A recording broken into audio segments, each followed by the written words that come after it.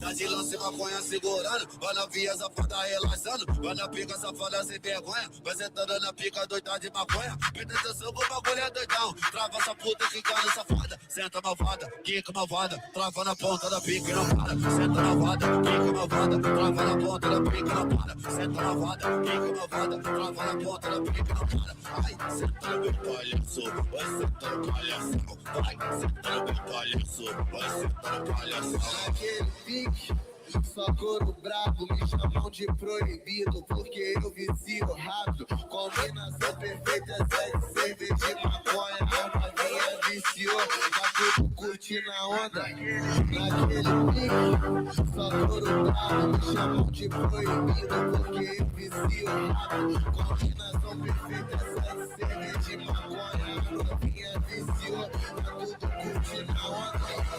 Só socadinha, você tá dando vinho. Só socadinha, você tá dando. Só socadinha, você tá dando vinho. Só socadinha, você tá dando. Só socadinha, você tá dando vinho. Só socadinha, você tá dando. Esse é o DJ Holanda, tá lançando a nova moda. É o DJ Holanda, imã de piranha. Imã de piranha, imã de piranha.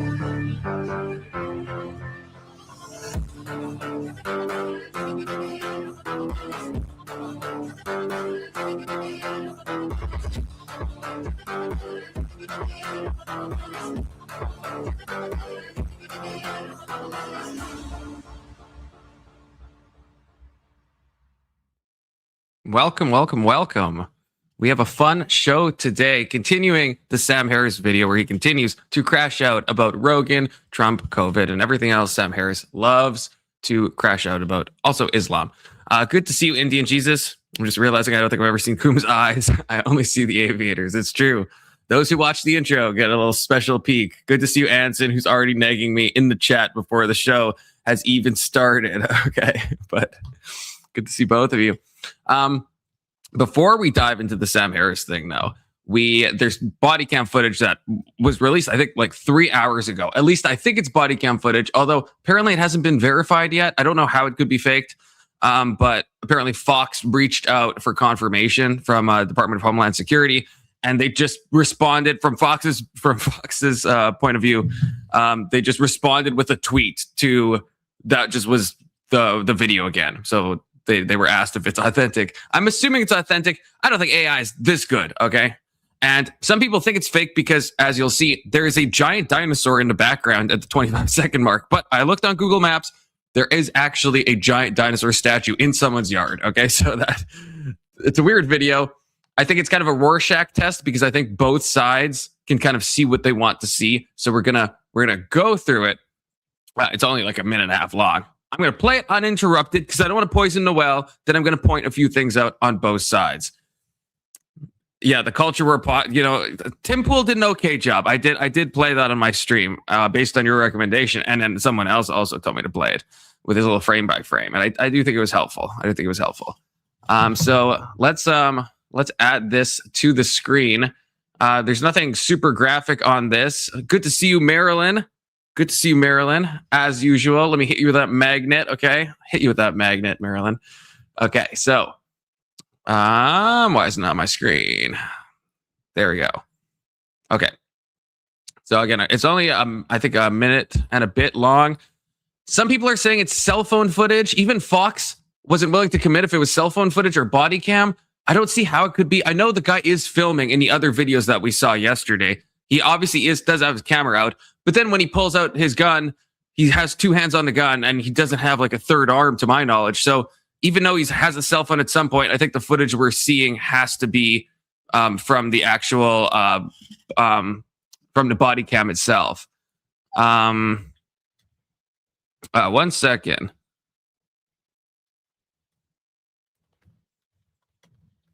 We might have someone else joining us if they are interested.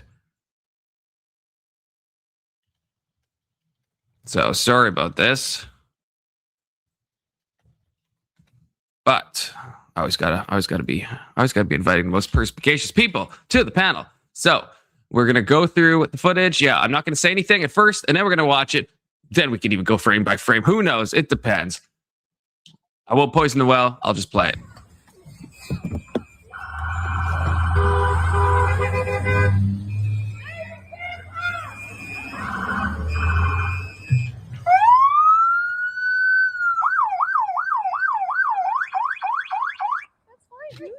So that's good.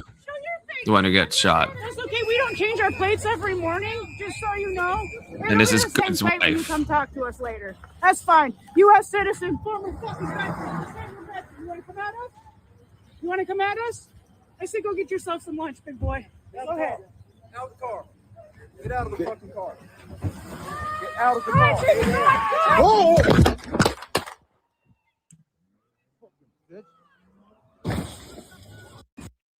So that is the footage. Now, people will see kind of different things. First of all, there's a dog in the back. Poor dog. Okay, he was not expecting what was going to happen. I also didn't realize that the wife was so close because I know they reported that there was photos of her with like blood on her, and I'm like, how did that happen? But she's like on the other side of the car, so she might even got sprayed. I'm not even sure. I didn't realize in the other videos. I feel like you can't really see her. Yeah, this is the consensus of a lot of people. Fuck around, find out. I don't know. I'm gonna say a few things as we go through it. Okay, so this is obviously the car. This is her backing up. Okay. Right, ice is stuck in the snow. If you've been missing the news, right? Okay, so notice. So she's taunting them, but she doesn't seem like super aggressive at this moment. I'm not mad at you. That's fine, dude. I'm not mad at you. He goes around to, and this also explains the reason he's videotaping, right? Get her face, get the plates. We don't change our plates every morning, just so you know. It'll be right, the same plate when you come talk to us later. The wife comes in, who's probably the one then screaming in the other video. That kind of checks US out. Citizen, former fucking veteran. So then this is where on the other side, so this guy, yeah, he walks around to the front of the I car. say go get yourself some lunch, big boy. I also didn't realize that she was trying to enter the car. I don't think you can see that in the other footage either. Then this guy comes in. This is where we could connect all four now footages. This guy comes in to go open the door. Right, tells her to get out. She goes to get in. And then this girl, the girlfriend, who has some culpability here, probably not legally, but just morally, she tells her to drive, if you listen to this. She says, drive, baby, drive, okay? And then this happens, okay? But one thing that's important to note that at least goes against, I think, the Trump narrative, you can see her, she's clearly turning the car, she's turning the steering wheel to the right. You can clearly see it there. So now, I don't think that she wasn't, the only reason I bring that up is because I don't think she was intending to do domestic terrorism or run into anyone. That's the kind of the left side of things, okay? And then here, it does look like he gets hit. It's hard to exactly tell if it's a cell phone. People are saying in the stuff that maybe it's a cell phone, it gets knocked out of his hands. That doesn't make sense to me. Again, he's holding the gun in two hands, and somehow at the end of the video, he still has the phone in his hand. So it's probably not a phone. It's probably a body cam. But again, the provenance of this has not been independently verified. Although this would be a hard to fake. So it definitely seems like he got hit or he's stumbling out of the way. You can't really see much information on the actual shots themselves. And then finally, I would just like to draw your attention to the dinosaur that is for some reason here, which is when I saw this video, Tyler originally sent me, I thought, well, this must be AI. Why is there a dinosaur in the back of the video? Fucking T-Rex. Apparently the T-Rex is actually there. Okay. I looked it up again on Google Street View. There is a T-Rex. Okay. So that actually is true. He was unquestionably hit the moonwalk. Yeah, so Indian Jesus, what do you think about this? Yes, he heard the engine rev. We can see from the other videos that the wheels were spinning. He would have heard the engine rev. But I think an important thing is I said this before, I don't like Kristi Noem's and Trump and Vance that Trump said that she ran over an ICE agent, which she obviously didn't run him over. But she obviously, it seems like she hit him from the body cam. It seems, although kind of, again, both sides are like, if you look at Twitter, it's like, this is why it's such a weird divisive issue. And that's why it's like a Rorschach test, because both sides can kind of like look into this in different ways. Because again, you do see her turning the wheel. So she is trying to get away. I don't buy that she's trying to hit him. If she's trying to hit him, she would have turned it the other way. Now, she might have not cared if she hit him. And from a self-defense point of view, it doesn't matter. There's a law enforcement agent in front of your car. You can't just like start going and not care and expect that he's going to get out of the way. Now, I think he would have got out of the way without the use of his firearm, but she is using a deadly weapon, in this case, an SUV, a Honda Pilot, to go at a law enforcement officer. And so in some ways, yeah, it is a fuck around, find out situation. And her taunting him and stuff, and obviously obstructing, causing problems. I think it was Tyler yesterday that said she broke like 7 laws. No, some of those are kind of meme laws a bit, but she was definitely obstructing. She was, at that point, she is being detained, because you can be detained for obstruction. Like, federal law enforcement can't do random traffic stops in most cases, but if someone's breaking the law and obstructing, you absolutely are allowed to detain someone as ICE. So there's no, don't listen to liberal cope on that. That is the thing that you're allowed to do. And it's an unfortunate situation. I don't think the shot was necessary, especially the two following. The first one, maybe you could argue. I still think it's a bad shot, but I understand we have the privilege of being able to go frame by frame and watch it from all these different angles and see everything and pause and play Monday morning quarterback. Whereas obviously in the moment, the situation between when she starts like revving the engine and when she has bullets in her face, I mean, there's like 2 seconds, right? Like it's very fast. And yeah, she was driving. So I mean, I don't deny it. Now, again, I don't know if the firearm actually did anything, which was kind of my argument, because, you know, it's like, it's not like we see her keep driving and keep hitting the accelerator, right? And then crash into the car in the other videos, you know.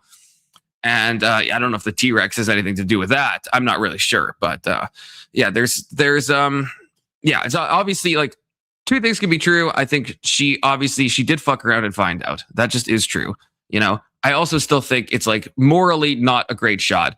Legally, it's probably going to be acceptable. Probably there's a law enforcement agent in front of your car. You can't just freaking drive. That is not allowed. See, and Anson, we disagree on this. He says the firearm did a lot. You've been running your mouth about what it did for 3 days. It did not do well. The firearm, okay, the firearm ended her life. That's what the firearm did. The firearm did not bring him to safety. He still got out of the way. She was still accelerating. So maybe if you want to argue that she would have like looped around and tried to hit people again, possibly. She's saying, I'm not mad at you and did not taunt anyone. Her wife did, though. I mean, it seems a bit passive aggressive to me, you know, she was a part of like the ICE, whatever it was. I don't have it up now, but like there was like an ICE group that she's a part of to like track these people and harass them. I think Trump is right about that she is kind of a serial harasser in that way. It seems like that's what she's kind of aiming toward. Okay. So yeah, the wife is taunting, you know, it feels yeah, she's obviously being a little shit. She's obviously trying to obstruct. She's taking advantage that ICE vehicles are stopped in snow. It's like, what are you even doing? What about the other people walking around icy roads and we trust someone fleeing to drive safely? Well, it's funny that you mentioned that. Like in both like how DHS handles the use of this and the FBI. We reviewed this yesterday. You are not allowed to shoot someone who is fleeing. Like you can't do that. The reason that this would be an okay shot is because the law enforcement officer was in front of the SUV. If you just like take off from a normal traffic stop, if you're like, even if, let's say you're an illegal immigrant and you're taking off, ICE just can't unload and just mag dump into your rear view, rear windshield, right? Like that's not allowed. So like there's specific criteria on when you can discharge your firearm. You're not even allowed to fire warning shots in those cases. Like it has to be like a direct threat to your life, which in this case it is, but just, yeah, the fleeing part is not enough grounds to actually like gay man somebody like this. So the argument is that if this ever goes to court, which it won't, I don't think, unless an appeal goes through, because we were talking about this yesterday, but the Minnesota, I can't remember what it's called, but the criminal prosecution of Minnesota, it's like their like statewide enforcement stuff. They originally had the case along with the FBI. The FBI cut them out of it yesterday. So the FBI now is totally handling the case on its own, which means that, yeah, I mean, the FBI is not gonna charge this person. I mean, they're already basically saying he's a hero, depending on who you talk to in the Trump administration. Indian Jesus says, not saying that. I'm saying, given the circumstances, the threshold was already met. The fact that she could have hurt other people is a bonus. Yeah, that's true. Like, that's true. She could have hurt other people. I'm saying, yeah, that alone isn't enough to shoot. And the big thing for me is the two other shots pumped into the driver's side window. Those ones, you know, seem not great to me. Alex asks, why am I so against it? I mean, I don't think it was a good shot, Alex. I don't think it was a good shot. I don't think it needed to happen. Okay. I understand, you know, she's doing something bad. She's doing something bad. I'm not trying to be a bleeding heart liberal or anything. You know, I'm just saying, don't necessarily like the look of it, especially the 3 shots. It doesn't feel necessary. I understand. Tyler, average debate enjoyer, was on here yesterday and the day before, and he pointed out that if you do shoot once, you are trained to keep shooting until the threat is neutralized. But just from a moral point of view, it just seems like once you're at the side of the car, you already shot her. I think the first bullet did hit her in the face. You don't need to shoot 2 more bullets into the person's face. I don't think that's necessarily needed. Let's Chief says, passive aggressive and potential harm. You are all unironically greenlighting execution for thought crime. I'm not. No, the argument would be that this was a legitimate case of self-defense, right? It's not like I think it, again, Let's Chief, I think it is a bad shot. I don't like the shot, especially the second 2 shots. I think those are completely gratuitous. But But this is not just a thought crime. This is her. I mean, we looked at the New York Times thing yesterday, which synchronized the 3 angles at the time. I mean, the wheels are spinning. We also did the Tim Pool play-by-play. What this shows, the video that we're looking at now, does show that she was not intending. She is actively, even as her wheels are spinning, she's actively turning the steering wheel to the right in the opposite direction of the ICE officer. So she obviously doesn't want to hit them. But this isn't just like a potential or a thought crime. This is driving. If he didn't get out of the way, he would have been hit, right? If he slipped on the ice, he could have been run over. Now, again, I don't know if that. I think he could have just scooted out of the way. I don't think that's the equivalent of when liberals say just like shoot the gun out of the guy's hand or just shoot him in the leg. I don't think that's the equivalent of that. It's like I think that there is actual things that he could have done to get to safety, and in the DHS handbook, you do have some obligation to do those things. So that's the only thing I'm going to say. All right, take care, Indie Jesus. Yeah, and feel free to come back when you're done your panel. And yes, hit like, or you are in fact gay. The answer says this ICE watch group needs to be given an all expense paid involuntary vacation to Gitmo. Okay, I disavow that. Although the ICE watch group probably should be, looked into a lot more. I mean, in some ways, it's an issue of like not cracking down enough, which I think lets this stuff happen. I'm not saying there should be like, actual like violence and stuff, but it's like when people are doing all this stuff, it's like they need to be cracking down more to prevent situations from getting to a boiling point. And let's not forget the same cop that is responsible for shooting Good was also dragged like 50 feet or something and needed 33 stitches. So it's like, it seems like there is possibly some trauma, which kind of makes sense why maybe this time he's more ready to use his stuff. A bit of stuff. I've heard people saying that this woman would be charged with attempted murder. That's just not true. In fact, even in the case where the same police officer the same law enforcement officer that did the shooting, when he was dragged earlier, like 50 feet and needed 33 stitches, that guy didn't get attempted murder. And he dragged an LEO like 50 feet, resulting in like dozens of stitches.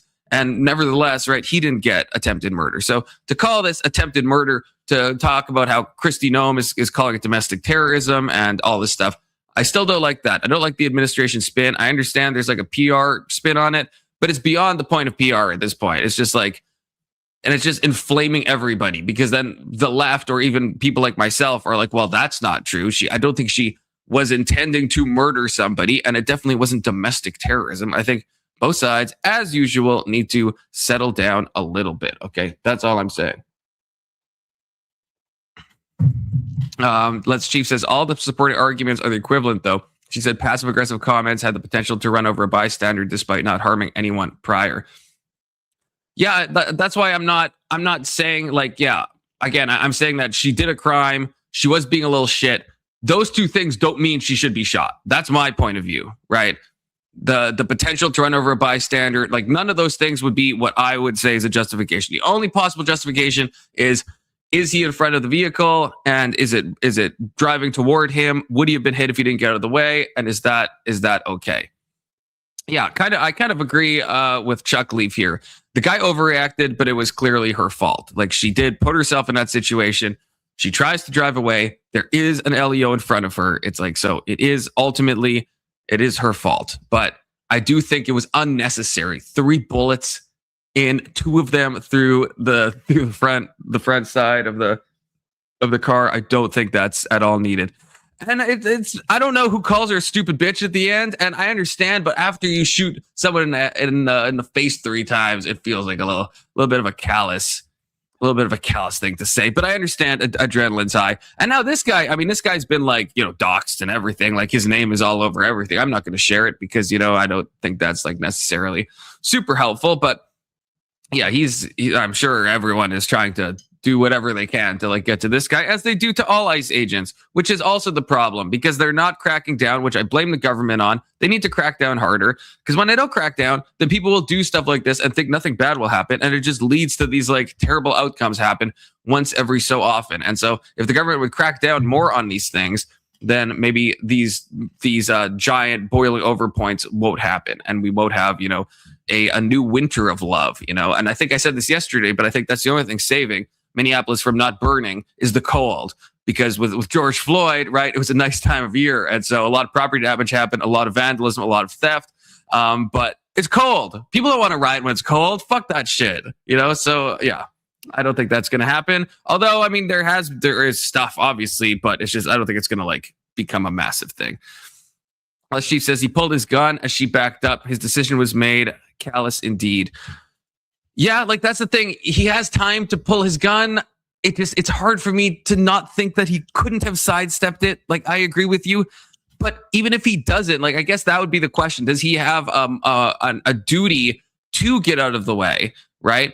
Like, if I let's say I'm driving a cop toward a police officer, does he have a duty to get out of the way? Or if he sees I'm coming for him, he's probably allowed to like pull his pistol and just like shoot me. You know what I mean? I am driving at him. So I understand, like, that's why legally I think this will probably be fine. Morally, I don't like what happened, because morally he could have just, I think, and he did get out of the way. I don't think the pistol helped him get out of the way. It's not because it's a look. I hate these Karens as much as the next person, Hanson. I'm not saying I don't think he acted perfectly. And it's not because I'm not saying that because she's a woman. Okay.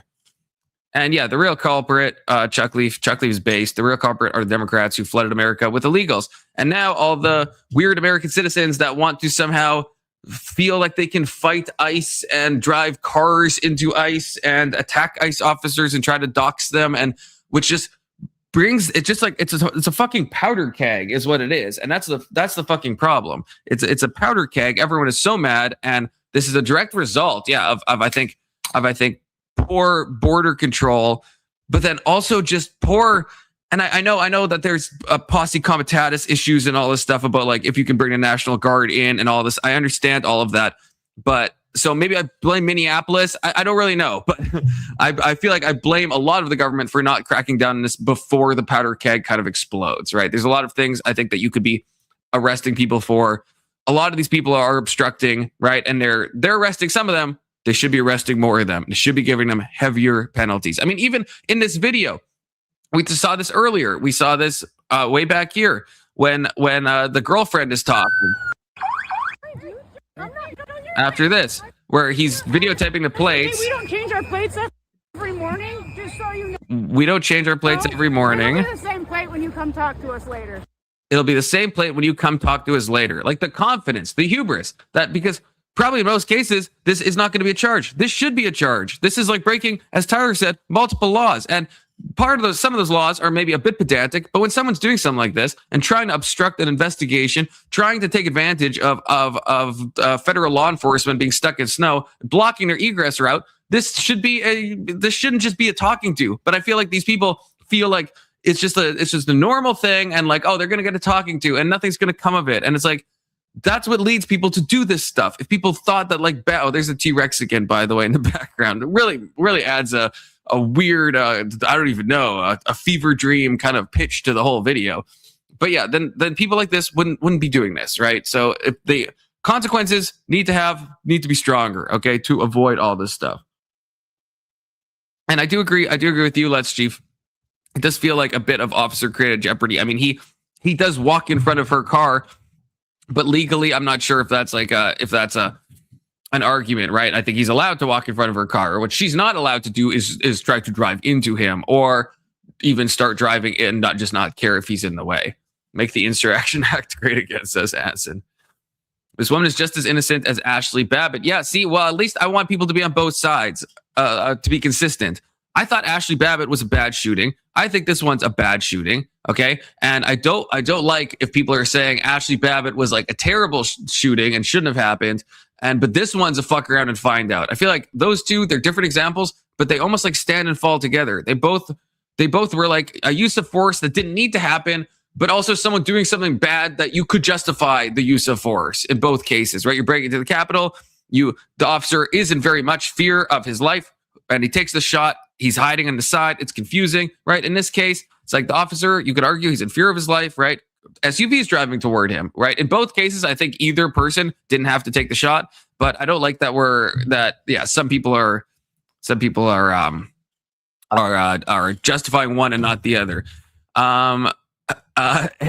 Love, not hate. You are sick. How are they breaking the laws? You can't obstruct traffic. You can't obstruct law enforcement. They're positioning their car to block ICE agents. The ICE agent is asking them to leave. They don't leave. The ICE agent asks them to get out of the car, which is a lawful order. They disobey that lawful order. They are breaking multiple laws, okay? I'm not saying it's the most serious of laws, but they're breaking multiple laws. They were not stuck in the snow. This is something that I think people have misunderstood. The ICE agents, like unless I'm misunderstanding your thing, unless you're agreeing with me, but I'm saying that one of the ICE vehicles was stuck in the snow, according to news reports. I'm not saying this.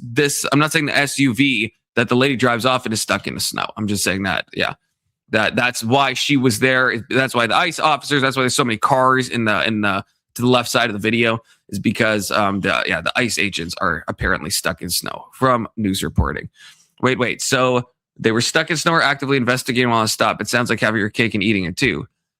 Well, no, I'm saying it's you. If police officers get stuck in snow and I box them in with my car, I'm obstructing, right? Like I'm blocking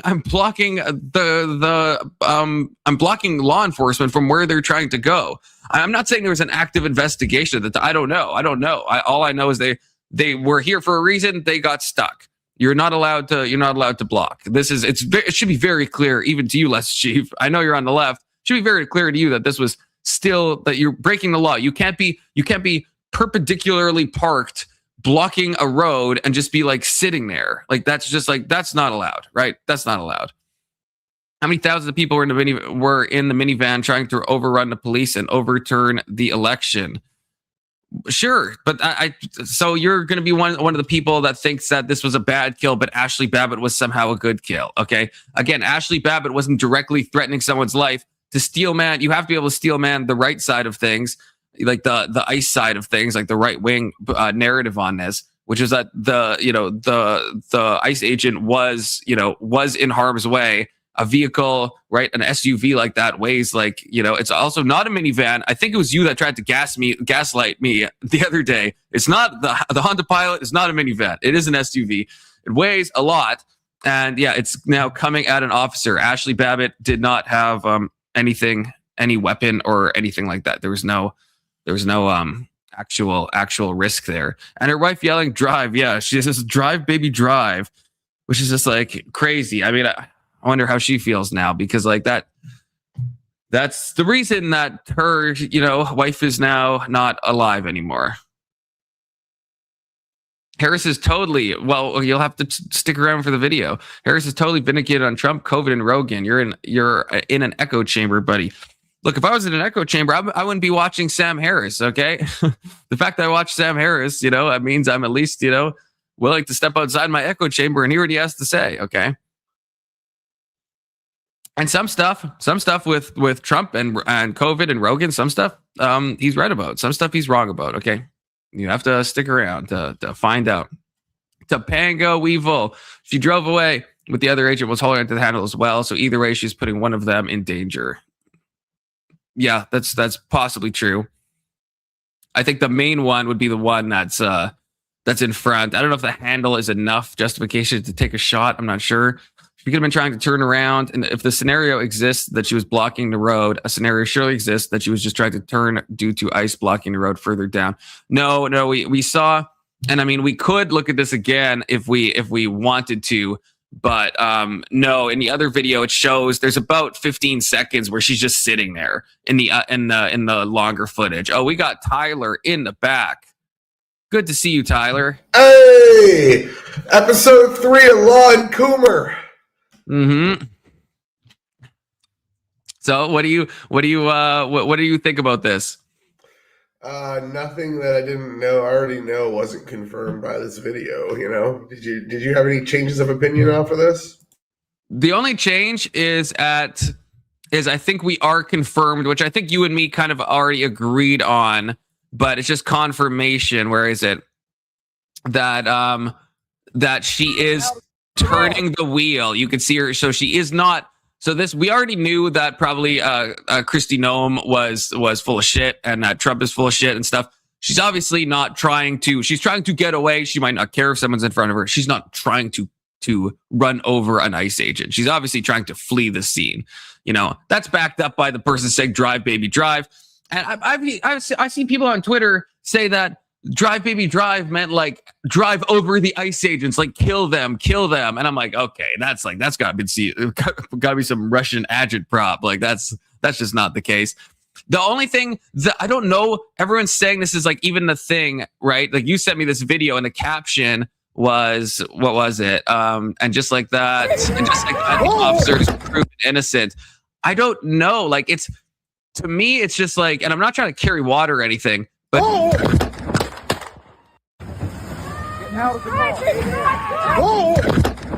like that could just be him flailing out of the way. I don't know if that's him getting hit. Like I think he probably did get hit, but I don't know if this video like definitively shows it. I think the video is what gives us the audio confirmation that something struck together at a high enough impact to make a thud noise or two in a row. Okay, let me listen again, because I'm trying to separate that from the bullet shots, because there's 3 bullet shots, right, that we hear on the other audio, I think. So like, is that a crash and a gunshot at the same time in that first one? That's what I'm kind of trying to figure out. And then also an oh! Yeah. Oh! Is that an O because like he's like, oh, I got to get out of the way? Is that O as in he was hit? I mean, I don't know. And maybe it doesn't matter anyway, because like whether or not, like even if he wasn't hit, he obviously, every side acknowledges either he was hit, probably not very hard, or he skittered out of the way. But in either case, that doesn't necessarily change if it's self-defense, right? If you're driving it, like I gave the example before you joined, that if I'm driving a car and heading straight for a cop, he doesn't have to jump out of the way. He could just shoot me at that point. You know, he's totally in his legal rights to shoot me. So it's like, so the fact that he skittered out of the way or he got hit, I don't know, that probably doesn't actually change anything about the situation. Definitely not legally. Again, maybe morally, maybe, because, you know, if you could get out of the way, it's probably a safer thing. We saw in this video, right? He films the license plate. He's got both of them on video. Pretty easy to probably find these people later on, right? I can't remember if that was you who said that yesterday. Someone said that like you could just go to these people's houses after the fact and then just charge them with everything. And put them in jail for like a couple of years, I would say, because this is getting ridiculous.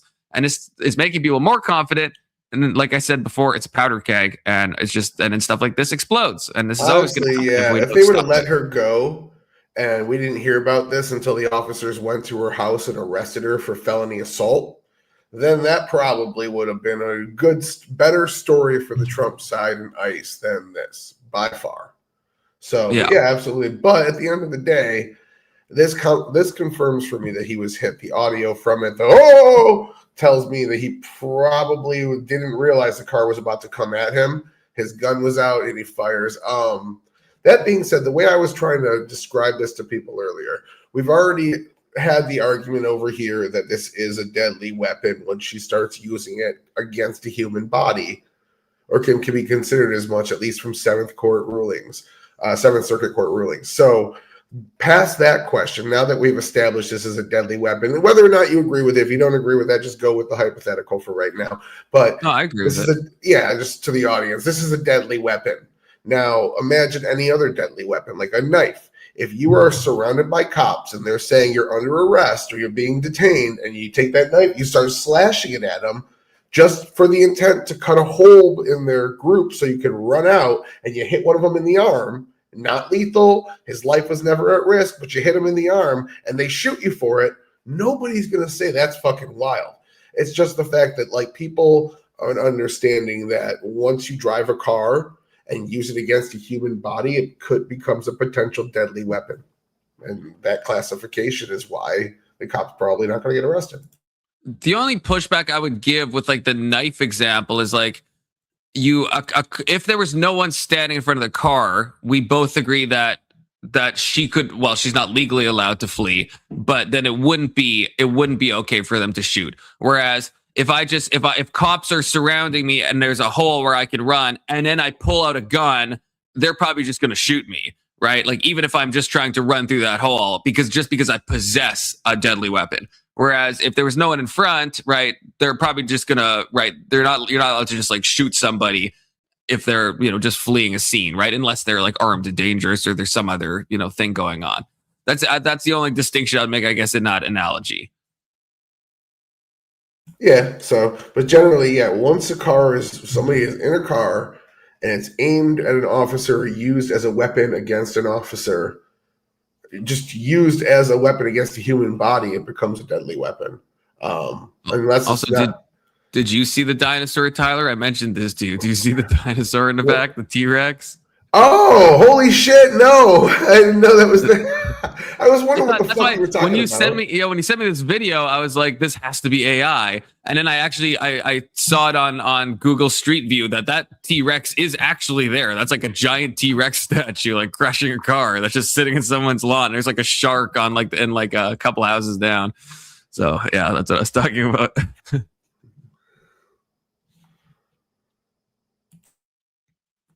Anson, you're just like you just disagree. You just think that all these people should just like auto die all the time. That's the difference, Anson. Okay, that's the difference. Which I understand. Okay, I understand people. I understand it's a fuck around, find out situation. Okay, but you also, at least Anson, you're consistent. You think Ashley Babbitt was a fuck around, find out situation, which I agree to some extent. I just think both of them are probably bad shots from a moral point of view. Okay, but not necessarily an illegal point of view. So yeah, not too much. Well, yeah. So I think Tyler clarified that. I think he agrees that there has to be like someone in front of you. It's not a cop can't unload on moving vehicles on a highway because they're all deadly weapons. Obviously, he's my debate partner tomorrow night with Doom as well. Doomer. Let's Chief. I'm pretty sure. Yeah, I think that's the same guy. Oh dang! Okay, wait. What? How are you guys on the same side? What are you debating? Is this intellectual property? Yeah. Okay. On horseradishes, you said? Yeah, I mean, I am technically left wing in the more broad definition. I'm considered right wing in today's environment because left wing means you got to pretend gender is malleable and illegals should stay in the country. We should ignore the laws. So I guess if that's what left wing is now, I'm not that, but classic definitions of left wing, like more government spending, safety nets, helping people that are in minority groups and the workers before the business, all that shit, I feel like criteria pretty well. Okay, interesting. Yeah, it's all about someone's Overton window where they're at. That's all. Right. I mean, this is kind of like, I feel like a lot of people have expressed this opinion. I mean, this is why people like Joe Rogan get called like right wing now and stuff, right? Even though 20 years ago, that wouldn't make any sense at all. So, but it's kind of the way it's going. But question, I guess, for you, Tyler, do you think this will spark, like we have seen protests, we have seen reactions to this in a few cities. Is this going to become like a big deal, or in a week are we mostly going to forget about this, or is this like a George Floyd 2.0? It's tough to say, but I'm going to say the former. It is a white person, and it's also cold. I pointed this out yesterday. People don't like rioting when it's cold, so I'm going to say it's the former because people are kind of on to this whole thing of like what's going on here, the political game that's being played underneath all this. I think that this will disappear. We're going to go back to the fraud thing probably 2 weeks from now. This will kind of be in the past. It'll get mentioned by probably a small group of people. Oh, ICE executed somebody, and they're going to just gish gallop it as a long point on their list. And whenever you address it, you get bogged down in the technicalities and blah, blah, blah. So I think this is just going to be something we forget about in 2 weeks and move on. Okay, yeah. Yeah, I'm tempted to agree. I think if maybe there was like a racial element to this, then I think maybe it could like spark some real insanity. But without that, I mean, it's a bit of a perfect storm in a way. I called it earlier a Rorschach test because there is enough that you can kind of like quibble over. I think to like say like based on it being right, it's not a clear instance of like, you know, all 3 shots are through the front windshield, right? It's like you have. He wasn't going very fast. He was led to the hospital. The Trump administration is saying, you know, that it was domestic terrorism. So it has all the stuff to like possibly make it, but I don't know if it'll actually have the sticking power. If it was a racial issue, then I think it might. But there's also enough instances of people being mad at ICE that this just might get dropped into the ICE bucket, if you will. Yeah, that's why I think it's nothing's going to result from it. The FBI is going to say, "Hey, there was nothing here. Case closed," in like 3 days from now, and then a small handful of people are going to bring it up as a point on their list, and that's it. It's going to gain its own little independent mythos online, where a small handful of people are going to continue saying, "Oh, they execute people in the street." They've been saying this shit for months already about other things. They're kidnapping people. They're not telling them they're police. They're masked bandits, blah, blah, blah. And like they clearly have police written right across their vest and shit. We've all been dealing with this for months. It's just going to be another disingenuous internet talking point that nobody really cares about. And the rest of the world's going to move on. Like January 6th. Yeah. Just like January 6th. No one talks about that anymore. Okay, at least Anson isn't crazy. It's definitely not domestic terrorism. Kristi Noem is a moron. Okay, so at least Anson, at least that's the thing we can agree on. It's probably not an instance of domestic terrorism.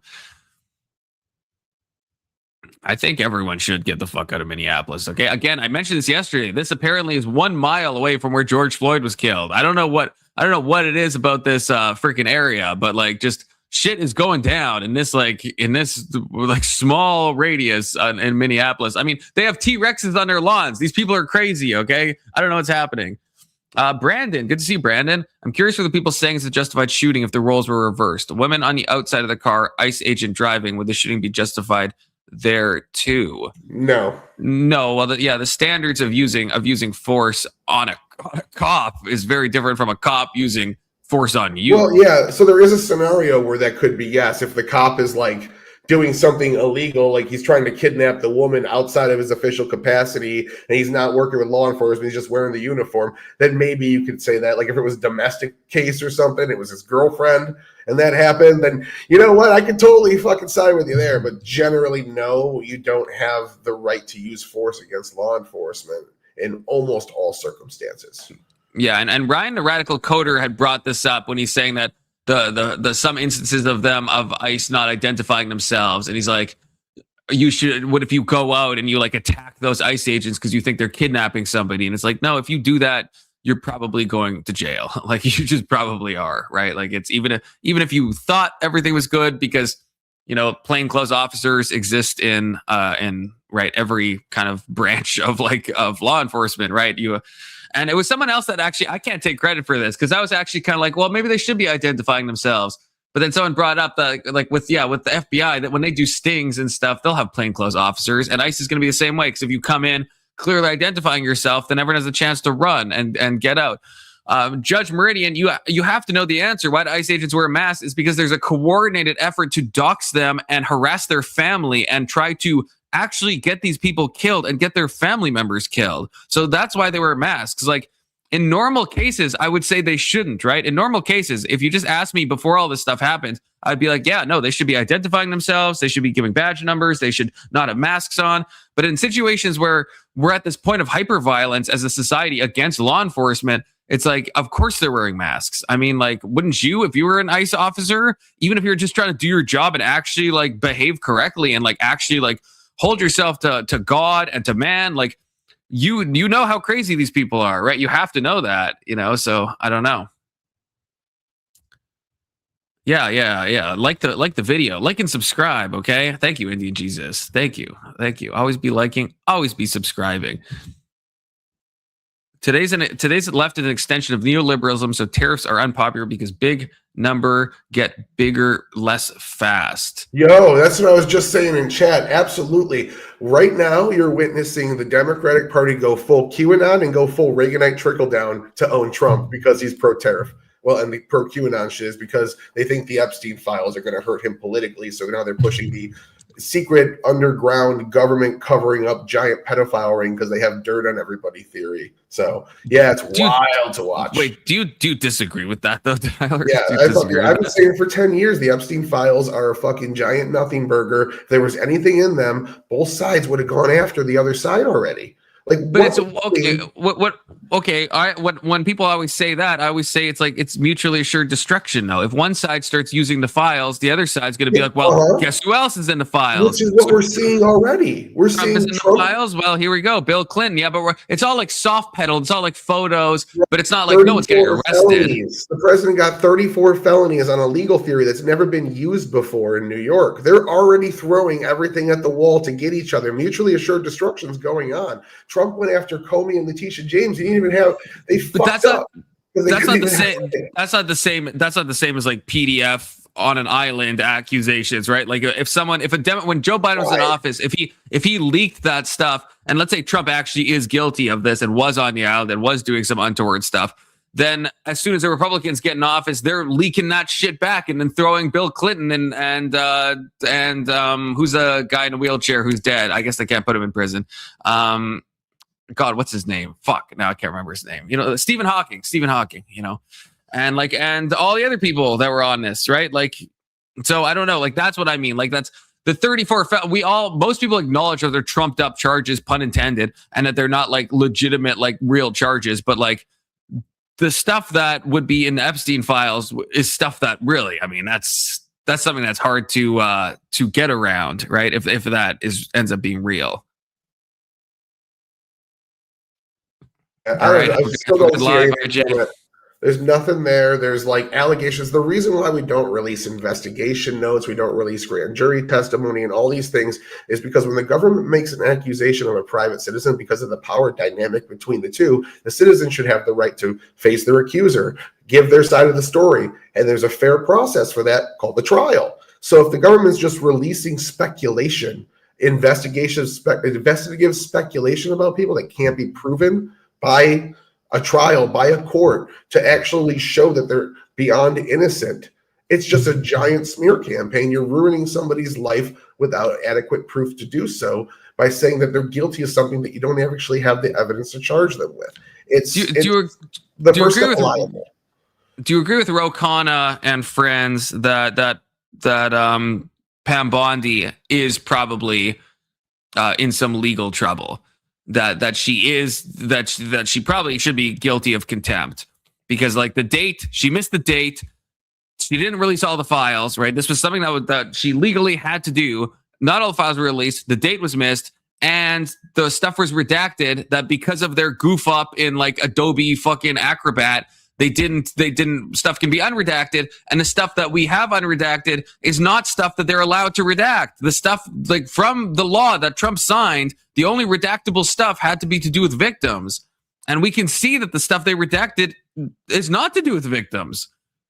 So that like, do you agree that that's illegal? No, there's way more criteria than just the stuff to do with victims. They have released a bunch of stuff that damns people, and I think inappropriately. Alan Dershowitz, Larry Summers, and several other people have had their names shown. People are being called co-conspirators right now. Alan Dershowitz kind of was a co-conspirator. They don't have the evidence to prove that in court, though. So all they're doing is taking speculative or circumstantial evidence that usually stays in the investigation or the grand jury in these secretive areas, and they're releasing it. We discovered this thread. It never led to anything, but here's the thread we discovered for the public to speculate and hang this person through the public jury. That's not how our legal system works. Until you see a conviction, that person is innocent by default of any crime.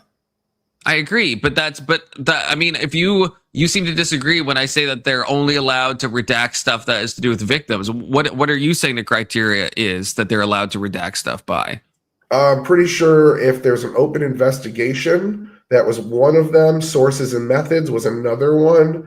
and the last one was anything that revealed national security secrets. So they had four. I think.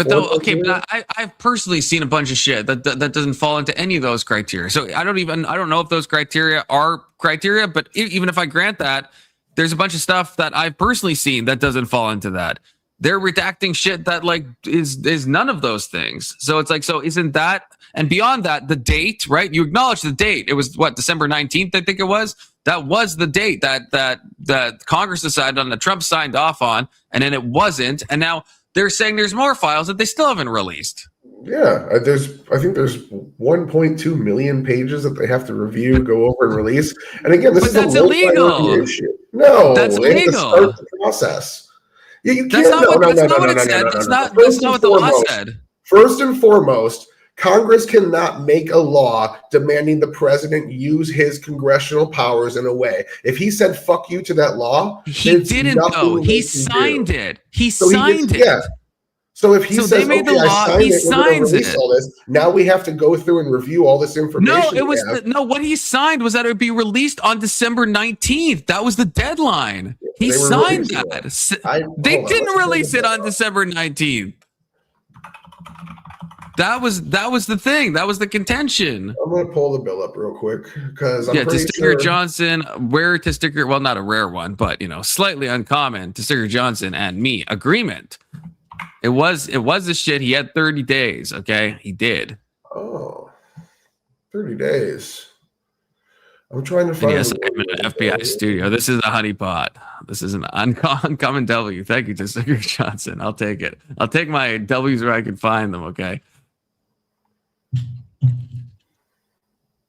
So the three things is not all files were released. The date was missed, and the redactions were things that weren't legally allowed to be redacted. And that's why Rokana and that other guy on the right, who I always forget his name, are joining forces. Yeah, Massey, Thomas Massey, are going after him because, I think, or going after, Pam Bondi. And I think I thought you even agreed with this, Tyler, or am I confusing with someone else? I'm pretty sure he's not doing anything illegal with this. So, well, that's why they're going after Pam Bondi, because she's the AG, right? So it probably falls on her.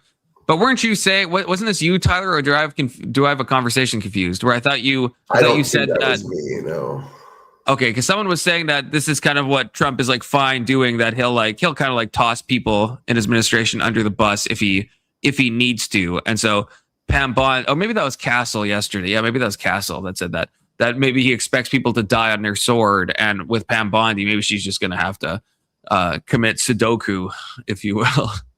And just kind of get out of the way.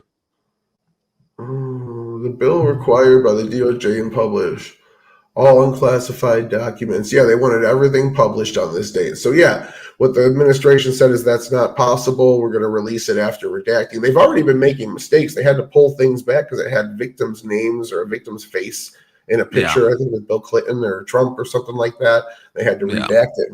Whatnot. Sloppy. Well, you want it ASAP, and now you're bitching that it's sloppy and not done fast enough. Like, this is a low priority issue. Don't sign something saying that you're going to do it on December 19th, and then not be able to meet those standards. Just say then, no, that's impossible, and then Trump can just say, I'm not signing that. We need more time. Don't fucking sign the thing and then don't meet your expectations. And they still, to this day, it's fucking, gotta check the date, January 9th. Okay, they still haven't met it. Yeah, I mean, they're still putting stuff out. Yeah, that's not what the thing said. That's not what Trump signed. Well, yeah, again, I don't see not just anything like a slow in here. leak of information. Well, yeah, I'm looking through here, and I don't see. It just says all unclassified records. It doesn't say immediately. It doesn't say it can't be over time. It doesn't give any. In the bill itself, it doesn't give any explanation of the time frame being used here. So you don't see that. You don't see the December 19th thing I'm talking about.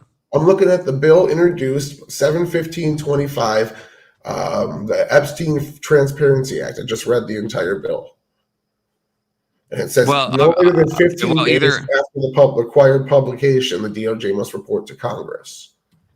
I just don't see anything in here that says it needs to be. If you're not seeing the time thing, then you're missing something, or we're talking about two different bills.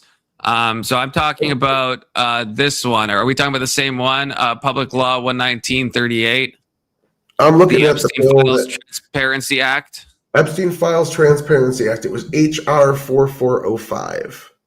Yeah. So okay, I think. Oh no. Yeah, I am showing it. Yeah. So in general, not later than 30 days after the date of the enactment of this act, the Attorney General shall, subject to subsection B, make publicly available in a searchable and downloadable format all unclassified records, documents, communications, and investigative materials in the possession of the Department of Justice, including the FBI and the United States Attorney's Office, that relate to Epstein, Ghislaine Maxwell, flight logs, individuals, on and on. So there is a specific time period, 30 days from this act, which is why an act is November 19th. So that would be December 19th. They did not do this. So that's why Pam Bondi, who's the AG, is in contempt. I'm looking at it. No later than 30 days. The Attorney General shall make publicly available and all searchable and downloadable for all classified records. Yeah, I'm asking right now, why is Trump legally allowed to get away with this? Because I'm pretty sure I heard a lawyer talking about this and saying that as long as he's showing a good faith effort to make sure that all the criteria is being met, then that's enough. So hold on. I don't know how that squares with this act that he himself signed. I don't think Trump is going down for this because the law says that the AG shall do this. I think that's why Rokana and Massey are going after Pam Bondi, because she's the one who has. It doesn't say the president has to do it. It says the AG has to do it. And this was decided by Congress, and Trump signed off on this. Hold on, I'm looking at it right now. Oh, yes, and this, no record shall be withheld, delayed, or redacted on the basis of embarrassment, reputational harm, or political sensitivity, including to any government official, public figure, or foreign dignitary. So this, again, you are not allowed to. I understand what you're saying, that like maybe you are impugning the reputations of people if you just like release stuff. But from the reading of the law is that you cannot redact things based on public embarrassment or reputational harm, right? So from morally, I think I agree with you that can be a bad thing. But it clearly states that you are not allowed to redact base. And we have, from the shitty redaction they did and us being able to unredact certain parts of it, we've seen that they have redacted stuff based on these exact criteria that they're legally not allowed to do. Again, this is what the administration is saying. It's saying it's the logistics of this are untenable. It's not able, because of the volume of it, it's not able to be done in the time frame that's being asked. So and if you're sitting and saying, if you're sitting and saying it's a shitty job, then you want them to take their time more and make sure they're getting it done right. Yes. Yeah. So Trump shouldn't have signed off saying in 30 days, right? I mean, and also, there's enough people. There's enough people you can hire that you could go through this. And also, I feel like you're not. I know I'm throwing a lot of stuff at you, but like, how do you feel about the thing I have highlighted now, the reputational harm thing? This is specifically in the law that you're not allowed to redact things based on embarrassment, reputational harm, or political sensitivity. We have seen things that because we can unredact some of the documents, we know that they have broken that. What I was trying to say to you earlier is this is a toothless law.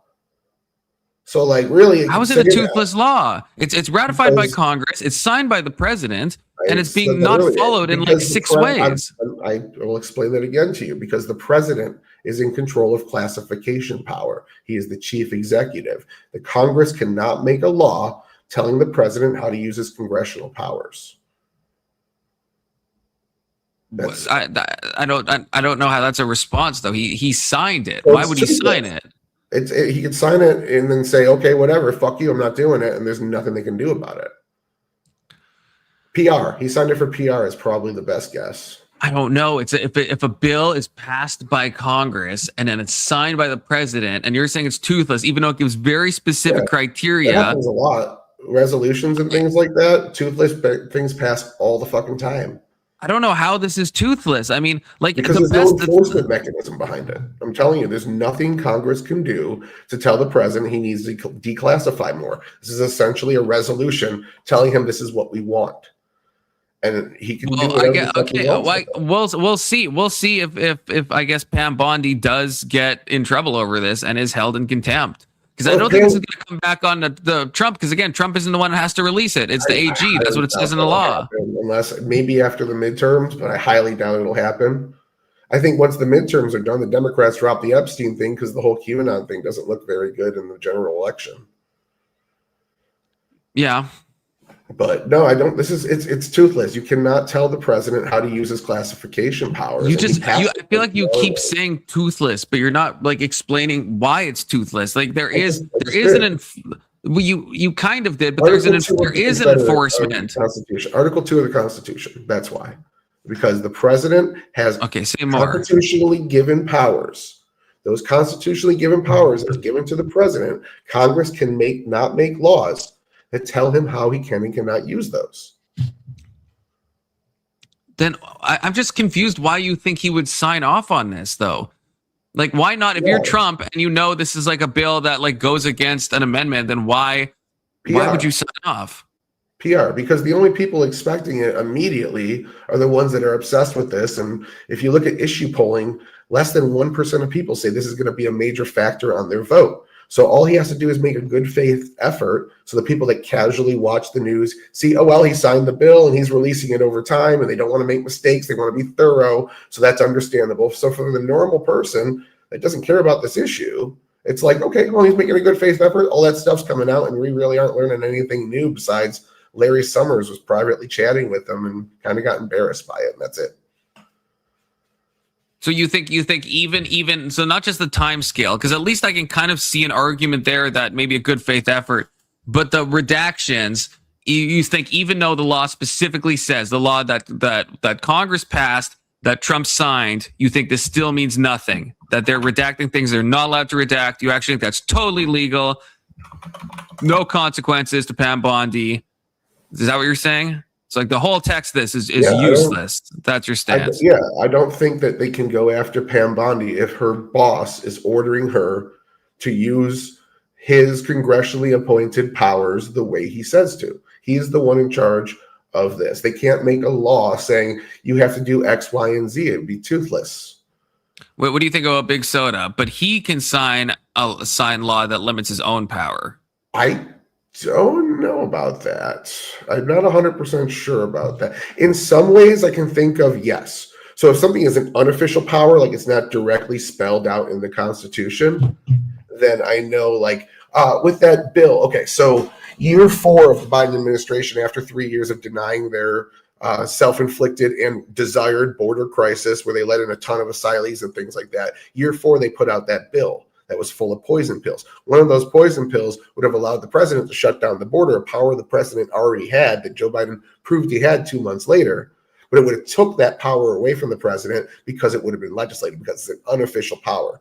Official powers, I don't think that congressionally passed laws can get rid of those. I think you need an amendment to do that. That's a Mullally question, though.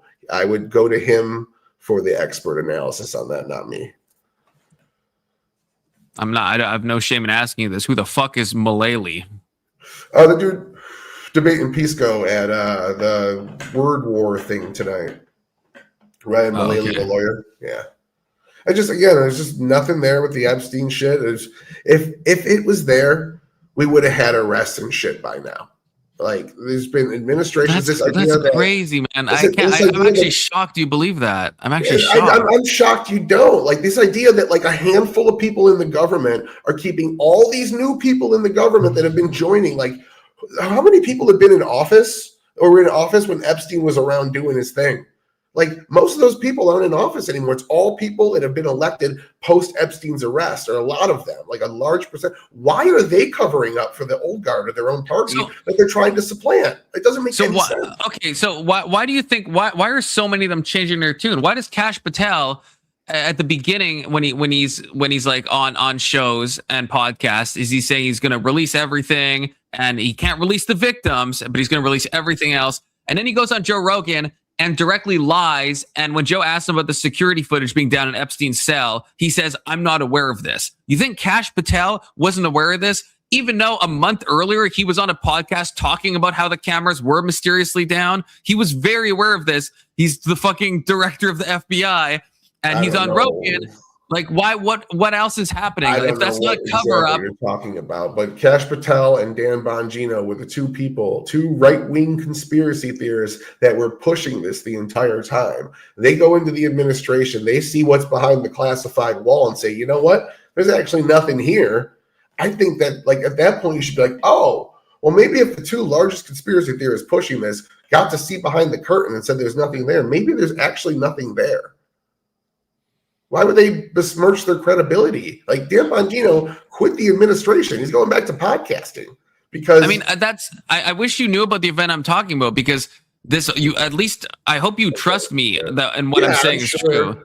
I'm sure, but I just so, don't like, know why stay? Like, if I know, if I'm some random fucktard and I know about the cameras being down and that the guard records are falsified and like the basic facts of like the night Epstein died, then Kash Patel doesn't know, and he's going to pretend on Joe Rogan he has no idea, and it's the first he's ever heard of it.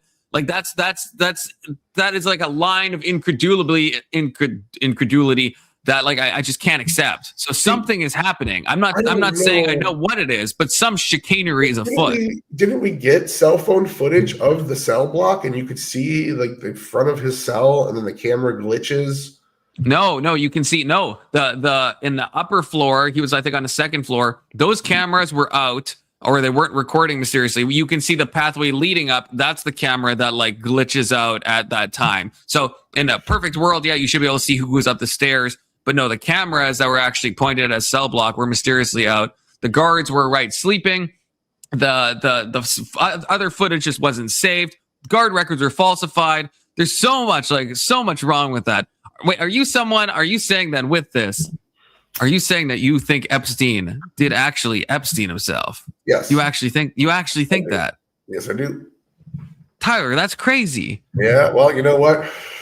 There's a reason why I don't believe in religion. I don't believe in gender theory. I don't believe in a lot of things that both sides extremes do, like the election in 2020 was stolen and things like that. I need proof, man. The absence of proof is not proof of your theory, is the way I put it. I need proof to believe things. It's not, but when there's so much evidence of something being covered up, we can't exactly say what's being covered up. I appreciate that. I think we need skepticism, but when there's enough like red flags, right?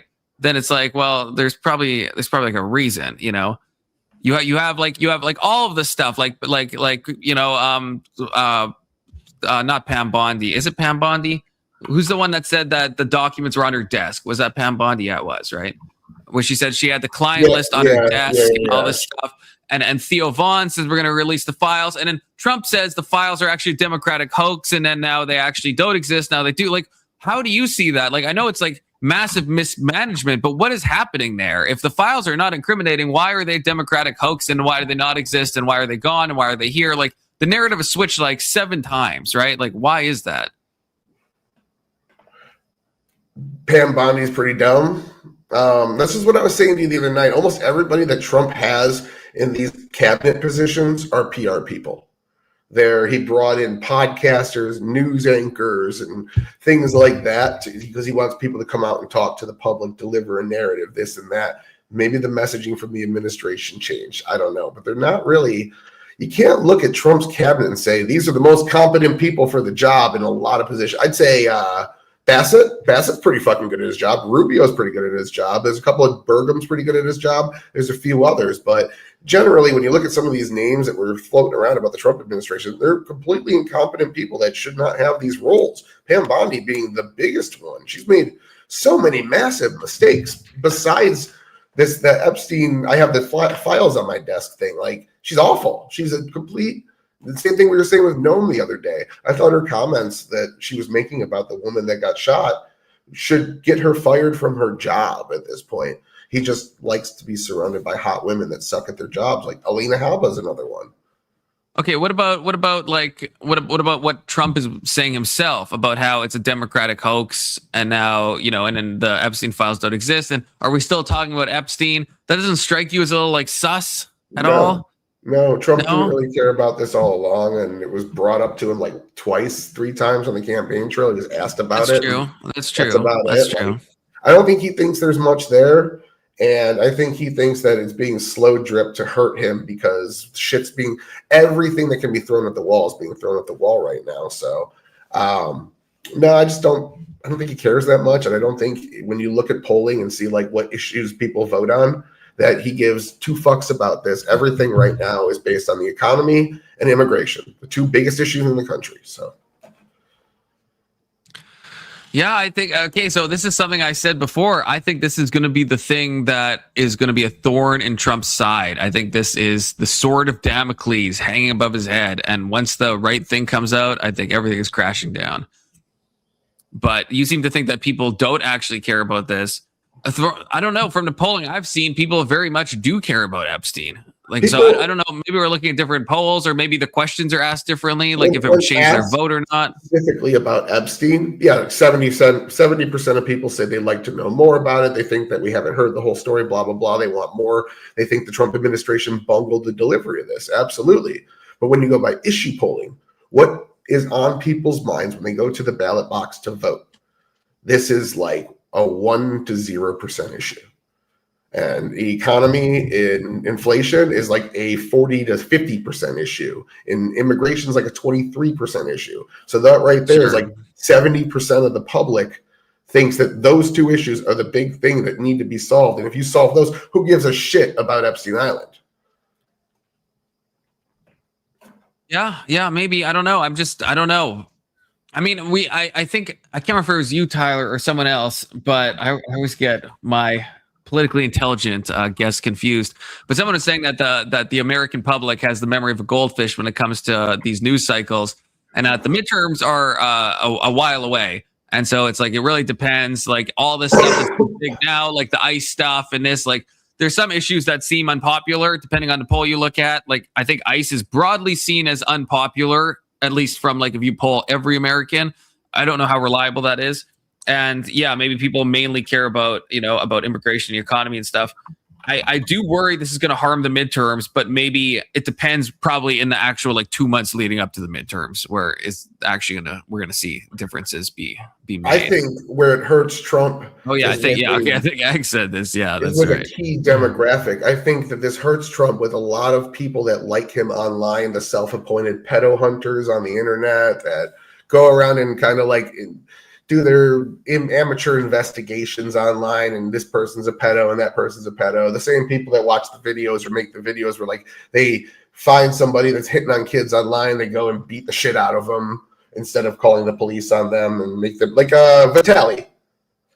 Yeah, like I think that's the people online that it's a big base of Trumps. Don't get me wrong, and they're a very loud group of people. And it's like his megaphone online, so it's not good. He has to pander to them. He doesn't want to lose them, so he's got to give them some meat. And the fact that he's showing a good faith effort to release these files you just got to be happy with it, because that's all you're going to get. Like, sorry, but it's a good faith effort. When you say, okay, so I guess to pull up this comment, okay, who cares about Epstein Island equals who cares about child abuse? Like, when you say there's not much here, like, are you saying that you think Epstein was really the only one doing stuff? Like, what, I guess, like, what, like, if you can be specific, like, we know, like, Bill Clinton's in all these photos. Was he doing illegal stuff? Do you think if all the files were released, do you think that they do implicate, like, people like that?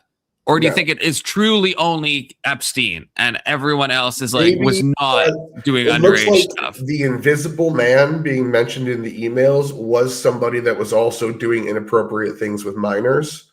I think we have enough to know that, but no. So if you guessed, how many people do you think were doing stuff with minors? Just like, I know you don't know, but very, very few. I would say almost none. I would say most really hobnobbing billionaires and politicians and people trying to get into this network with this rich guy that threw fun parties. I'm sure it was more like a Matt Gaetz situation where a bunch of illegal but pretty young, but like, 18, 19, 20-year-old escorts would show up, and some guy with a limo would let 10 girls into the party and this and that. I'm sure you get that for like the public face, and then there's like a room in the basement that only a few people know about, and that's where the nefarious things went on. Like, I'm sure there were a few, but I don't think it was the vast majority. I don't think Oprah flying there at lunchtime was diddling kids. There's just no way. And everyone's innocent until proven guilty. I'm not, with any one, but the fact that you say it's few, like if by few you mean like a couple, when I think of it, I think if this was a poly market bet, I would say probably like, I don't know, 75 people. That's where my intuition is pointing me. 75 or more people probably were doing stuff with underage people on that island. And it sounds like your intuition is more like 2 or 3. It's just weird that our intuition is like so far off on this way. Yeah, I kind of agree with Anson. I think Oprah might have been doing something, you know. No way. Yeah, but we can promise we can't get proof because everything is fucking black boxes. You know, everything is just blackness. Yeah, well, you know? The thing is, it's not for the public domain to require proof. It's for the investigators to require proof. But they're not investigating. They did. That's the problem. All these files that they're releasing, the 1 million plus files they're releasing, is proof that they investigated. They took it to the grand jury. They did all sorts of it. If they didn't investigate, they wouldn't have anything to release. Look at the Alan Dershowitz stuff, where they said that they thought that there was no other co-conspirators at all, and we already know that's wrong. Like, so I don't know. There's like, and then the Alan Dershowitz quote about saying that he thought Epstein was connected to intelligence, all of that stuff. That stuff used to be seen as conspiratorial, but the more connections that are drawn after a prolonged period of time, the less it starts to seem like a conspiracy. The more it starts to seem like this is actually like a big thing happening. Is the conspirator argument. We can see traces of it. That's the exact reason why they shouldn't release this, because they have traces of it. They have rumors of it. They have things that kind of sound like it, but they don't have any actual proof, like any actual real proof that would work in court. So that's why they don't release this stuff, is because you can look at this partial evidence as the public and make your determination and ruin this person's life without them ever even getting a counter argument out, without them ever facing their accuser, without them ever having a fair process to speak up for themselves. And that's why we use the court system. Let me hit you with something, okay? Tell me what you think, and tell me if I'm wrong. From what I read, everything on the island, there's a bunch of cameras. There was like a shit ton of cameras. I have it in a fucking Obsidian note, but there was a ton of cameras. The FBI has not taken any of those cameras to any public knowledge. Why wouldn't you take those cameras, right? You have cameras that apparently there's a blackmail thing going on where he's getting Epstein his house. That's the theory, right? Like, you wouldn't. Why aren't you taking those cameras? Why aren't you looking at all that stuff? Video cameras? Like, what do you mean? Were they non-digital video cameras? Like, why would you need the camera? Why wouldn't you just take? No, I mean, no. That's what I mean. The footage from what I read, they didn't take all the footage from the island. I'm pretty sure they had all that. Let me check that real quick. Could be wrong. Entertain my chat, if you will, actually, Tyler. Okay, so I'm gonna put you full screen. Okay. Oh, that's not me. I have to take a pee and grab a stand. Like, I'm reading chat here, and like, people are getting angry that I'm giving these people the same grace that you would want if you were arrested or anybody else. It's the due process argument that was being made for all sorts of things, and both sides, when Trump was being called an insurrectionist and they were trying to remove him from the ballot in 8 states with zero due process, just accusing him of being guilty of a federal crime and never taking him to court. I'm arguing that argument right now. The same process for left-wingers when they were accusing people, Garcia, of being a human trafficker without a trial and kicking him out of the country with only 3 days to get a hold of a lawyer and file an appeal. I'm siding with that argument right now. It's the same due process argument. Yeah, well, Anson, that makes sense. But anyone else that wants this same set of protections for themselves has to also offer innocent until proven guilty in a court of law. Your public opinion on it can exist, but it's not proof of their guilt. So I'm giving the same standard I want for myself and other people would have for themselves. I don't see anything wrong with that. And you can call it sweeping, but if that's sweeping, then any due process fits that. I'm here to entertain chat. Come at me. What else is there? I see Anson getting angry. The difference is they're not actually like investigating. Like I can see your side when it comes to just like them, you know, like releasing files and people are just going to see names and be like, that guy's guilty. I understand that's a protection. If I was just partying on that island and I didn't know what's happening in the basement, then I agree with you. I would want the same type of protection and stuff. But it's the lack of investigations. I mean, there's another, they found like another million documents from the Epstein estate. And it's like, on all these, we have all these documents that we have to black out so much of. You're saying that if you were just looking at the unredacted files, there's no one that you would at least launch an investigation into, because it seems like there's no investigation happening into anyone. Okay, that's like almost impossible to believe. Let me rephrase that. If we read the files, I'm sure there's plenty of people that you and I would agree should have had an investigation launched into them. I would be willing to bet most of the people, if not all of the people that we agree on, probably did.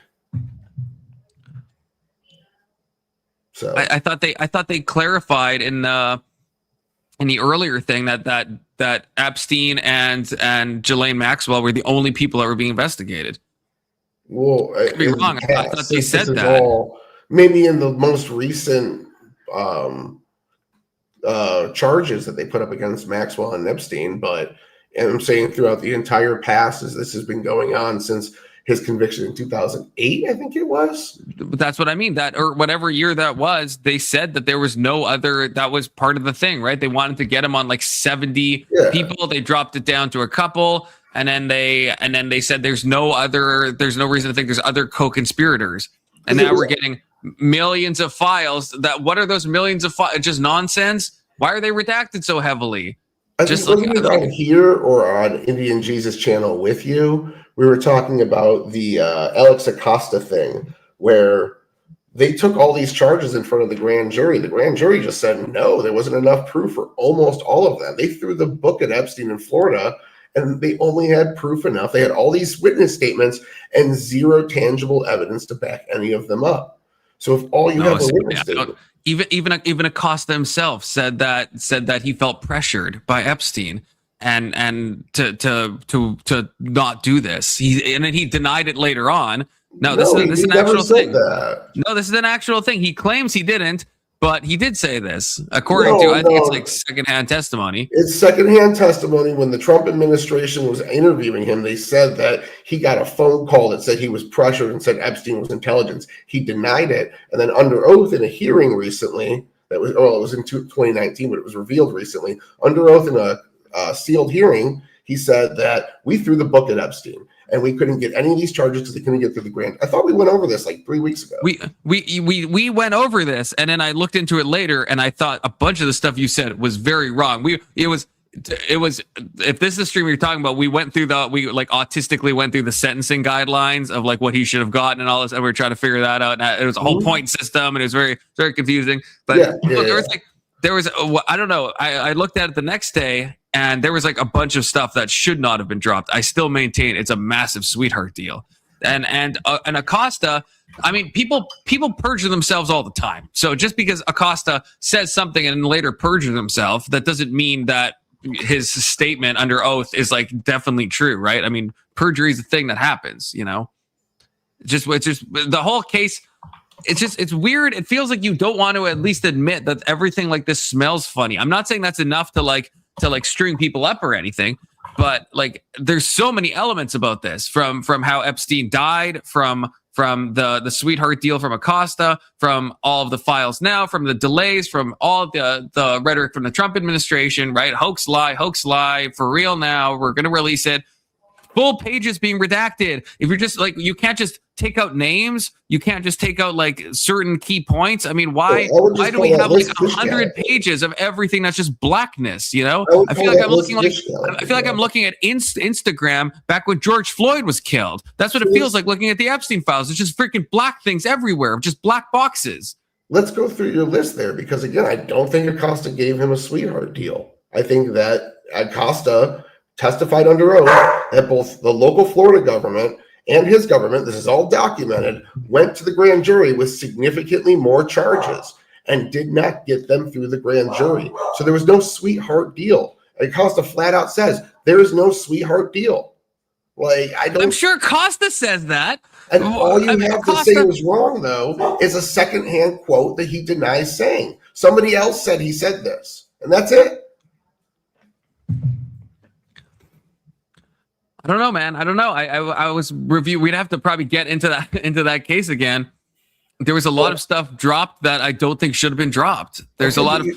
We also know that Epstein has a pattern of threatening witnesses, right? From multiple people that say this. Yeah. Epstein, that one girl, Epstein threatened to like burn her house down or something. Yeah, she wasn't a witness. She was somebody. She was a victim. It was somebody he stole. She took pictures of her younger sisters, and he stole the pictures from her. And when she threatened to go public, he threatened to burn her house down. Right. Do you think that's the only one that just, if Epstein has this pattern of this, right? Like, so it's not crazy that like certain witnesses are going to back out. A lot of them have come forward now. Right now, it's too late to get Epstein. Why is Ghislaine Maxwell? Why is she in like a freaking minimum security like pamper prison? Like, what do you think is happening there? Why is she like? There's so many things. And I understand like it's best to go through them one by one, but there's such a cloud of just utter nonsense happening that it's really hard for me to understand how you just think that the official story is like the correct story on this. I just don't see a world where both sides wouldn't go after the other side if they're both throwing shit at the wall and using bad arguments to try to damn the other side's politicians. I do not see why this hasn't come out. You're telling me like there's Republicans defecting from the party and siding with the other party to get this information out. Why aren't they have access to the non-classified documents? Why haven't they gone to the DOJ and demanded an investigation from the last or this administration into the other side's politicians? Why aren't they leaking it? Why isn't it coming out? We're not getting any concrete proof that anyone did anything from these files yet. And first of all, I'm not sure. I don't know. Does Massey have the unredacted documents? Yeah, all of Congress has access to them. Yes. Okay, so this is something I didn't know. What's the penalty for leaking those documents? I mean, that would be. If you get caught, I think it's up to 2 years in prison if you get caught. But generally, Adam Schiff didn't get charged. Adam Schiff didn't get charged for it. Comey has got thrown out for leaking things sensitive. And Comey's was big. It was sensitive FBI classified documents, not low level old closed cases of a guy that died sensitive documents. It was a high Comey probably got a sweetheart deal. Yeah. Petraeus, when he leaked really classified, like top level classified shit, Petraeus just got a fine and stepped down. What about Snowden? What happened to him when he leaked the classified documents? We don't know because he never got arrested. Right. Well, they're still. So we don't know if he would have. Maybe he would have got 20 years. Putting a lot of effort into finding him. Hey, maybe Obama would have pardoned him like he did with the other one. So you never know. But no, going through your earlier list, you went through how Epstein died. Is there any proof, actual proof, that somebody killed him? No, but this sounds insane to me. This sounds like so Fed coded because like.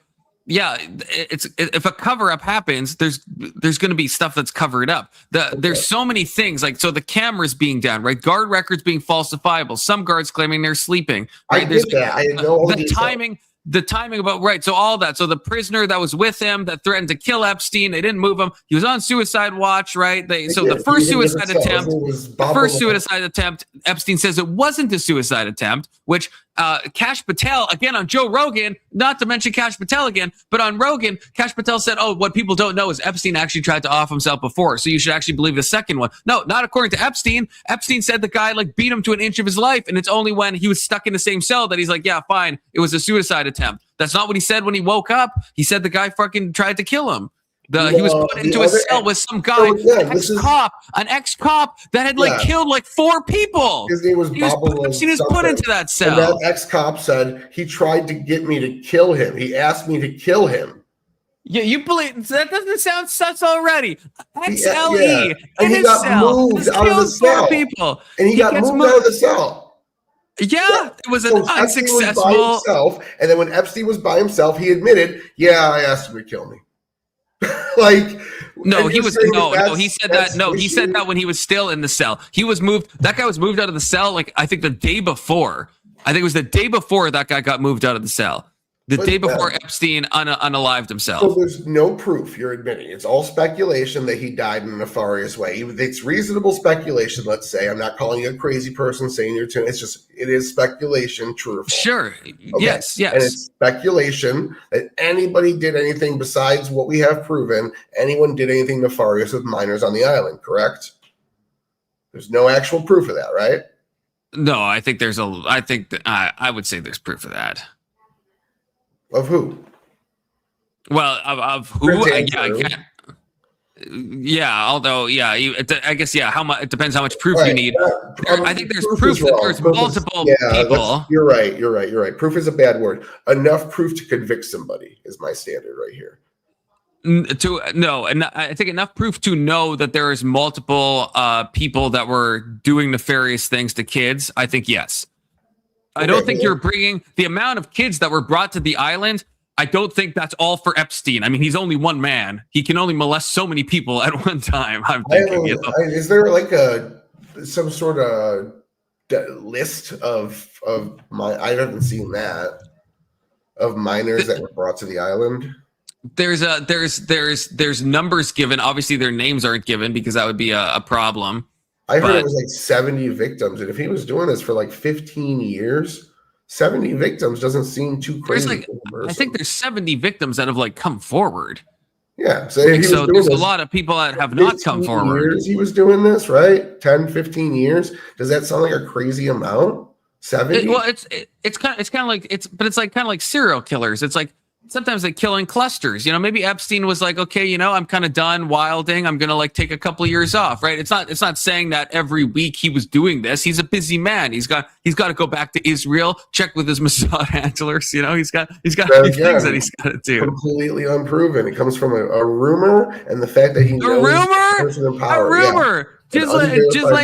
Ghislaine's Maxwell's dad. His connection to Lex Wessner, who when connections to 10 different governments. I know, yeah, but mostly.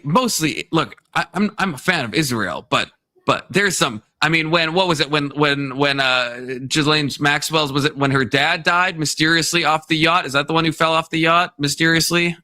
I think so. I don't think anyone besides the internet says it was mysterious.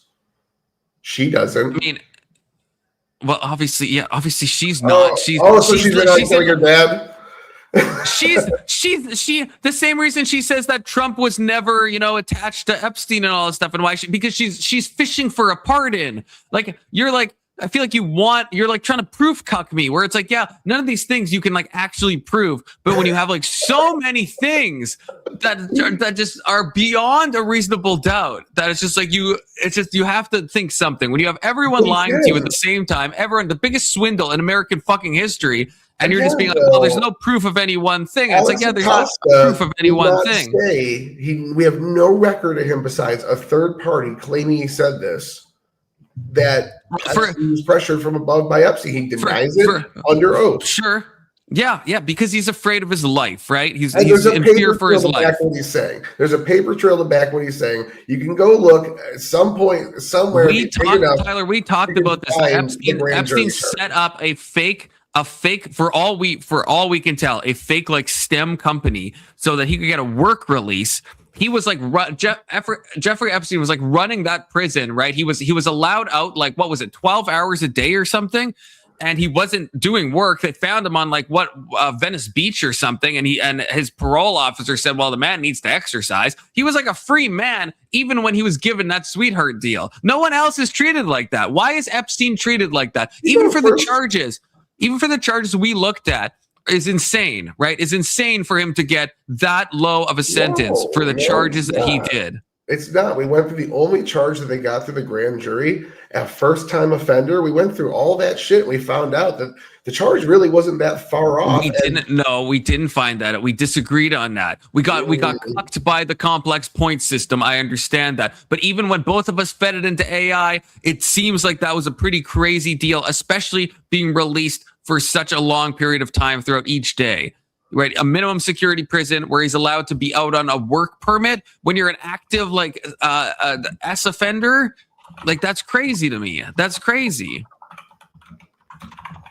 Yeah, I mean, I don't know, like yeah, what Ag is saying is true. It's hard for me to think that you can sincerely deny this, that you don't think that him being a socialite, being connected to so many people in so many different variegated industries, that had no effect on his sentencing Or again, why is Ghislaine Maxwell? Why is she in such a cushy prison right now? Like, why? She was transferred out to a super cushy place. Like, why would that be? She's guilty of like a million things. Maybe she turned and gave him some information. Maybe she's like, I could feed you some information. Look at that dude they pardoned. I'm waiting for those arrests. Look at that dude, the guy that was shipping cocaine. I don't remember what country. I think it was Ecuador. He was shipping cocaine in the United States. He's quoted on audio saying, I'm going to get coke up those gringos' noses. And then 3 weeks ago, Trump pardoned him. And people are like, I thought he was going after Honduran guy. Yeah. I thought he was going after narco-terrorists. Why is he pardoning this guy? Because the dude flipped.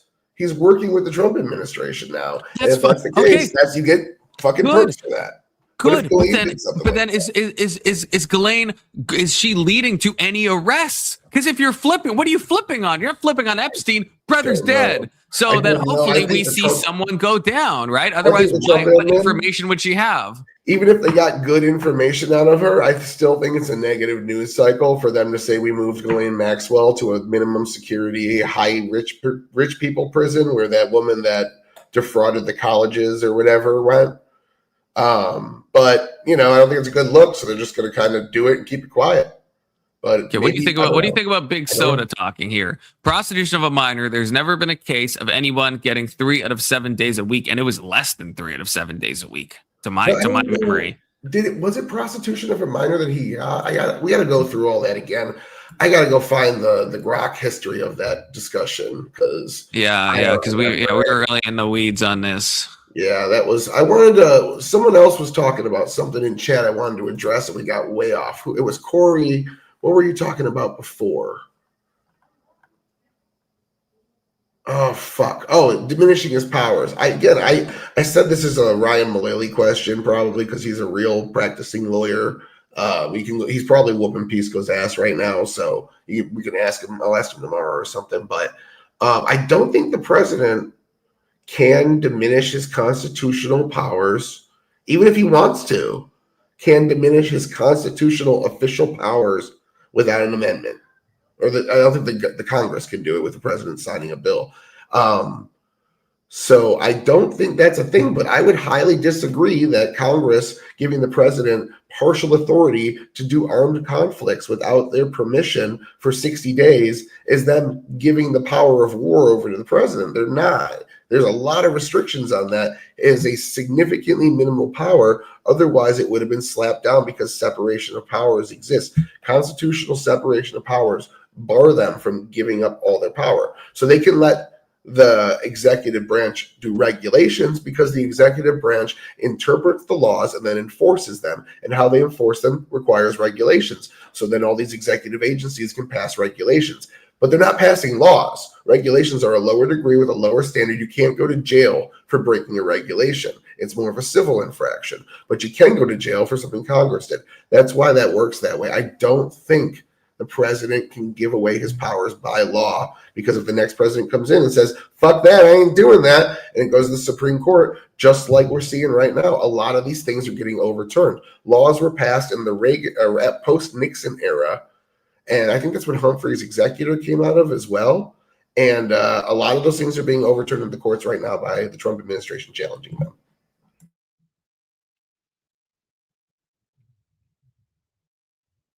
I have to correct Big Soda here. Yeah, getting 3 out of 7 days a week. Yeah, I just double checked. It is 6 days a week. He was out of jail 6 days a week for 12 hours a day. Okay, so I'm just saying if that's not a sweetheart deal, I don't know what the fuck is a sweetheart deal. And I agree with you, Tyler, here. When you were in your response to Keel, if you got accused of being a bad guy, you'd be very happy someone is making this argument for you. Yes, but we're not talking. The thing that is troubling to me, Tyler, is that if I was saying Bill Clinton is a nonce, which Bill Clinton I think is a nonce, allegedly in Minecraft, but that would be one thing, right? You want that makes sense. But all I'm trying to say is that a bunch of people were involved in this. I'm not even necessarily naming names. So it's you're defending anonymous people. You know what I mean? I understand if we're looking at a specific person and it's I get that, innocent till proven guilty. You don't want to besmirch someone's reputation. I get that. But it sounds like you're when I asked you, you thought it was like a handful of people at most that have done this, right? And I don't even know if that makes sense, because if it's even more than just Epstein and Ghislaine, then someone else should be arrested. So like, I feel like you'd have to commit that the only evidence out of all the millions of documents, out of all the underage people, out of all the accusations, we've had 2 arrests. Do you actually think those are the only 2 people guilty? Because if not, then why aren't they arresting more?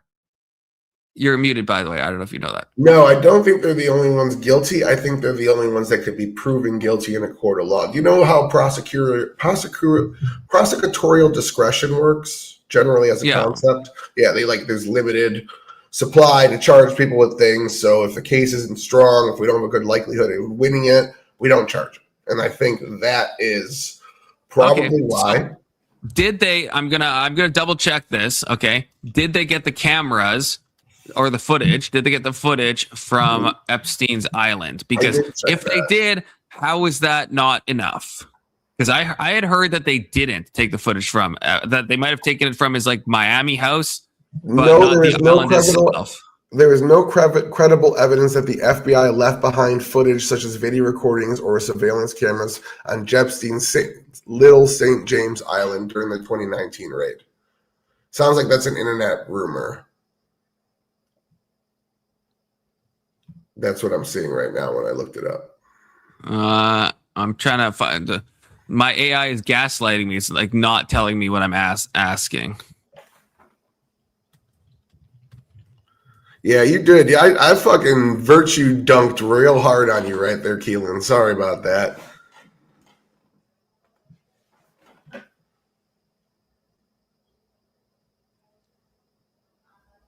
I don't know. I'm not seeing any statements that they took the footage. It says that all the footage is drone video taken by third parties during the raid. Still images and short clips of island interiors released later by government. What I'm seeing here is the raid yielded substantial digital and physical evidence, which has been in references in ongoing reviews and partial public releases, island logbooks, boat trip records, and photo albums. So they have. So digital. I guess so. Okay. So wait. So Tyler. So okay. Even if you agree, okay, that you think it's, let's say, only 70. I think if 70 are coming forward, probably a lot more than that aren't coming forward. I think that's a fair assumption. But even if we just go with 70, and if there we know that there is cameras. I looked at this before. We'd have to pull it up. There was a lot of cameras all over the island, right? Because that's what I think he was doing. I think he was running a blackmail operation. He had cameras in private rooms. He had cameras all over the place. So if the FBI did raid, and if they did take the cameras, then how is that not enough? Like, I get what you're talking about with the prosecutorial standards and discretion, all this stuff. But like, if we have footage and to do that to a minor is, I always forget the name of this. God damn it! It's something that doesn't require intent. What am I looking for? What's the word I'm looking for? Someone in chat help me, or Tyler. It's the type of crime where you don't need a mens rea. It's something liability, strict liability crime, right? So it's a strict liability crime, which it is, and there's all these video cameras, and we know there's been at least 70 minors, probably a lot more. Then it's like, then why that should be a very like open and shut case, right? It's a strict liability crime. You don't need to prove intent. You don't need to prove that you knew if the person was underage or not. So how is this not just like, how would there not be anyone else besides Epstein and Maxwell arrested for this? Again, you need proof. Do you really? There would be proof. There would be proof. Again, I just said there's cameras. There's cameras. There's like thousands of cameras on the island. Cameras in like the private rooms. Is there any proof of that? I don't see any. I had never seen any proof. I heard speculation that he was filming people so he could blackmail them from Mossad. That's all I've heard is people theory. No, there was cameras in you can ask your AI. I'll ask my AI. Okay, was there cameras in the private rooms? I put sex rooms. Multiple victim testimonies, court documents said that he surveilled, installed cameras in private areas, including bedrooms, bathrooms, and sex rooms or massage areas. Oh, okay, all right. Virginia Garuffi, Maria Farmer. Yeah, and other victims reported similar setups. They were installed, or he was just filming it?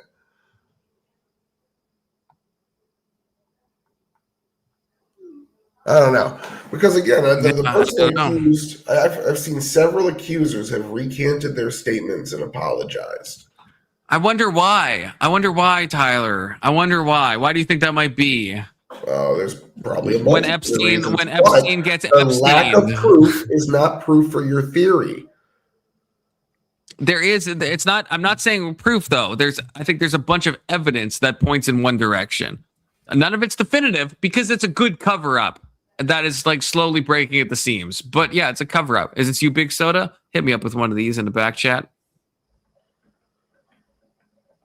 Alrighty. It's not like I want to say this. Like, if there's somebody doing this and there's proof of it, arrest them, try them, put them in jail for a long, long time. It's not like I'm like, woo, pedos. Like, I don't, I like Pinocchio. Not a big fan of Geppetto. So it is what it is. I'm just saying, like, there's just until there's enough proof to convict them, it's irresponsible of the government to even accuse them. Accuse specific people, I understand, and I think I agree with you. Even though I think Bill Clinton was almost certainly involved in some nonsense, I at least agree, right? Innocent until proven guilty.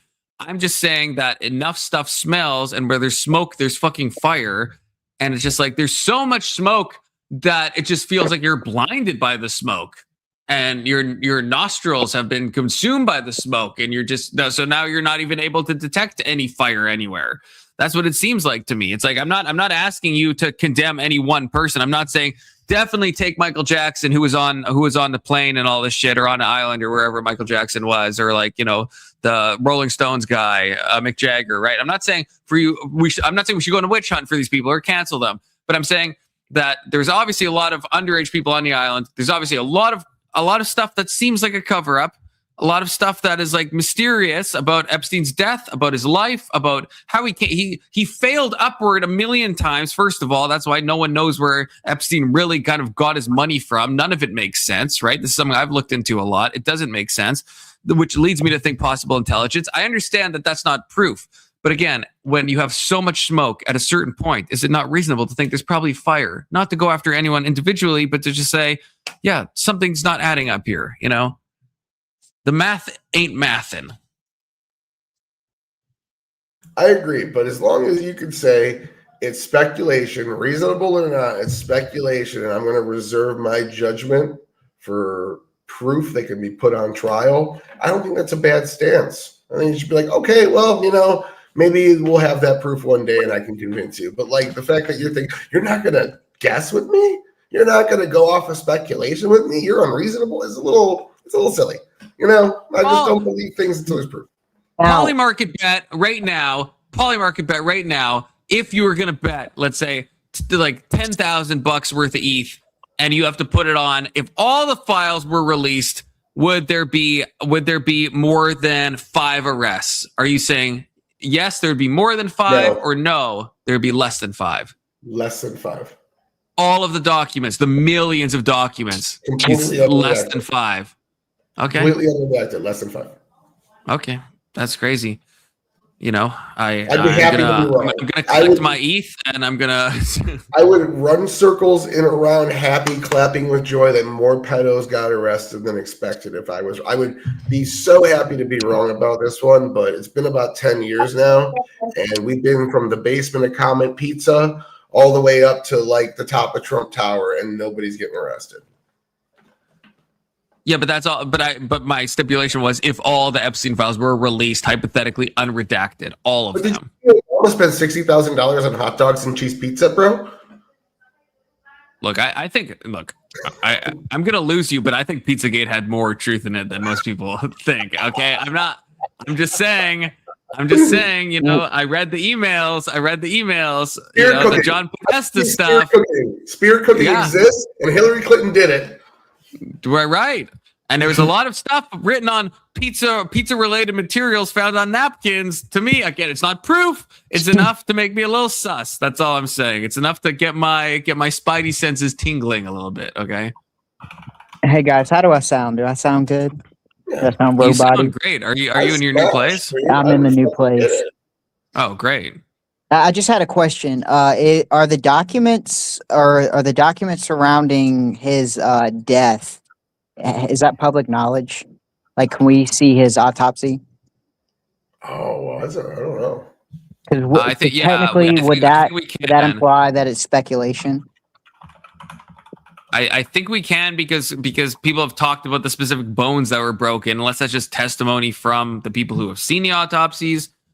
But yeah, I know, because remember Crowder tried to like reproduce it, which I don't know how like scientific it is exactly, but yeah, there's certain bones that people have testified, but a lot of it comes from Epstein's brother as well. He really did a push to say that this was impossible, which I don't know if someone so close to the family, it's like hard to know exactly. Yeah, or I think his brother's name's like Mark Epstein or whatever. Yeah, I think so. He said some wild stuff, and I know he's like, I think before Trump ran into office, he's been pretty anti-Trump. Yeah, he has been. Now, Tyler, would you like to talk about the executive branch being allowed to, I guess, sign away their rights, or in cases where the president didn't sign away their rights and Congress had enough votes to overturn, I guess, to approve the bill without the authority of the president? Hold on, I'm checking right now. What was the first law that Congress passed that allowed the president to engage in foreign conflicts with the military without prior authorization? Because you said something about this. War Powers Act of 1973. 73, that's the one I was looking for. Yes, that's it. So that's where it started. That's what Clinton used when he went over. I personally like it. You know, I like it. The UN voted down that I think it was the Serbians were attacking the people in Yugoslavia or something like that. I don't remember the details, but there was a real genocide, not like Gaza. The Bosnian thing, yeah. Yeah. So and the UN voted it down because Russia's allies with them and China's a bunch of communist assholes, and we were just going to let it happen. So the United States said, you know what? Fuck this. Went in, solved the problem. Hell yeah. We should have went into Rwanda as well. Fuck yeah. So, now would that be Congress agreeing now? signing away their constitutional authority to another branch? I don't think it is. What they're doing is they're allowing the president to do lesser action that doesn't constitute as an actual war. You can engage in conflicts in different ways without starting a country-to-country war, which is a greater action. Now, if I remember correctly, does the bill specify that? Oh, because war was kind of it was a very broad term before the War Powers of 1973. Yeah, it's very. I don't know if it specifies exactly that. I might be generalizing and paraphrasing. I know it does specify exactly what the president is allowed to do in his limited capacity. It's much more limited than an actual wartime actions.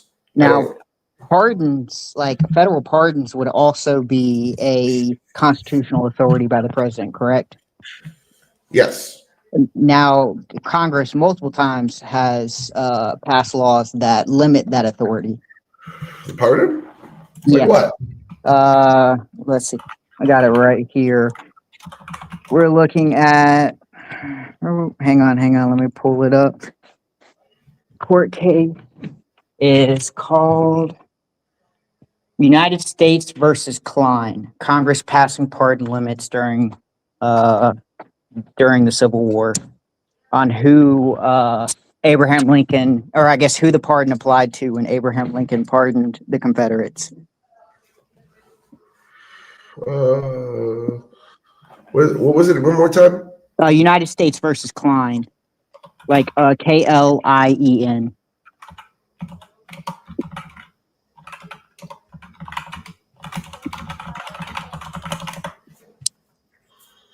Okay, I'm looking it up right now because I have not heard this line of argument yet, which is rare because I really test out my arguments on No. I was gonna say you're pretty spot on when it comes because the Epstein stuff. I'm kind of leaning more on your side. Oh shit! Fuck you, Confluence. It's kind of at the end of the day, it is speculation, and so the government does have a duty not to just go around releasing slanderous evidence without, or slanderous conclusions without evidence.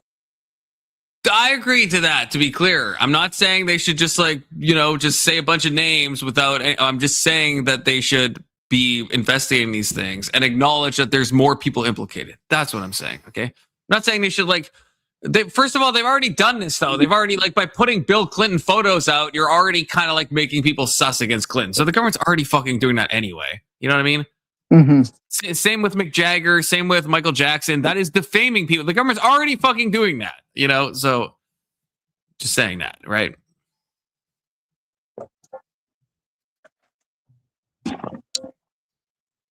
Yeah, egg with the correct stance.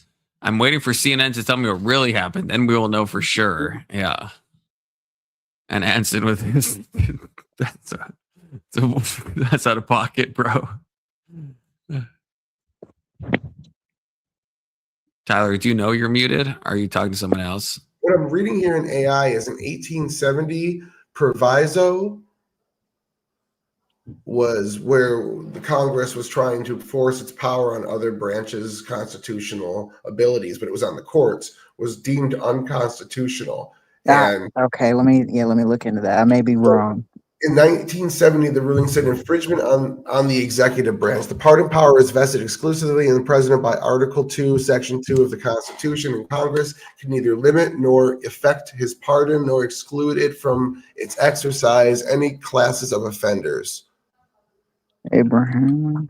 Okay, brief interruption. Confluence is going to grab another Zin.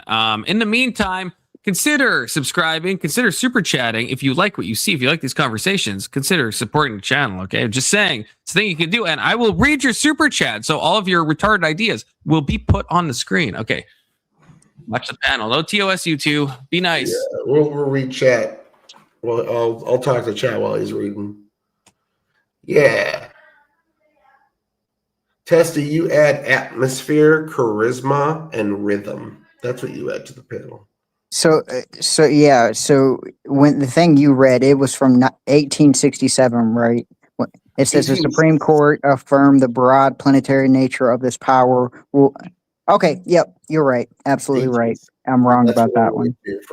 Okay. So the law that you cited was the reason why the ruling I cited happened. That's a fun piece of information.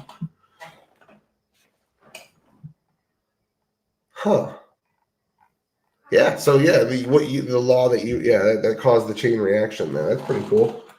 But no, I don't think even if the president wants to, they can sign away their own powers without an amendment, which is why they're talking about an amendment now for pardoning that would make it so Congress gets to review pardons. So the controversial ones at the end of the term where some criminal gets pardoned, some criminal, fucking Bill Clinton's brother, I think, was one of the people, and Hunter Biden, things like that shouldn't happen. Jared Kushner's dad.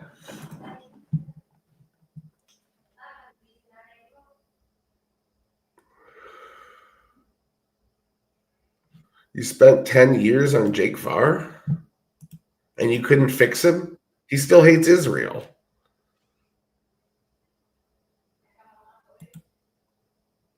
I don't trust anyone that hates Israel or bleeds for a week and doesn't die. So actually, I was driving today and some cocksucker pulled out in front of me with a giant free Palestine sticker. And then this motherfucker stops in the middle of the road and picks up somebody on the side of the street. Well, I'm like a 45-mile-an-hour fucking road. I was so fucking mad. I almost hit him and yelled some shit about Israel. Motherfucker. I mean, I wouldn't blame you. I wouldn't blame you. Not gonna lie. The real reason that I'm so against this Epstein shit is because the IDF is implicated in the conspiracy. That's it. That's if you That's left true. the As IDF out of it. as a Hasbara agent myself, I do have to be careful with what I say. Yeah, like Lose- my I'm gonna 7 lose my grand's not going to shekels. come in if I agree with you. So, hello, wife. Hello, Tyler's wife. Confluent said hello as well. Hello. Hello. Hi, Mom. Here. Keep talking. Don't let me bother you. If you want, we never want. Are you taking a photo of us? What's happening? All right, I've got 2 more examples, so you can fact check these and see if these are accurate. I have, let's see, the Congressional Budget and Impoundment Control Act of 1974. Ooh, impoundment is something Trump's trying to challenge right now, actually, in the courts. I take it he'd probably be citing this specific act. Yeah, that's what I was saying earlier, the post-Nixon stuff that happened after Watergate. Democrats took a couple sweeping elections, and they passed a bunch of things that maybe were questionable in the law because the other side didn't have a say and it didn't go through the normal process of both sides arguing until they get a really good policy at the end. So I think that he's currently challenging Impoundment Control Act of 1974 by freezing funding for, what is it? Fuck. Was it I think it was the State Department? I don't remember. Fuck, I don't remember exactly which case because there's so many fucking cases that they're in court with. But he is challenging this one right now at the Supreme Court level. Because I know that this is the one that got, well, I don't think Biden ever got in any trouble, but with the whole Ukrainian prosecutor, I think this also wraps up in the Congressional Budget and Impoundment Control Act, where technically he didn't have the authority to limit that or stop that Congress passed funding. Yeah. Yes, but I think citing national security, or no, that wouldn't be national security. He was telling them to fire him because he was corrupt, not because he was. Yeah, I don't know. You might be right. I don't know. That was just us. That was a grant of $1 billion from somebody else, and we were signing off on it. Mm-hmm. Oh, fucking dogs. Hold on one second. Tyler, stop barking at us. Yeah, don't bark at me.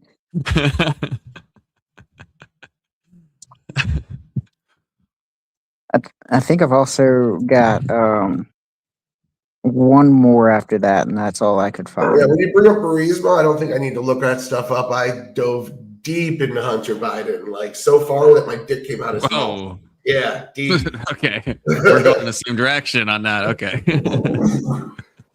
Yeah, I mean the Burisma. There's a lot you can dig into it, and I guess a lot of it you have to rely on levels of, levels of speculation, and then levels of kind of leaps of assumption, but it goes pretty deep.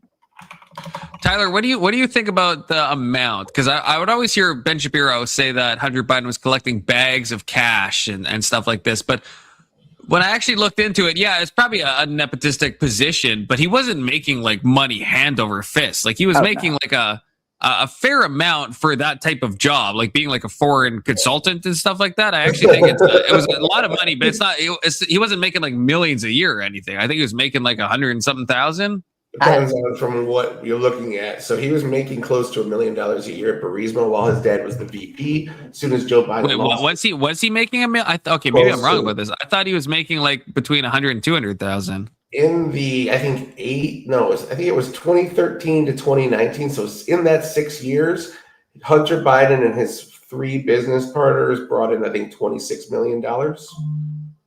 I think that number sounds right. Yeah, I think that He was making 50,000 a month. How much is that a year? That's not $1 million, right? Yeah. I don't want to do math on stream. I guess that's a lot. That's 600. Yeah, 600,000.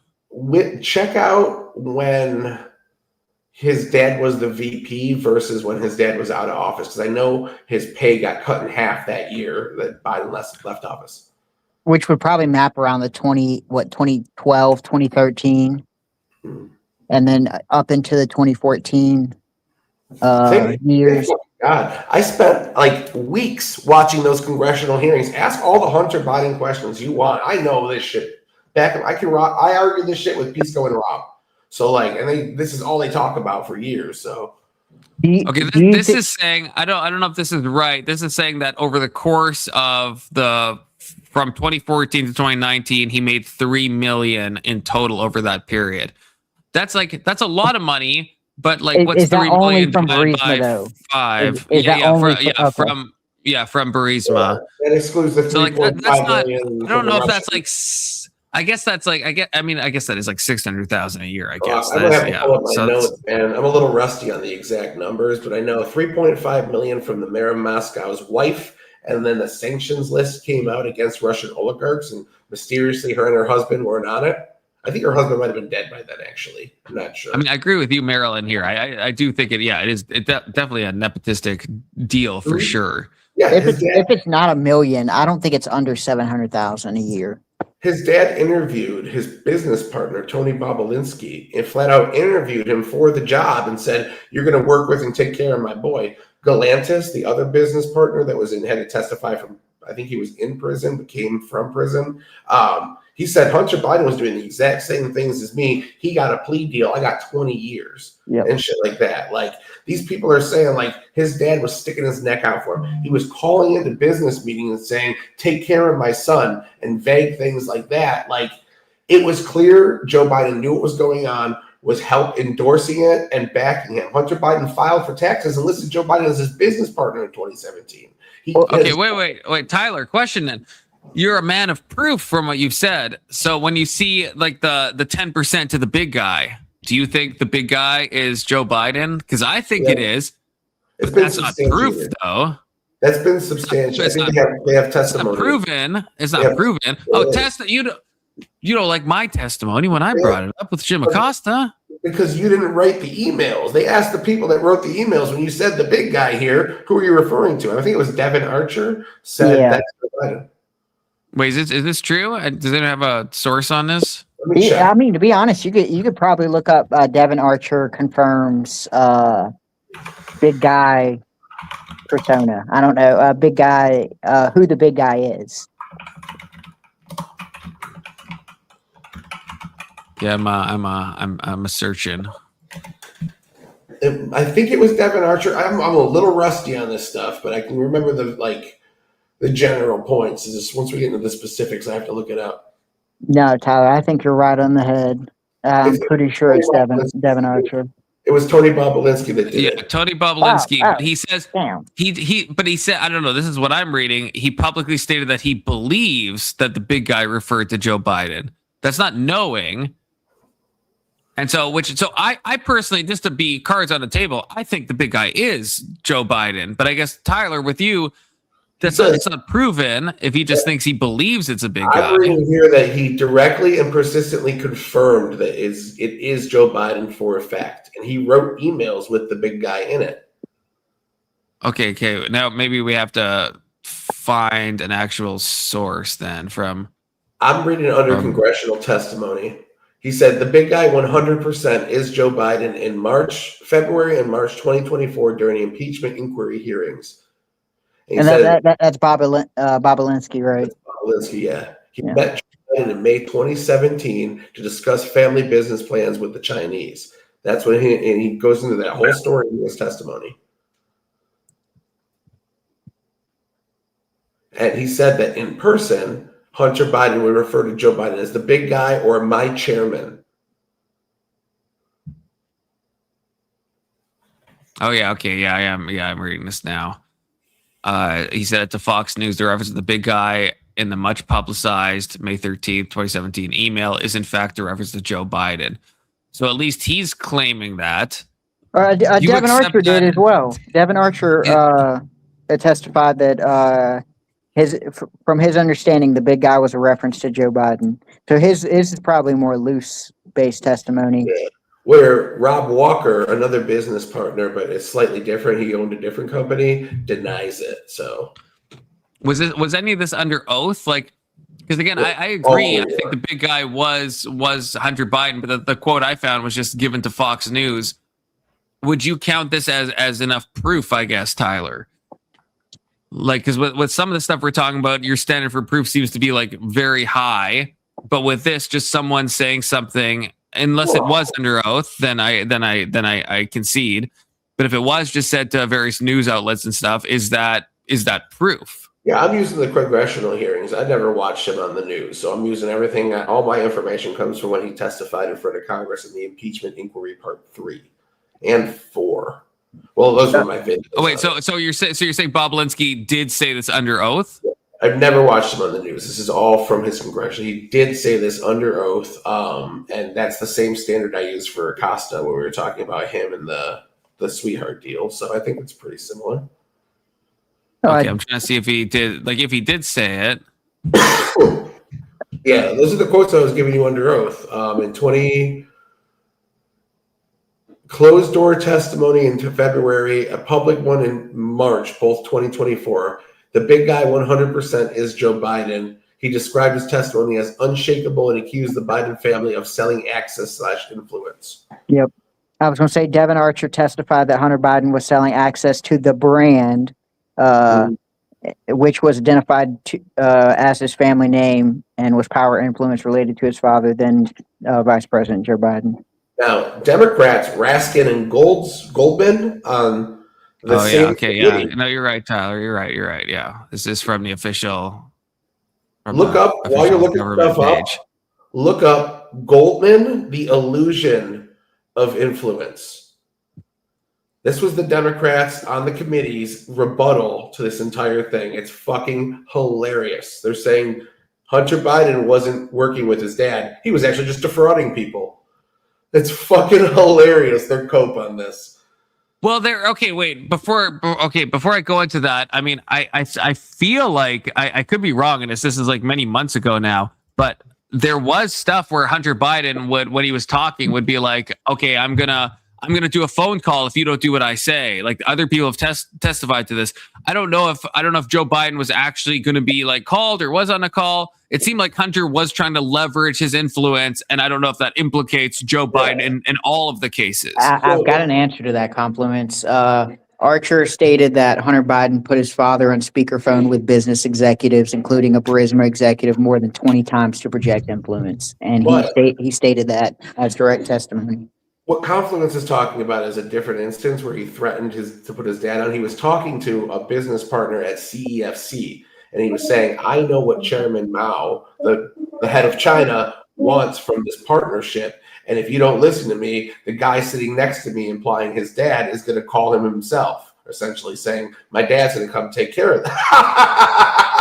My dad's going to come take care of this. Now, when the FBI discovered that WhatsApp message on his hard drive that he left, he cracked out, left in the computer store, they wanted to go and look into the GPS information on Biden's phone and find out if he was there.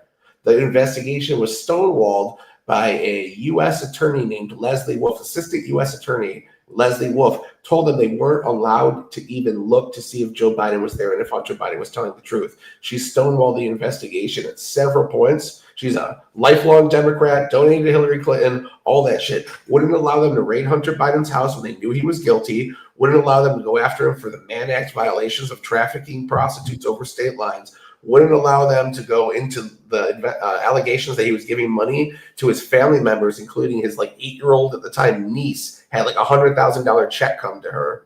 Things like they weren't even allowed to look into it and ask about it. And in these interviews, they weren't allowed to ask who the big guy was because it was implied that it was Joe Biden and he was running a campaign. And her excuse is because he's running a campaign, we can't even investigate him for a crime 18 months out of the election.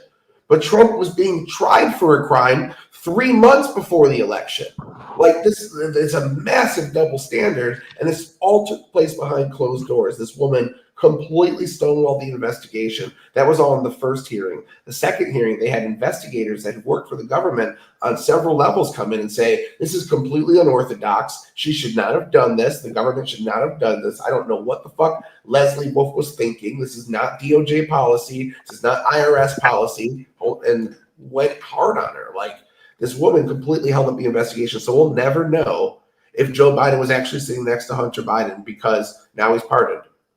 Oh, hold on. I think Hunter Biden's here.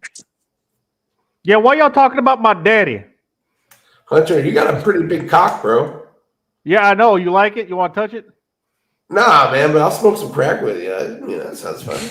No, I only smoke crack with black chicks. You ain't no black chick. I can be. You can be anything you want, Anson. Yeah. You can be anything you want. Damn, I don't sound like Hunter Biden. That's Hunter. Yeah, I just smoked some crack. I sound funny. Oh, okay. That checks out. Hunter, what about the allegations that you got all your teeth fixed right before your dad ran for president?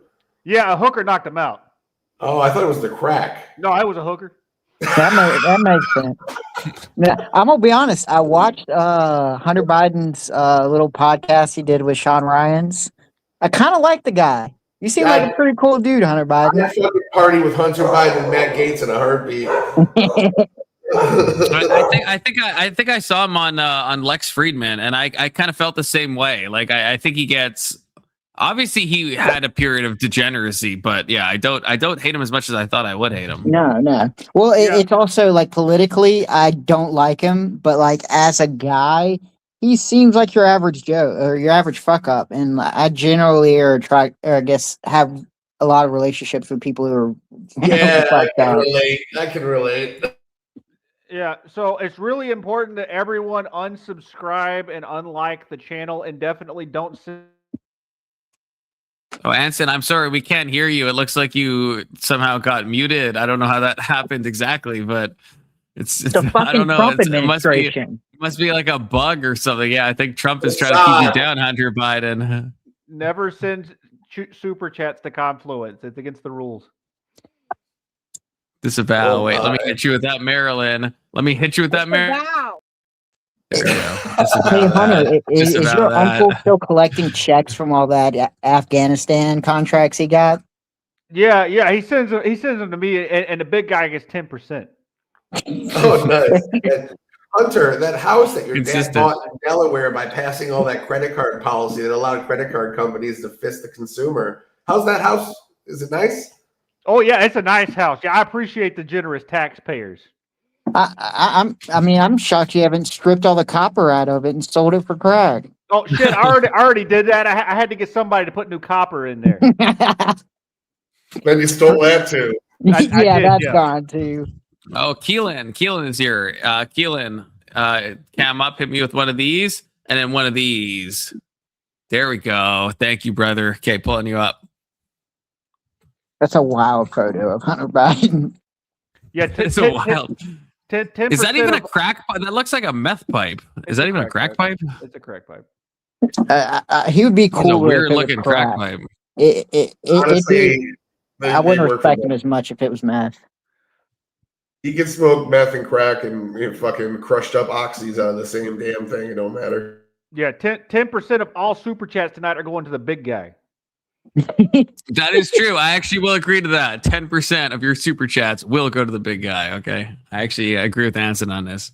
Hunter Biden's on a beach somewhere and he's sneezing because people are talking about him.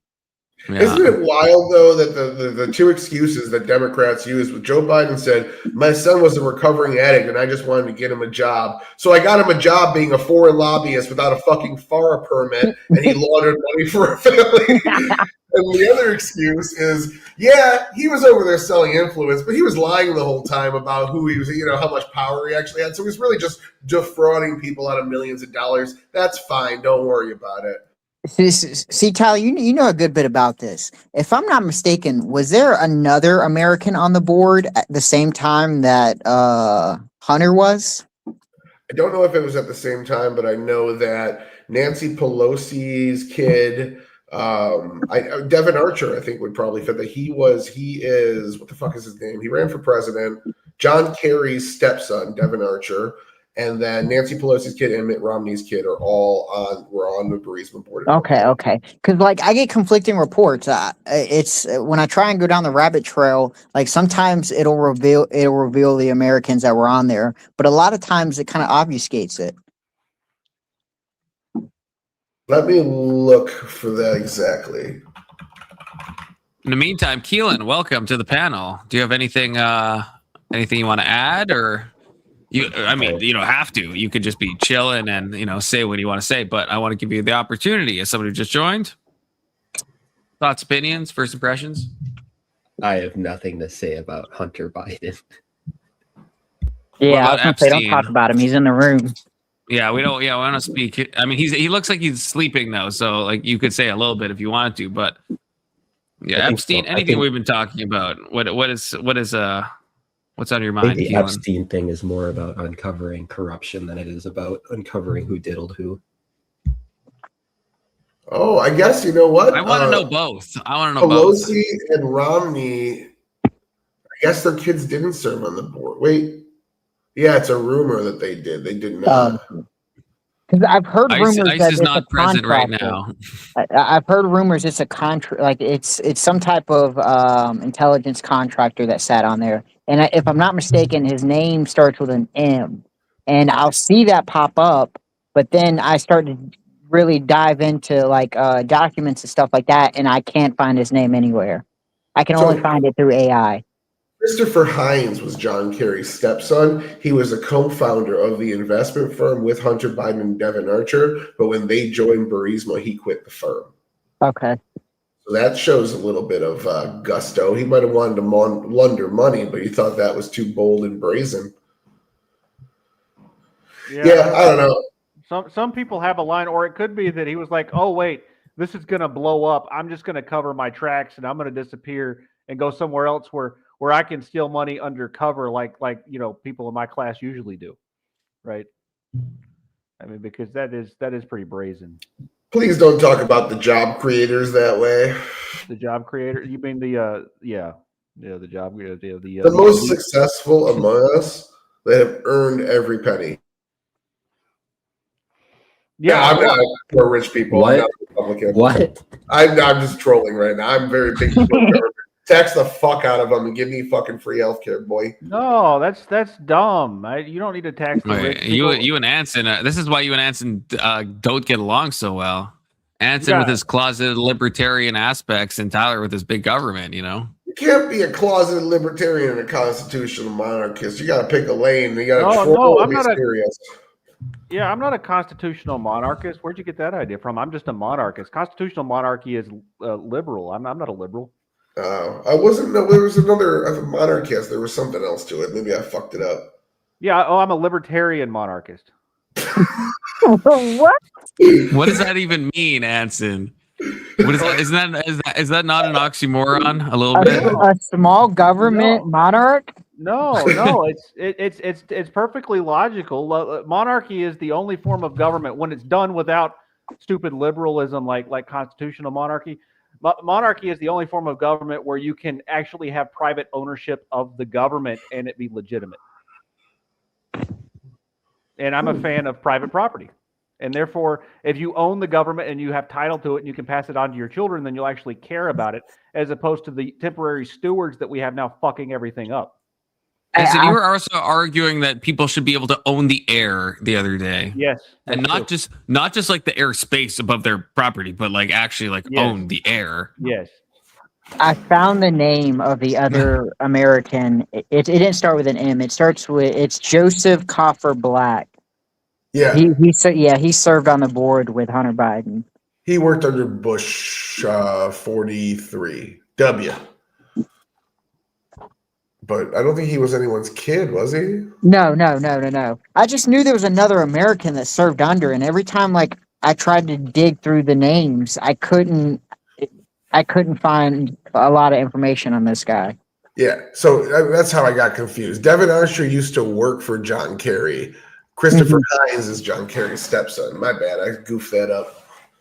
Yeah, the Burisma thing, the fact that Weiss let the charges fall off and didn't charge anything for what could have arguably been an influence campaign going on while Joe Biden was the VP is wild to me. Oh yeah. Well, But do you remember the judge, the name of the judge that spotted Biden's, or I guess Hunter Biden's plea agreement he had with the prosecutor that dates like all the way back to his start date of you kind of broke up there. We'll say that one more time. My phone blacked out. So when Joe Biden was charged with the tax crimes and the gun charge, the prosecution and Biden and his lawyers agreed to a plea deal, which they had to rework the terms because the judge thought it was abnormal that the prosecution offered this type of plea deal that like dates back all the way to like 2014. I remember Andy McCarthy covered that. So what happened was they put the plea deals criteria was supposed to be in one document, and they buried it at the bottom of another document. The judge noticed something was off, read deeper into it, and that's the only reason why she caught it. And then Weiss said, "We never agreed to that, and we don't know how that even got into the document that we signed off on and approved and presented to you today." And so that's what Pisco and I argued on Live and Learn episode 2. Was that he said there was never a meeting of the minds. I'm like, bro, they sat down, they negotiated, they drafted a document, both parties signed it, and they gave it to the fucking judge. How is it not a meeting of the minds? Well, they didn't agree with it. Then why the fuck did they put it on paper, sign it, and give it to the judge? And the only reason it didn't go through and actually happened is because the judge said, whoa, you can't fucking do this. Yep, I remember hearing about that. I just thought that was wild. Yep, yeah, that happened as well. Yeah, Weiss, the prosecutor. But again, like, there's not enough. You can say Leslie Wolf, she took literal actions to obstruct an investigation in a way that people that have worked in those positions, her role and the role in the IRS that was doing the investigation, both said that was improper. She shouldn't have done that. That's not how the DOJ works. That's not how investigations works. She's acting in a partisan manner. That to me is enough proof. Smoke, it's investigating, bitch. But unfortunately, maybe there's not enough of that for other people involved in this. So I don't know. Can I ask a unrelated question? Just because I have Tyler right here, who I think knows probably more about this than I do. The stuff I've been seeing in the news about the Russian oil tanker and the U.S. commandeering this. So I've only seen this stuff. I don't understand. Do you know, Tyler? Is everyone fine with talking about that? Because this is something I'm curious about. And I don't know how to analyze it in the best way. I've heard speculation, but Tyler may know more than I do. 6 panels on this shit, most of them about Gibbs, so I already have a pre-canned narrative. The reason why we went to this country and not Colombia, who's also not working with us, and other countries that aren't working with us, is because we're trying to isolate Russia on the world stage. First, Russia lost its proxy, Syria, couldn't even put troops in there to help defend it as it was being regime changed, funded by Turkey and Qatar, 2 countries working with the Trump administration right now. On top of that, Iran got completely destroyed by a country 1/10 its size that was fighting 5 other fronts at the same time. Israel destroyed their ICBMs, destroyed their long-range missile launchers, destroyed factories producing drones. Russia's #1 drone supplier is Iran. China's #1 energy supplier is Iran. Both of the facilities manufacturing those things got completely destroyed by Israel in the attack. So they really fucking hurt these allies of Iran in that. Now there's 2 countries off the stage that are helping Russia and China sanction dodge, tariff dodge, and do all these nefarious trading practices in clandestine ways behind our backs on the world stage using our routes. They put false fucking flags on that vessel. They brought it to Venezuela. It was supposed to be going to Iran for refinement and then going to ship to China and make up the gap of what Iran isn't able to sell China right now. When they seize that, they fucking hurt China and they hurt Russia by proxy as well. So at the end of the day, I think that oil tanker being seized was a bigger geostrategic play to put the clamps on Russia to force them to the table over this Ukraine thing because Trump wants it over. It's a stain on his record. He said day 1, we're almost done with year 1, and that's the only fucking conflict still going strong. Like, so I think that's the case there. Otherwise, this is the second strike that the Trump administration has done in 30 days that nobody knew was coming. With the Iran nuclear strikes, what was happening, there was a UN test flight. We flew about 200 planes over, did a lap around Europe, landed in the right place, blah, blah, blah. Above them, about 10,000 feet higher, were 2 bomber vessels and like 50 refueling vessels, and they kept flying over to Iran so high that nobody knew they were there. Anyone that would have got detection would have assumed that they were the routine UN military flight that was going on, and they hit Iran before anyone even knew we were in the region. Same thing here. This was the bunker buster stuff. Yep. Same thing here. Drug boats being taken out. No indication we were going in. One night we just cut the power in the entire city, killed fucking 20 people, injured maybe 30 more. No U.S. casualties. Only 1 U.S. helicopter even took fire. Got Maduro, got the fuck out of there. It's just 2 brilliant military plans that went off without a hitch, back to back. I will say I think we killed more than 20. I think that was what was confirmed last time I looked. I have the flu. I'm getting over it, so my news is a few days behind. I thought it was 60, but maybe I could be wrong as well. I guess either way, it's not like a massive amount. Though. I know we can verify 20 from what I've heard. Is the 60 like claimed by Venezuela? Maybe. Well, okay. It could claim by that, and who knows who else is spreading the rumor of confirmed or non-confirmed kills. Okay, with the Russian thing though, isn't that like a big escalation if we're like seizing a Russian oil tanker? Isn't that like it wasn't a Russian oil tanker? That strikes me as a bit spooky. It actually was a Russian oil tanker. It was not. Russia's been used. What they'll do is they'll send oil tankers into Venezuela. They'll change all the logos. They'll change the flag. They'll change the name, and then they'll try and sell Russian oil on the East Coast. Or I guess it's saying at least on the like, again, I know nothing about this. This is why I'm asking, but yeah, it seems the U.S. has seized a Russian flagged vessel in the North Atlantic linked to Venezuelan oil.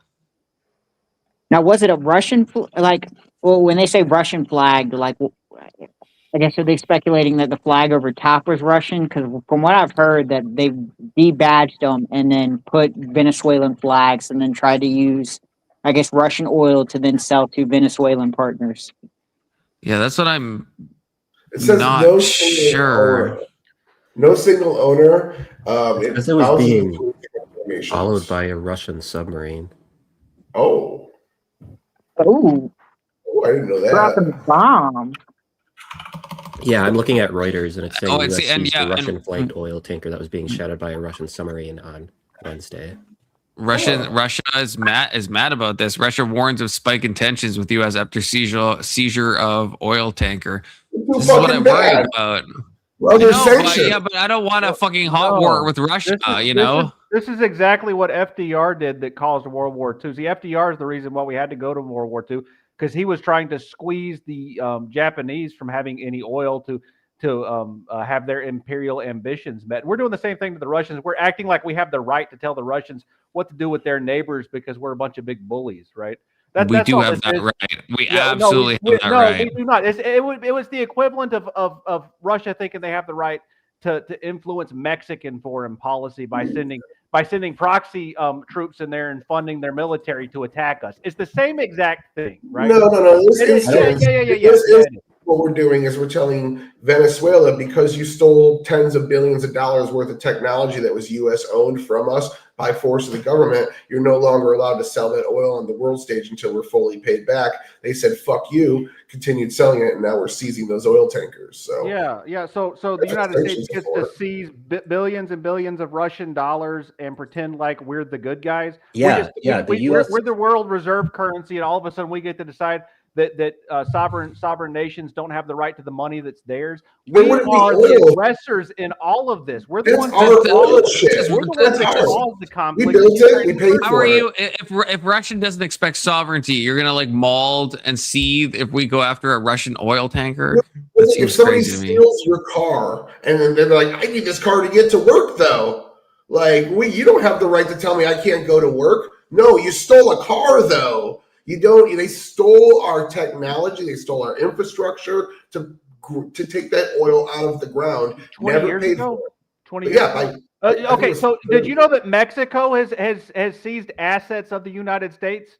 Yeah, Mexico, and they've done that like in the past 5 years. Should we invade Mexico then, using that same logic? Well, we're not invading. Well, don't threaten me with a good time. We are doing attacks right now in Mexico, though. Yes, we are we? I didn't hear about that. That just happened like 2 days ago. Every country that decides to nationalize their assets, we should just go in there, right? That sounds reasonable. Do you know how many countries have done that? It's the cost of doing business in the international market. It's not the taxpayer's job to subsidize bad decisions made by corporations. They don't get to steal foreign markets. They can buy that. How is nationalizing assets the same as what we're talking about? It's the same exact thing. They stole the property. That's nationalizing assets, is what you're talking about. They can buy it. Is stealing property? Yes. Now, would we consider when Switzerland freezes like Russian assets, would that be the same logic, or would that be a different logic? Yeah, it's the same sort of bad behavior. It's the same exact thing. We're just as guilty as they are. So Sweden says, you come here to do banking in our banks, and we don't endorse your actions as a country, attacking a country we're allies with. We're going to freeze your assets in our banks, and that's suddenly too much. But the country attacking another nation, they're fine. Yeah, I mean, I guess the logic that I'm trying. You have it backwards. The United States is the reason why we're in that war in the first place. We were funding separatists who were in the eastern part of that country, who were basically ethnically cleansing all of the Russians out of there. And Putin had no choice but to go in and protect his own people. It would be like if Americans were being attacked in Mexico systematically and wiped out. It's the same exact thing. We would do the same thing. We would go into Mexico and protect our people. That's all Putin. I know exactly what you're talking about. The post, what was the treaty that was signed called? I fucking forgot. There was conflicts in that region. There were unofficial Russian military wearing civilian clothing, thousands of troops there fighting the Donbass region. They were fighting for like a decade after the peace treaty was kept in place. Putin was sending in green men that didn't have tags, Russian tags on them, to go seize land in that area and kill soldiers. There were conflicts. Both sides were aggressors. It wasn't a genocidal slaughter. Yeah, and everything was fine. And the Ukrainians decided that they were going to have a vote and say, you know what? We want to be separate and part of Russia now in Crimea. And the United States went crazy, right? Because they decided, you know what? We can't have these people having self-determination and determine what country they belong to. Wait, Anson, tell me if I'm wrong. That vote happened after the annexation, didn't it? Am I crazy on that? That was way before. I'm talking about in 2014. I think you're acting like history happened in the past 5 years. It's been no. So wait. So maybe I'm missing something. You're talking about Crimea? Yeah, I'm talking about Crimea. I'm talking about the reason why we installed the puppet government that's in there now, right? That there was a free and fair election, and we didn't like it, and we reversed it because our CIA got involved in it. I don't know if you're. I'm open to being corrected. I don't know if your timeline is right. I'm talking about 2014. Yeah, but that's when Crimea was annexed. So did the election happen before the annexation or after? No, I can't remember the exact timeline, but I do know that there was. But that's pretty fucking important, right? If Crimea was annexed and then there was a vote, then we can't really trust that. Conversation, so I don't have all of the facts in front of me. I apologize.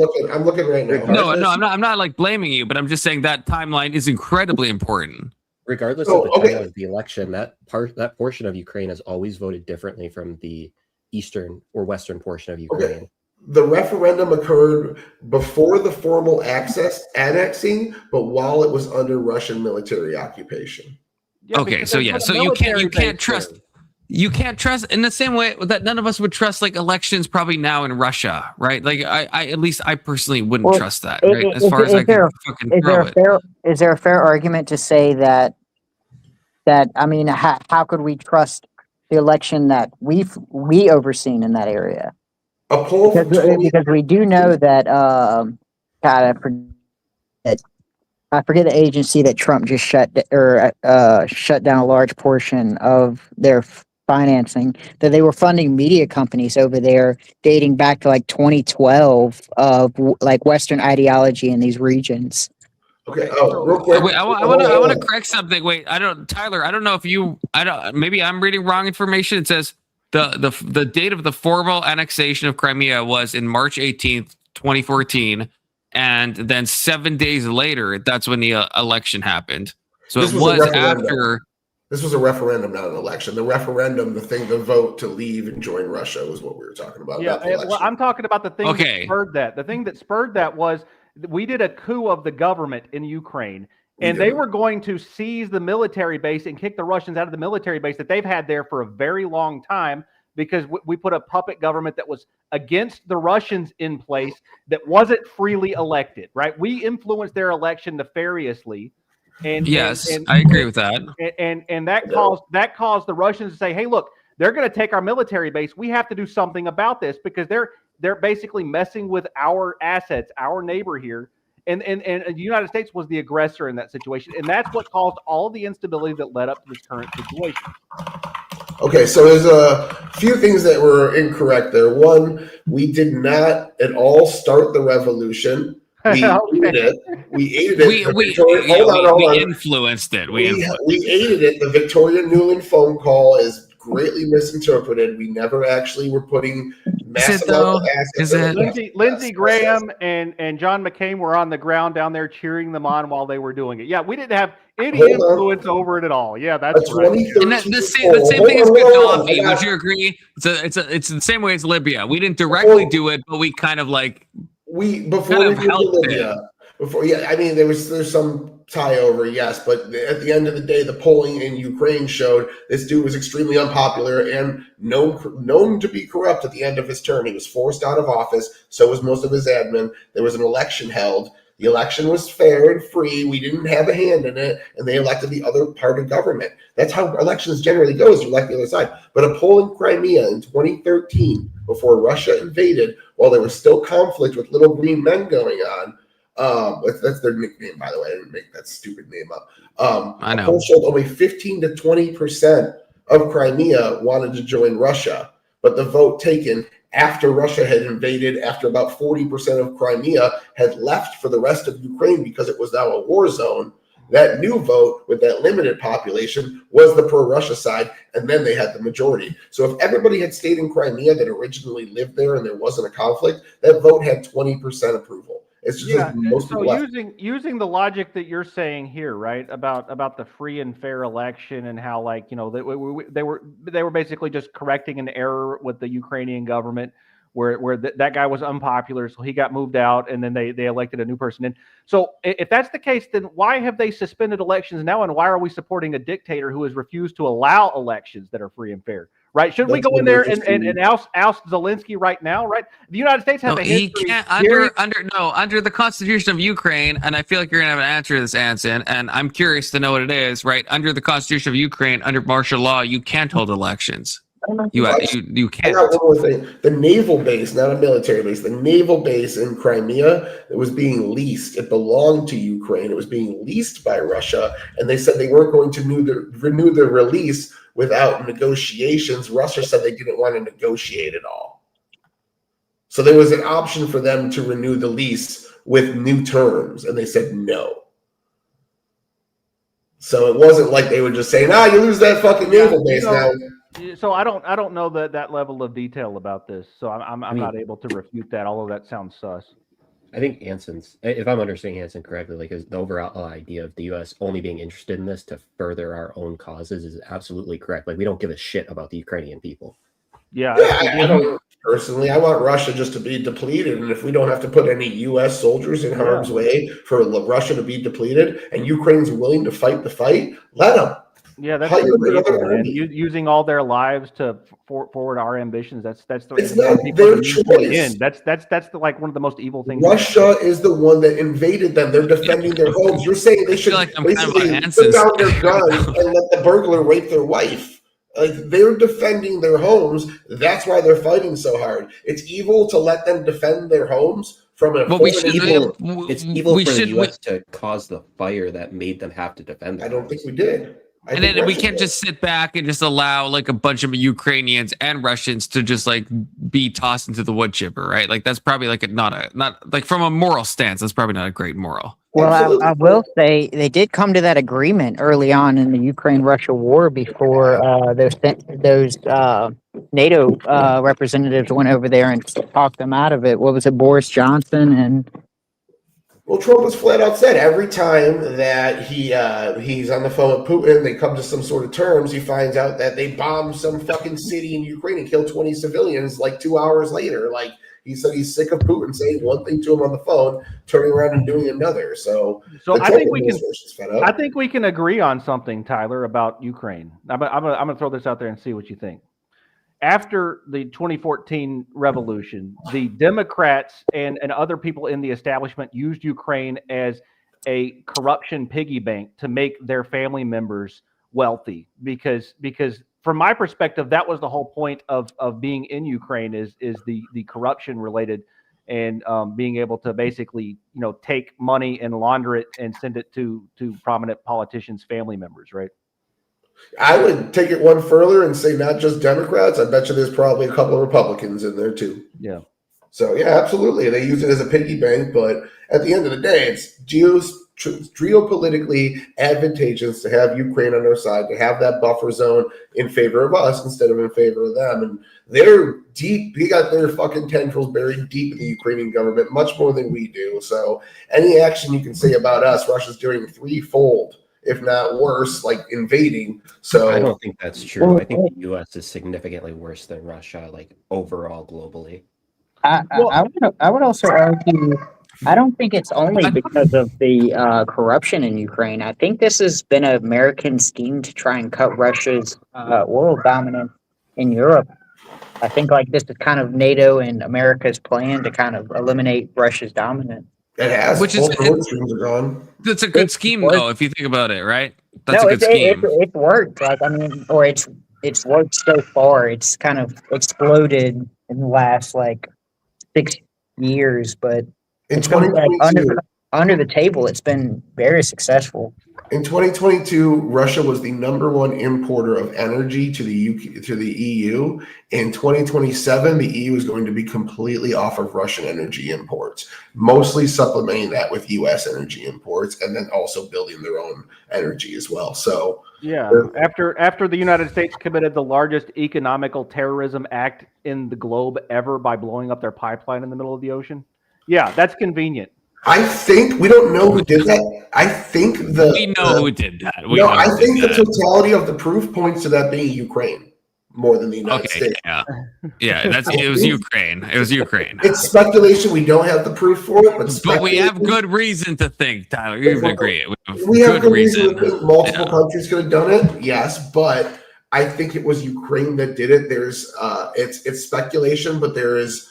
Fuck, I gotta go look into my notes for this. I don't want to fuck it up, but there was somebody that was a military asset in Ukraine that stayed at a hotel one night and never purchased anything else in that town the next day. And I don't remember exactly what it was, but I think speculating that it was Ukraine that did it. Because it's not like a big job that only the U.S. could have done, like a bunker buster. Like you just going underwater and fucking blowing up a pipeline. It's not that big of a deal. Any government's capable of that. Yeah, I really wasn't planning on talking about Ukraine. I'm kind of over all of it, because I'm so black-pilled on everything now. I'm just eager to let Trump, fill out the shoes of the Bushes and make the Bush family proud the last couple of years he's in office, because that seems like his goal is to just go full neocon, right? I mean, Lindsey Graham's basically giving him a reach around right now. So Trump? Oh yeah. No, he's what's it called?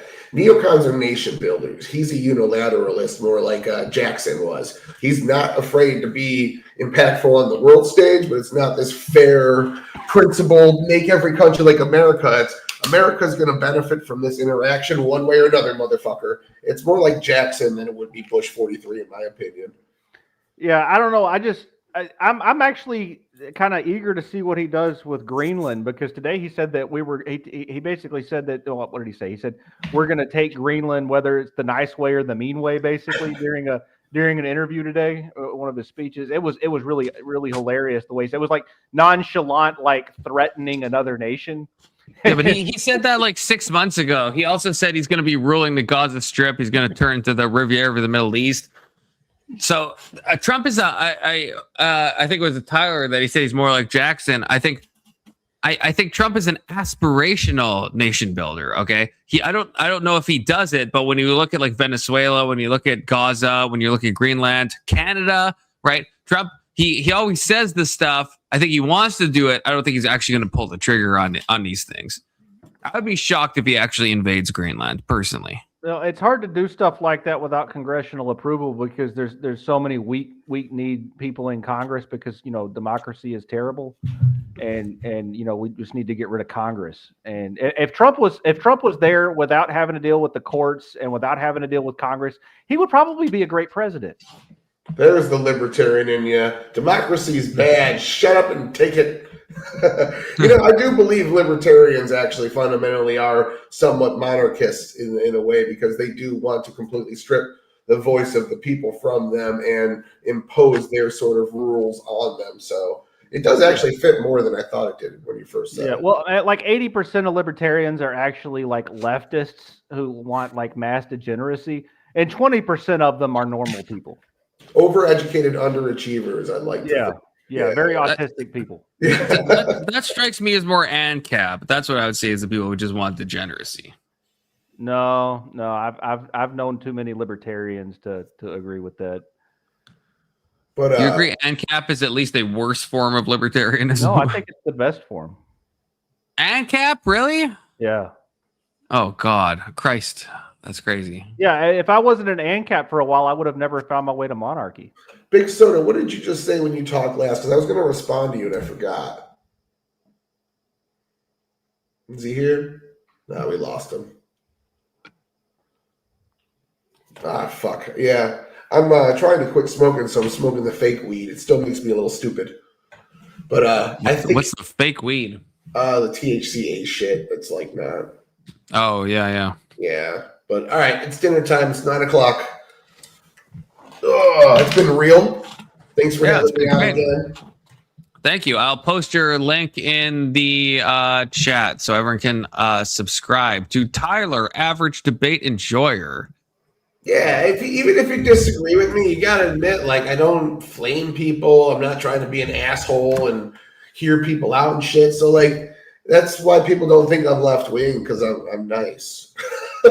Yeah, well, you actually know what you're talking about, and you actually take time to care about like learning the talking points, and you admit when the left is wrong about things. Like you're way more fair than most leftists. So I appreciate you. You're like Confluence. You're a good leftist. Disavow that. But yeah, everyone subscribe to Tyler. And thank you, Tyler. Appreciate it. Does more damage to the message if like you're just a cunt that says like all voters are stupid, they don't know shit. You need to listen to me. I'm the enlightened one. That just makes me dislike people and not want to listen to them. So I'm not gonna be like that. But stay up. Oh, I'm glad he's gone. Thank God. I'm just kidding. Hey guys. Yeah, so enough of Russia. Oh, Big Soda's back. Big Soda's back. I was just gonna say I'm gonna go spend some time with the little ones and the missus. Oh, you're taking off too. Jesus Christ. Okay. Man, we haven't got to Sam Harris yet. Fuck. Family, family people. I understand how family could be more important than my YouTube channel. I get it on at least some level. Okay. Still don't like it, but yeah, as long as it's like a partial level, then give me that. Yeah, it's a partial level. Well, come back if you want, Big Soda. I will. Hey, all hail Maduro. He's a no-nonsense leader. Just wanted to give him one last shout out before he disappears in an American prison. That's true. Free Maduro. Free Maduro. Bye, guys. Y'all have a good night. Take care. And then there were 3. You like how I'm being left-wing coded today? You're being like Anson coded, which is like kind of like a mix, a medley of so many different conflicting stances. So it's really hard to kind of nail you down, Yeah, I don't want you to nail me. I'm not into you, dude. Wow. Well, tell me how you really feel, Anson. Come on. I thought we had a connection. Yeah, I only do that with chicks, man. I mean, pagan's all right, but just not with a dude. Whoa, okay. Wait. Where's Marilyn when I need her? There we go. Disavow. Well, you say that. that's all right with Disavow dudes, then you're good with dudes? That's weird. No, that's not what I said. That's emphatically not what I said. Okay, not what I said. Keelan, do you have any thoughts? Because probably the next thing is to move into the Sam Harris thing, which is what the title of the stream was. But then I'm always down for all sorts of distractions. So, Keelan, you got anything on your mind? Anything that was said that is triggering to you? And we have the one, the only, the aggro. Oh, he's feeling mad today. Yeah, you can't leave me out to hang me out to dry like that, Something like that. Good. Yeah. Egg is here. What's up, y'all? How's it going? Do you have any thoughts? You or Keelan? I feel like Keelan's been very reserved. Egg, you just joined, so like any thought about anything we've talked about, really? No, I'm not smart enough for these conversations. Well, neither am I, especially when I'm looking at this silhouette that Anson is putting. Anson always just the nonsense of his profile pictures. The absolute. Well, I think it's kind of a shitty representation how he carried out what we did with Maduro and Venezuela. But I mean, I don't know. I'm kind of in the middle on that one. I think we could have done it a little bit more diplomatically and not just going there in the middle of fucking night. But that was kind of sneaky and dirty, in my opinion. It's not how we really should be presenting ourselves. But yeah, but we wouldn't get. I don't think we'd get him otherwise. That's the problem. Like, I don't think there's a level of talk where we would get him. You know what I mean? I don't think there's a level of diplomacy where they're going to surrender. That's the other part of it that bugs the shit out of me is like we just singled him. Like, granted, Trump said he says he's going to do a lot of things, but like he just just all of a sudden. It's like, you know what, let's just fucking do it. We already got people, we got ships in the Gulf there. We got all these people, and let's just fucking go ahead and just get this guy. It's like, why did we single him out and not a lot of other major shit going on right now? Maduro has to be like one of the last South American leaders who leads us right back to Che Guevara, right? Like, he's part of that revolution. He would have never have been like, okay, I give up. Yeah, that's the thing. It's like I agree with Ag that maybe it's not like the most important target, but it's also a target that I don't. If you wanted Maduro, you're not getting him any other way than going into the night and fucking getting him. Don't misunderstand. I'm not saying that he's irrelevant and that we shouldn't have done anything about it, but I just think the way we carried it out in the middle of the fucking night. You know what I mean? Like, just kind of sneaky and dirty. I mean, I guess it wasn't too sneaky with all our ships and people there, but, in the middle of the fucking night like that and just, shut everybody's power off. And I don't know, man. Just kind of sneaky. But if you want Maduro, where the other option would be like a amphibious invasion on Venezuela, which I think we wanted less people dead while trying to get on. Right. Yeah. And I think we minimize the amount dead, right? Whether I think someone said it's 20 confirmed. I think Big Soda said that. And I think Tyler, I think it's 60 claimed, but that's still like a low amount. I mean, to get the fucking president, right? That's why I say I'm kind of in the middle on it. I mean, it's tough, man.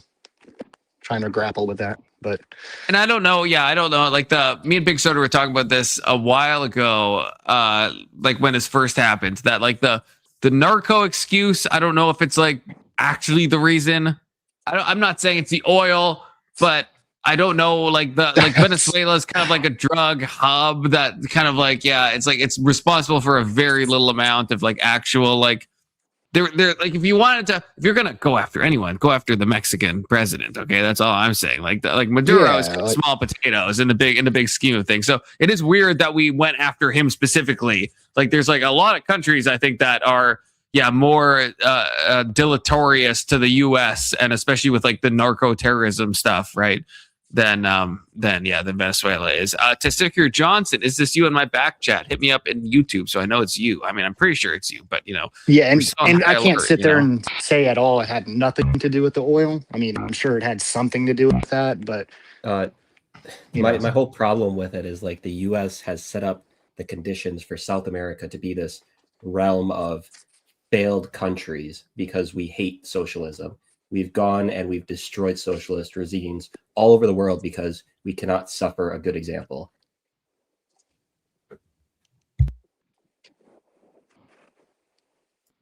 Oh, hey, sorry, I didn't realize I was added. Sorry, I'm trying to figure out how to spell Maduro to correct my banner. I always fucking misspell it. Maduro. Maduro. Okay, yeah, I always fucking spell that wrong. Maduro. I actually kind of agree with what I'll just call you Aggro. I can't pronounce your actual. I think I agree with a lot of what you're saying. I don't think Maduro was a good person, and I think his approval rating was at 10% or something. He lost his last election. That's why this is a complicated thing, because I think the UN and stuff, and definitely the US doesn't recognize him as the actual leader because he fucking lost. I agree, but also this isn't, and I think this makes it legally more dicey. But there wasn't even the pretense of we're doing this for democracy or because he's a dictator. The press conference right after they took Maduro, Trump was straight up just yeah, we're gonna run the country. It's our oil, it's owed to us essentially, it's ours, right? And to me, legally, that makes it actually worse because you don't even I always used to hate the hypocrisy of oh, we're exporting democracy and it's all this stuff, because for me I'm it's clearly a lie. They want the resources, they want to set up kind of not a vassal state, but what the US has done all throughout its inception.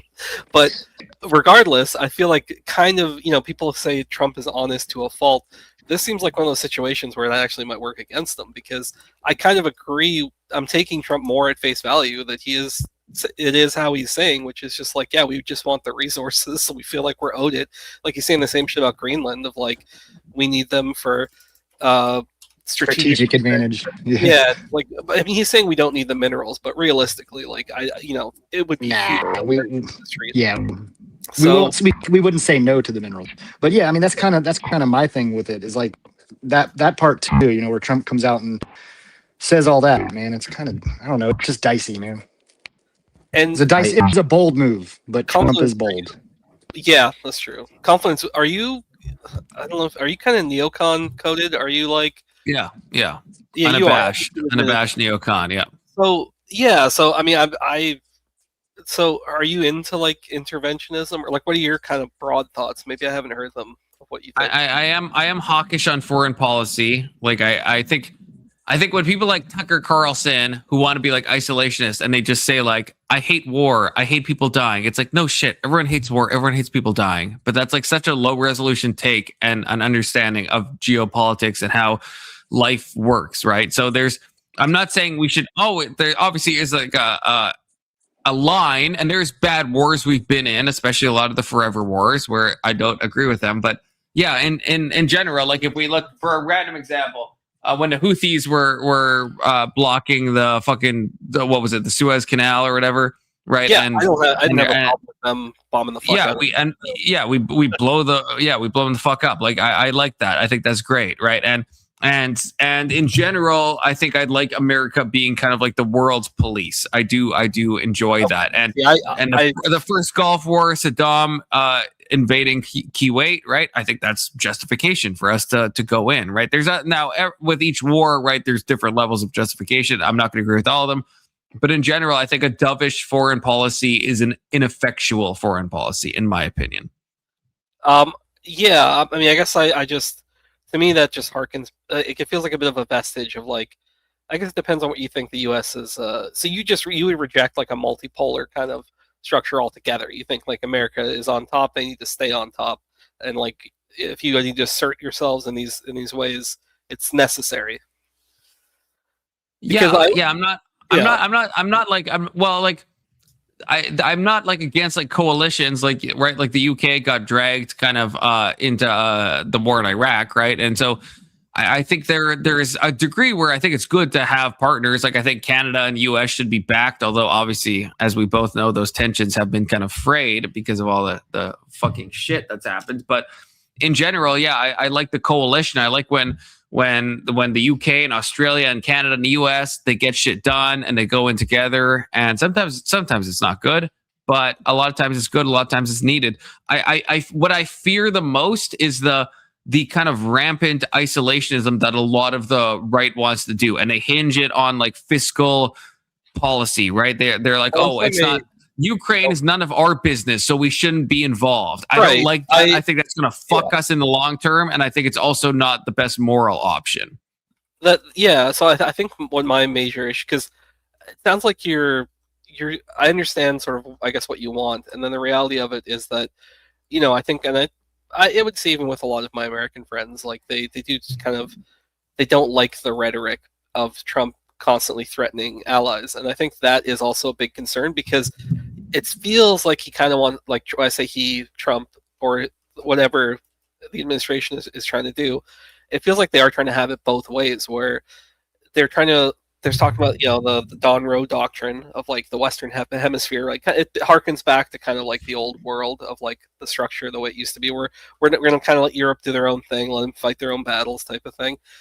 And at the same time, they are like alienating their allies. So it's like, but then he's also, saying like, oh, Venezuela and Greenland, he threatened, I think it was a total of like 5 or 6 countries, right? He's threatened Iran. Maybe there's some more justification. Like Colombia and So it's like you're kind of like burning, or I guess spurning your allies, and at the same time you're saying that we're going to like, this is kind of the new status quo. This is what we're going to be doing going forward, and it doesn't feel like you can really do both. You kind of can't like bite the hand that feeds you, so to speak. And I say feeds you, I understand that the U.S. is bigger than all of its allies and all these things, but if you're not going to work in this coalition type of fashion, I don't know exactly how you expect to also then be able to rely on them for when push comes to shove, when you're gonna, if moving forward, this is the new status quo where you're going to insert yourself into the world affair again, or world affair again. So. I completely agree. I am hawkish on foreign policy, but I don't like how Trump is doing it, and he's also trying to like walk 2 lines of like the no new war thing, but then also doing like a ton of like war adjacent actions, and it's like what. So I don't like that. I don't like threatening Greenland. I don't think that, like, when I say hawkish, obviously, like, it depends on the nation. It depends on the situation. If the U.S. invades Greenland, I think that's insane. I think that's absolutely insane. I don't think that's actually going to happen. Like 20 people over there, that would be insane. Yeah. That's also kind of a red line, because Europe has reacted particularly strongly, because like they are a NATO country, like, but even if they're right.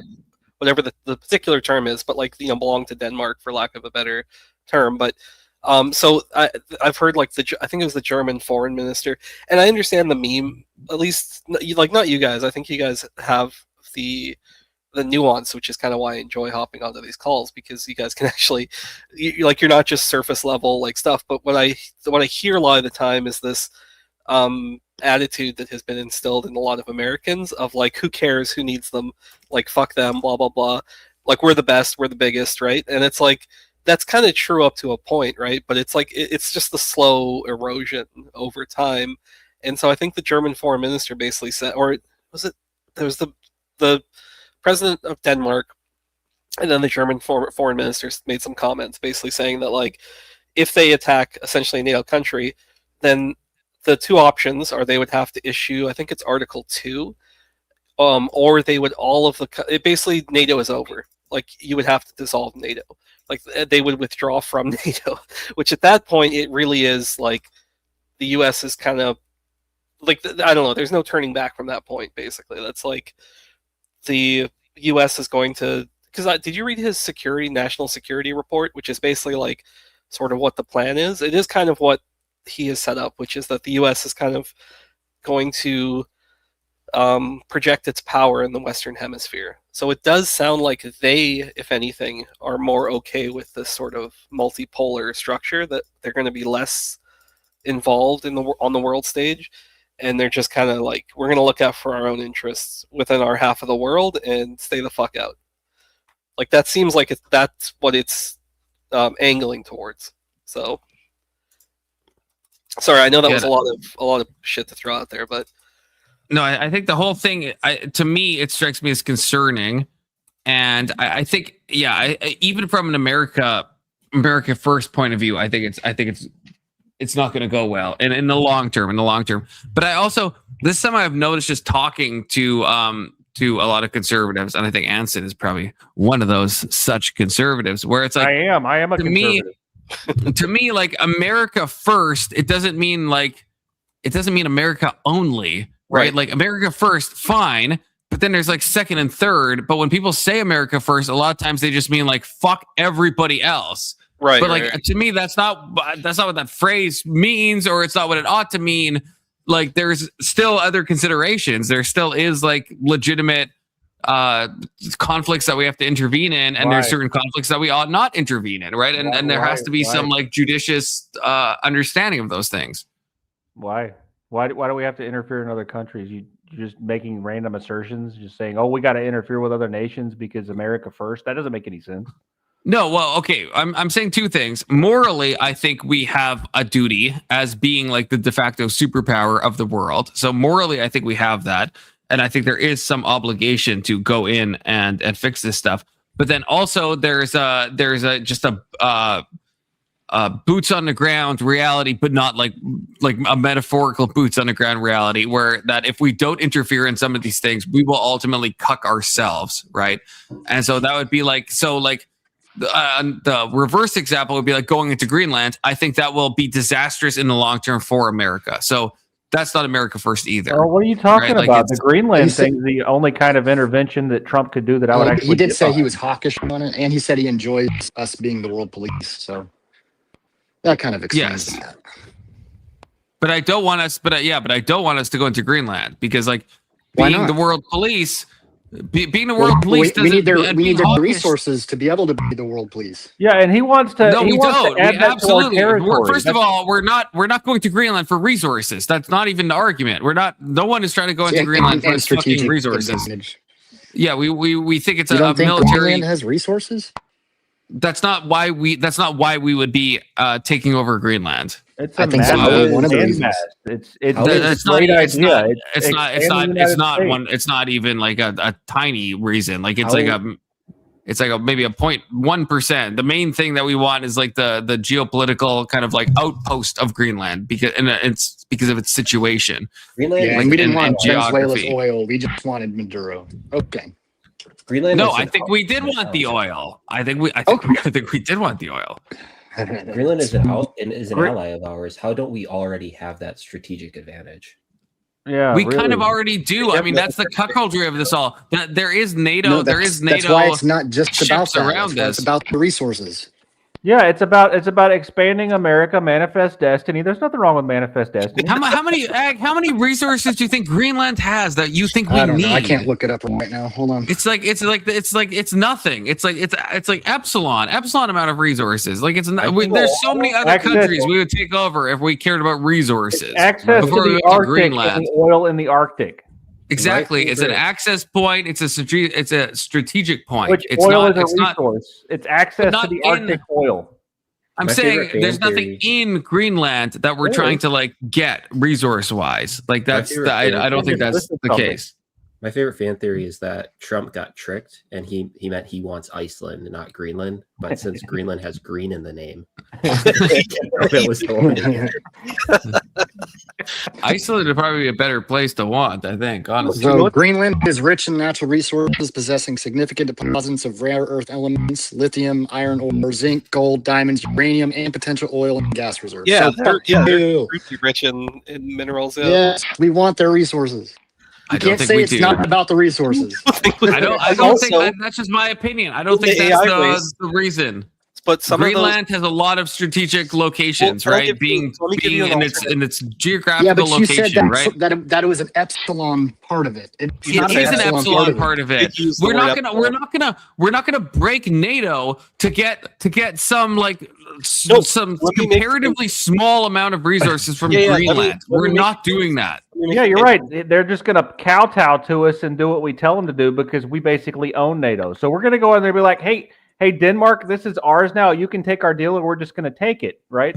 I mean, because we're the 800-pound gorilla. We're the superpower. According If to you you, think we have that's how it's we gonna have play we have a out- responsibility that would be on that occasion would be the to smartest shift our way weight too. around. We don't want to. We won't have to take it if they just give it to us. Yeah. I feel like you guys are taking me saying that we're the world police to mean that we should do everything. You know, even if we look at the Nah. analogy, police Don't say means you. Yeah, but that's retarded though. When like police, Yeah, there's your police. Like think arbitrary- about the analogy. your There's police in arbitrary real life. standard I don't is think the retarded. police. I don't think the police should be able to go into anyone's home and take whatever they want, right? When I say we're the police, Well, if they I'm have a using that warrant. analogy in a fair analogy, right? You have to look at real world police. There's stuff that they have to follow. There's stuff they shouldn't follow. So I'm not by American police. I don't America being the world police. I don't mean we should just go into any country we want and just like start wilding and just start like just doing take out their- anything. Greenland- That's like I have not a what I'm saying. That's question. not what the analogy means. It's not what being Snatch up hawkish the on leader. foreign policy means.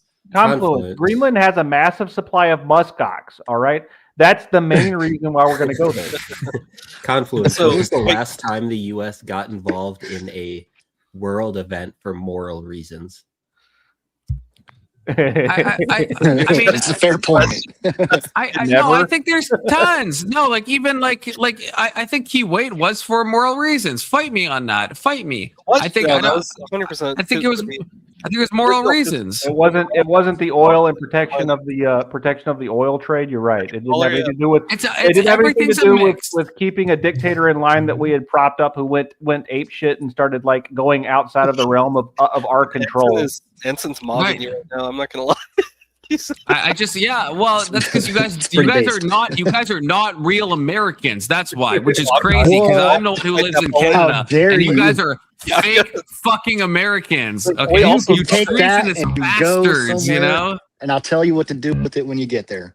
So Confluence. I'm a heritage American. My ancestors, the first Knowles in the United States, fought in the Revolutionary War in George Washington's army. So fuck you. Oh, Damn. Yeah, well, you're a That's fucking Quincy right now. You're a fucking Quincy because you're going Oh, against hell your no. own country. Okay, going against your own country. Not every action America does is like self-centered. That's like so like Hassan pilled. It's crazy. I don't know how all of you are agreeing to this. I want to get a point out here, and I want to make the argument because this is sort of maybe to expand it out a little bit. Why I think that the resources in Greenland are actually, if not vital, like extremely important on the current trajectory of the U.S. So, if you look at China, this had happened a couple of times, but once the tariffs and stuff were introduced, China has a lot of friendly relationships with African nations, which is where they get some of their shortcomings. China has a bunch of rare earth minerals and things like that, but they kind of control the flow of them for the large part. And what America should have been doing was also making inroads with African nations as well as India. Like America should be best friends with India. So like any antagonism with that doesn't make sense to me. But instead, China has secured a lot of these mines and these like contracts and things like that. So if we then view it like considering the entire U.S. economy is kind of hinged on the whole AI race right now, and China, what is it? It's something fucking crazy. Like 90% of the most advanced superconductors come out of Taiwan, and something like 60 to 70% of all semiconductors are from Taiwan. Like you don't understand exactly on what scale, and considering your entire economy right now is sort of based on that. And I'm not saying obviously China doesn't own Taiwan, but there's always that talking point of like, if China were decided to seize them, what would happen? So I think this is actually a move for the US to become less dependent on that sort of status quo of like in case, or it's a contingency plan. Like strategically there does make some sense geopolitically to get those resources from Greenland. Yeah. And say Yeah. that Getting the resources from Greenland would just be a byproduct of us getting Greenland. Yeah, and I know that was very long-winded, but I'm trying to make a logical argument. I understand, but it's just like there's so much. This is like some like who's that fat fuck that does like John Bowling Candy? for Columbine? What's Michael not Moore. John Candy. Michael Moore. This is like his argument with like all of this shit, right? It's like I'm not going. It's like so. It's like when we look at like the war in Iraq, right? How much oil did we actually take from Iraq, right? Like Like I don't know. that was the theory, right? It's all about the oil. We took so much oil, but we fucking didn't. We fucking didn't. You know why? Do you know why, Confluence? Because we suck at hegemony. We're not doing it right. That's what Trump is trying to fix. That's the cope. Trump is trying to So I fix guess the way we do went to hegemony Iraq for by so many returning years. to the roots and actually taking land, possessing it, and us taking territories. And if we took Greenland, whether we pay for it or take it by force, it will be ours. And it will be a part of our nation, which is something that we haven't done in a long time, and we actually probably ought to do again if we're going to remain a superpower. I'm saying the reason that Trump is eyeing Greenland is not about the resources. It's just not. I vehemently disagree. I don't know. I disagree. Can it be about all of it, though? It's just not. I said it was one of the reasons. I didn't say it was the only reason, but you said it was an epsilon of a reason, and I'm telling you that it's not just an epsilon of a reason. There's so many other countries. We would go into like all of Africa, which is like, first of all, not NATO, so we could easily take that over without causing like geopolitical instability. Why? That's all the way around the world. Why we can just do it right here? You think the distance is a salient factor in what the U.S. can take over? Absolutely not. Absolutely not. Greenland's right there. Why not start there? It's got a small population. It'll be because Greenland is a NATO-owned territory. Exactly. That would cause the easier. geopolitical fallout. The transition would be very easy. Why not go to like the fucking Ivory Coast and start there? Then it's not even NATO, so then we can kind of justify it. Would be harder to teach them to learn English. Confluence. There are NATO countries that have attacked each other in modern history. Turkey attacked Greece. Most of the west coast of Africa speaks English pretty well. Turkey occupies the island. You got me. Against Greece's will. They're both in NATO. Look, what I'm saying is, if the U.S. it hasn't caused the destruction of NATO. Turkey is like a dog shit fucking nation. We all know this. You're making our point for us. I mean, U.S. is the biggest nation in NATO. Therefore, we have the right. We should have the right to do this. Yeah. To attack another NATO? No, that will dissolve We're not attacking NATO. them. We're just going there and softly taking over. Yeah, it's just okay. Now you're trying to trigger me. You're trying to fucking trigger me. Turkey isn't in Europe. Turkey's like Europe adjacent. I think if you mess with the Danes, then you get more flame from the Europeans. Even though you pay the Dane Geld once, you never get rid of the Dane. Denmark is an irrelevant country. No, Turkey is a country that no one likes. Okay, Turkey has a much larger military than Denmark. It's actually fine. Denmark. Of course, it does. Denmark is like a business, compared to they have all the connections. Epsilon. Denmark is epsilon. Denmark is I agree with that. Denmark military is epsilon. But they I agree all with that. the connections. Yeah. But Turkey with fucking Erdogan and all that, like no one fucking likes Turkey in There's this NATO. really nice word that Americans love. It's called integration. We would just integrate Greenland and teach them English.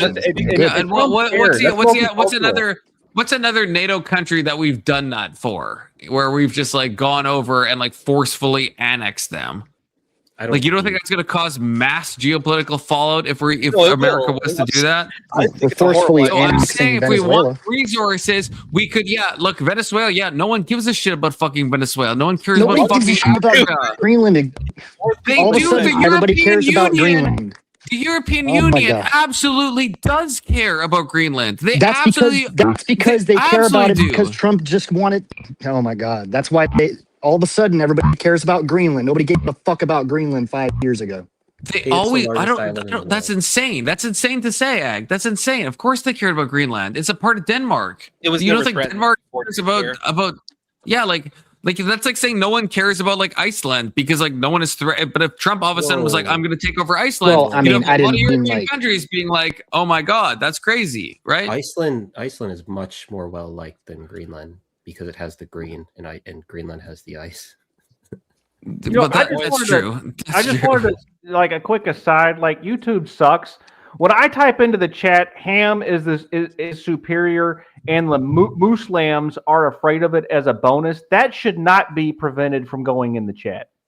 I tried to say hi to Ag earlier, and I used like 5 Gs. All I said was hi Ag with 5 Gs, and YouTube blocked and deleted my message. So YouTube, the algorithm is like so fucking stupid. It doesn't even make sense. I don't even see that how either. Is that, like, I'm not even seeing those messages. If it auto deletes them, I don't see them anymore. We used to see them and we could like choose to show or hide them, but now we don't see them. Yeah, now it just like blocks it fully. It's just gone. Yeah. Do we really think Trump is serious about Greenland? I feel like he's just No, he's serious. I think he's 100% serious, and I hope he takes it. He's not going to do it. He's as serious as he was with Gaza. He's not going to take Gaza. He's not turning to Riviera. Yeah, well, and Greenland. Yeah, I mean, admittedly, Greenland is different than like Venezuela. They are NATO and all that bullshit. Well, y'all are actually not serious. I'm actually being serious. NATO is way more strategically important than Venezuela is. And if we took it, it's got a small population that would be easy to pacify, and it would be hegemony done the correct way. It will become a U.S. territory. Yeah, a soft takeover. Listen, I believe everything I just said. I'm just saying. I'm just adding the caveat. I don't think it's going to happen anytime soon. I hear you.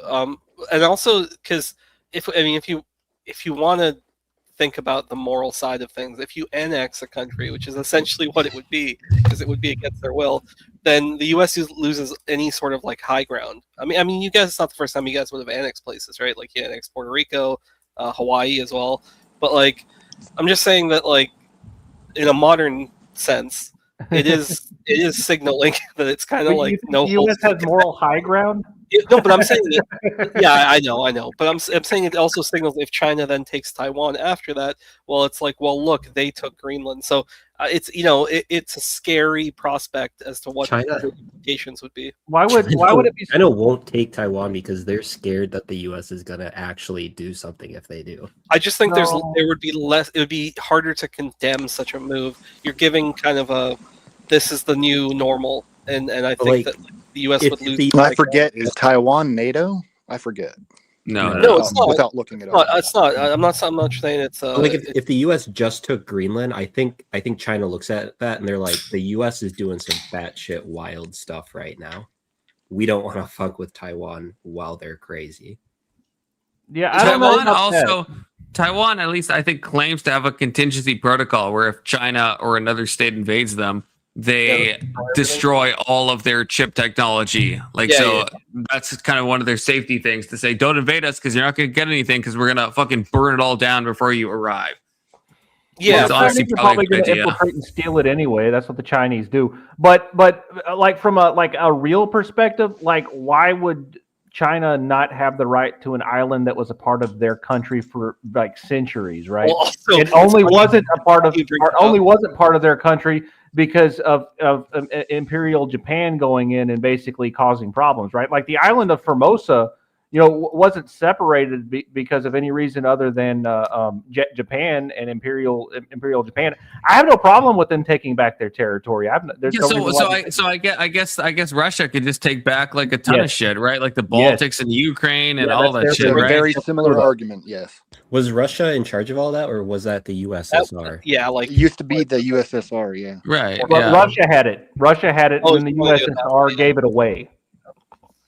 Well, I don't know about gave it away. The fall of the USSR. Yeah, they allowed them to. No, that was before that. It was before that. Khrushchev made an administrative gift to Ukraine, a large portion of Ukraine's landmass. Ukraine was cut out. Just Ukraine. I was speaking more in general about like all the other countries. Haven't you guys seen when Putin got interviewed by Tucker Carlson and Putin did like an hour-long monologue about like the history of Russia and like all the territories it used to own? Yeah, he basically said we own them. Yeah, we do. It's theirs. But that's some stupid shit, right? That's some stupid shit. We all agree that's some dumb shit. No, it's not. What's the argument for China? The U.S. does technically also recognize the one China policy. That is no. Wait. It's 100%. No. The U.S. We don't. No, Tessier Johnson, you're confused. We recognize the one China policy with Hong Kong and China, not with Taiwan and China. No, in regards, you're talking about Hong Kong. There was some documents signed. They did sign a separate agreement for Taiwan specifically that if either side tried to take it by force, there would be intervention from like each superpower. But if you look at it, the U.S. does not reject the one China policy. They recognize the one China policy. The U.S. recognizes Taiwan as a country. They don't. It has a very They specific. recognize their sovereignty, I think. Yes, but it not is like, sovereignty. It has a specific title. They don't recognize them as an independent nation. So there used to be an independent. Okay, now I gotta fact check this, Sticker Johnson. Please look it I up. think you're thinking of like the one, It was something that was I think you're signed thinking in, of Hong like, I wanna Kong. say I think you're thinking of Hong Kong. No, No, in the it's- 70s. In the 70s, Nixon opened up China, and he did that by agreeing to this arrangement where Taiwan wasn't considered separate. And we actually had a separate ambassador from Taiwan to the United States, and that was ended as soon as we made that agreement with them. Yeah, that's exactly correct. Yeah. Because we don't recognize them as a separate nation per se anymore. It's a more nebulous kind of arrangement where we recognize them as a part of China. Okay, Yeah. actually, okay, I'm looking at maybe I'm wrong. I'm looking it up. Hell yeah. Yeah, I think you're right. Okay, Go I on. concede. I concede. That's crazy. So I'm saying there's more of a justification for trying to take Taiwan. But then why is that Nancy Pelosi, when she was like flying to Taiwan, China was like, we're gonna shoot down your fucking jet. So like, why are we even going? Okay, that's a simple answer, Confluence. The answer is called Raytheon and money. There you go. Yeah, I think I agree with that as well. But so I mean, it's tongue in cheek, but I think that there's more of an argument for China to take Taiwan than there would be for the U.S. to take Greenland. So I honestly didn't. I thought China was like. I thought China backed Taiwan. Now maybe I don't like the U.S. being the world police anymore. I feel like I have to question that because I'm very like Taiwan pilled. It's Hong Kong's one thing, but yeah, that's crazy. Yeah, there's a judge. There's a link in the description or in the pinned comment for you to join. You have to cam up in the back chat. No one will see you on YouTube. You have to cam up and do a series of hand gestures, which I will not tell you now. Only when you come on cam, but no one else will see you. Okay. Continue on. I used to work with the son of the last ambassador from Taiwan to the United States. He was a guy I worked with for about 5 years, and we talked about this frequently actually, and that's the only reason why I knew some of that. Is that a real thing, Anson? You actually did work with him? Yeah. Oh shit. That's pretty cool. Well, that's cool. I feel like you have all these little tidbits. Like if your worldview wasn't such a weird mix of everything, I feel like you live such an interesting life. You should write a book or something. I know. Anson like drip feeds. I've talked to Anson like I don't know, like probably like 50 panels, and it just I get drip fed new information kind of each time. I feel like half the time Anson's just bored. Like I don't know. He's so fucking smart for all this shit. That's actually true. That's the only reason I'm here is because I'm bored. Is that not the reason we're all here in a way? If you think about it, Yeah. Well, I actually used to do shit. So like this is like really low bar for me. I used to do shit. So. And I don't do shit anymore. I used to do shit too back in the day. Yeah, me too. Yeah. I remember those I would days. do something else if I literally had anything. I remember doing shit. Oh, also, I didn't mention. Good I mean, this doesn't matter, but I'm on vacation this week, so I'm just saying that like it's been nice chatting with you guys over the past week, but starting next week, I'll probably be able to hop on a little bit less. Oh, disappointing. I've enjoyed having you around, Sticker Johnson. Despite what it seems like, I do in fact have a job and I do work it, but I couldn't get any time off for Christmas, so I got time off like first thing in the new year, so I took it. But yeah, just FYI, it's not that I hate you. I'll still come around. You just won't be bored anymore. Hey, I'm glad we that get you're it. taking some of your vacation time and spending it on the Confluence YouTube panel. Okay, I take that as a W. Okay. I mean, sure. I've been doing other things, but yeah, if you want to, if that's what some of the time has been spent on the Confluence YouTube panel. That's all I'm saying. Absolutely. Some of it. I'm taking that as a W. Okay? Let me have my W. An epsilon amount of time. Fuck off. Especially when it's like 2 a.m. Like, how did that conversation go? I just couldn't with Wildheart. Like, he seemed like a nice guy. I don't know if he was just drunk, but like once he repeated himself for like the 10th time, I was just like, bro, I don't know. Yeah. And then you guys just kept. Going. Someone. I think it could have been Ag. I think asked him if he had drinking pints, and he's like, it doesn't matter. So that makes me think he was imbibing in some pints. I love Wildheart, so there's no shade in that. But I think I'm not insulting that personally. But I've been drunk on panel myself, so yeah, absolutely no shade, But I think he was a little inebriated, which is Gucci. That's fine. That's fine. But yeah, I think that explains some of I it. think Anson would say that's degenerate behavior. I think that's shouldn't be drunk. Oh yeah, Anson doesn't drink, right? No, I'm an alcoholic. Oh, no, so that's not true. That's not true. No, it is true. I'm an alcoholic. I can't drink, or else it'll ruin my life like it has before. Oh, it's one of those. Oh, you're like you're one of those like AA coded people. No, where it's I like don't go to AA. Those people are fucking weird. Yeah. He just understands that once he starts, he can't stop. Yeah. Yeah. I just don't do it. But you still identify as an alcoholic, Yeah, even because though I am. I'm absolutely an alcoholic. The first time, once an addict. Yeah, once an addict. I got alcohol poisoning. Base show. Anyway, Anson, you watch this? Louder Milk? It's base show. It's base show. Yeah, I think I watched that. Wasn't that like it was really good for like the first season, and then it got all weird and feminist after that, and I couldn't stand it. Yes, it got so woke. It got so woke at the end of it. It got so woke. It's incredible how woke really it. Good But it was a good show. Yeah.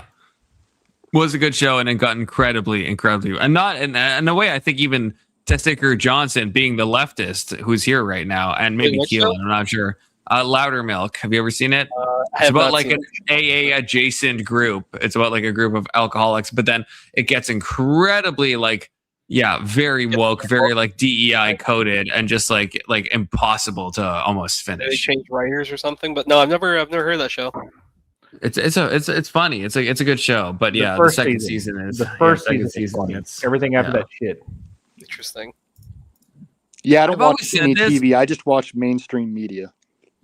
Yeah, I always am watching. I have CNN on at all times. That's how I, yeah. Wasn't it Anson that said he wasn't Anson? I don't mean to be degenerate, but I think Anson said he jerks off to CNN. So I just have to. I can't find the chat, but I'm pretty sure Anson said that earlier today. So.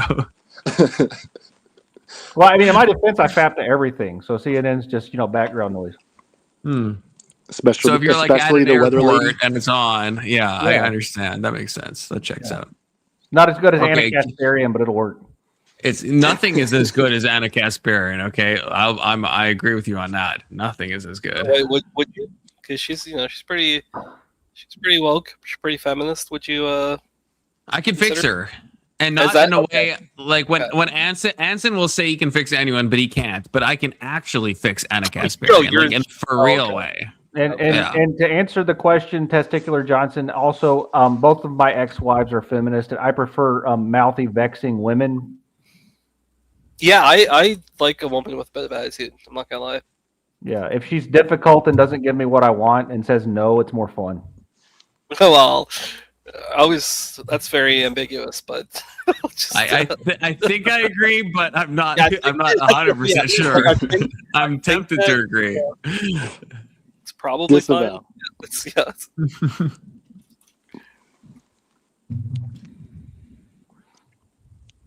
Okay, so Venezuela and Maduro. Okay, we've beaten that dead horse. Okay, anyone have any new topic? I mean, we were supposed to be talking about Sam Harris, but if there's a better topic to talk about.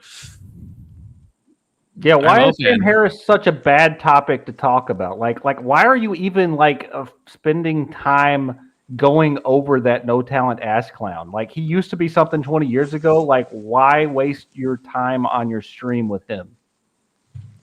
I don't know. I think Sam Harris is coming back around a little bit from what I've watched. I'm only let me check. Yeah, only 20 minutes in. Okay, so it's about 10% done. But I think he's coming back around. I think he had some Trump derangement syndrome, COVID derangement syndrome, and related things, but he's slowly coming back into the fold. Okay, that's what I think. So I'm always maybe I'm Christian pilled, always open for redemption. Which is why I talked to MC Nemesis just yesterday and was trying to convince him to Discord me, because I always think there has to be a path to redemption. Okay. Oh, I was going to say. He didn't unblock you yet? No, he didn't unblock me. I tried, though. I tried. Okay, Bishop has entered the back chat. I don't know who this is. Bishop, give me one of these. You're doing a camera up right now, brother. But you got to cam up and do some mudras for me, okay? Some hand signs, and I'll let you up. the system has been working. I will say, okay, the system has been working, which Ag, to your credit, you were the one that taught me the system, so I have to give all that credit to you. Otherwise, I'd probably be fucked a million times over. Yeah. I didn't. It's not. I It's kind not of a bit 100% naive. perfect, but it definitely works. Yeah. Like our buddy Eduardo. Rip Eduardo. Okay. Which I still think is MC Nemesis. I still have that belief. The timing is, and Emmett actually told me, I think it was Emmett, that he has like done what he did to my channel to other channels. And it was like 2 days after he blocked me that Eduardo showed up. So I actually think it might actually be MC Nemesis, but I don't know. I don't know for sure. Oh, Bishop's getting his shit together. He's got a profile pic. Okay, Bishop, I don't know who you are, but you got a camo. What is this? What did you, why Anson? Why do you do this stuff to me? I'm going to like move you onto the bottom just so I like, it's not as like prominent. Okay, there we go. What the fuck? I don't even know what I'm looking at right now.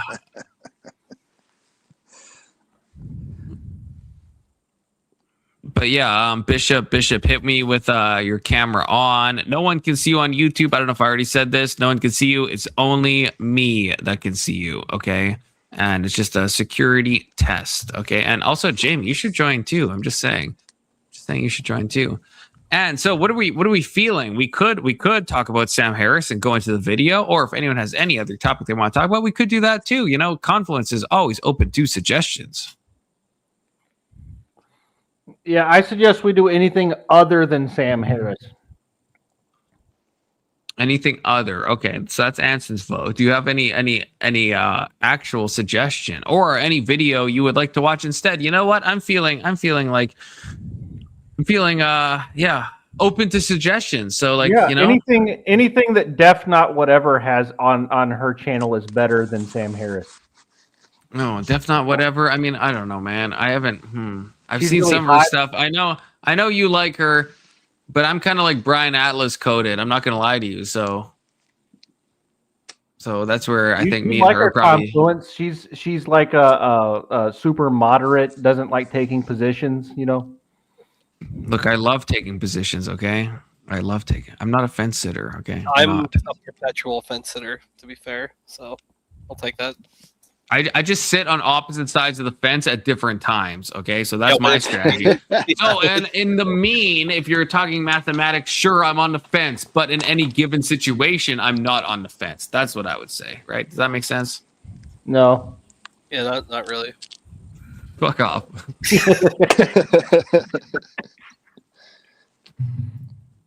That's based. Yeah, I guess I got a little bit of time to kill.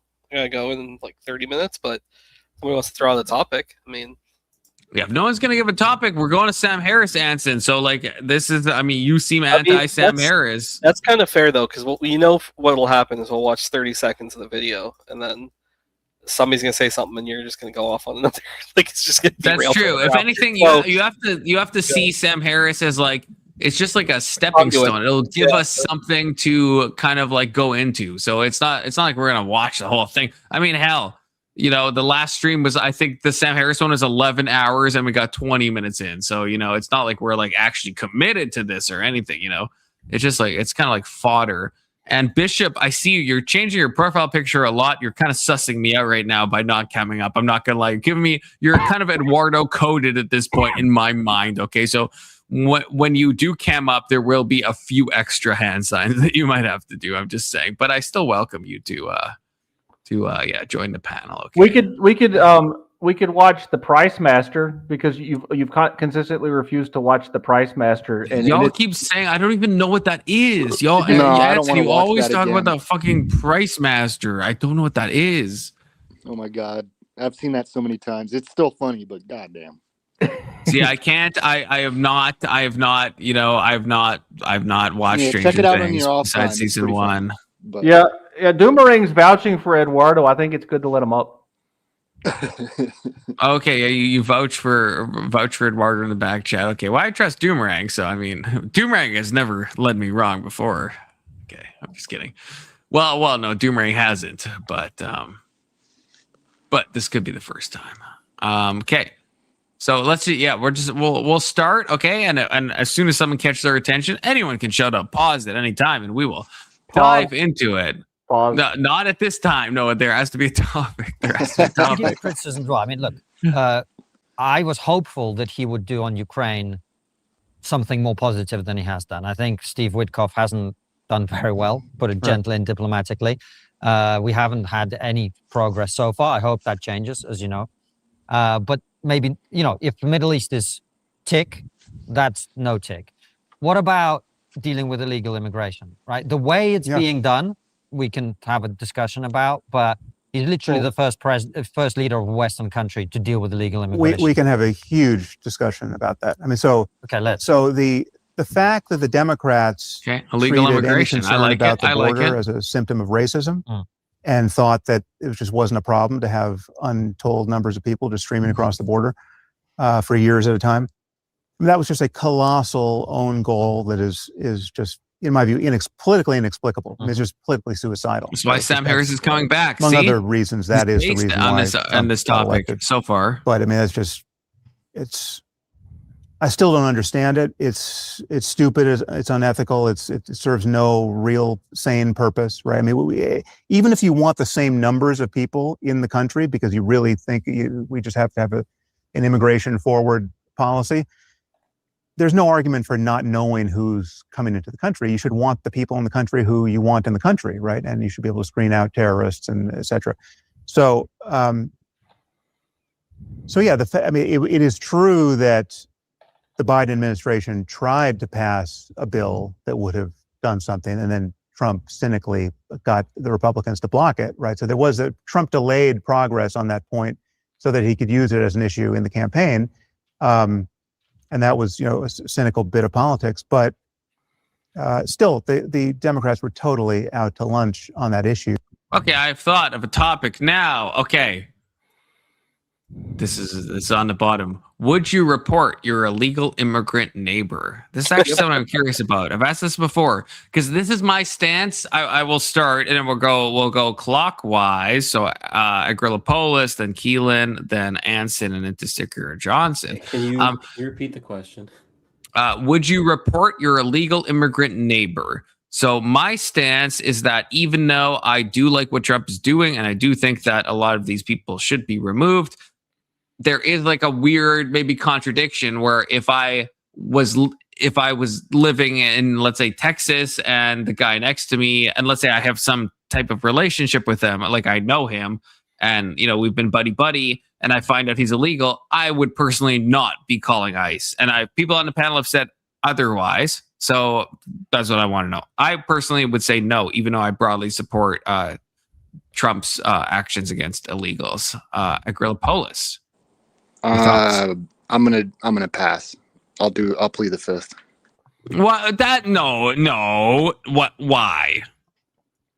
I don't know. It's just a lot of explaining. It's kind of like you said. It just depends. But I mean, if you're talking about like a house full of illegal immigrants and there's fucking loud music all the time, and there's just people and the parties and shit going on, which I have experienced, possibly.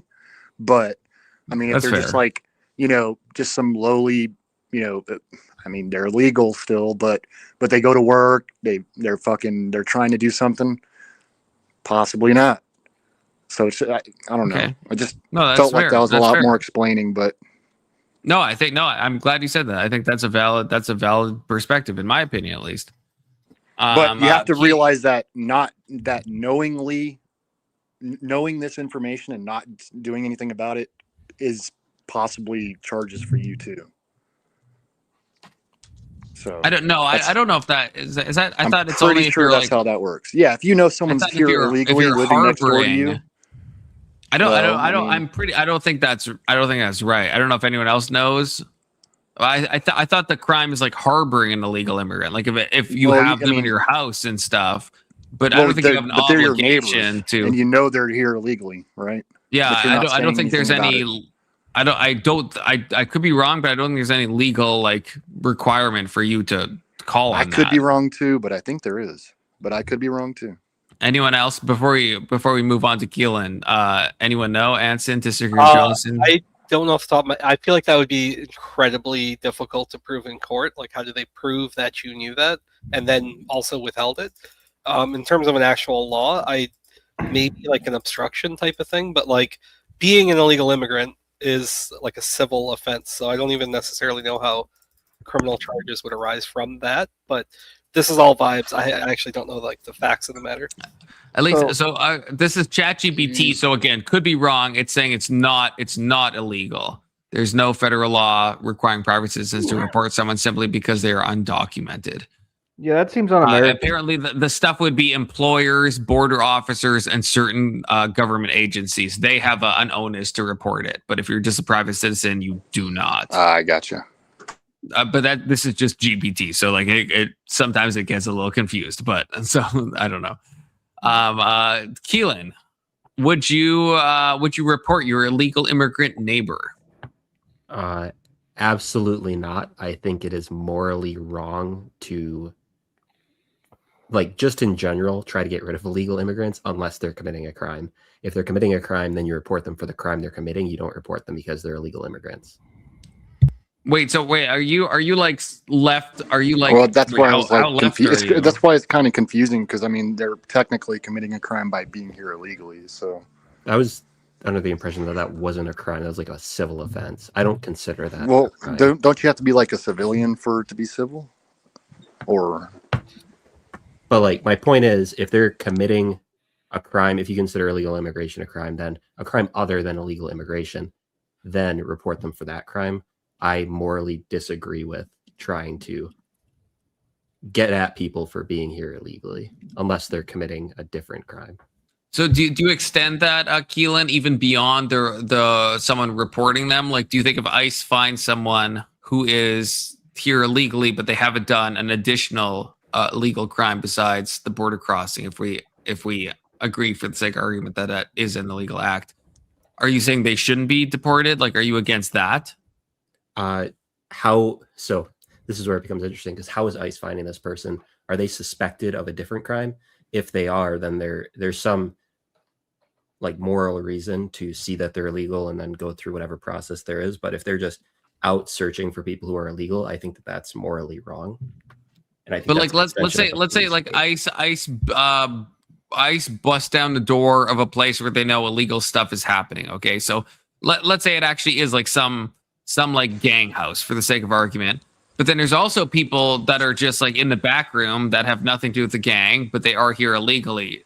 Should ICE deport those people, or should they just deport the gang members that are actually like breaking laws? So morally, I would say they shouldn't, but there's no there's no argument to say like there's no reason for them to be there because they had a reason to be there. So if they deport them, then I wouldn't have an argument against that because they had a reason to be where they were at that time. in a gang house too, and they had nothing to do with the gang. I mean, come on.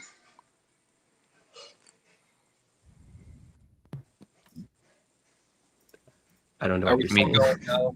Going over opening statements? do I get to go now or what? Well, yeah, I wanted to see if Keelan was going to say anything to that, but if he doesn't want to, that's fine. I didn't really understand the prompt for me there, I guess. That's fine. So what you're saying is that you don't think it's morally correct, right, to deport somebody, even if ICE finds them in a normal way where they're not like doing anything that you would consider immoral, like the example of the gang house. But if they find someone who isn't directly breaking the law, you don't think ICE should morally be able to deport them. Am I right on that? Morally, yes. But if they're at a gang house investigating illegal activities, which I don't know if ICE investigates illegal activities like that in the first place, then I think it makes sense for them to, if they find illegal immigrants, say, okay, we're going to deport them because that is how the law currently works. Okay.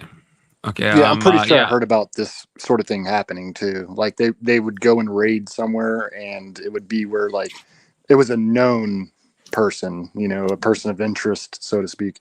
And they get there, and then there's other people there that are also not doing anything. They're just in the same dwelling with the illegal, with the person of interest. But they're here illegally, so they also deport them So I'm pretty sure I saw some stuff like that. Kind of happened with Abrego Garcia, where he was at the time of his initial arrest, he was with known members of MS-13, right? Or was it Trent? Or I don't know. I get my gangs confused. Some gang. Bad place, bad time, but he's still here illegally, so they should still deport him. Is my opinion. Yeah, I'm first generation American. My mom came here when she was 8. I believe fully in legal immigration, but I'm also totally against deporting people just because they're here illegally. I think that system should be amended. Like, if people are trying to live here and they're here illegally, we should be trying to help them become citizens. We shouldn't be trying to send them out of the country. What? Wait, I feel like disavow that. Help them become citizens if they like crossed the border illegally, we should help them become citizens? Or am I misunderstanding what you're saying? I think they should come in the right way. I think if they're here illegally, we should help them become citizens, because the benefit to the U.S. is that's insane. They've already broken the rules before they even became citizens. What is they only so we need to establish this first. The only law they've broken at this point is that they entered the country illegally. But it's still the first law they could break, but while trying to come here, they'd break. I mean, and that's okay. So say you have someone here for like 20 years and they are here illegally. They've only broken that one law. You think they should be deported? I mean, I don't know. See, that's where it gets dicey to me. I mean, if they've been here for 20 years, why wouldn't they just have went through the process already anyways? But like, this has happened before. So I don't think that's the majority of cases. Is it? But there should be greater, I don't want to say nuance. I think we should define the law more to say, like, if people have been here for at least this amount of time illegally, they should be given more legal. But they've been here for 20 years, not paying taxes, not No, you can pay taxes as an illegal. You can get a tax payment number. How do you pay taxes? You don't necessarily have to not pay taxes. Social security number. Hey, we all pay too much in taxes, right? With sales tax. Oh yeah, I mean, I'm not. They're unknowingly paying taxes. Yeah. So, but paying taxes for their health care kind of sucks when they're here illegally. Wait, I'd like to give my 2 cents on this. We're still going. Yeah, I wanted to give my 2 cents too. Yeah, but, you go. But I wanted to give my opening statement if Keelan is done running his cocksucker. All right, now it's like painfully obvious that I'm on the left of the political spectrum. So am I. Don't worry about it. It's become evident. So, although I'm not left, nobody's perfect. So my opinion on this prompt of whether or not you should report your illegal neighbor. Since I'm a heritage American, I'm going to say that you should mind your own business, because that was the phrase on the first penny ever minted in the United States. What's it? Yeah. Was mind your own business? It is an American trait to not mind your neighbor's business, because you need to take care of your own shit.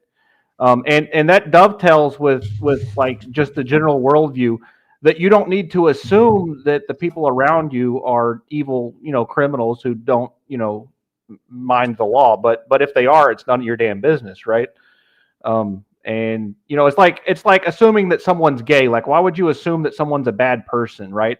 I mean, I don't go around thinking that people are gay because I don't want to think bad things about people. I mean, generally, I assume everyone's straight because I don't want to think that there's something wrong with people around me. It's the same sort of thing, right? You just mind your own business and go on about your day. And if someone's breaking the law, if they get caught, they get caught, or whatever. It's none of my damn business. So funny. Yeah. So my statement, or I guess just to throw my 2 cents out there. I mean, I have a pretty selfish answer. I feel like it's kind of what I think maybe Aggro said. It was like, if they're playing, like if they're annoying the fuck out of me, like playing loud music and being a nuisance, I would probably just rat them out and just be like, yeah, you're a bad neighbor. Fuck off. But other than that, if they're just like regular ass people, and then, I would say the majority of illegal immigrants are, then yeah, I wouldn't give a fuck. I mean, I don't even necessarily know if it would tip over into if they're doing something illegal. I think if they were making my life more difficult in some way, then I would be more incentivized to do it. And I feel, which is a very extremely selfish answer, but I'll kind of die on that hill. And I will also just throw this out there that yes, entering illegally is a crime, but overstaying a visa and living in the U.S. without like a lawful status or whatever, those are both just civil infractions. So I feel like maybe it's not a bait and switch, but I feel like what a lot of people on the right wing or the narratives that I hear are like, well, when you call someone an illegal, right? And I know that the PC term is like undocumented, but regardless of what term you use, it is still a civil infraction. So, or it would be referred to as a violation. So it's not a crime to overstay your visa or to live in the U.S. Unlawfully, but like without a lawful status. But the initial like entering illegally, that is illegal, right? So I kind of agree with Keelan in the sense that like if that is the only violation, and they have been here for like a significant amount of time, then there should be some sort of pathway and saying that, okay, if you keep your nose clean, if you sort of do what you're supposed to be doing, then here's a pathway that you could potentially gain citizenship.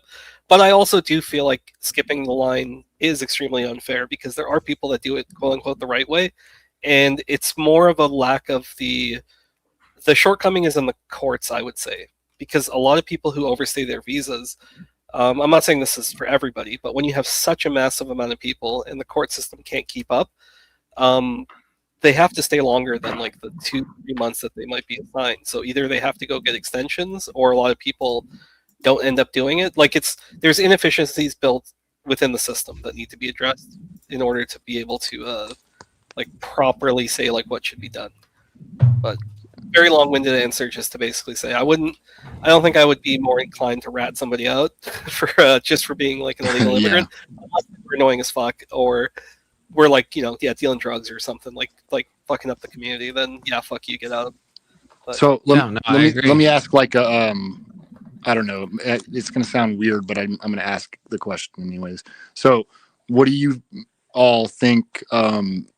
So do you think there's a difference then between someone, let's say someone, hops the wall or whatever you want to call it and comes here illegally, but is here and kind of doing okay and working and paying taxes and all that? Or what's worse, that or someone coming here the right way legally and then committing a crime while they're here? Is that the same thing, different, like better or worse? I mean, if you're committing crimes or to me, like if you're fucking up your community, well, they just fuck up and they they accidentally do something and they commit a crime, that's right, because now equivalent to the civil crime of coming here illegally. Yeah, because the argument could be like technically they would be costing the taxpayer more because now they're a legal citizen, so they would have to go through the U.S. system and things, but they're not like a productive member of society, right? So there's an argument to be made that those people are potentially worse. I would say that statistically, people who are naturalized and illegal immigrants more broadly, maybe because of the fact that they have non-lawful status, they do tend to commit less crimes overall, right? But I know that's a catch-all that people on the left use, but statistically, it's probably not very likely. But to answer your question directly, I think probably the legal person in that scenario would be worse. So under you libtard scenario where someone can just break our political boundaries and ignore our immigration law, and if they just don't get caught long enough, we just give them citizenship. You don't see a perverse incentive where that would create a network where kind of like what we have now, where people just come over and break our law and say, okay, well, we can ignore their law because they're not enforcing it. Like setting up a system where we disregard our own laws basically subverts the need for laws in the first place, which is what I actually think your goal is to subvert the laws because you don't agree with them. Which if that's the case, then why don't you just say we need to change the law instead of ignoring laws, right? Because if we start the practice of saying that our laws are meaningless and they don't have to be enforced, then what's the point of even having them?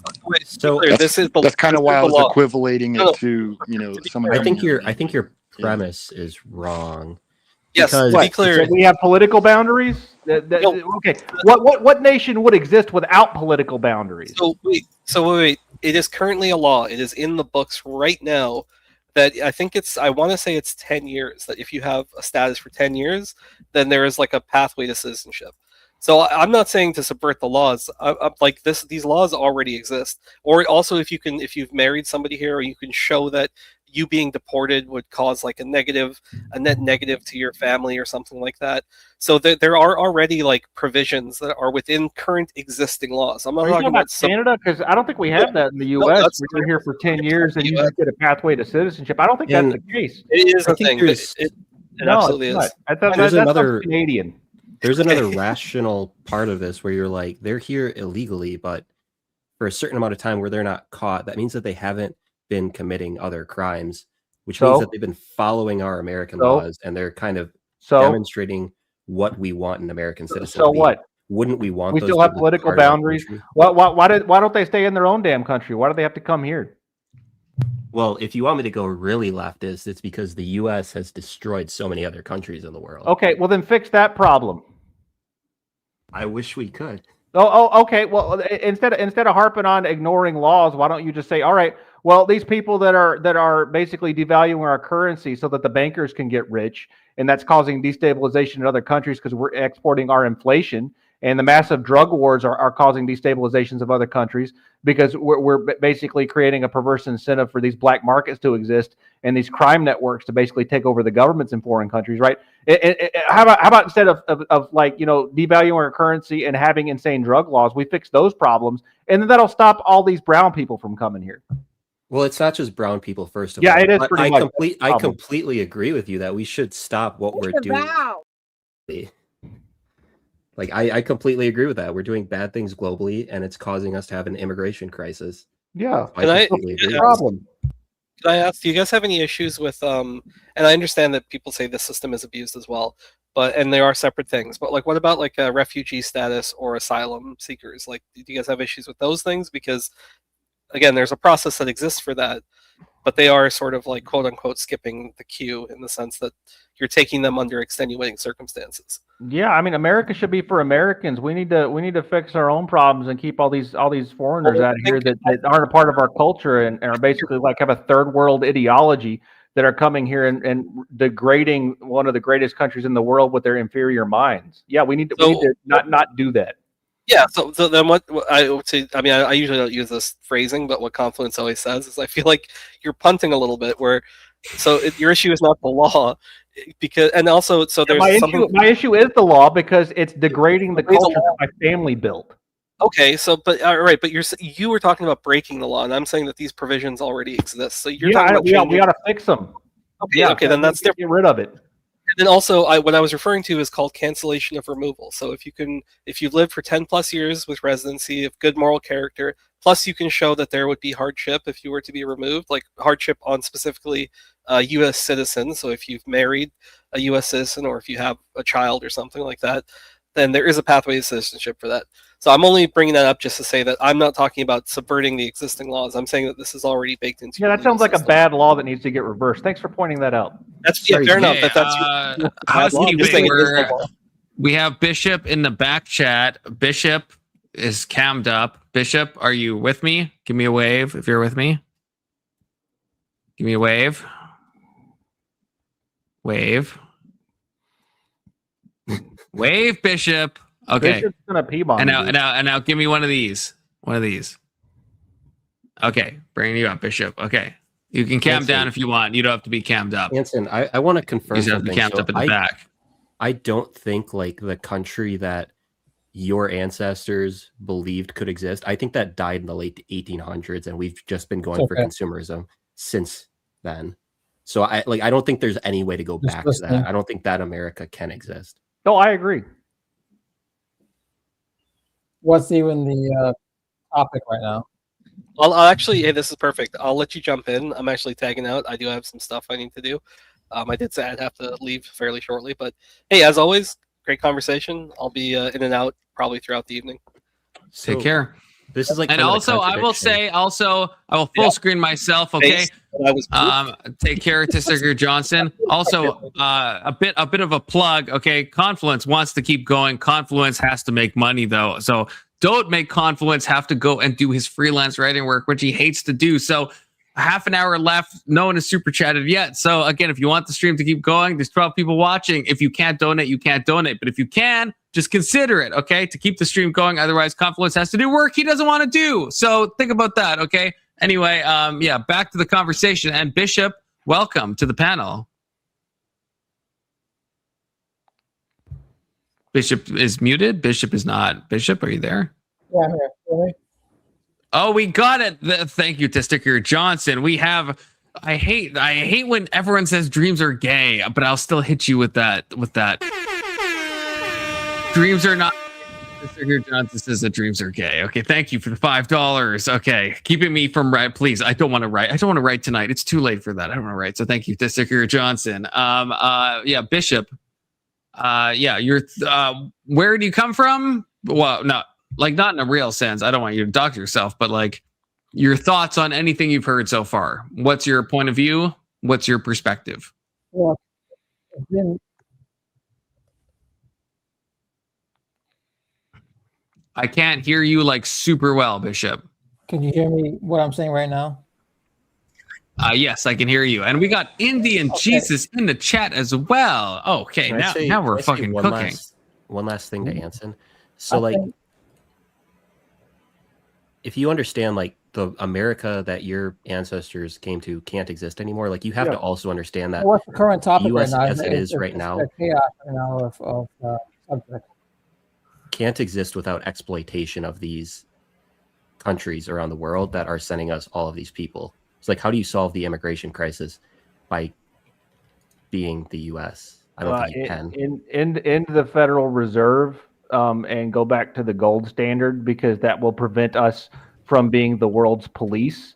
It will prevent us from destroy the country. No, it won't. It will fix the country. It'll fix the country immediately, because we'll have to live within our means immediately instead of overextending. Million people. That will prevent us from being the world's police when Trump. Bishop, you're very hard to hear. You're very hard to hear. Yeah, your mic's bad, dude. I don't know if you can turn yourself up, or I'm not sure what mic you're using. Yeah, it is. I think it sounded better. Say something, Bishop. I got it.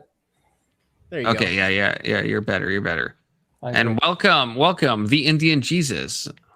How we doing? Both of you.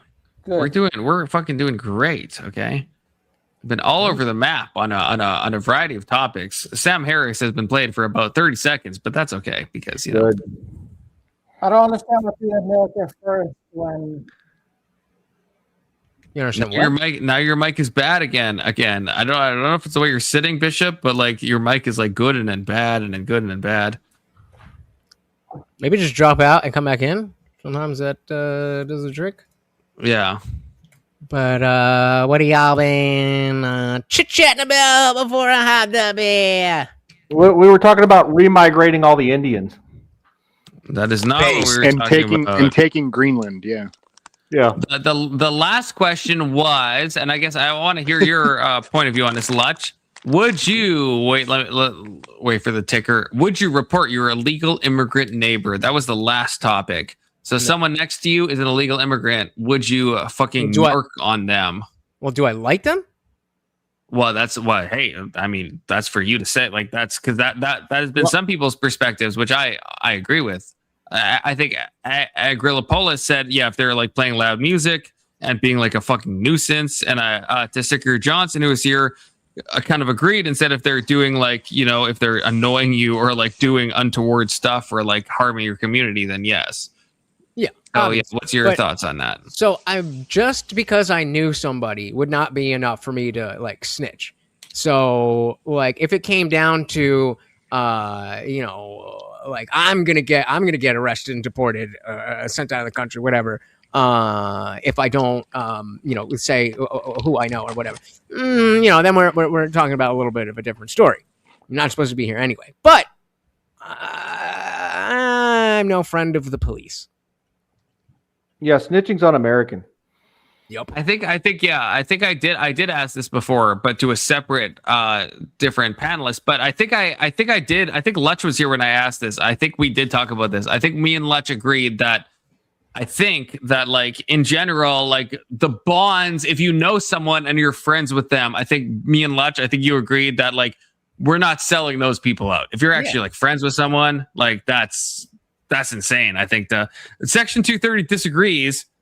He says they're automatically harming your community by being here illegally. Like in some sense, yeah, but like, but if it's an actual friend, like imagine a friend you have and then they reveal that they're here illegally. Are you actually like speed dialing ICE to be like, yeah, get my friend out of here? Like no one, I don't think would do that, right? Like I've had plenty of illegal friends. I've worked on assembly lines with bunches of illegals. I've never reported a single one of them because it's not my damn business. Yeah, I've worked in restaurants, and the entire kitchen is illegal immigrants.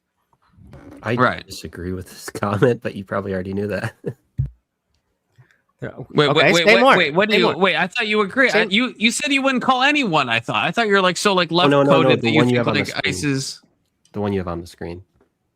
Oh, they're automatically harming. Oh, that one. Oh, Section 230s. Yeah, Well, okay, I see. He is correct about that. They are harming the community by being here, but it's none of my damn business because I'm not the government. It's the government's fucking problem to deal with. How are they harming the community by being here illegally?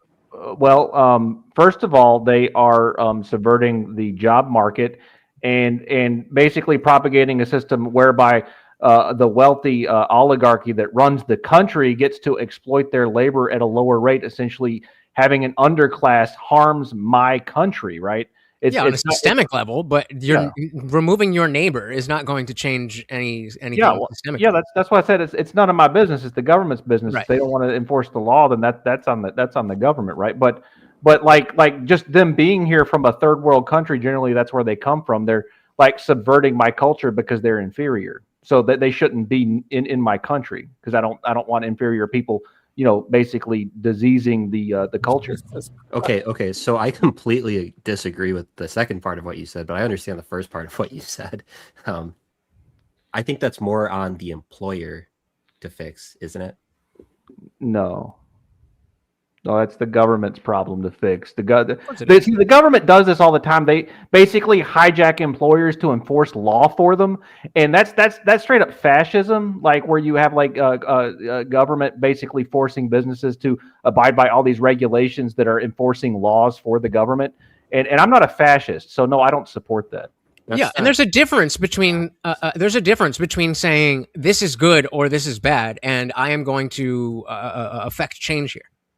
I agree with you or I agree with Section that there things about taxes and whatever it is. Yes, they are harmful as a group, but an individual who I know as a friend is going to be higher on my list than somebody I don't know.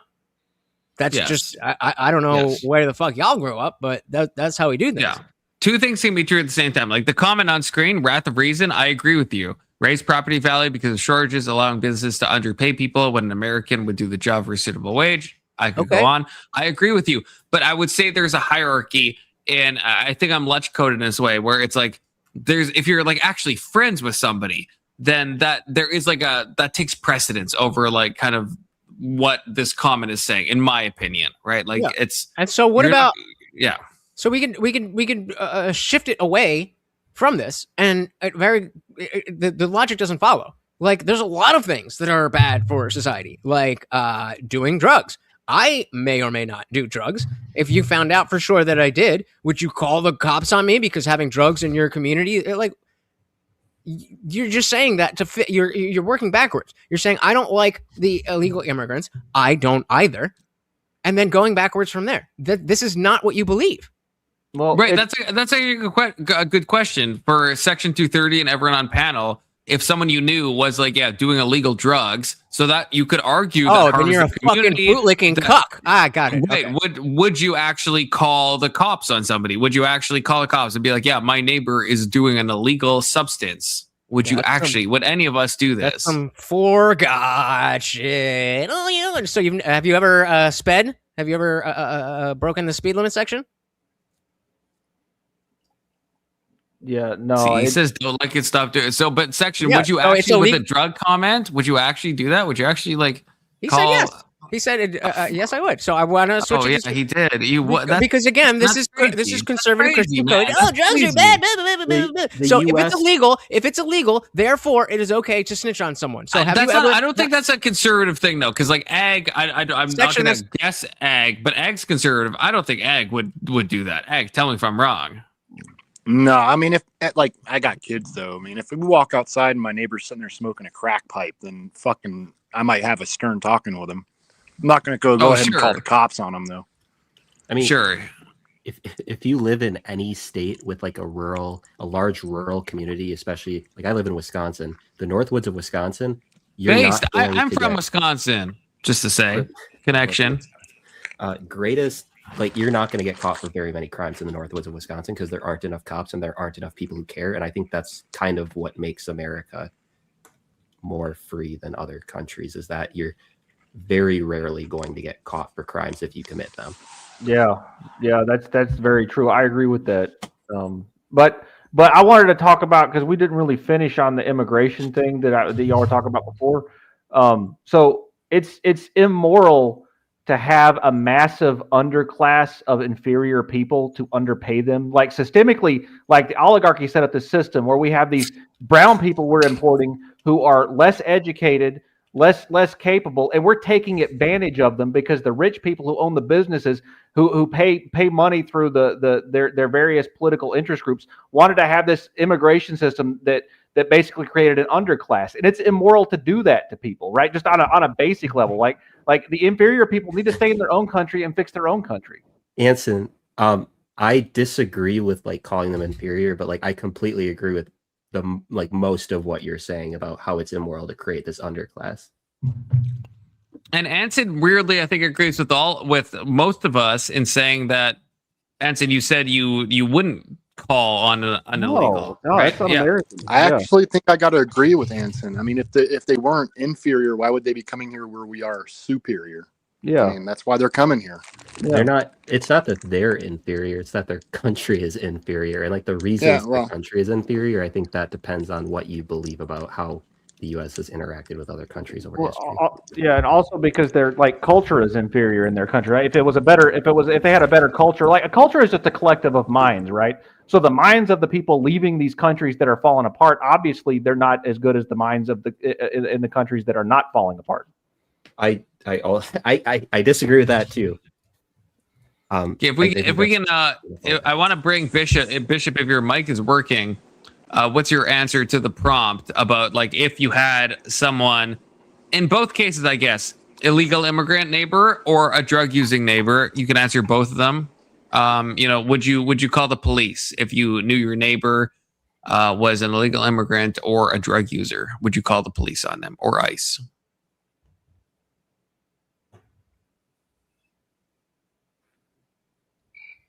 He's thinking about it. Snitch. You would snitch? I'm not a snitch. Oh, you're not. There we go. Taste. Let me hit you with that. I'm not a snitch. I agree with that. I agree. There's a level where I am Section 230 coded, but it has to be an extreme level. Like if you're doing a meth lab beside me, then maybe, you know. It seems pretty simple to me. Yeah.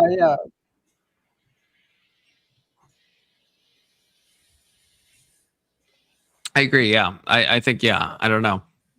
Section 230, say you should join the panel, Section 230, because you're the main one who disagrees. Also, it's nice to see you for the first time in my chat, Section 230. I forgot to say that. It's the first time I've ever talked to you in chat before. So I always give precedence to new chatters. So good to see you, Section 230. Thank you for deigning my chat. Oh, you got kids hollering in the background. Okay, well, that's fine. So you can we'll just pull up your chats when necessary. But yeah. So yeah, okay. So the way this is working is unless we have like a super chatted kind of topic that we're going to go to, then we will go on to the Sam Harris briefly, just to get a new topic, because we're kind of topic mining from Sam Harris. Okay, that's kind of the system that I've decided upon. Okay, so we're gonna probably stop in the next like 30 seconds, but we're just getting fodder for something to disagree for on. years at a stretch.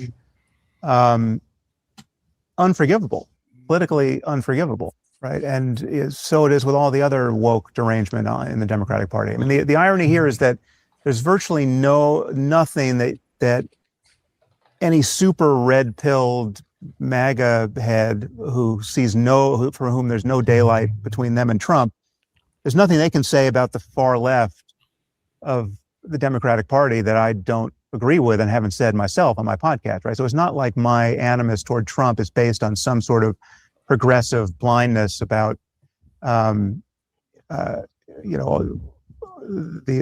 ethical primacy of DEI or anything else that he's steamrolling over. But I'll remind you that we didn't used to live in a country where masked men who won't identify themselves steal peaceful people off the sidewalk and disappear them, and occasionally disappear them to foreign countries. Right? I mean, that's not America, and that's happening, right? That's totally unacceptable. Yeah, immigration is brand new. It's Orwellian and insane, and it's insane that anyone has acclimated. It's Orwellian to deport people. You heard it from Sam Harris. Orwellian. Attorney General who won't answer questions, but when brought before Congress, and she just is messaging to an audience of one and to her social media feed. She's just insulting senators. It's the optics of all of this are so Hunger Games and bizarre, right? I mean, we've got a White House that messages on social media. You know what? I think that's enough. Okay, first of all, while I write the prompt to Sticker Johnson, it's Orwellian for masked thugs to abduct people off the street. Correct. Yes. If you put it in cucked language, then sure, it sounds Orwellian. But if we mean that all federal law enforcement throughout American history can be in plain clothes in the same way like ICE can, and they are not abducting, they are if someone is doing something illegal, that they can take them and deport them. I don't know if that's exactly Orwellian. That's kind of just how like deportation works. Yeah, well, he wants to take the change and only focus on the one side. Well, we didn't used to have this thing. We also didn't used to have people fucking openly attacking these people. Maybe there's a reason they're wearing a mask. We also didn't have a president who let in 20 million, at least, people from other countries. So what the fuck are you talking about? Yeah, we didn't have this because we didn't need to. We have it now because we need to. All right, it's not new. And that's a good point from my chat. It said it is, though, and it's not new. We're witnessing it live now because of the power of social media. Not new. Okay, so this is the question, okay? I just thought about this when he was talking. Johan Omar. This is something that most right-wing people, I think, disagree with me on. So curious on you, IJ, on this. And I think I can probably guess Anson's answer because he's like ultra right-wing. But yeah, should Johan Omar, who is a citizen, but all of us probably don't. Well, yes. Actually, I don't know, not all of us. Keelan probably likes Johan Omar. Okay, I'm just going to say, no shade to you, Keelan, but you might, But yeah, most of us don't like her. Should she be deported? We're going to go around from me clockwise, and then it's chaos after. But everyone gets to say a 30-second piece. I would say Johan Omar should not be deported, even though I don't like her. She is still a U.S. citizen. Unless you can prove that she got her citizenship from fraud, then maybe I'm a bit amenable to that idea. But for people, we can't just take someone we don't like and just say, because we don't like them, that they should go back and that we should repatriate them. I'm very uncomfortable with the way the right is moving in that direction. That's what I'll say. But I will say again, if we can prove that on her citizenship application, all that shit, if she did lie and we can actually prove fraud, there could be an argument there. But beyond that, no, we can't repatriate people just because we don't like their political stance. Indian Jesus. we obviously should deport her because she, it has been proven that she married her brother to get into the country. That is fraud. That is immigration fraud. Get the fuck out. I don't think that's been proven, but I'm not supposed to say anything at this point, but I don't think that's been proven. I mean, it's been alleged. It's been alleged. I don't know if that's been proven. I'm not supposed to say anything, so that's my bad. I'm not supposed to. So Bishop, your stance on that. Should Johan Omar be deported, if you know who that is? Somalian person, Johan Omar. You can pass if you don't have a strong opinion on it, Bishop. So what's the question? Should Johan Omar be deported? Do you know who Johan Omar is? I can't because it's pronounced Ilhan Omar. Thank you. Oh, you're talking about the Ilhan? Wait, Ilhan Omar. Ilhan? I don't think I've ever heard it said that way. Maybe you're right, but I am right. Said Johan. Yeah, let's just listen to the Canaan. Look, I'm getting my pronunciations from Ben Shapiro. Okay, so I feel like that has to be right. Okay, I'm like, he has to be right, and he always says Johan. Okay, so.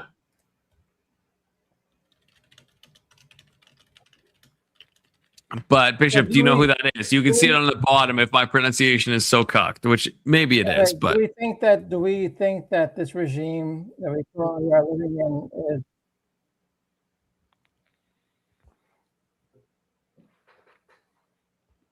I feel like you were like saying what? Start of something.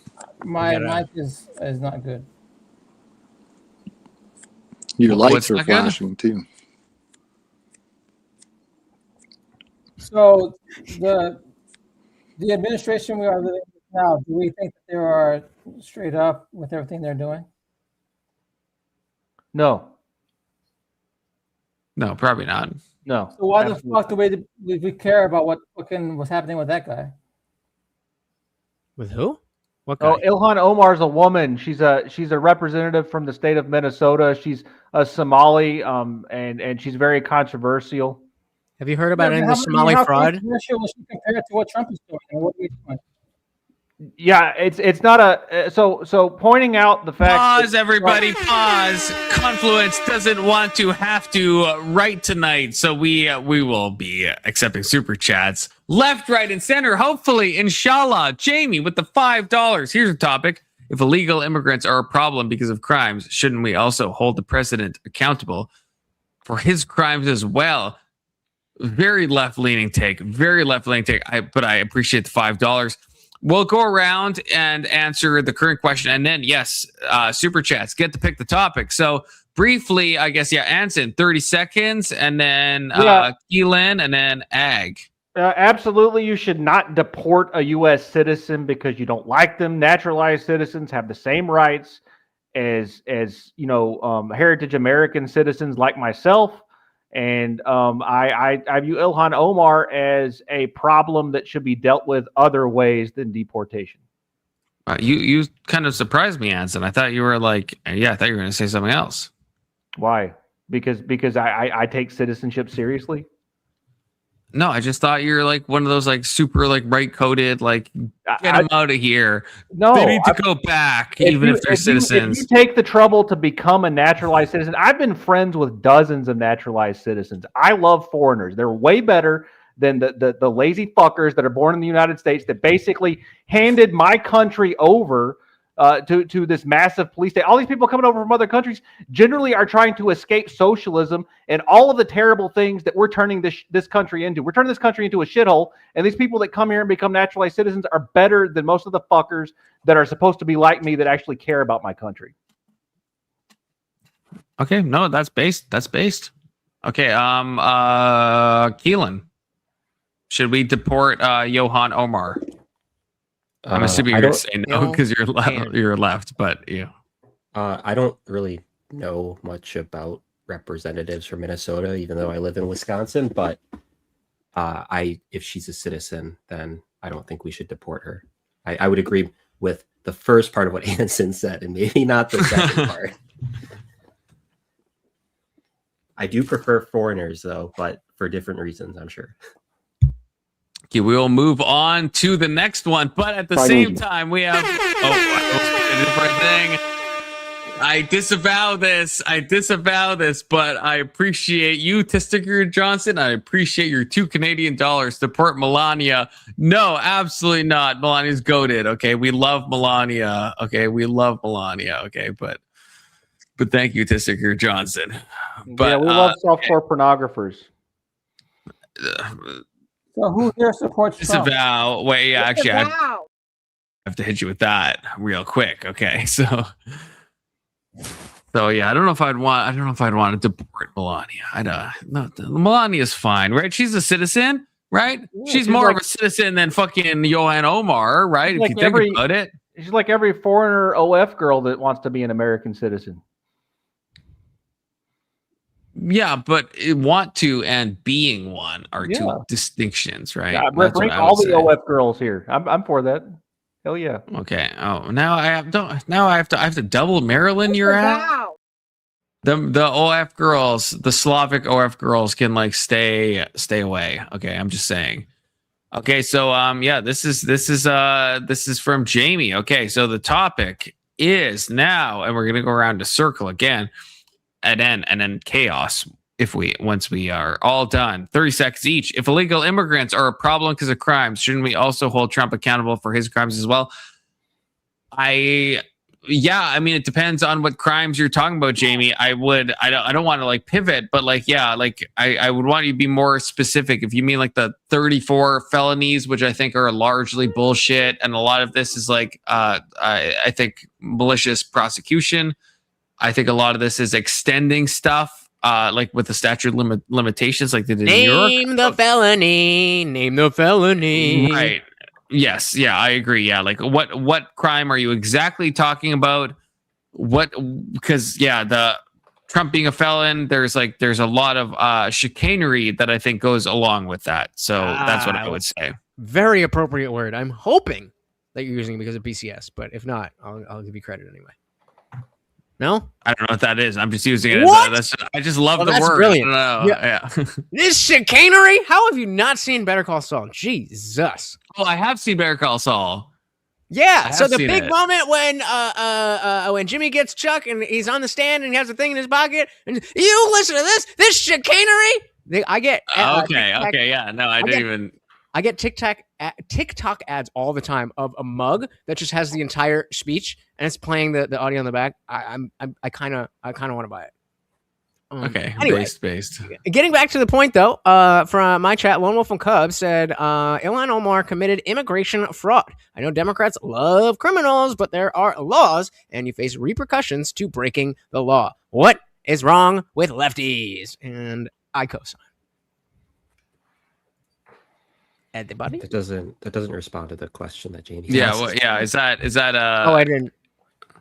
Oh, wait. Oh, sorry. Okay. Well, we'll come back to that then. So the question about crimes, yeah. Which crimes?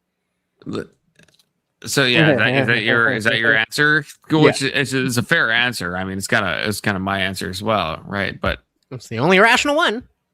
Yeah. Okay, that's fair. Jamie, if you want to say off in chat what the crimes are, we can give maybe more clear answers. Bishop, do you have anything to say about this? If illegal immigrants are a problem because of crimes, shouldn't we also hold Trump accountable for his crimes as well? Bishop, any thoughts on that?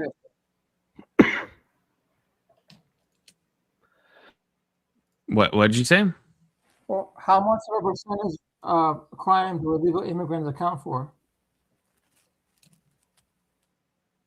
I don't know if that's like totally relevant. I think you said what percent of crimes are illegal immigrants accountable for? I think, if I heard that right. Well, your mic is kind of like not great. I don't know, but 100% of them have committed crimes. Oh, sorry, Ag. I didn't see that you were in the back. No worries. I don't even do this carnage. No, but it's irrelevant to the question. Yeah, I think it is. Yeah, that doesn't really matter, right? If the whole point is, I think from Jamie, who I think is anti-Trump, what do you think Trump should be accountable for his crimes? And you can sound off. Like what Trump Bishop, if you're anti-Trump, what crimes do you think he's done? What do you think he should be held accountable for?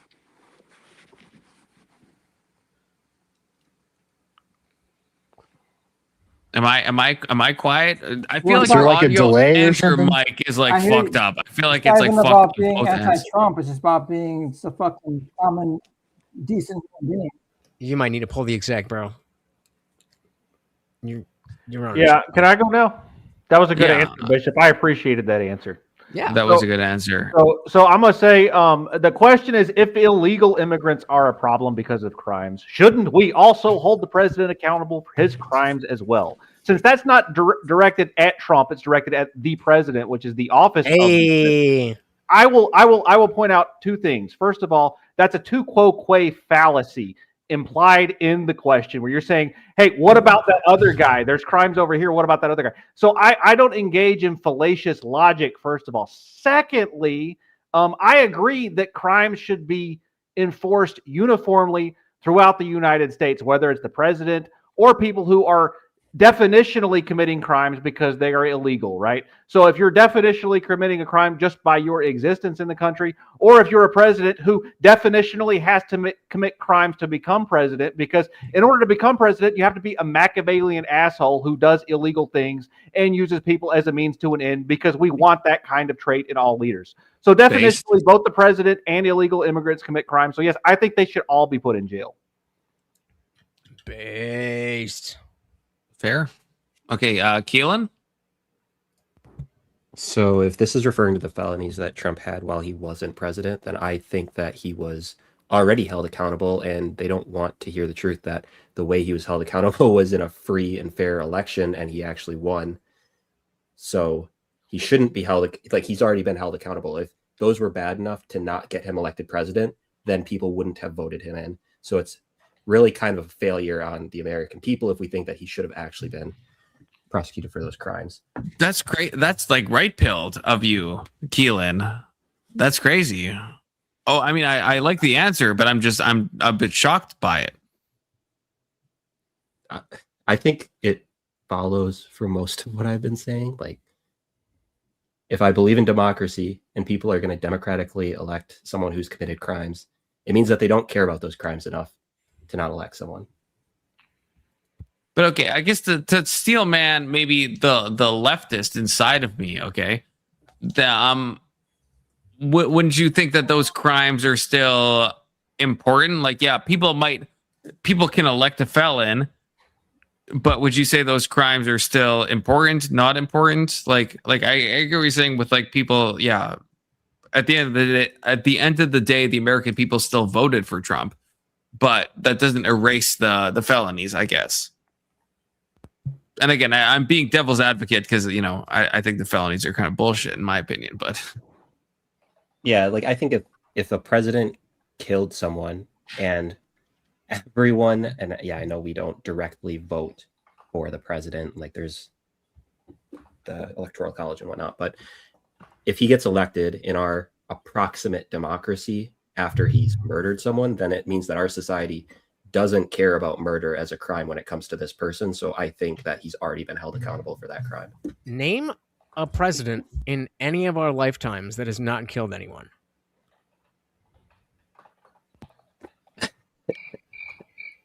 Depends what you mean by kill, you know, like ending the life of someone. Yeah.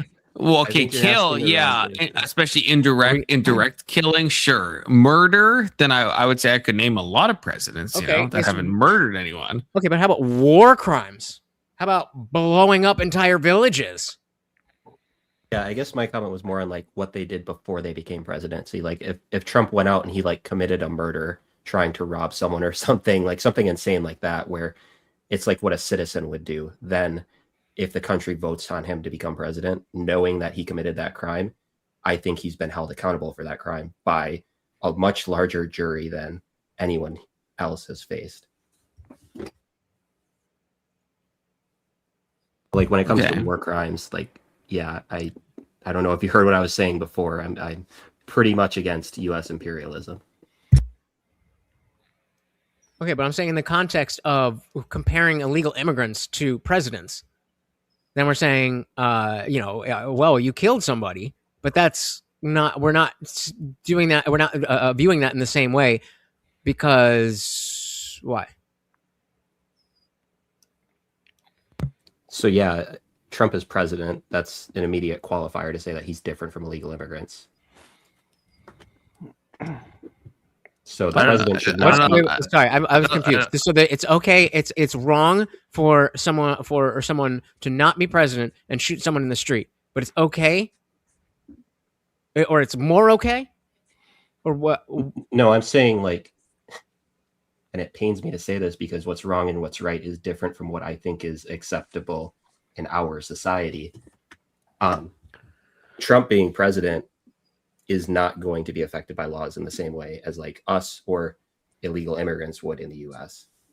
Okay. So if an illegal immigrant kills someone, they should get the book thrown at them. If Trump did it, then it's like he's the president of the United States. I don't know. Okay, wait. Finish that thought. So okay, so if someone does it, if an illegal immigrant does it, throw the book at him. If Trump does it, what? I personally think throw the book at him, but if they didn't, I'd be like, he's the president of the United States. I think you're having an is-ought problem right now. You're like stuck in the what is, which is, presidents aren't held accountable because of their power, compared to what is ought, which is what the question is. The question is, shouldn't we, right? So that's asking what ought we do. And so like what is isn't really relevant with regard to the question.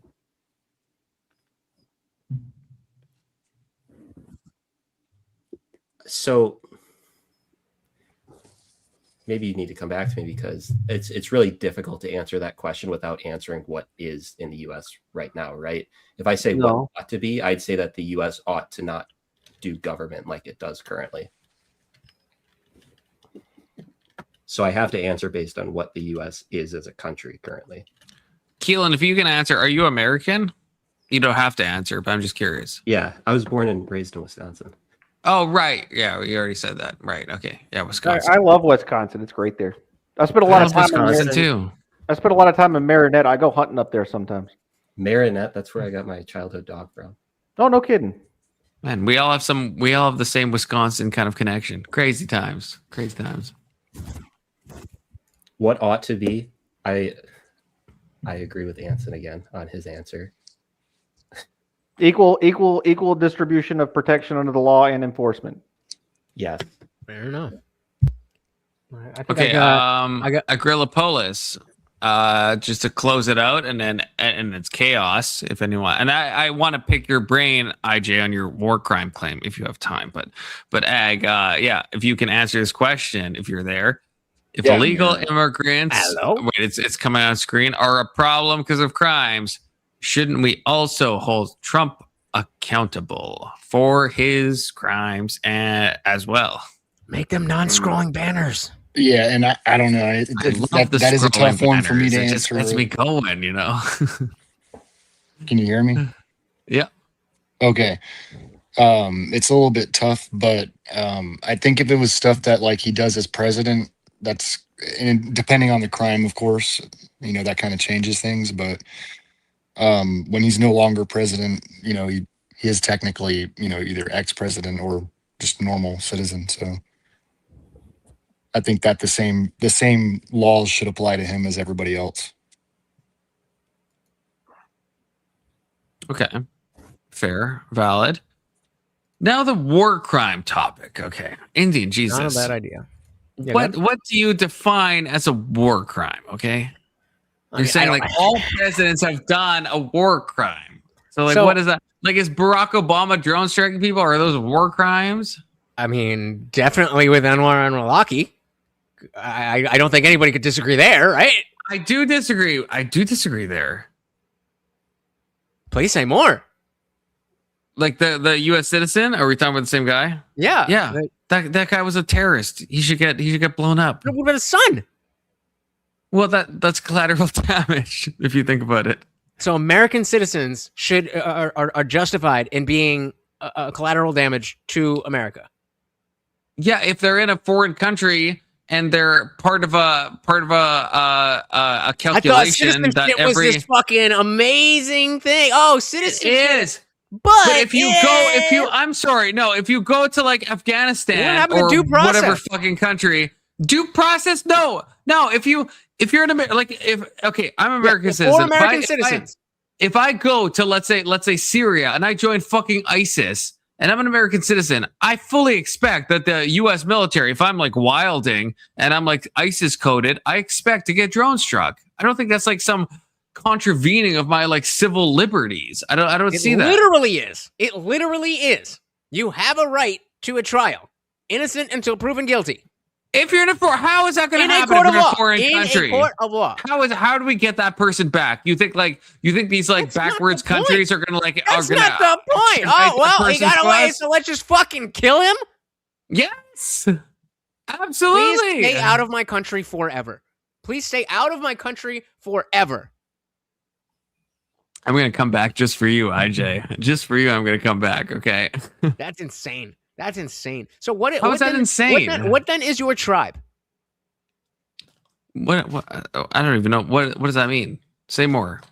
Because to me, at if I don't know somebody, the outermost. Okay, so the outermost is we're all humans, but there's a lot of fucking humans. I don't know most of them. So just because you are a human, yes, I believe that you have more value than a random dog. Not my dog. A random dog. That's why I believe abortion is wrong. That doesn't mean that because a baby was going to be aborted and then wasn't, it's going to be an awesome person, right? But we give that a special certification or a special level of what the fuck, you know what I mean? A value, a certain level of value. So then you have concentric circles. So then the people people who are my countrymen, the people who are my community, people who are my family, so on and so forth. So sure. If your countrymen don't have any type of extra value, then what is your tribe? I can answer this in an apophatic kind of way, where I would say some terrorist. I don't care if they're a citizen, if they're a terrorist in a foreign country that's adversarial to America, they are not in my tribe. So I can answer your question in reverse. Besides saying who is in my tribe, I would say the terrorist fuck who is living outside the U.S., who is actively engaging in terroristic activities against America. I would say, yeah, they are not in my tribe. So I can't necessarily say who's in my tribe. That guy is not in my tribe. Absolutely not. How do you know that? What do you mean? How do I know that? How do you know that he's done the things that he's said to have done that would disqualify him from your tribe despite being an American citizen? Okay, wait. But then do we agree? Before I answer that, do we agree that if he is an actual terrorist, then we can blow him up? Yep. Even if he's a U.S. citizen. Yep. Okay. I thought you were like really bulking at that before. Nope. So I was going to just your thing is like the epistemic of like how do we know he's a terrorist? Yeah. Okay, that's a better question. That's something I'm totally willing to engage in. Are you saying the guy that we killed under Obama was like you? Are you saying you don't think he was a terrorist? You don't think there was enough evidence? Nope. I'm just saying he didn't get his day in court, as any American citizen is guaranteed by the Constitution. How do you? Okay, but if he was a terrorist, you think it's totally fine to blow him up? Yes. Okay. So there's a system and a process in place to make sure that we don't just blow up random Americans. How? Okay. So if we go to a country that doesn't extradite to America, what are we supposed to do? If someone is living in like in Syria or some like backwards ass nation, what are we supposed to do? Syria is not going to extradite to us. Do we need to do anything? Are they coming here? If they're terrorists, then we do need to do something. Yeah. Why? What do you mean? Why? I'm asking the reason that we need to do something about a particular terrorist. Because they're harmful, right? They're harmful. Okay, so we should be going out in the world and killing all of the terrorists. Yes. I'm a neocon, so don't forget that. I'm a fucking neocon. All right, you're right. Okay, so all right, yeah. I guess all the terrorists, all of them. I guess that's fair enough. Yeah, America, world police. Let's just go kill everybody who doesn't agree to this. Fair enough. Agree? No, don't cuck me like that. Kill all the terrorists, okay? And if you, I would welcome an argument for why we shouldn't kill all the terrorists. Because it Why costs shouldn't we? money. It costs money. It Okay, creates so you're- wars. We have people Okay. that we have situations where So it's a I don't monetary. know, I don't know if you know this, but like that was just one example. But there's this thing called war. So if you bomb somewhere, yeah, it costs a lot of money, which is not ideal for us citizens. But also, we likely will have boots on the ground. That is your friends, and well, now we're all It's not- fucking old. no, but that's that's not- your I mean, your look, friends' kids going no, to die. That's not But even you don't true. care, right? You don't care because No. that's not your tribe. No, Got it. Got it. no. I'm fucking with you. I'm fucking. I know you're fucking with me because the past, like, let's say just 10, the past 10 places that the U.S. has fucking bombed, there's no boots on the ground. Maybe probably past 20 places that the U.S. has bombed, there's no boots on the Sure ground. about that? Okay, which countries are we talking about? Like, okay, so Venezuela, for example, right? Right, where unless you count like the CIA, like, you know, No, there's no, a we're couple talking people. about an but, like, occupation. it's not- Fair enough. Okay, full occupation, fair enough. So then the Suez Canal, right? So Iraq as well. So Iraq. There was no boots on the ground in Iraq. Or no, sorry, no. I misspoke. I meant to say Iran. Iran. The whole like the bunker buster stuff. Yeah, Okay. not obviously. There's a lot of boots in Iraq. Okay, so this year we haven't put any boots on the ground anywhere. So Iran, Lebanon, Yemen, Venezuela. Honey, you think there's no troops in Yemen? Official U.S. troops, or like special military contract? Because I think there could be. Is one of those non-American? I Well, was no, talking about but American citizens. I Well, wasn't no, making a but that's- distinction of the SEAL Team 6 or a fucking private. No, that's stupid. That's stupid because like anyone can sign up in America to be a special contractor and go to any nation at any time. But that's not an action by the government. That's something that anyone can do. So that's like when we look at like Russia, it's like so no, I misunderstood I your could question. So sign up as a special contractor and go to Russia, but that doesn't mean the U.S. is boots on the ground in Russia. Fair. No, so I'm saying the commander in chief has sent these people there on an operation for a somewhat temporary occupation, not just an operation, occupation. Sure. Yeah. When was the last time that happened? There's Venezuela and Iran, and I think that's about it. No, I said Yemen. I said Lebanon, Syria.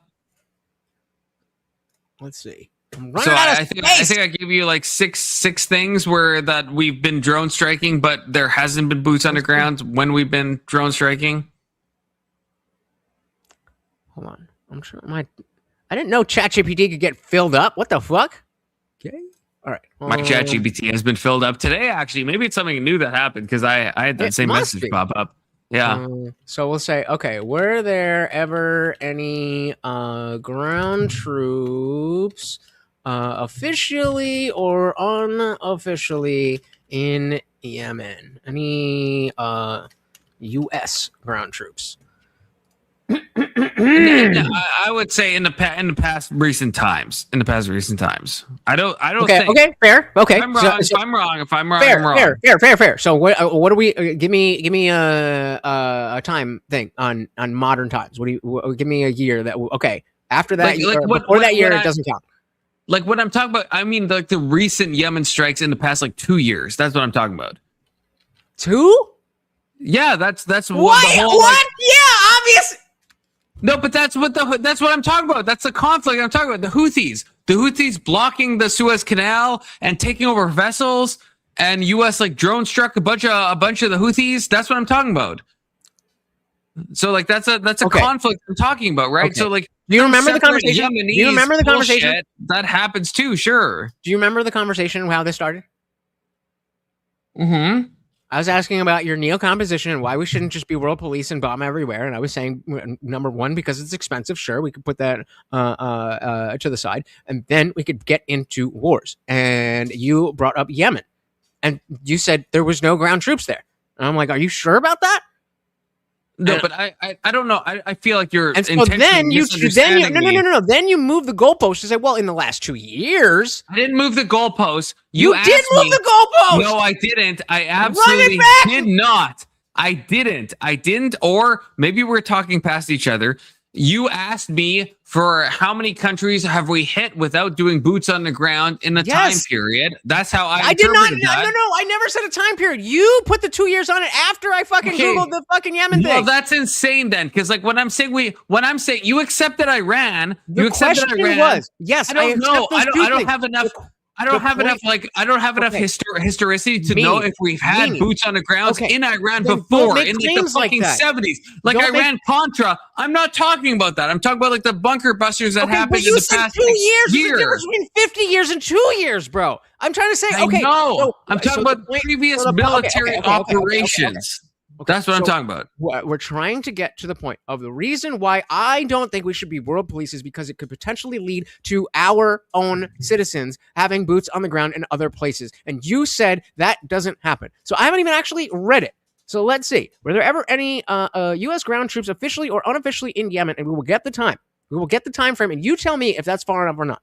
Said, yes, while the United States has never conducted a large-scale conventional ground war in Yemen, there have been U.S. ground troops present there both officially and unofficially at various points, promoting special operations, intelligence, and advisory roles. Here's a breakdown. So we've got special operations forces. So that would be the same as Venezuela, which you agreed that you wouldn't count. You already said you wouldn't count special operations. So then what you're reading right now, I'm reading. I'm just reading. No, I know. Holy moly. So we have the Special Operations Forces, but and that was most visible example of 2017. Then we have Embassy Security and Military Advisors closure in 2015. Military advisors were periodically embedded in Yemeni counterterrorism units prior to the civil war. Then we have unofficial and less publicized presence, the CIA and joint CIA JSOC operations. CIA has maintained a long-running paramilitary presence in Yemen. Some ground operations, particularly in the 2000s and early 2010s, were covert and with plausible deniability, meaning they fucking happened. And then specifically says post 2015 limited ground activity. After the Civil War escalated in 2015, most, not all, personnel were withdrawn, meaning they were already there. However, small numbers of U.S. Troops have periodically operated in Yemen for counterterrorism missions, intelligence support, so on and so forth. What the U.S. did not do: no large infantry deployments, no occupation or sustained territorial control, no formal war declaration. And then the bottom line here. Bottom line, yes, U.S. ground troops have been in Yemen both officially and unofficially, but always in small numbers for limited missions and never as conventional ground war. So the point is that there has been American citizens on the ground in Yemen. Okay, they could have died. And that is not good. That is my point. That was my point. You just agreed with me with Venezuela. You said you wouldn't count that, but there were U.S. citizens, boots on the ground in Venezuela. You agreed with me that doesn't count as like an actual military operation. You already said that. Yeah. So then why would you count that with Yemen? It's limited. It's like special ops shit. Because it's not like a full-scale thing. It's not an Iraq situation. It's not an Afghanistan situation. So why are you counting that? But you said earlier you agreed with me that we wouldn't count Venezuela. Because Venezuela was fucking 3 hours. Yemen was 10 years. It wasn't. No, it wasn't. No. The Maybe 3 hours years. The 3 hours was how long it took to get Maduro. But there was CIA and other shit on the ground like a long time ago. I gotta answer the super chat. So let's just bring it down to this. Do you agree that there are American citizens who lost their lives in Yemen, that if we didn't get involved, that those people would still be alive? Probably. I there don't you know. Go. That's all I'm saying. Probably. That's the reason why I don't want to be world police. Because there's people who are dead now who don't need to be dead. You could say it's stupid all you want. That's such a low resolution. Fair enough. That's a low resolution take. Fair enough. But that's my fucking position. I don't want any Americans to die for other fucking bullshit. That's like a Tucker Carlson adjacent position, though, if you think about it, though. How dare I have a position adjacent to Tucker Carlson? Look, I love Tucker Carlson. No, stop! Don't clutch your pearls! Don't clutch your pearls on me. What I mean by that? I think you know what I mean by that. He clutches his pearls, and that says don't clutch your pearls. What I mean by that.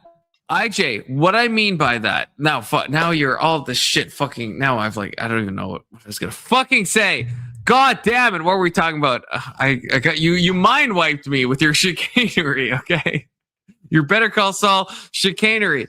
Oh yes. Okay. So it's the reason why I said Tucker Carlson is because I love Tucker, but he always will say that, like, I don't like people dying. I don't like war. I'm anti-war. That's such a retarded thing that he says all the time. Because, like, I don't like war. I don't want people dying. I don't want American citizens to die. But it's such a utopian kind of like idyllic point of view that it's just like it's just not in reality. And oh wait, I got a super chat. I have to plug this. Thank you, Keelan, making me not have to go and do writing, which I don't want to do. So thank you. This is so chaotic. That is kind of the essence of the Confluence YouTube channel. If you like the chaos, hit the subscribe. If you don't like the chaos, still hit it anyway. Because you know what? It could turn into order. Okay, I'm just saying it could. It could. If you don't like it, just double tap the dislike to let us know for real. Yeah, double tap that dislike button. Okay, if you don't like what's happening right now. Okay, IJ, I'm gonna full screen you because I have to pee and I also need to sit. Can you handle the chat? I can listen to you, so don't disparage me because I'm gonna be like listening to you. Okay, so like nothing negative about me. Okay, like I'm so sick of this fruitcake. I'm so glad he's gone. It's insane. It's insane. But well, while I have the floor, then Eric M over on my channel did give a big 5. Thank you so very much. Said research and break the main fraud case. It hasn't gone viral yet nationally. It will explain how they are doing it and where the money is going. Have you guys heard anything about the main fraud? I would imagine relatively similar to the Minnesota fraud. Are you guys still there? Or is it just me? I guess it's just me. So that's not really 100% what I do. I'm not really like a news guy. So maybe Confluence can take the scoop. But that's why today is when I was talking about the Minnesota shooting, because it was just a little too fresh and I'm more focused on the conversation aspect. And so like a lot of people are like, show this clip, show that clip. I'm like, yo, you've seen that clip. What do you need to see the clip again? You know what the clip is, what's in the clip. We're talking about the concept of what you're seeing. So thank you very, very much appreciated to Eric M. Oh, gotta add that to the banner. How close are we? Not close at all, but that is totally fine. We need my sugar daddy. Where's Fuckmaster General? God damn. Motherfucker's gotta eat up in here. And I bought some extra gummies the other day. You know, you guys definitely have seen me, Thursdays I've been getting out of work a little bit early. And so let me pick up some Fireball, be a little bit of degen. But yesterday I was like, no, that's going to screw up the rest of the week. So I tried to get you on my panel yesterday and you disavowed. You disavowed. Yeah, I was not in good. I was like, yo. You were too gummy coated, which is understandable. But real quick, let me shout out TV viewers. Yeah, welcome, sir. How was your pizza?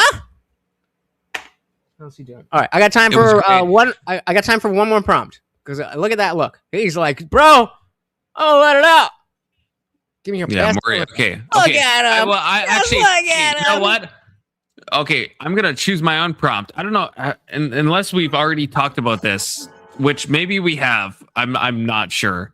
I was listening in the bathroom while I was peeing in a normal way. But so the Minnesota shooting. Have we talked about this? What's your you and me? Have we talked about the Minneapolis ICE shooting? No. So I mean, long story. Reading your community posts, and I'm not sure exactly what you. It's a bit ambiguous. Which one? I'm not sure. I always read your community posts because I'm a big fan. So yeah. No, I mean, I think it is very clear that she was in the wrong. It's not a good thing that she died. Like there was people in my chat like, "Oh, W fucking ICE, yeah, we got." I'm not about that. It's, in the same vein of what I was just talking about. As stupid as this person was, she was an American citizen. She was my countryman, and I would have preferred that she wouldn't have made so many stupid decisions that led to putting an officer in the place of having to make his own decision. And I'm glad that he made the right decision. I think that, again, it's sad that somebody died. It always is. But fuck around and find out. You're Section 230 coded, although not fully, because he also says it's a W and that he doesn't care. And I do care, and I don't think it's a W necessarily. I don't think Section 230 is a real person. I don't think he's a real person. It's the first time I've ever seen him in my chat, so I'm not sure either if he's a. He's in my chat all the time. He's been in my. I've talked to him in the voice channel. I don't trust it. I don't trust it. But you can confirm you think he's a real person in a technical sense. Yeah, I don't know. I've seen him before in the not real person streams, where he's like, doing like AI coded things, and I've seen him actually like in magnetic fields being a magnet before too. So I can't really trust that he's not, a magnet, right? He's a bit magnet coded. I will say that. Okay, so wait. So IJ, do you at least? I'm trying to run through this fast because I know you said you have limited time. So no, I got the time for take the prompt. We got the time. I'm just okay. So this is what I want to. I guess there's a few things I want to ask you. So I'm gonna kind of rapid fire them. I guess. So the Trump administration angle, Kristi Noem saying that it was an intentional act of domestic terrorism. Trump saying that he ran the guy or she ran the guy over. Do you agree that that's like omni-cucked? That's just like fucking delusion. That's like some PR cope. Yeah, okay. I hate that because now there's the New York Times video article, whatever, where you can see it appears that the car hits the officer, but then upon a different angle, it's clear that he hasn't been run over.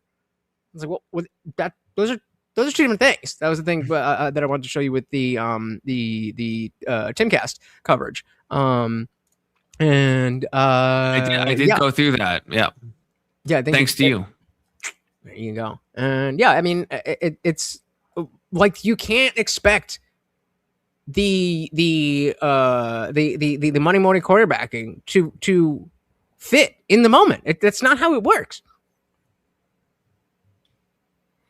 Well, that's the thing. This is what, and I don't know if you can. This is kind of an open question, but so I watched I've done this is like the third stream where I've covered it at the beginning, and so I went through the New York Times where they synchronized the footage, and I saw that, and then today we went over the body cam that was just released, which I still don't know the provenance of that. If it's for real, it seems real, but then DHS, they had the opportunity to corroborate it, but when Fox reached out, they just literally just quoted from Fox, from what Fox News says, they just quoted the tweet itself, which is like, I think, a stupid fucking thing to do. Just say it's actual body cam or say it's not. Like, don't. It's so, I fucking hate everything that the Trump administration does on Twitter. I think is absolutely retarded. Yeah. So dumb. So just like awful. Just like there's so many better ways to spin it in any sense. Yeah, I think they're like it feels like Trump is, and I've said this kind of in a different way, but it feels like Trump has kind of what was I saying? He kind of has used up his value, like what we needed Trump for. It's like, all right, we needed that, but like, okay, we're done now. We don't need you anymore. Does that make sense? Yeah, I think I might agree with that actually. And I've never thought about that before, but I think I actually might agree. Shout out to TV Viewerski. But yeah, I think it's just a matter of we needed that bull in a China shop. But that was 10 years ago, dude. That was 10 years ago. You created a new political landscape, but you were just the mechanism for change. You weren't the next guy. I agree. I mean, I guess he was the next guy in the sense that we've been, but you know what I mean. We need the next guy. Okay, so ultimately, I know this is like a binary question I'm about to ask you, but if you will allow me to ask you to entertain it, good shot or bad shot? Because I still land on Great the shot. perspective that this was a bad shot. Like I don't think it needed to happen. I think the woman was retarded. I think she was like, it was a fuck around find out situation for sure. But I don't think the shot needed to happen. I don't want a Monday morning quarterback. That's exactly what you're doing, dumbass. I know. I still but I'm not saying like legally we should like string this guy up. I'm just saying like in a perfect world, it shouldn't have happened. I can understand the guy again. I went through this at the beginning of the stream. He was dragged like a long time. I don't remember now, like 50 yards or something. He needed 33 stitches previously. So obviously he has like some car related trauma, which I understand. And obviously everyone is trying to fuck ICE and cuck ICE and dox ICE and all that stuff. So I get it. But from an objective point of view, I don't think the shot had to happen. Do you agree, Indian Jesus? Do you disagree? I mean, it depends on what you mean by had to happen. Is there any other conceivable way that could have played out? Yes. Obviously. There's other ways that could have played out. But are those better ways? Are those better ways? Potentially. However, that in my mind is irrelevant because it's not on somebody who is in the moment fighting for their life to make sure that the person who is putting them in that situation, they react properly. Do you think that guy? Do you think the ICE agent was fighting for his life? Do you think that's actually like a fair characterization of all the videos that we've seen? That's not what is relevant. What's relevant is did he think that he was fighting for his life? He heard an engine rev. He saw wheels spinning in his direction. If there was no ice there, there was no ice on the street there. He would have been at least gravely injured. There's no question. She fucking floored that shit. She did, but from the body cam, we know she's turned the wheel to the right. You at least agree she wasn't trying to hit him. She might have not cared if she hit him. That's what. Okay, that's fair. But I guess my thing, and Anson disagrees with me on this, but I don't think the firearm didn't help anything. Do you agree with that? Like he pulls out the firearm, he shoots, she accelerates anyway. No, I don't think it did at all. She kept accelerating. Fair. She didn't. If you hit someone like the fucking, what do they call it, the T-zone, right? Then it's like lights out completely. That's not what happened. She got hit in the face, and two of the shots were from the left side window that was open, right? So one of the shots was from the front. Two of the shots were from the side when he's already off to the left. Like, in what way? Like, he already sidestepped it. The vehicle's still moving. He didn't sidestep it. He got hit. What do you mean? Well, he was out of the way, is what I'm saying. Like, if you imagine, he got hit out of the way. What is the question? Okay. So I guess he's got a car coming at him, pulls his firearm. I don't think he got hit out of the way. I don't agree with that. Okay, well then you're wrong. We could pull up the video if you want. You're wrong. He got hit and he skittered. Those two things can happen at the same time. He got hit by a car. I'm not even 100% sure if he got hit. To be honest with you, I'm not fully certain. Okay, so then let's back up. Do you acknowledge that there was a moment in time where because of the fact that she backed up that way and he was walking this way, that the car was like this? She was not in front of the ICE agent was not in front of the car, but then she backed up such that he was directly in front of the car, and then the wheels spun, meaning she accelerated fast enough, meaning he could hear the engine and see the wheels spinning. That is legitimate to think in that moment, regardless of what we are saying in hindsight after watching it in slow motion, that is absolutely reasonable to think that your life is in danger. Okay, that's all that matters. Can I? Wait, no, but what matters to me, I guess, what I want to ask you is, did the firearm actually protect him in any way? From a self-defense claim, did the firearm stop her from accelerating? No, no, but I think that she turned more going in the notion that it seems like she didn't care if she was going to hurt anybody. She was just trying to get away. She turned more because there was a gun there. If the gun wasn't there, she might have just still ran him over. I don't know that that's the case. You You don't know, Con. You don't know. You know that that's not what happened? You don't know. No, that's not true. Which universe are we talking about? The real one. Oh, the for real one. You know, you have a counterfactual of him not pulling a gun. Is that what you're telling me? I'm saying he pulls the gun after she has already turned the wheel to the right. No. We watched the video. That's not what happens. Do we have to watch the video again? If you want to cut yourself, you can just take our advice if we've all been fucking watching it. But yeah, if you want to watch go for the it. slow-mo video that Tim Pool did, you can see him Not pull the out the Tim gun. Pool. No, You fuck can Tim see him Pool. pull out the Fuck gun Tim Pool for real. No, don't. Because you see him pull out the gun while the wheels are straight towards him. No, yeah. If you guys want to focus on one angle when we have you now see the gun out and the wheels four pointing towards angles, him? Yeah. why would you choose one angle? All right, here. You're like you're trying to paint the narrative. Super clear. That's why his gun's out, and it happened when the wheels were pointed at him. Why do you want to look at one angle when we can look at four different angles? It's the angle where you see the wheels and his gun at the same time. So, but you seem hesitant to actually want to watch I'm hesitant to watch the angles that don't have the gun and the wheels at the same time. Yes. All right, it's a 94-second video that I just put in the private chat. All right. Just on what's happening there. Garrett, good afternoon.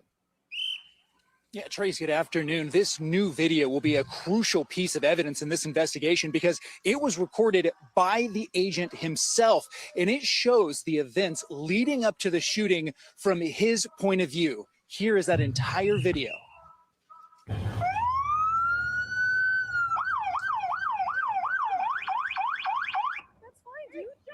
Mocking.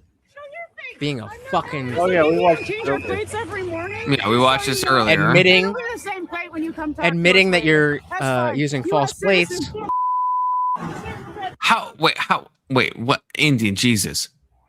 Yes. She literally said the opposite. She said the exact opposite.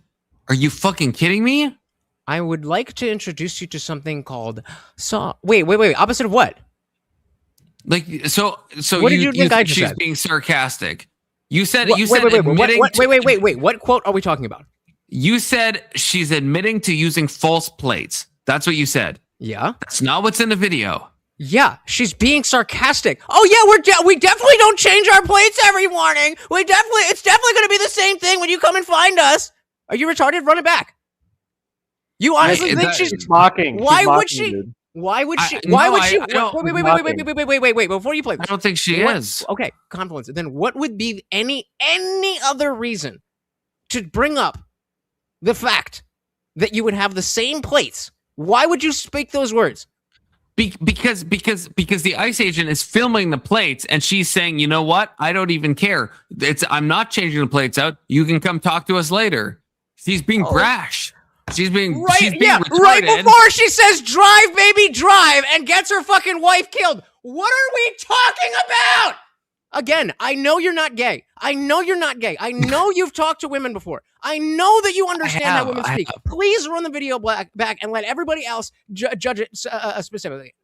I mean, come on. I don't think that's sarcasm. And it shows the events leading up to the shooting from his point of view. Here is that entire video.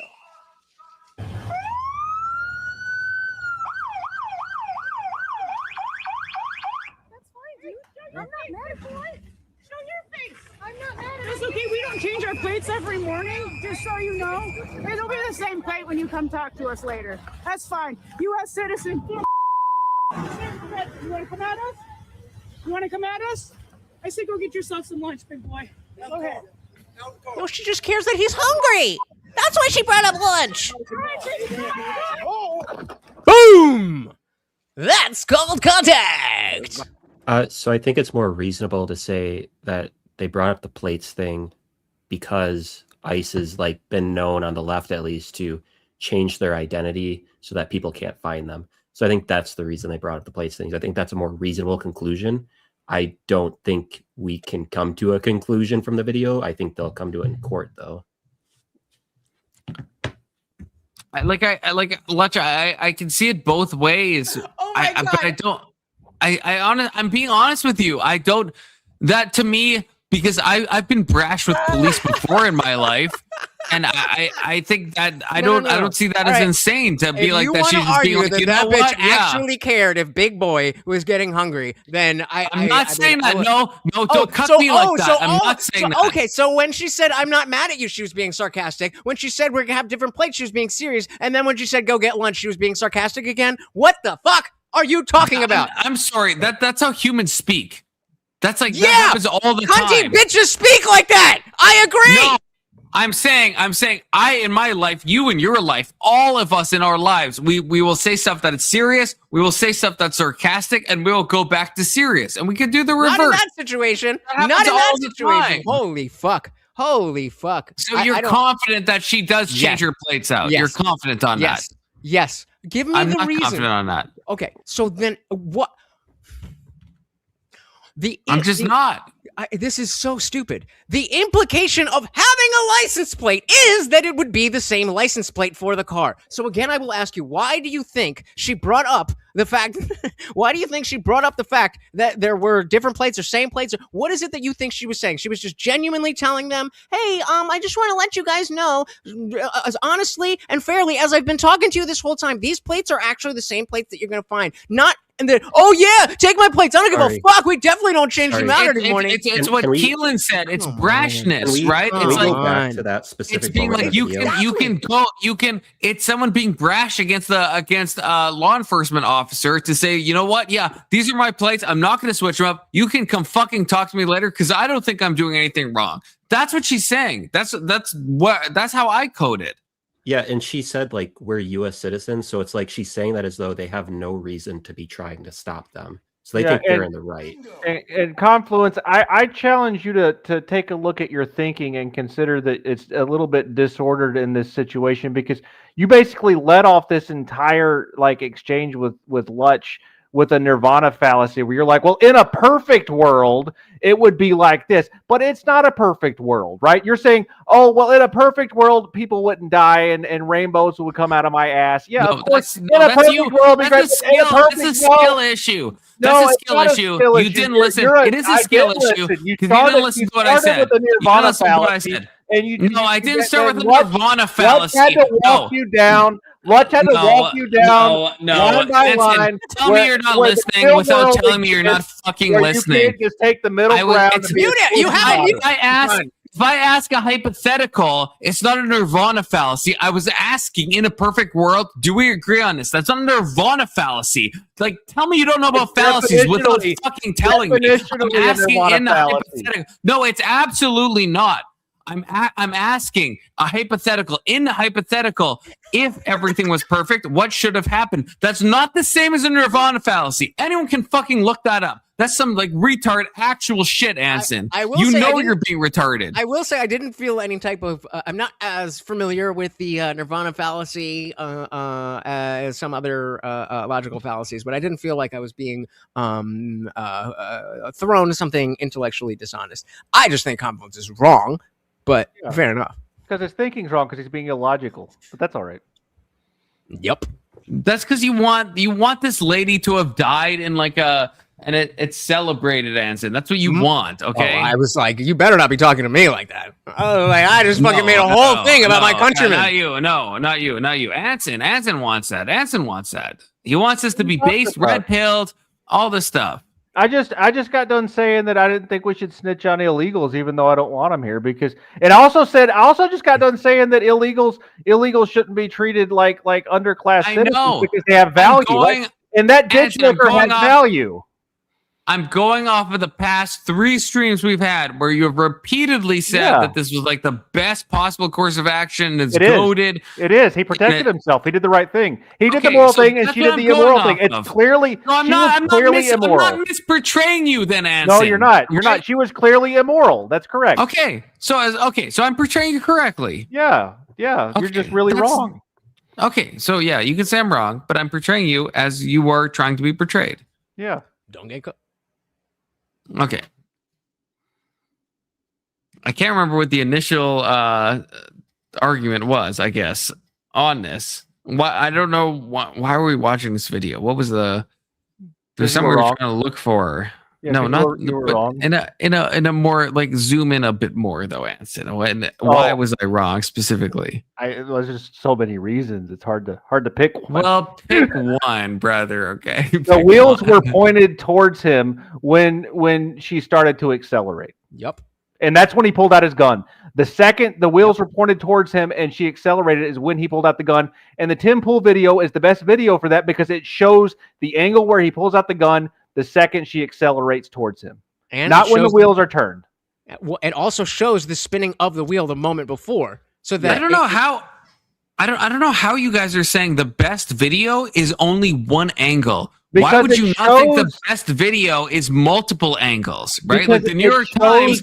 Wait. Did you synchronized watch the the fucking video I clips. sent you? He did have multiple angles. I did. The I'm one saying. Okay, but the one No, with the I'm where saying she's New York Times. I hate the New York Times, but they Right. synchronized the footage. Is that not a better thing than watching Tim go frame by frame? So you didn't watch the video. It's on my fucking stream, Lutch. I watched it yesterday. I played the whole thing. Okay, so then you Multiple would know times, the issue. even. So then you know that has nothing to do with the issue that we're talking about with the New York Times. Right? How does it not? How does it not? Okay, so I'll just tell you the reason we keep coming back to the Tim Pool thing is because of his, I know about all these words, and when I helped raise money for the homeless and all that shit. So he's always talking about this specific wordage and verbiage. So he shows how the New York Times says it looks like he got hit, but it's clear that he was not run over. That's moving the goalpost. Nobody said he was run over. He said he was struck by the vehicle. Okay, we're talking different things. I'm saying Tim Pool, if you mute it, same with the New York Times. I'm saying, why would we go to one angle when the New York Times has it synchronized? We're So not. I'm not saying mute both videos.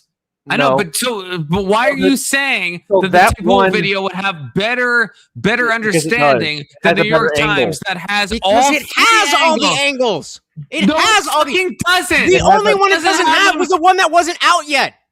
It does. And The so New York that's Times the one that we just synchronized them. Do you understand? Have you? Wait, you're saying I haven't seen the Tim Pool. Have you seen the NYT stuff? Have you seen that? Yes. So you understand what I mean? Yes. They have it synchronized, right? Okay. But that doesn't They've change. done a correct job of synchronizing. So what do you think that would unveil? Because I think it's helpful. It's obviously better to have all the angles at the same time and show them than to just show one angle. Because multiple is that crazy? Multiple angles are in general better than one angle. That's why we keep saying yes. We want multiple angles. So again, the question would be: is there anything that you could see in another video that would make you believe that there is that he didn't get hit by the car, that she didn't accelerate, that any of the things that are relevant to the actual fact of the case? I'm not sure if he got hit by the car. Okay, I think it's possible. I'm not sure. I don't even think the body cam footage. I'm being honest with you. I normally always side with Ali, but I just want you to know I normally always side with Ellie in these cases. Side with who? Ellie. Who's Ellie? Like law enforcement. Bro, like the police. What the fuck are you talking about? I know. I'm saying I'm talking about about myself. I'm saying that I normally always side with Ellie in these cases.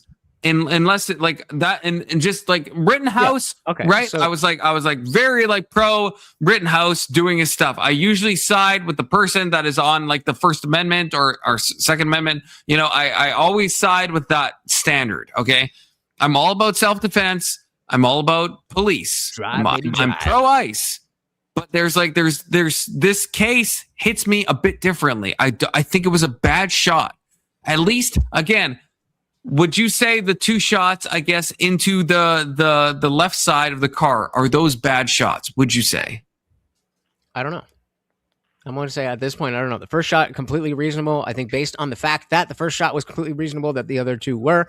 But I don't know how the law works there. But if you're asking me, morally, yeah, I think legally, absolutely, absolutely. You go until the threat is ended. How is the threat? Because she's dead. Because she's dead. That's how it's ended. Yeah. When this guy is shooting, That's he's not. like That's not slipping. how. That's not what the DHS in their own handbook. You Again, asked went me over more. this on stream. What did I just say, Components? I said, I don't know the laws, but if you're asking me personally morally, and you said, yes, you personally morally, and then I answered me personally morally, and then you said, no, the DHS said this. Okay, fair. So if someone is driving away, you think that it's totally fine for law enforcement to just shoot them if they're driving away. They were driving towards him, not away. No, I'm Wheels saying were pointed towards them. I'm specifically talking about the shots fired into the left-hand side of the vehicle, not the first shot. The number 2 and 3 are those moral shots. Because at that point, he is to the side. So then explain that to me. Okay, Say when you more fire, then. when you okay, And, have you the ever? Jamie, both of you cam up. Both of you cam up and do one of these real quick. The dude Shout out Jamie to- in the back chat. Shout out to Paul Warner. Said just because he didn't die makes her in the right. Can I Ooh, say something? Okay, bringing you up. Seeing Bringing the up new the dude. angle from his perspective, he's like slipping at the time he's shooting. So I think the second and third shots are him like accidentally misfiring from his gun. I think what matters is like, does the first shot, should that have happened? And the reason I think it shouldn't You think have the happened is second and third were accidental discharges? Is that what you're saying, Keelan? So here's what I'm he gonna was do. like slipping in the process of it, but I don't think he should have been in that position in the Here's first what I'm gonna do. place. I'm gonna hop out and then I'm gonna come back on my phone for a little bit. I gotta get him outside. Peace. Yeah, I'm a hop out too. Bye.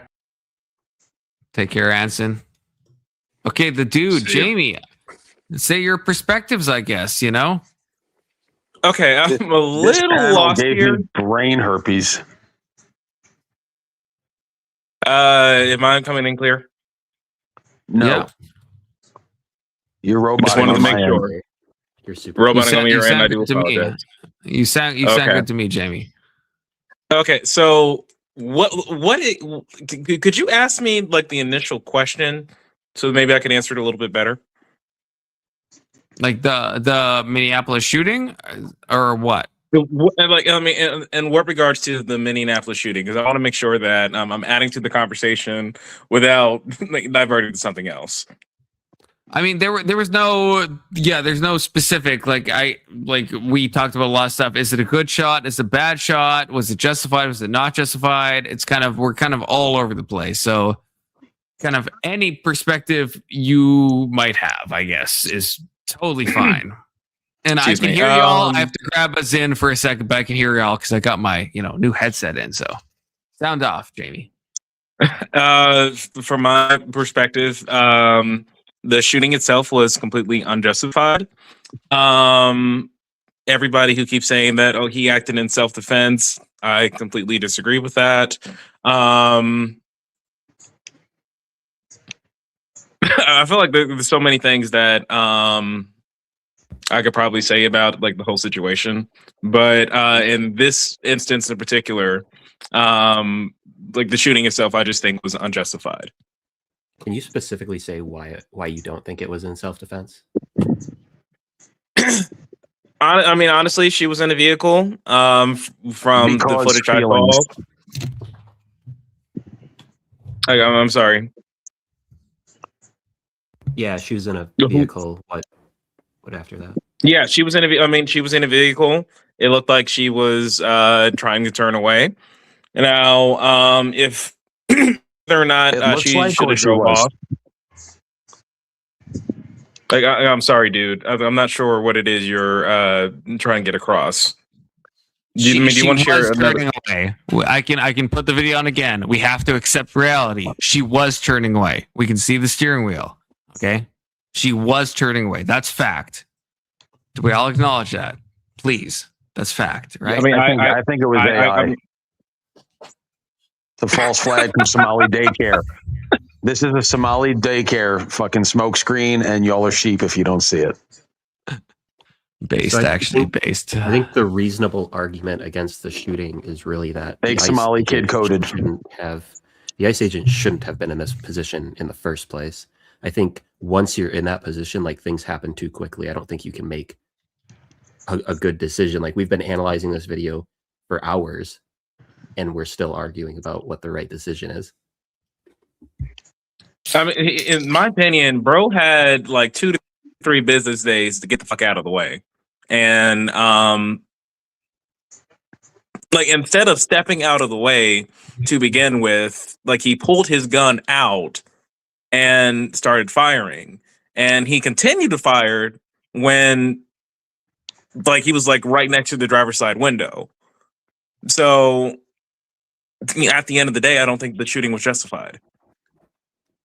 Okay, wait, two things.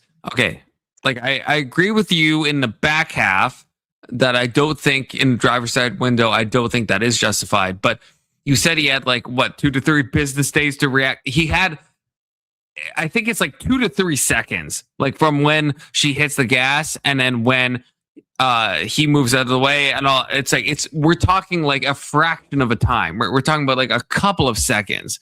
So I want to be fair. I'm not trying to both sides this, but I'm just trying to be honest in what I've seen from the video. It's not a long time. It's a couple seconds, right? So I think it's a bad shot. I think he could have scooted without the use of the pistol.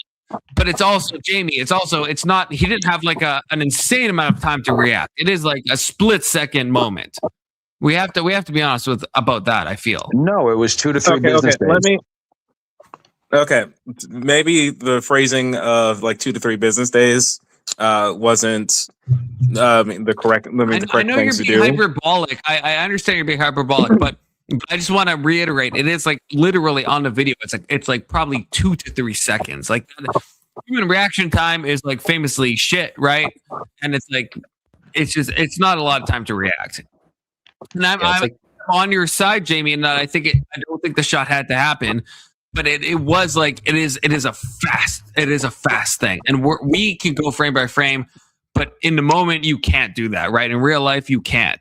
You have like a couple seconds to decide one way or the other. He didn't really have a couple seconds either, and he has to rationalize like what he does in that situation. I think the argument I make against it being justified is that the ICE agent should not have been in that position in the first place. I think it was a bad decision for him to be in front of the car like that. I agree. Yeah, we saw the body cam earlier. If anyone needs to see the body cam, we can play it again. But yeah, he walks around and he puts himself in the front of the vehicle, which I don't is a bad decision. But also, I agree with you, Steven. Yeah, she was obviously obstructing. Again, I hate that. I'm not saying anything about the panel, but I hate that in what I've heard of the discourse is that people cannot chew gum and walk at the same fucking time. 2 things can be true. She was obstructing. She was doing nonsense. She is an agitator. Fuck her poetry. Fuck the stuffed animals in the glove compartment. She is an agitator. At the same time, she probably shouldn't have been shot. So those 2 things can be equal. And I feel like the far left or the far right, they don't have it. I think like this. So do you agree with that, the dude? That was what I told you last night. The whole 2 things can be true. It was. Oh, there we go. Okay, yeah. I equated it to the NFL challenge play policy, where it has to be irrefutable evidence to overturn a call. Right. I think that 5 years down the road, people will still be arguing about this.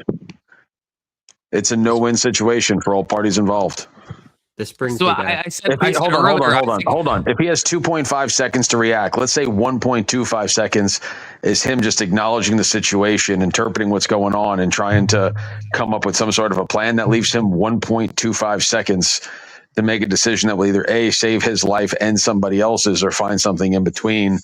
I think it's arrogant for anybody to sit there and play Monday morning armchair quarterback like they would have done something different.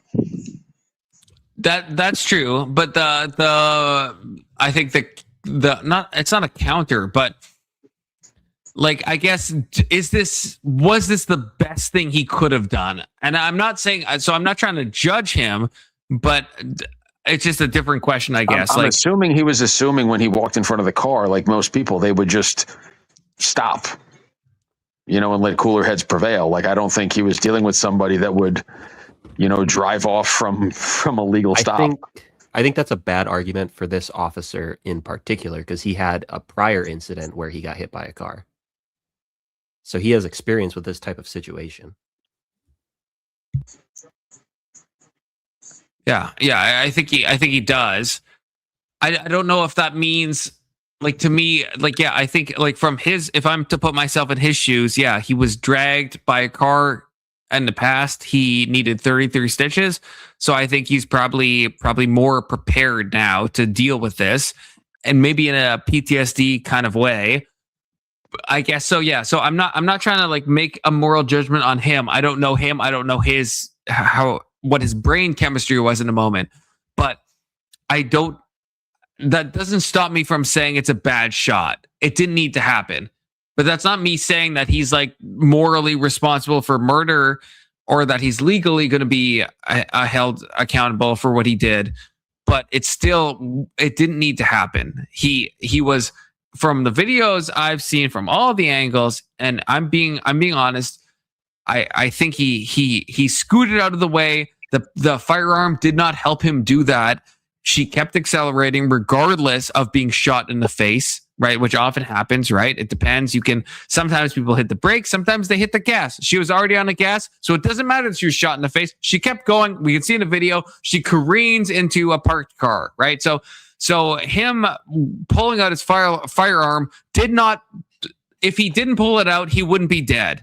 So that's where I get kind of quibbly with the self-defense argument, because like, and I mean, you can argue that he didn't know this at the time, but I would just say, and I hope everyone agrees with this, that if from the knowledge we have, if he didn't pull out his gun, he would still be alive. He wouldn't be any more injured. If he just skittered out of the way in the same way that he did, he would be in the same situation. He might have been hit in the same way he was hit. The gun did not help him at all. Does anyone on the panel disagree with that? No. But and I know that's us knowing this. Like, I think we all agree with that. Okay, so I agree with the dude that this is Monday morning quarterbacking. I agree with that. I just want to make sure we're on the same page with that. The gun did not actually change anything about if he would have been harmed or not. The gun did nothing in that case. So yeah. If we all agree, then that's cool with that one. That's cool with that one. Might have been harmed even less than he was, because she probably panicked when she saw the gun too. Yeah. If anything, it probably moves in that direction. I actually agree. I don't want to be like left coded, but I actually think that is probably true. I think the gun did not help. If anything, it probably hindered some things. And I don't know if it was you, Keelan, or if it was Tessica Johnson that said that it could have even been worse, because obviously she's been shot in the face a couple times and then she careens into a park. She could have hit a pedestrian at that point. She could have hit anyone, because now you have shot someone in the face and now they're probably not like exactly driving the best way. So like it could have even gone in a negative direction. She could have hit the T-Rex. She could have hit that T-Rex, which is, I still can't believe there's like a giant fucking T-Rex in someone's yard there. I still can't believe that. Okay. I saw that and thought it was like AI or something at first, but that's what I thought. Shit is funny. I woke up and Tyler had sent me the video and I saw the T-Rex, and I think I even messaged Tyler on Discord and I was like, this is a fake video, right? Because there's like a giant T-Rex stomping on a car. And then it wasn't until I went to Google Maps and I was like, oh, no, actually there is a giant T-Rex. Such a weird, reality is fucking stranger than fiction. That's the truth. Because that's just like such a weird thing. But I think the T-Rex is for real, okay? Who was the triggered liberal last night? The guy that was getting all caught up on his words. You'd have to be like so much more specific. The guy who said he had a certificate in music. Oh shit! Who was that? I asked him what his field of academia was. Oh shit! Oh god! Who was it? The certificate of music. Oh god! Who was that? I don't know. Jamie, is that you? That wasn't Castle, was it? I wasn't here. I mean, I wasn't here last night, so I can't. Was it okay? It couldn't have been Jamie then. Was it Testicular testicular? Johnson? Maybe. Yeah, maybe. I'm not sure, but maybe. I'm just saying, anybody who's shitting on the cop is obviously just a staunch lefty that supports fraudulent Somali daycare. There is no irrefutable evidence for either side. If the cop shot or didn't shoot, it would have been, the guy would have been cleared from wrongdoing either way. Okay, wait, can I, this is an honest question, and I know, like, this is me being cucked. Okay, so I'm gonna preload that with this, okay? So this is me being cucked, but I'm actually just want to hear your guys' thoughts. And tell me if I'm wrong. In the body cam footage, which we could pull up, but if you guys have seen it, after the cop shoots her 3 times in the face, I think he says, you fucking bitch, or that fucking bitch. Is that like, that kind of rubs me the wrong way? Is that just me being cucked? I'm gonna let me answer that. Because like I don't like that. Like, it's like you shot her 3 times, and now you're like the fucking bitch. Like, I have the highest testosterone count on panel. So let me answer that question.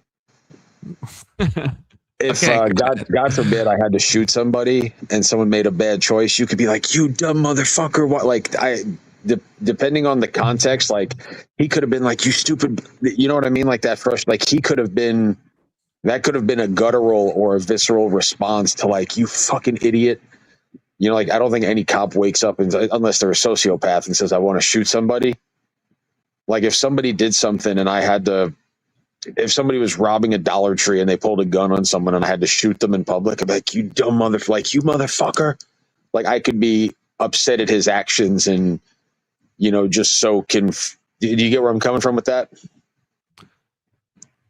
So okay, yeah, that's fair. So you don't think that, because that just hits me in like I don't know. It's the same. There's been like some like police shootings where I can't remember what case it was, where it's like on the I don't know what to call it, the barrel of the gun of like an AR-15. It was like the guy had like etched like "get fucked" or something. I can't remember. I think it was the case. I think it was a hotel case. I think where the guy was given contradicting instructions. He was told to lie down and get on his knees, and lie down and get his knees. If you guys know, this is a famous case. I think it was in Arizona. I could be wrong about that, but this is a known case. So someone please correct me. But yeah, the guy like had stuff etched onto the gun that said like "get fucked" and stuff, and that kind of like says something to me. It's not a legal standard, but it means something. It's the same way with like when Derek Chauvin, when he's on George Floyd's neck and back area, right, where he has his hands in his pocket. I'm like, you're trying to be a fucking douche. You're trying to be a douche. And it hits me in a bad way. You know what I mean?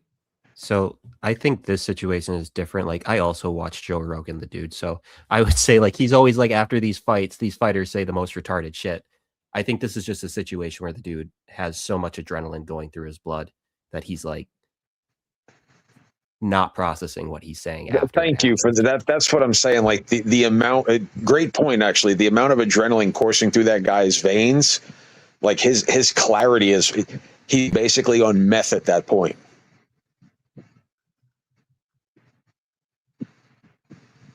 Have you ever almost gotten in a car accident and you get that like shot of adrenaline in your body and it's like your synapses aren't firing on all cylinders? To judge the man. To judge the man. You tried to call out my jiu-jitsu experience yesterday. You said you studied under the Grady's, like that. Okay. Well, now I feel like I have to defend myself. Okay, so the only testing I did was under the Gracies, okay?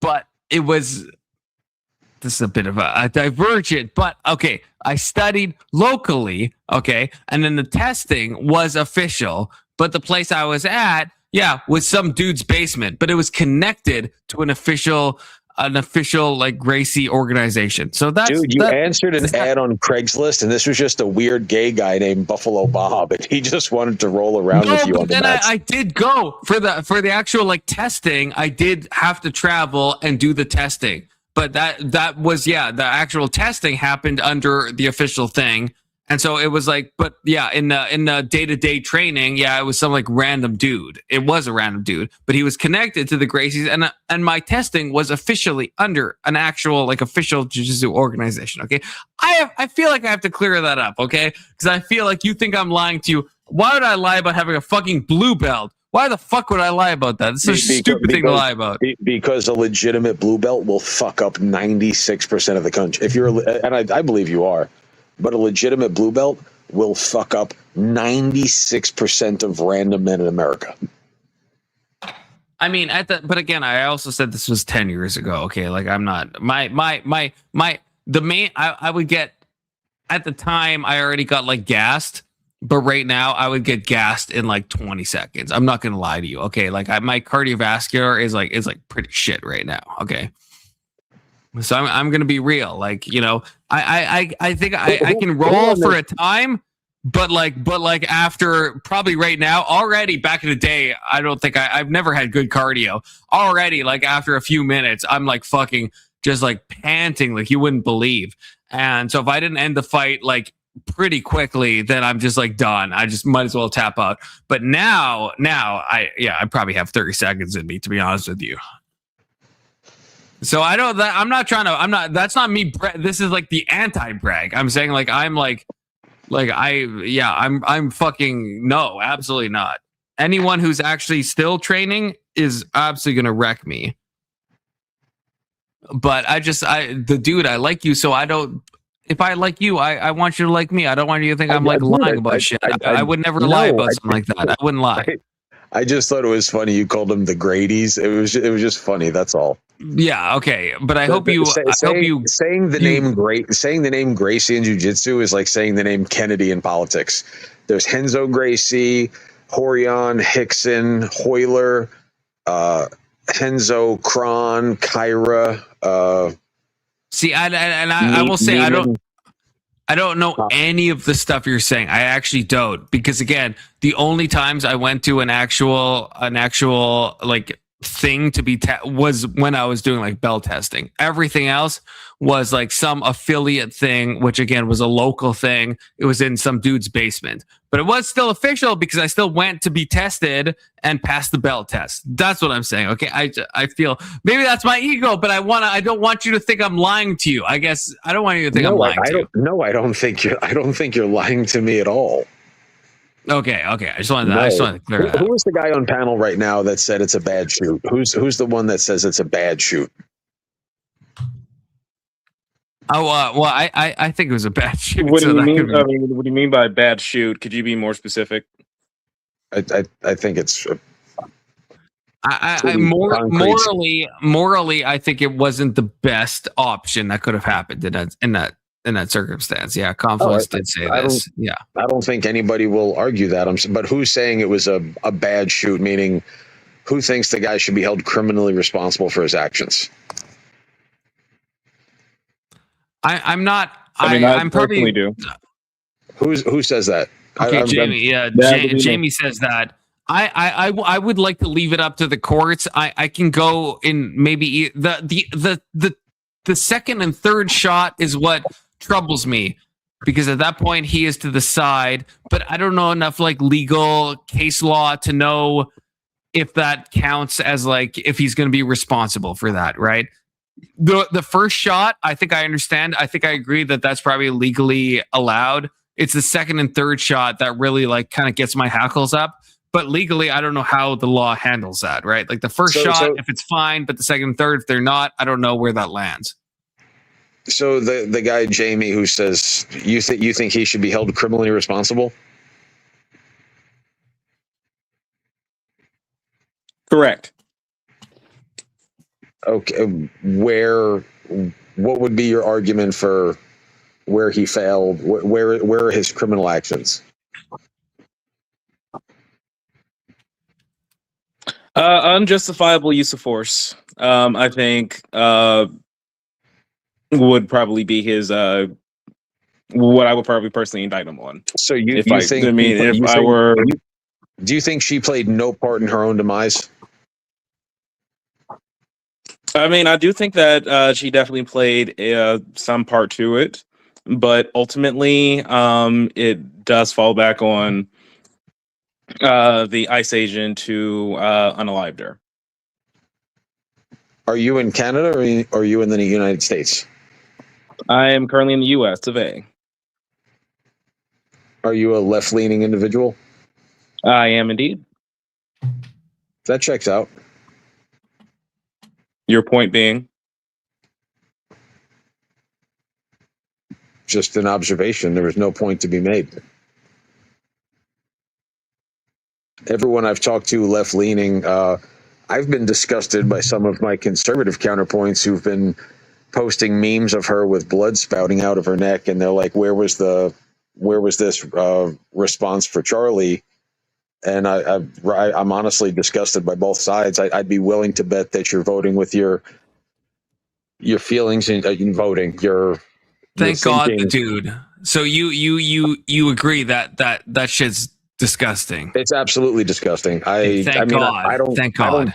I don't defriend people, but I think I posted something along the lines of, anyone who celebrated the death of Charlie Kirk is a fucking scumbag, and anyone who's celebrating the death of this young lady is a heart. Like, we are not the same. Yeah. Like how you treat the busboy tells me everything I need to know about you as a person. And Indian Jesus asked me what my tribe was. If I had to pick a tribe, it's what you're saying, the dude. Because people that celebrate that shit on either side of the aisle, I'm like, that is not me. That is not me. I think that shit is disgusting. Was anybody here celebrating? I think no one on panel. No, but I've seen here's the thing, like, people I'm not on X and yeah. I mean, so no one here left-leaning- has done that. Yeah, being the left-leaning Good. Sorry, Lutch. Yeah, being the left-leaning individual that I am, I mean, I've never celebrated Charlie Kirk's death. Bro, you're roboting. You guys hear me? That's George Soros fucking silencing him because he's not towing the line. Oh wait, I'm getting some air. There we go. Can you guys hear me? Yeah, you're coming live to us. No, from I mean, what I was saying was coming live from a Somali daycare in Minneapolis. Please talk to Jamie, live on the long-time listener, first-time caller. What's up, Jamie? Bro, what are you talking about? It's called chewing the fat. We're just being bros, man. We're having fun. We're 6 talking heads on a YouTube panel talking to 3 people in the ether. This will never be remembered. We're all going to die soon. Act accordingly. All right. Let him go. No, what I think what I was trying to get across before I started going robot was that, I mean, I may be a left-leaning individual, but I've never celebrated Charlie Kirk's death. So like the only I wasn't talking about you. That that was not an assertion towards you at all. I was just saying, in my opinion, left-leaning individuals, they tend to think more in the binary, which is ironic because the only thing non-binary now is gender, because everything is either yes or no. Yup. And left-leaning people seem to they're driven by emotion more than logic, which is fair because most of their degrees happen to be in the arts rather than the science. And this is not bad. It's just empirical. This is objective data. Yep. Like I very seldom, with the exception of is his name John Fetterman, the fellow from Pennsylvania? Mm-hmm. With the exception of him, RFK, and Tulsi, like, here's how you know that liberalism is bad right now: is nobody has left the right to join the left in the last 5 years, but dozens and dozens of people. You have guys like me in Confluence who are probably pretty progressive for the most part, and we don't even never Trumper. See that's look at that. You have Indian Russell Brand, an unexceptional white from Canada named Confluence, and a pre-diabetic fucking Chad named fucking The Dude, all here voting for Trump, like supporting law enforcement, because you guys have the standard line of deviation. If it's a right to the 10, left to the 10, most of us are +2 to -2, but the left, right, the same way none of us ever took the Tea Party seriously. Like, you guys literally tried to put Tim Walz, Kamala Harris, Alexandria Ocasio-Cortez, Ilhan Omar. Like, you put some of the most extreme, like, your ideology is, in my opinion, your ideology is flawed, and it needs a dramatic renovation. And the fact that you what are guys some take of this the academic, you sit on the hill of academia, but like Co-signed. Indian approval coded. Bro, I just got that's fucking yo, tell me something good, Lurch. Tell me something good. Sing me a song. That was a Sikh comment, bro. Sikh comment for the peanut gallery. I don't get it. Seek comment. But I would love to return to a specific question for Confluence.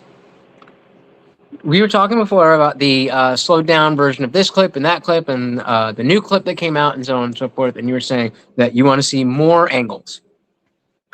What? And Not what I said. I've seen all the angles. Okay, so then what was the issue with the Tim Pool video?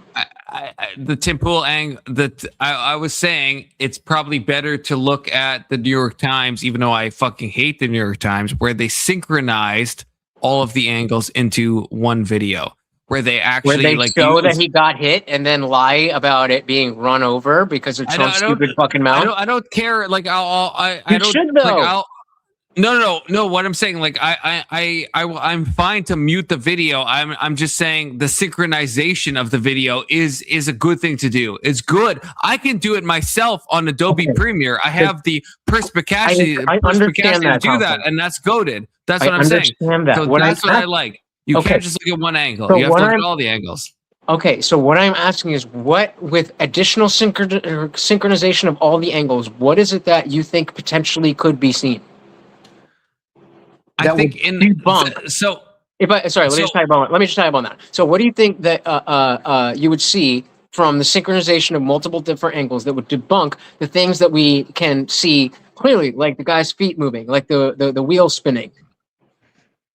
With the synchronization, I think it becomes two things. It becomes less clear if he was hit, although if I was to bet, I think he was hit, but I think it was a very mild hit. And I think that backs up what even the Trump administration said, which that he went to the hospital. He was released within 3 hours. Right. Okay, so then that goes back to the last comment that I read from my chat before I ended my stream. And so, okay, so what if he, and I don't know, well, you wouldn't have seen it, but Box was up on my panel talking about, well, you know, he didn't wait long enough and he didn't get hit hard enough. And we're coming down to the same thing. So what's long enough and what's hard enough? I'm not putting that on you, but I'm saying the fact that he wasn't hurt doesn't change his state of mind before he got hurt. The justification of the shots are his state of mind before he gets hurt. So once he gets hurt and it's not that bad, it's already done. The decision of whether or not I should shoot is already passed. That's valid. So that's irrelevant. No, I get what you're saying, but I think my main contention is the fact that the firearm did not help him get out of the way. He continued to accelerate, so the firearm doesn't mean anything. So there you go. That's something we do know that. No, we don't. That's something we do know. This is something that an additional angle might actually show in your favor. Hold on. We don't need any angles. Just hold on. Jesus fuck! I didn't even say it yet. What are you disagreeing with? You said we need more angles. We don't. From my point, we don't need more angles. That's what I so disagree with. What was I going to say that you cut me off to say that we don't need more angles? I'm cutting you off because what you said I disagree with. I feel like what is it that you disagree with? I disagree that we need more angles. We don't need more angles. So that wasn't my point. So now that's what you said, though. You literally you interrupted me verbatim. You said I wasn't that, done with the sentence, Confluence. That's all you heard because you interrupted me. If you want to hear the question that starts with "if we had more angles," yes, I can ask the question or make the point, and you can react to that. You didn't say if we had more angles.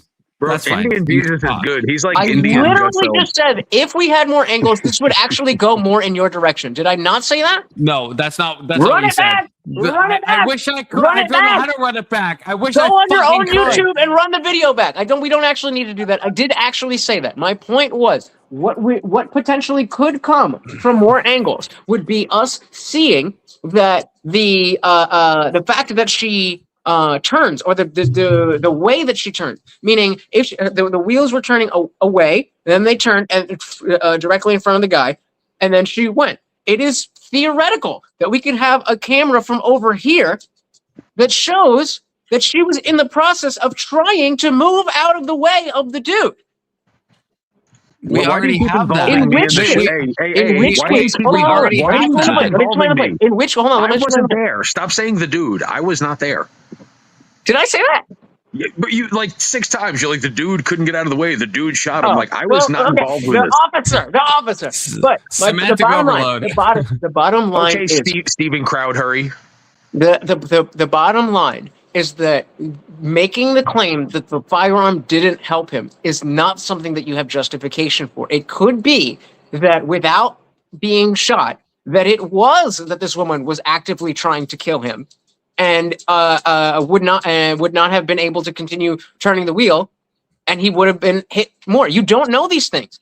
I'm not saying it is. I'm just saying you don't know it's not. From the stuff that was released today, we can see that she was. Have you seen the body cam? Yes. You've seen the body cam, right? Yes. So she is turning the wheel to the right. No, you didn't show it to me. No. I put it in the chat. No, you're not. You don't get credit for that. Oh my god! So if we look in the private chat right now, there's no link from Fox News from the Indian Jesus. I'm saying you're getting super defensive, bro. Can I ask Indian Jesus? I'm not trying to fight you. I'm just trying to have a conversation. I know, me too. I'm saying I started my stream with that clip. With the body, that's how I started my stream. Okay, I know, but my point was you're asking me if I've seen it, and I said yes. Obviously, I've seen it. We watched it together because I put the clip, and then you click the link. That's what I was saying. Good dude. Can I ask Indian Jesus a question? This is pertinent because Jamie, the only thing we could do tonight is we might actually be able to touch the mind and heart of a lost young man, Indian Jesus. You, as a former never Trumper, who's obviously has an above average IQ. You found out a way to be objective in life and no longer be run by your emotions and your dharma. What would you say to this lost young soul? I mean, I don't know enough about him. I mean, put it this way, Jamie. If me and Lurch were there, we would buy you a beer, and you have nothing left to win to lose. So if what would you tell this young man who's so desperately seeking to have a testosterone count that's approaching the low normal levels? Like, what would you tell him?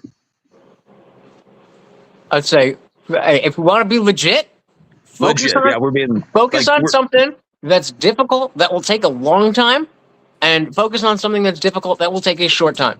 Masturbating without porn and masturbating with porn. There you go. There you go.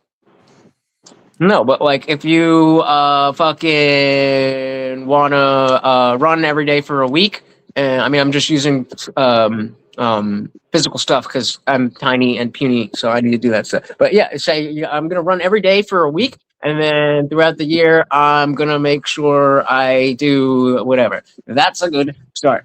Number two, would you agree? Would you agree, Indian Jesus, as a former never Trumper, liberals have a tendency to live in theory, where conservatives have a tendency to live in practical application?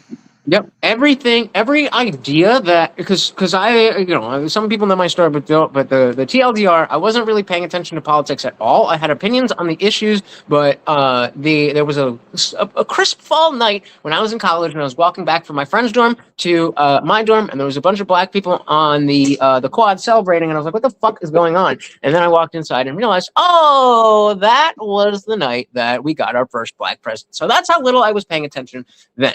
Then, because Obama was Obama and like everybody was default Obama lovers, I started coming to politics, like policy and stuff, when Trump was in the when Trump came down the escalator, and so I thought I was a big brain. I'll watch MSNBC, Fox News, and CNN, so I get all the information, and so that drove me down the Hillary never Trumper pipeline. And everything I believed when I was so confident about casting that vote for Hillary Clinton scared the shit out of me so much that I didn't vote in 2020, even though I'd been red pilled.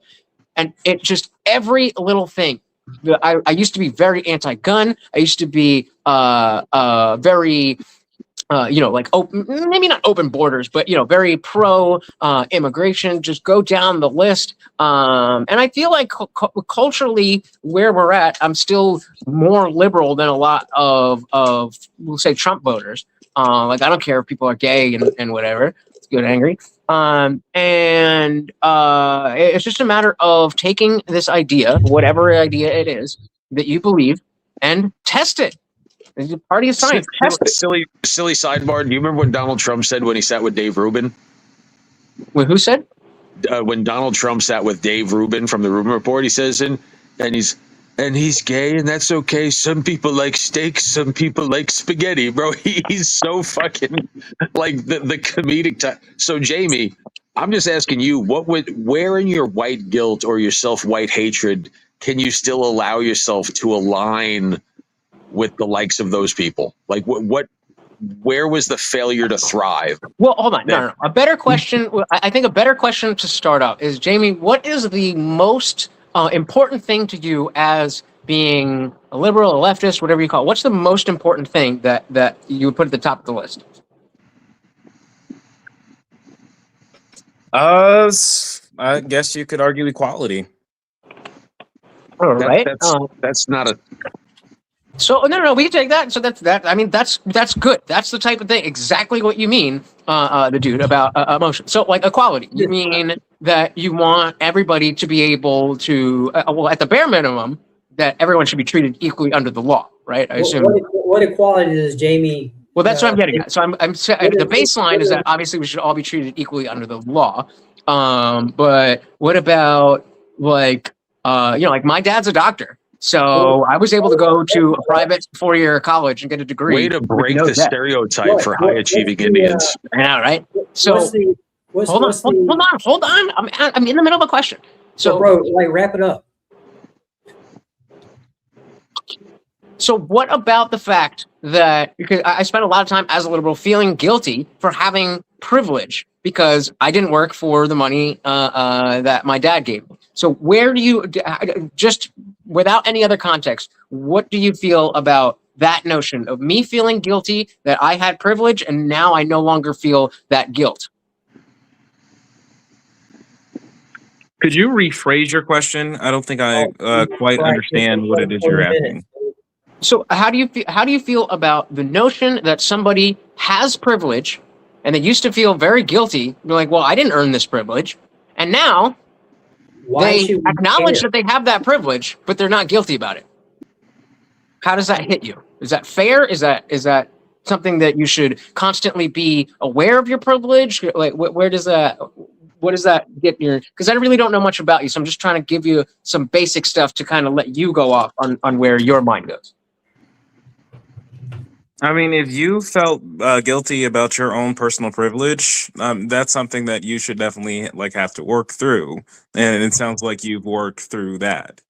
In my opinion, nobody should ever. Yeah. In your opinion, what? Yeah. Sorry, I completely lost my train of thought there. If you're feeling guilty about feeling privileged, like if you feel privileged and very privileged, I don't think that you should feel guilty about that. Okay, so then you would not align with all like the white guilt, and it's not enough to be not racist. You have to be anti-racist. I mean, I definitely think that you should be against racism, and you probably should be anti-racist.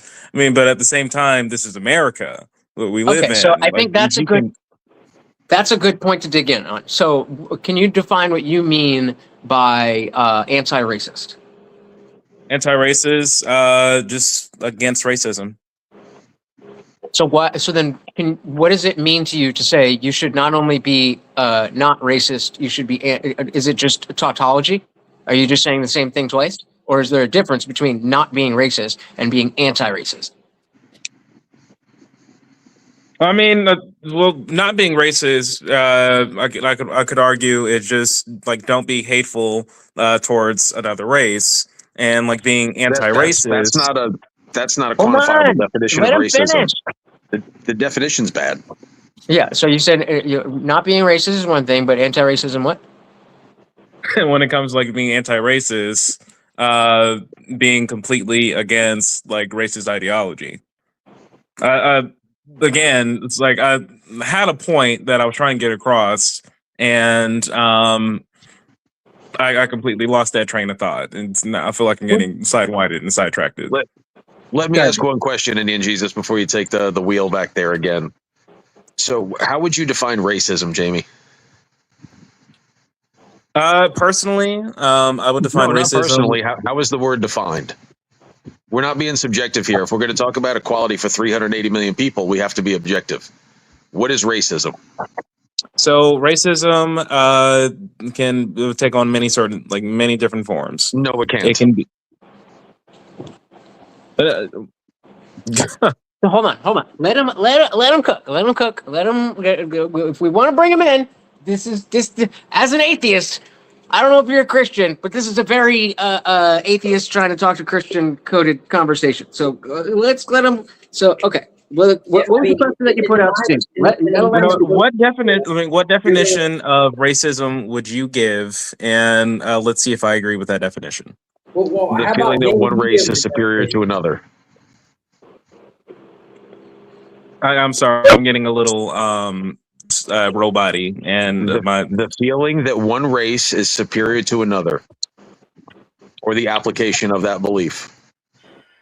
You know what? I agree with that. Okay, great. I agree with your definition. So let's take some specific. Look, that's a very baseline, but I assure you, Jamie more than likely has add-ons to that. Sure, and that's fine. That's fine. We don't have. He doesn't have to tell his entire fucking life story for us to get it. It doesn't have to, but I'm just saying. Like, I know the dude's trying to say, "Well, here's the definition." Jamie's going to agree with it, but in Jamie's mind, I am pretty confident. Well, that's where I'm going. That's exactly where I'm going. That's going to be a forever conversation. That's exactly where I'm going. Trust your boy. Is that admin talking? Adam talking? Because that's coded. I agree. Sorry, I just came back, but whoever is talking has the right view. Continue on. Okay. So we're trying to pin down on racism and that stuff. So Jamie, would you say? Are you familiar with the Charlie Kirk quote about black pilots and DEI? Yes, I'm quite familiar with that quote. Do you take exception to that quote? What do you mean by how do you feel about it? Well, actually, wait. Just so we're on just so we're all on the same page. Can you steel man what you think Charlie said? It's, if I remember correctly, something along the lines of. And if he's wrong, don't jump down his throat. If I saw that my pilot was a black pilot, I would feel nervous. And I'm just simply going off of what I roughly from what I remember. I know that that's not exactly what he said. That is exactly what he said. Close. No, that's exactly what he said. But there's a big reason behind it, and so he was talking about. It's a fragment of the quote. You're right. That is. It's contextually it's true, but that's all we need. That's all we need. That's all we need. If I saw what was use the correct quote for me. So I don't.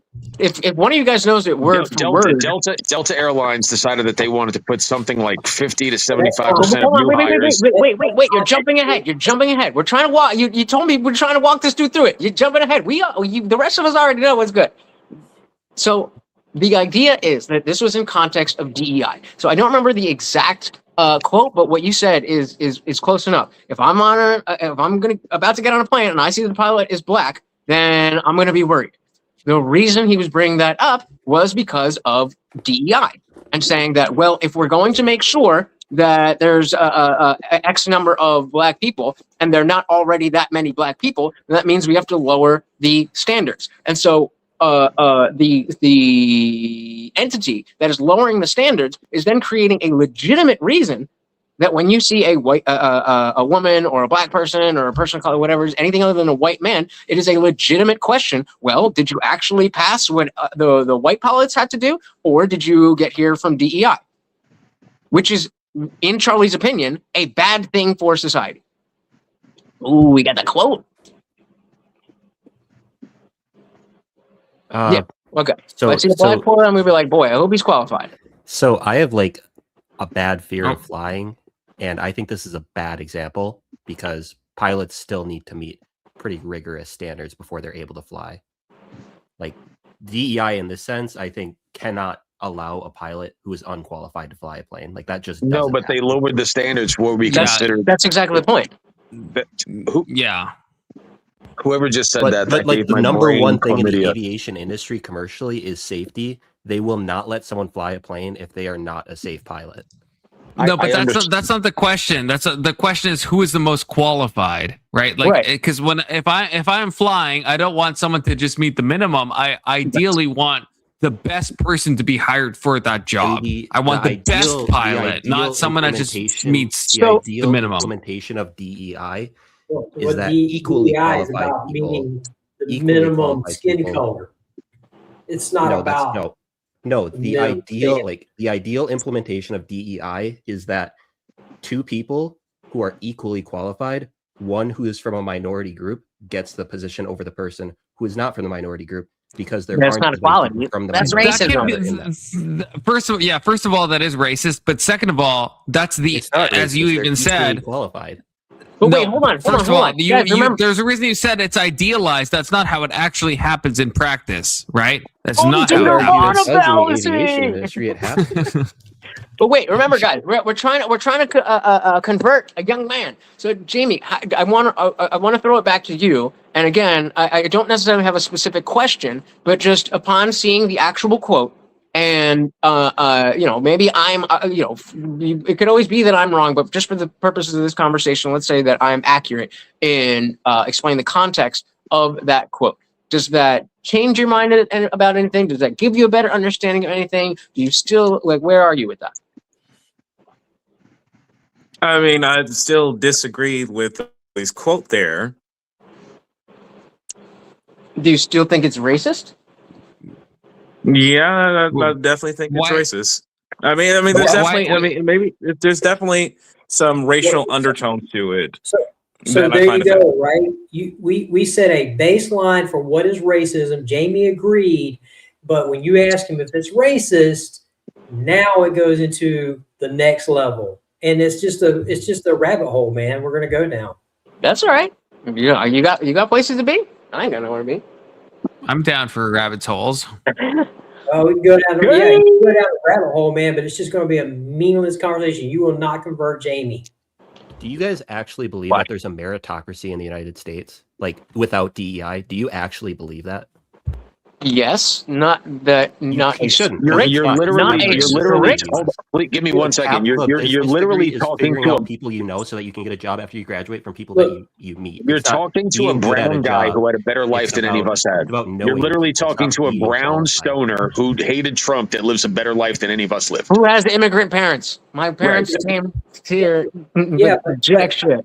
I want to go back to what you're talking about, going down the rabbit hole. If you're truly trying to convert somebody into getting out of that, we're more tongue in cheek, but yeah. But my point just being is this right here. And so if we go down that rabbit hole and stuff, and we let them continue to basically muddy what racism really is and come off that baseline, then you're not going to go anywhere, because all you're going to do is like, well, what do you mean by this? You're going to be fucking Jordan Peterson this whole motherfucking conversation. What do you mean by this? What do you mean by that? Yeah, that's how you understand people.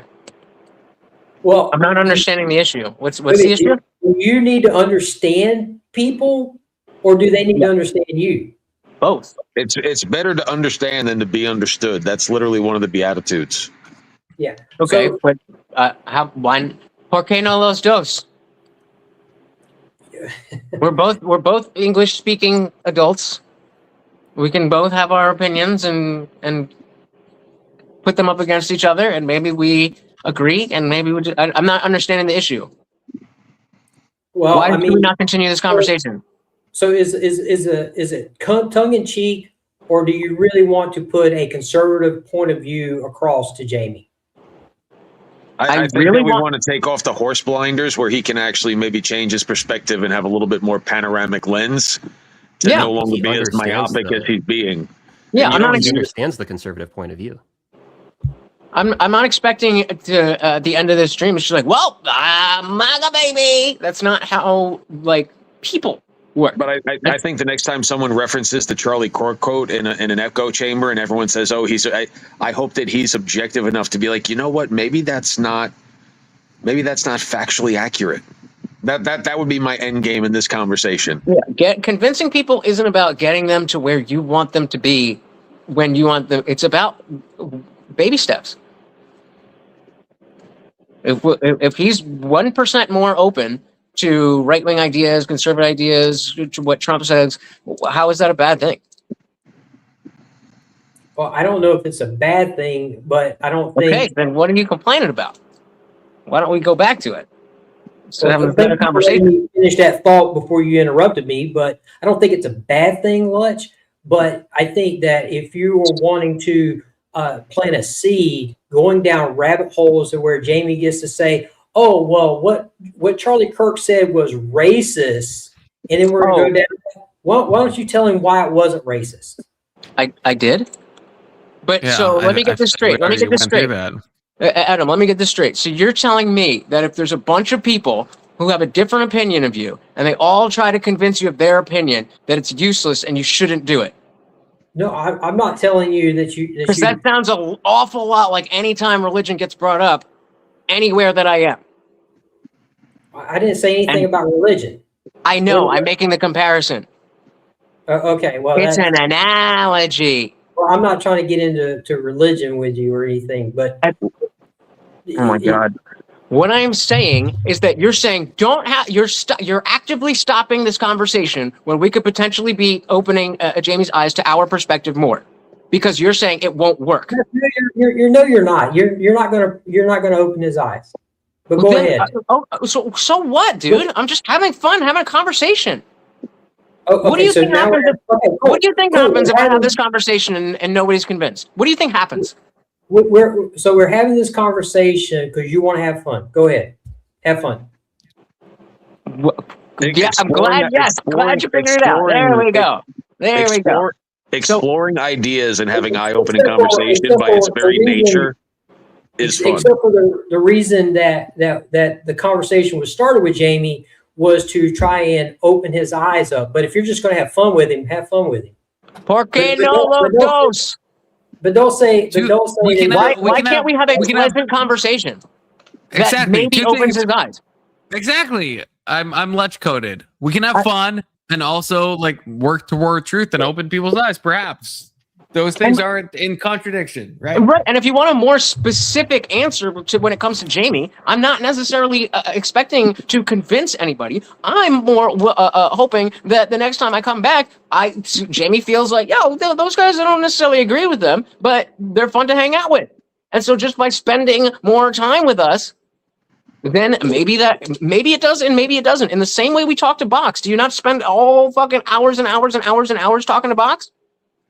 No, I don't. Have you ever changed his mind? So what are we talking about, man? It's just we're conversationalists. I invited you because I thought you were going to enjoy it. You don't have to stay, but like this is what we're doing. We're just dude, don't rage quit, okay? Please don't do that. Can we do Survivor and vote this guy off the island? See, look, Jamie, this is how two Trumpers want a Trumper to leave. I don't know if I've ever seen IJ rage quit. This is how you know that me and Indian Jesus, like, you have two Trumpers wanting another Trump person to leave the panel. Like, we don't toe the line. Not a cult. Not a cult. He's literally in his QAnon bunker right now, in his MAGA G-string, just, screaming at the air, no more gender affirming care for people under the age of 14. Like that's not the majority of us. Yeah, true. So Jamie, what would you let's go from the other side. What do you think is the worst thing about Trump, the right wing, conservative party, MAGA, America, any of those things? What do you think is the worst part? That's like, okay, maybe I could see some of your ideas, but because of this.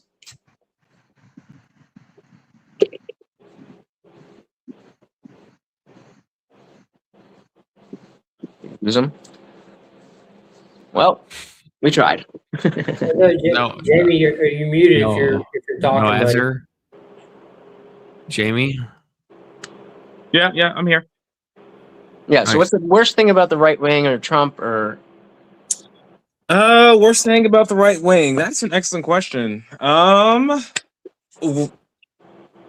Like, are there? Can you name some things for me? And could you let's see, like trans stuff, trickle down economics,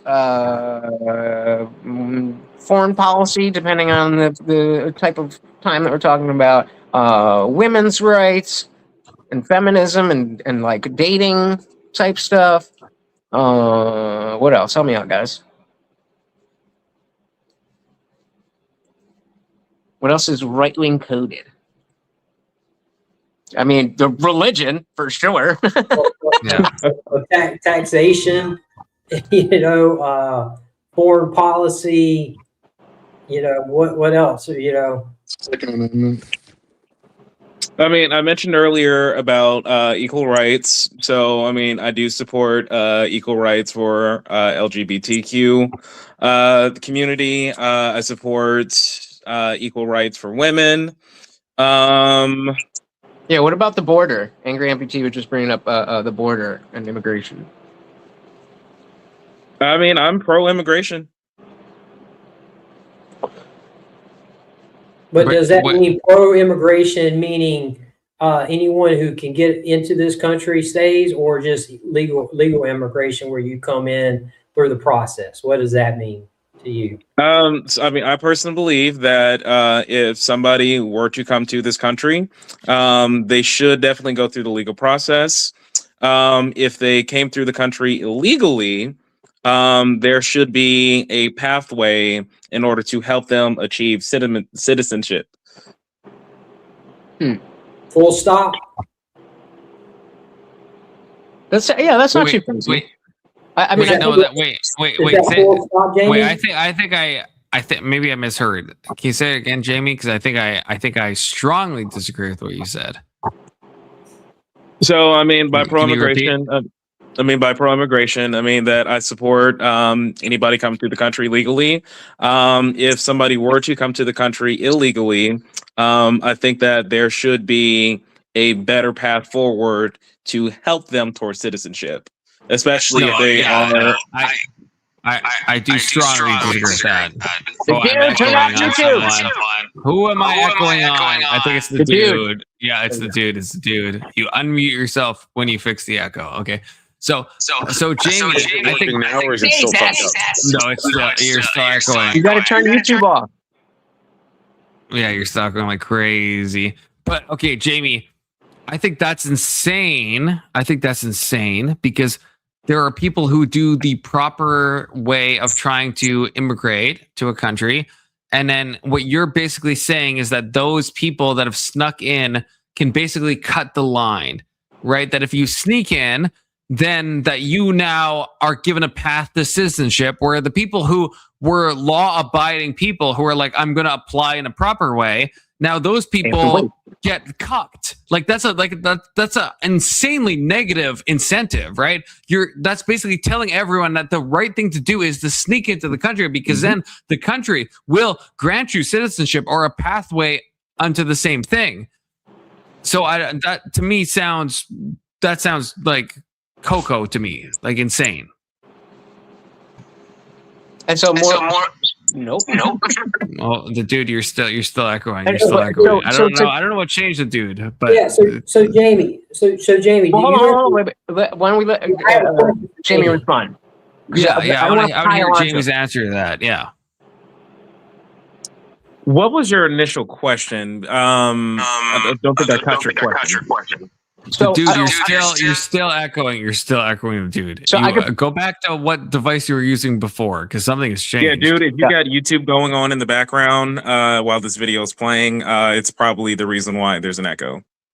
So I could put it rather succinctly. So Jamie, what Adam and Confluence are saying is that if it is such that you should come in the right way, but if you come in illegally, then there's still a path to citizenship. Then if you're an immigrant looking to come to America, why the fuck would you wait in line? Just go in illegally, and then there's already a process to become a citizen. So you're saying it incentivizes to come illegally. Right. And then you bring up a point that I was going to make to Jamie, or ask Jamie, is how does he think that affects the people who are trying to come in legally through a established process? Yeah, because, when people sit there, oh, it takes too long. Well, it might not take so long if we didn't have to deal with other people who came in illegally.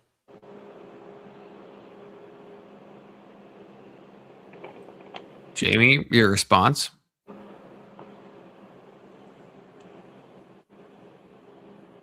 Jamie, can you guys hear me? Can you hear me? Yeah.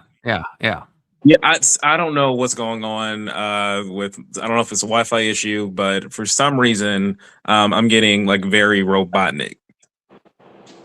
You're good.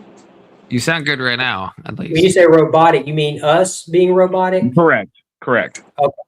Okay. Yeah. So again, can you hear me now? Yeah, I can hear you now. Okay, so if what you proposed incentivizes people to come in the wrong way because there's already a path to citizenship, whereas people who want to do it the right way have to wait. So why would we want to incentivize people to come in illegally? Let me rephrase kind of like my point earlier. It's not so much like jumping the line. It's more like, hey, we see that you are undocumented, and we want to help you get like go through so the right way. Right. But the problem is that those people are getting the benefit of being in America, whereas the people who are waiting are not. So I can understand where you're coming from in terms of if somebody is already here illegally, let's provide a path to citizenship. I mean, I disagree with that, but I can understand that. But we're talking about before the people are even here. So if you're living in Mexico and you're like, fuck, I got to get out of here, I'm going to America. And there's two options. You could, apply and wait, or you can just kind of sneak in and the government will actually help you. Why then would anybody go the right way? Maybe I'm just not quite familiar with the whole immigration process. Well, I mean, we could simplify it. Let's say that we're at a club, right? And everybody has to wait in line. But if you cut the line and sneak in, then they just make you pay the cover, and you get to go in the club. Why would anybody wait in line when they could just sneak in and pay the cover afterwards? Or not at all. Or not at all. Because everybody wants to be in the club. And so the people who are doing it the right way, they have a lesser experience because they're out in the cold and they have to wait. They still have to pay the cover, and then they get in. So just using the club example, do you agree that if it is such that, well, I have a club, you've got to wait in line, but if you sneak the line, then we'll make sure you pay the cover and it's no big deal. That would then lead to a lot more people sneaking in? I mean, sure, that would lead to a lot more people sneaking in, but if we caught them, like, wouldn't we tell them, be like, hey, this is not how we do things here. This is what we need to do. So why not? They don't care. They've already broken law and they want to be here. So yeah, okay, yeah, whatever you say. Sorry, my bad. Ask for forgiveness, not permission. I mean, but you're still you're still going to make them pay the cover charge, are you not? Yes, but they got in without paying the cover charge first. And so then we are in a situation where maybe somebody who's been waiting all night, now the club is at capacity because all these people snuck in, and the person who's been waiting online, even though the other people also paid the cover, they got to party all night while he was outside. Okay. So next time you can be like, well, fuck that. I'm just going to cut in and hope they don't catch me. I mean, why not create a better system then? So that way, I agree completely. Yeah, but you can't. That takes time. The thing is like, unless there's a better system that you're proposing, then why be so anti against the current system that we have?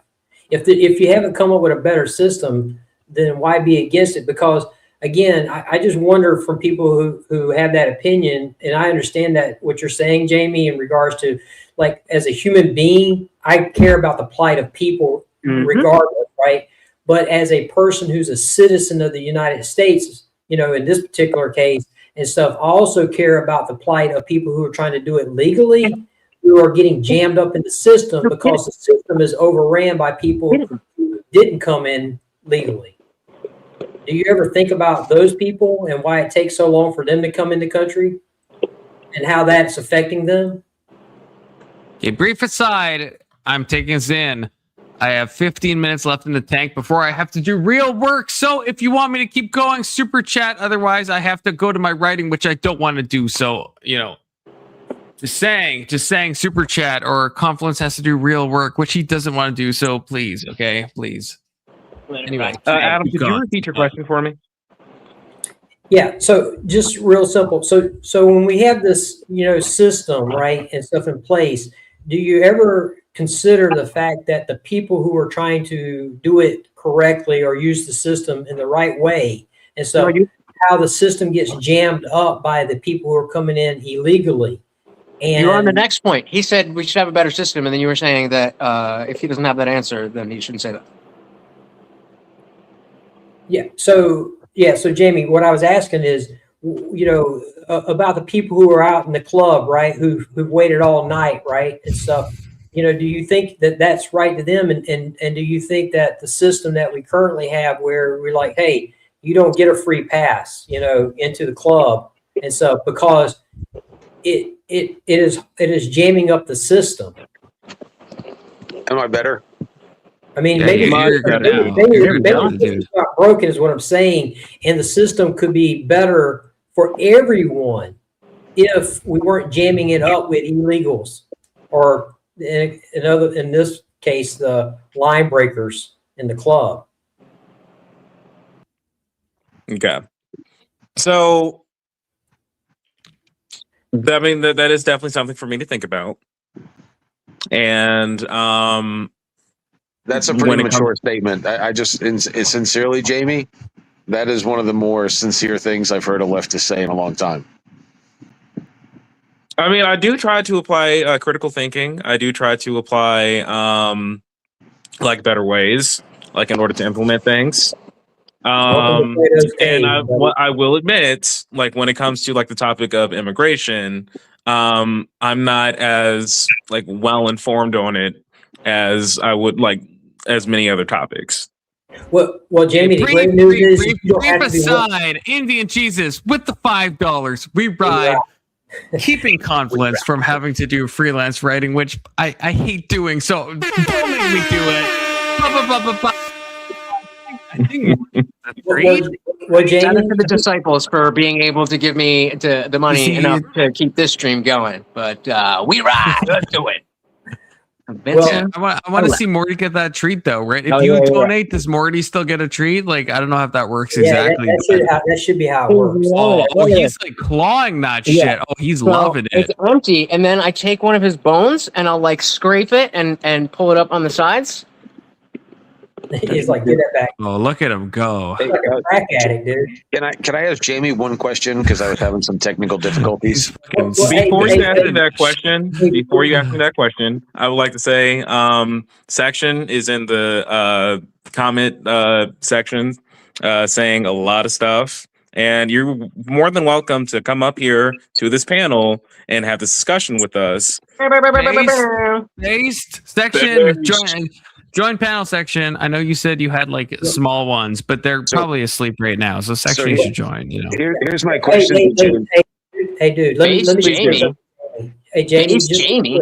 You don't have to be like super knowledgeable about anything, but you use one statement you made is critical thinking. Start using that critical thinking, my man, and stuff. That's all you need. You don't did. Be super ed. Go ahead, dude. I'm sorry. I just wanted to make that comment. No worries. So and I'm going to be very TOS friendly here. Everyone knows how I kind of built a platform on pedophile, that on the platform on Jesus. I just fucked that up. Everybody talk about a Freudian slip. The way that I built a platform was hunting bad people online. With illegal immigration, when you incentivize people, like most of the human trafficking that takes place, if you know what a coyote is, some of the women from Eastern Europe, some of the au pairs, people that are coming over, if you were to take a critical, go ahead, Letch. I'm sorry, I didn't hear. What'd you say? No, sorry. That was a reflex. There's a real quick in the show The League. They have an all pair. And, oh, pair, because she's so hot. But sorry, yeah. So when you start bringing those people over, when you see 16 people suffocate or died of starvation in a Connex shipping container trailer, it's like, again, the theory versus practical application. Would I love a Shangri-La where everybody could drink from the well of freedom? Absolutely. But when you allow that to happen, you know, these 13, 14, 15-year-old girls and boys that are being, you know, brought over, like nobody wants to look under that bed. And that's definitely a big part of my journey. Like just in the way that you're like, that's something I got to think about. Like that's how it happened for me. I was just like, oh, I thought like I knew this stuff, and like people say, you know, like guns are bad, equality is good. You know, they say these things, but I realized I didn't really fully understand the weight of what that was and the ideology behind it, because it does. The left wing is very, very, very, very good at messaging. They're very good at messaging, and pre-Trump, especially, it was they had a stranglehold on like, you know, youth and culture and all that stuff. And there's a fun thing that I like to say, Jamie. In a world where everyone's a Nazi, nobody is. Jamie, how old are you, if you don't mind? 27.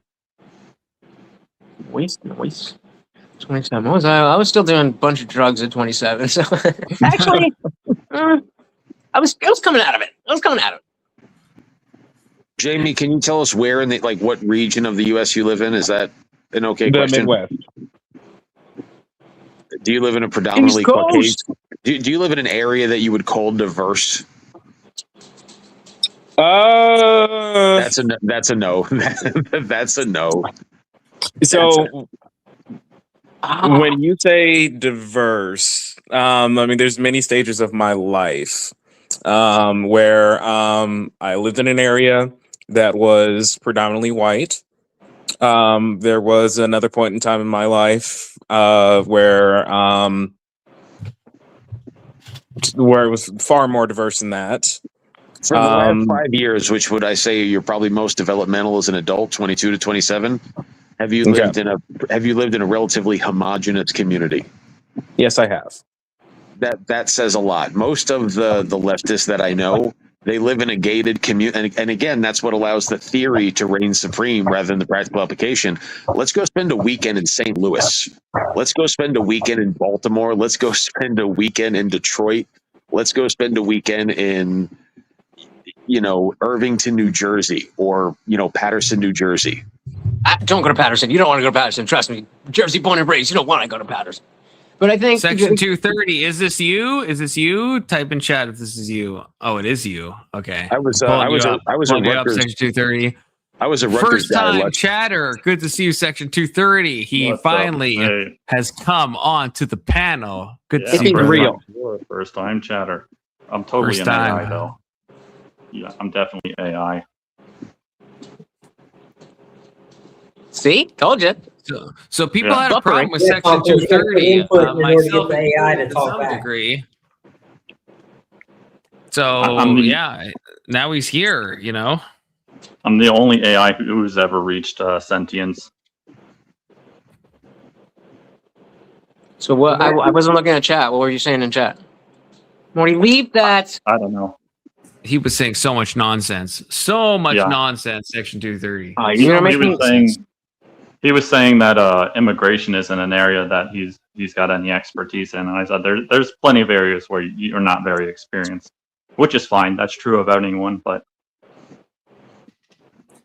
yeah, okay, I get what section 230 was trying to say. I guess from reading what he just said, basically what you're saying is that no one is super expert, right, on anything. Yeah.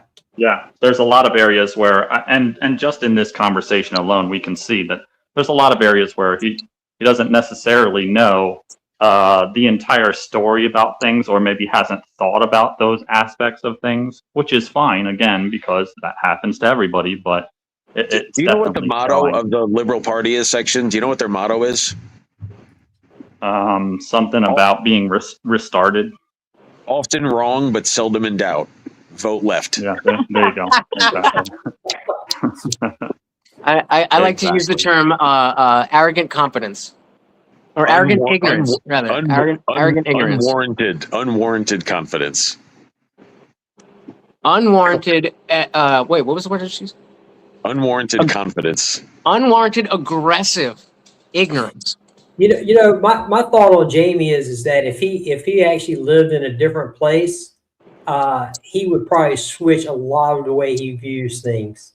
Well, how about giving him a little credit for openly admitting that he lives in a like that's he kneeled, like he was sincere and he was honest and. Oh no, no, maybe I didn't hear your question. Maybe I didn't hear your question correctly. Could you what do you mean by homogeneous area? There's no diversity. That's Jamie is also black, right? Am I crazy? They all Jamie's look also like black. you. Yeah, like I'm black. Wow, He's man. definitely black. Right. So that changes. Like if you're asking a white person if they live in a homogeneous area, that has to hit different than asking like a black person that, right? Why does that hit different? That sounds racist in itself. Yeah, man, confluence that because the concepts are the same. The concepts are the same, but talking about a homogeneous society or a homogeneous portion of society that's white is a different thing than a homogeneous part of society that's black. It's not better or worse. It's just different. I'm going to say something really out of pocket right now. Black Jesus, Indian Jesus, brown Jesus, whatever. Black Jesus. Curry flavored Jesus. So Jamie, when black people become incredibly wealthy, where do they typically move? Got him. Probably wealthier neighborhoods. Yeah. Well, why don't you attach a color variable to that? Can you elaborate? Where do they move next to? Let's say they move out to the white suburbs. So around whites. Why is that? I mean, why is it that like people move into the white suburbs? Yes. Why, when a person of color becomes extremely wealthy, whether they're Indian, Korean, or African American, why do they typically move into Caucasian-dominated conservative neighborhoods? I don't want to go so far to say conservative-dominated, but fair. LA is typically are. LA is definitely not conservative. But they are Some white. people shit in the streets there. Good point. Good point. I'm just asking. You said to Confluence that sounds racist. That's a very liberal ideology. That feels racist. That sounds racist. It doesn't mean it is. And I'm asking you that question again. How many white people who become incredibly wealthy move around people of color? Well, I don't think Jamie said it sounds racist. I don't think he said that. No, Jamie did. Jamie said that sounds racist. Jamie didn't say that. Jamie, did he say that? Section 230 said that, bro. Yeah, I thought it was Section. I thought I think it was Section that said that. I don't think Jamie said that. Is Section a leftist? No, not even a little bit. Section. You guys very would, right coded. You would call me a far right extremist. I think it's being tongue in cheek, the dude. So okay, basically, whenever he was saying it, he was like, "Well, it's okay for you to ask that of a white person, but not a black person." I was like, "Okay, let me be a little hyperbolic about it." And like, that's racist. I'm gonna go ree in the backyard and sound like a pig. Yeah. But no, I think it's important when we're asking Jamie if he lives in a homogeneous neighborhood, right? If he is black, that could mean two things. It could mean that he lives in a predominantly white neighborhood and it's homogeneous in that way, or he lives in a predominantly black neighborhood and those things are different things, right? Maybe he thought it just meant wait. Maybe he thought it meant really smart gay people, like homogeneous neighborhood. Maybe that's what he thought. Yeah, he could be focusing on the homo part of that word. That is true. Directly, Jamie, do you live in a white predominant neighborhood or a black predominant or a mix? It's pretty diverse where I live, and you just said it's not diverse. I think you said No, the dude. See, here's the thing. I misunderstood what it was you were asking me. Okay. So I say mean, say to more. clarify, Jamie. What do you yeah, mean? yeah. To clarify, I live in a pretty diverse neighborhood. So what advantage does Confluence have over you? Like when you say equality is your number one thing, can you tell me one thing you can't do? One thing that I can't do that somebody who's white could do you said you're because of your skin clamoring for. You said equality was your number one thing that you vote predicated upon.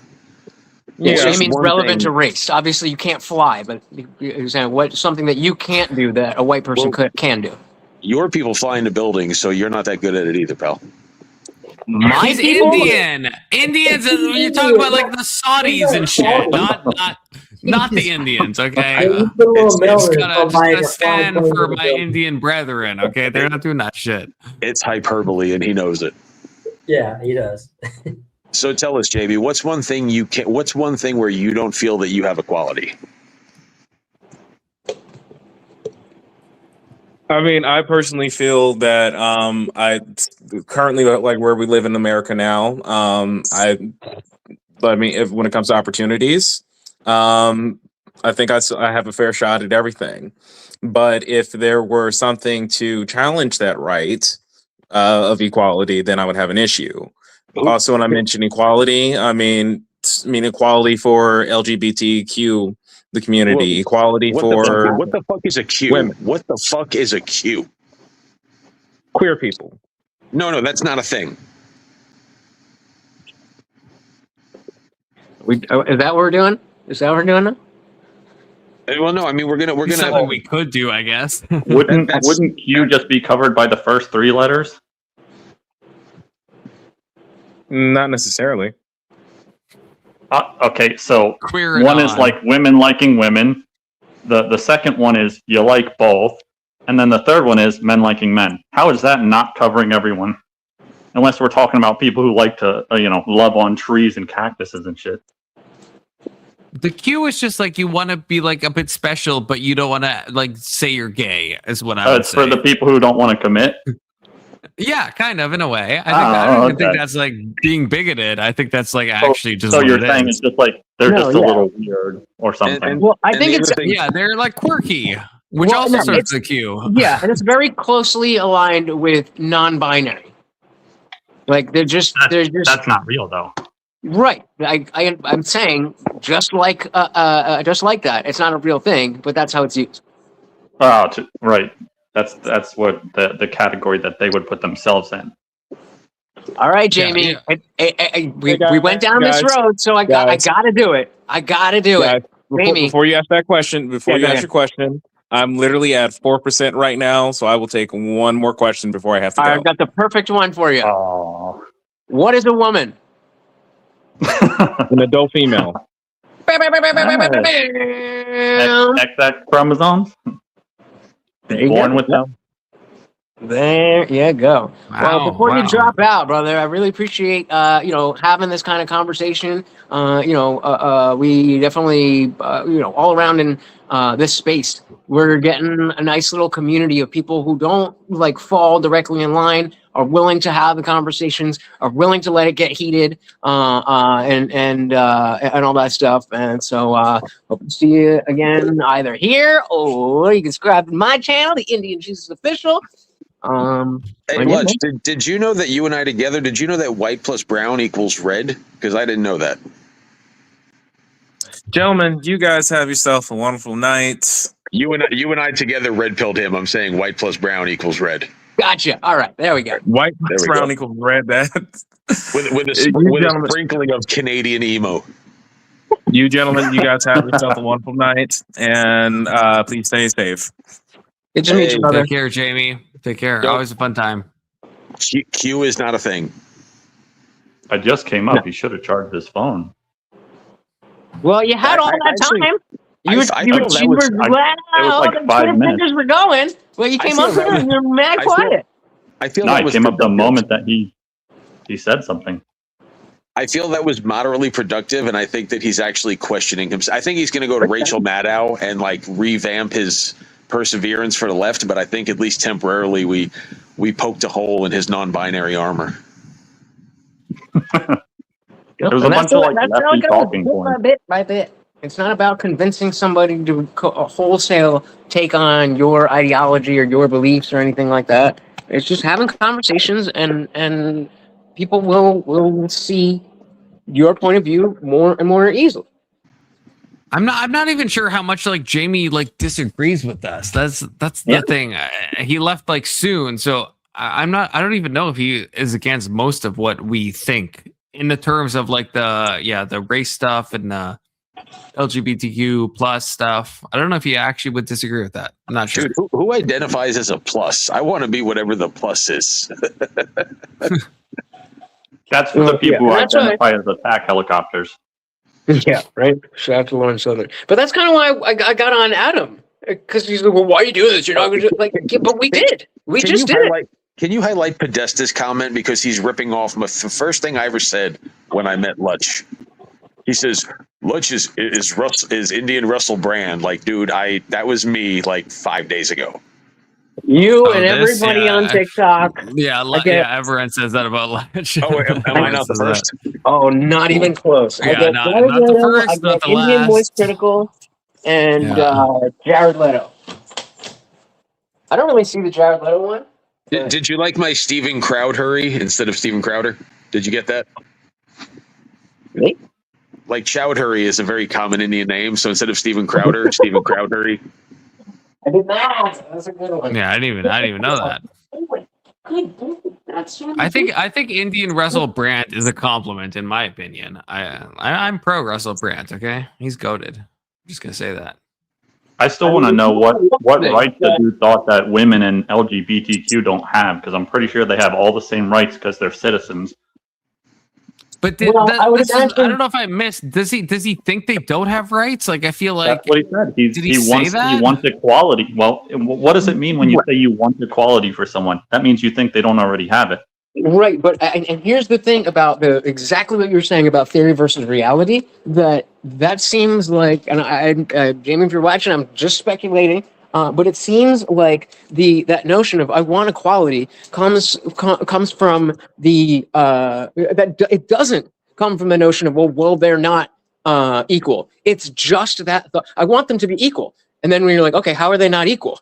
Well, they can't use the bathroom. Okay, but and you drill into it and you realize, oh, we do have equality.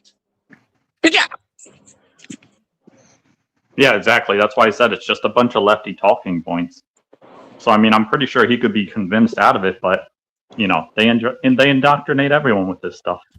Here's a funny little observational thing. I've seen a lot of less than convincing trannies working the registers at gas stations lately. Like, is that their number one job? I don't know. We don't get out of the car at gas stations here. That and Walmart, yeah. You don't go into Quick Check? Yeah, I do, but I haven't seen trannies. No. Oh, I've seen but they're like less than convincing. They're like half measured trannies. Well, where else are they supposed to work? Hooters? I'm just gonna say there's nowhere else that will take them because they're fucking like that. Oh my god! Please tell me that this made it off of TikTok. There was a guy about a year ago, I think. There was a guy. He has like not super red hair, but like reddish hair, glasses, beard, and he just made a video that was like, why do all polyamorous people look like that? And that was the end of the video. And I want to say thousands, if not hundreds, thousands of people who look like that would be like, but what do you mean? And like the lack of self-awareness, they all had the septum rings, the colored hair, the weird, the out of shape, fucking neon colors. And it's like, we all knew, except for you. You're that. And we all know what we're talking about. You're like, well, what do you mean look like that? A lack of introspection. That's the actual answer. You guys never saw that? It just is. This was my favorite panel I've been on so far, Confluence. Oh, great. Good to hear it. And this was my favorite version of Lutch. I feel like a more sincere, like a less social media driven, like I think we got to peek behind the behind the hijab a little bit today and see the real. Well, Lutch is like really sober at this point, so. Lutch, I would say that was good. It's a different experience, you know. Same with me. Lutch, that was good Shiite tonight. Good Shiite. I hope that I talk to you Sunni. We'll go get some cheese curds over at Culver's too. By the way, I think I'm out of like brown racist comments. You're out of Islamic puns. You got to take him to the pub, the Aloha snack bar. Oh, there you go, another one. Alu snack. Alu snack bar. That's because obviously I get people in my chat making, oh, Indian dude, oh, you smell, do you smell like shit? Do you shit in the street? Like, it would be way funnier if somebody saw the name Indian Jesus and started spamming more Islamic trolling stuff like that. I would love that. But it's just like, oh, gee, you smell like shit. Can you say one thing? Look, I want you to repeat it. Just say, don't redeem the gift card. Don't redeem the gift card. No, sir. So I think that we kind of found some common ground there. Like I kept on going on to that theory versus practical application. The young man is 27. And, you know, I can't blame someone at 27 for if he's been told his whole life that the world is stacked against people and that something inside of that person clamors for decency. Like especially with a young man like him, I don't think it comes from a place of moral superiority. I think it comes from a place of indoctrination. Yep. Completely agree. Yeah, exactly. Completely. He's young. He can learn. But, all right, gentlemen, I am going to fucking knock out. Yeah, pleasure doing, pun intended, the Lord's work.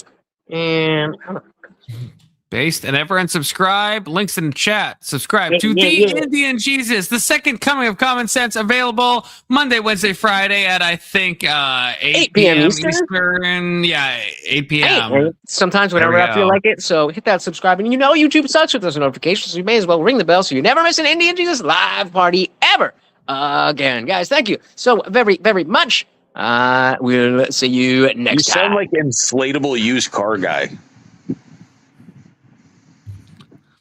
I will say, I don't want to be like, I don't want to be left coded, but the amount of like casual racism that IJ faces is a lot. And I know that's like just being online, but like it's got to wear on someone eventually. You know, I don't know, man. I don't know. The way I was doing it, like in jest, or is some of it really like? No, like what? Yeah, what you like? I think you even said like, yeah, with the Islamic stuff, it's like kind of funny, but like. I've seen a lot. I've been with IJ a lot, and yeah, people are just like the actual racist stuff. It's like, and part of it's jokes, but like part of it is like you do know that I'm aware he's not Muslim, right? No, that's what I mean. So that I think you even said that's funny. That's funny because like it's intentionally, it's obvious, right? It's obvious to everyone, but. I will say, yeah, from just being in his chat and him being in my chat, yeah, there's a lot of just like it's got to grate on someone eventually. I just think, but no, racism isn't real. Did.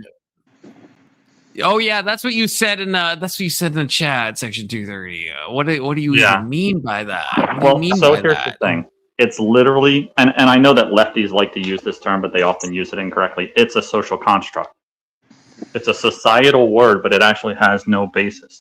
If you look into the science that's like of everything, though. No, that's like not everything. True. In science, you know how there's like kingdom, phylum, all of this genus, species, etc. It never says race, does it? You talking about King's play chess on fat? You talking about King's play chess on fat stools? Yeah, that's exactly. Nonsense. No, that's not. No, that's it doesn't say race. That's nonsense. That's nonsense. Science. That's biology. There's no such thing as race. That's nonsense. Bro, no, pull it up in ChatGPT or Grok right now. Race fails. I don't disagree with what you're saying. I'm saying you're like talking on a different level. Like if I just say, and no one clip this, but if I say I fucking hate Chinese people, if I said that is racist. Okay. That means something. You can say it's a social construct, but I am being. No, but you're being discriminatory, and you're having a preference, but that doesn't mean racism. Based on race, race is just because race doesn't fit into the final kingdom. You mean ethnicity? No, no. First of all, different countries define that in different ways, right? Like that's Well, like. I don't care first about of other all, countries. I'm talking about America. I don't even know if America is Yes. doing what you're saying they do. They misuse race as the term all the time. They mean ethnicity. Okay, What is your ethnicity? Okay, so but there's not there like what would be the word ethnicist? Yes. There's no you word would for have to- that. So if someone is a quote unquote racist, they're an ethnicist. Yeah, okay, but now that's cucked though, right? Well, it's a technicality, but it's correct, isn't it?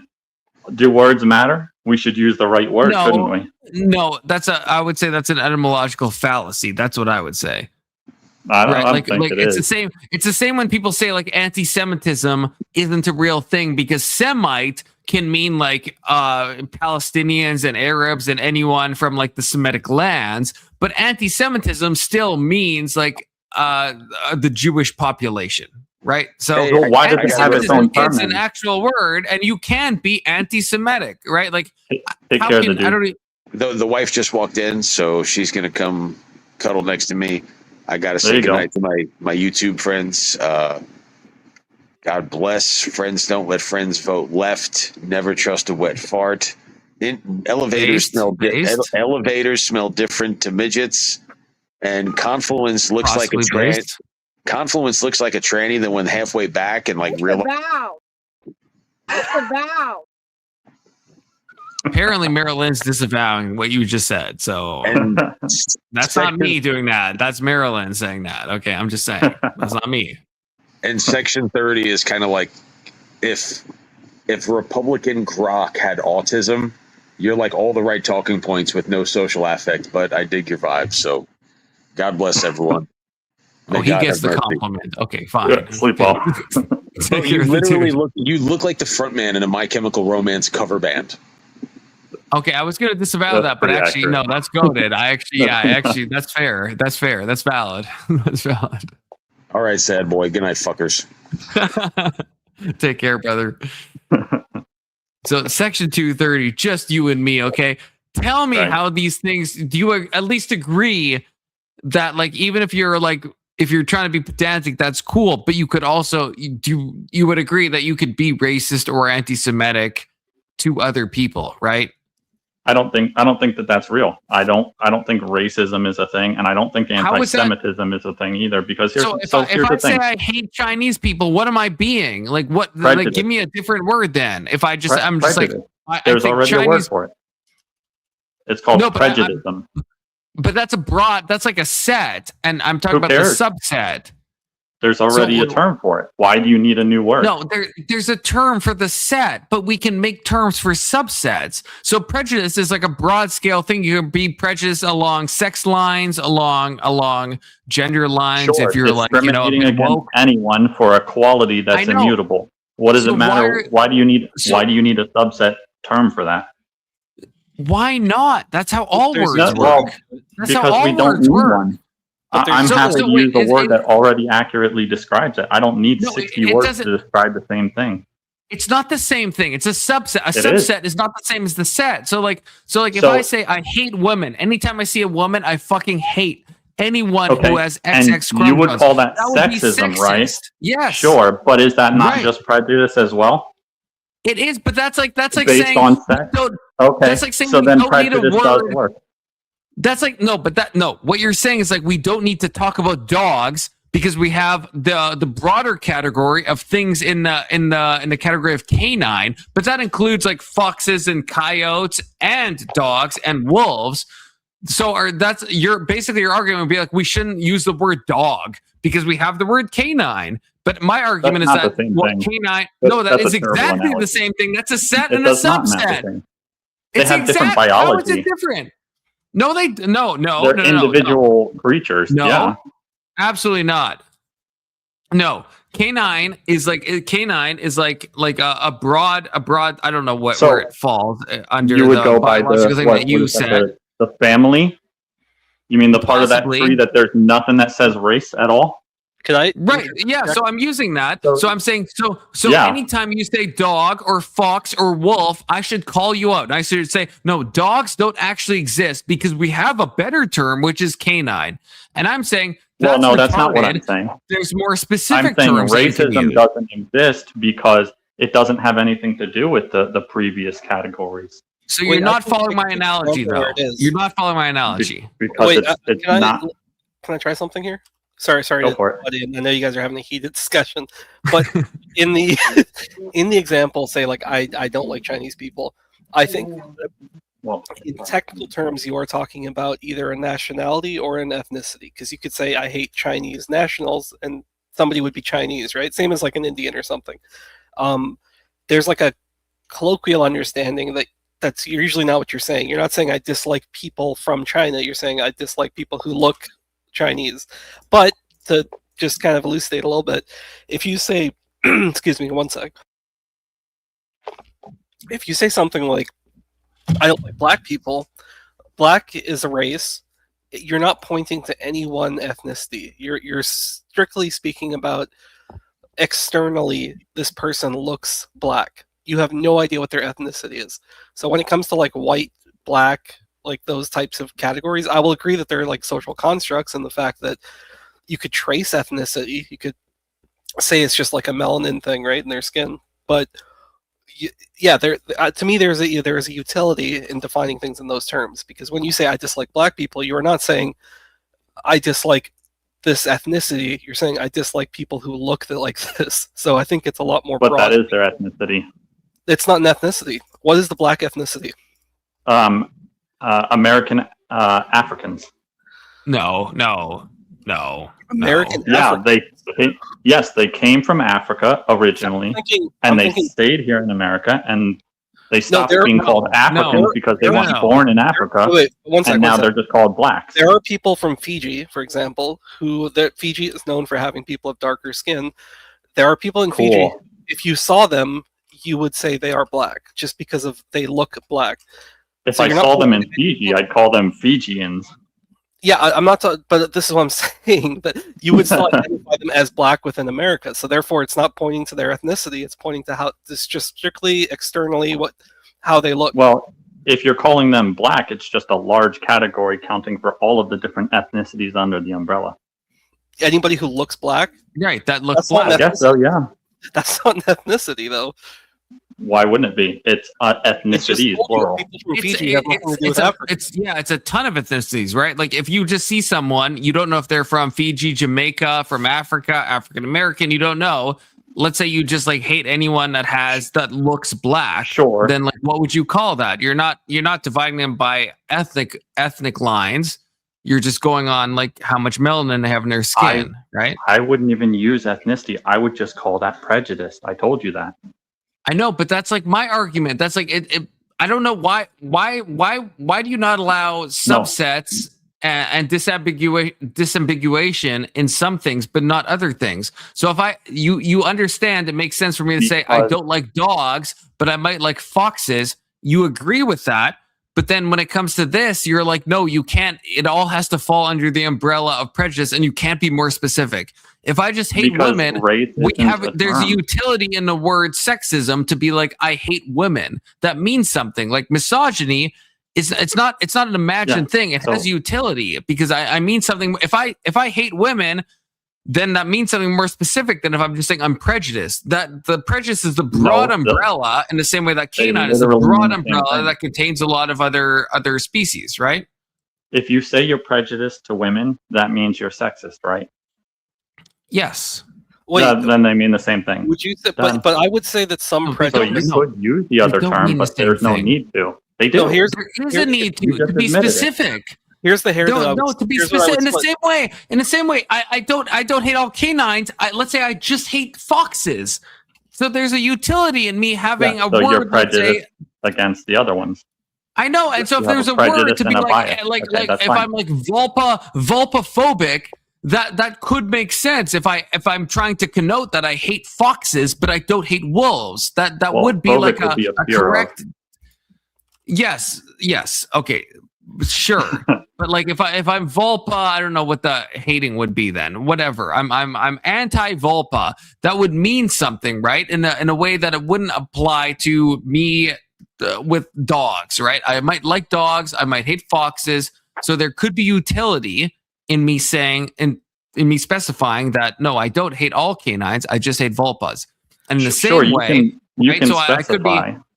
Right. So why? So I don't know why you don't like. Why are you so You like want to anti create the word a like new term misogyny? rather than just specifying that what your prejudice is. Yeah, that's how fucking words work, though, right? Like Yeah. they. Sure, but when you do it with a word that doesn't mean anything beyond a social construct, all of it's fake. There's no such thing as racism. Prejudice is a social construct, right? If you're going in that direction, then prejudice, that's not a biological fact, that's a social construct. So why do you allow that one? Yes, it is. But Prejudice like, I have is disliking them because of their biological facts, their immutable characteristics. That's prejudice. Okay, that's a social construct, though. No, wait. I disagree with Cool. that. Then all words are social constructs. Wait. I can think of an example. Yes. We're back to square one. Yeah, but race doesn't mean anything. No, I can think of an example No. where prejudice has utility, because there are certain situations where I wouldn't say all prejudice is bad. Sometimes it is good to be prejudicial, and I think that when I hear racism, basically I'm thinking of more of a hierarchical structure. You're not necessarily saying that my race is superior, but you're saying that this race is inferior. And when I hear prejudice, I think of it more of as an attitude. It's more of like so based on either experience or preconceived ideas, these types of things. You may go in with a particular attitude, and sometimes those things might be more like, I mean, the classic example that comes to my head is like, like crossing a street. If you saw like a black guy in front of you, it looks a little bit shady, it's late at night, like, are you going to risk crossing the street? Like, would you call that a racist act? And I know this comes up in like these conversations sometimes, but I would say that is a prejudice. You're not being racist. You're not saying, statistically, you're very unlikely to get robbed or stabbed or whatever, but there's some survival mechanism telling you that, you know what, I'm going to not take the chance. I'm going to cross the street. That's not racist, right? But if you're saying, hey, I don't want to share the sidewalk with this piece of shit, like, so to me, it points to two different things. And I don't think prejudice is inherently bad. I think we all have our prejudices. I think that's unavoidable.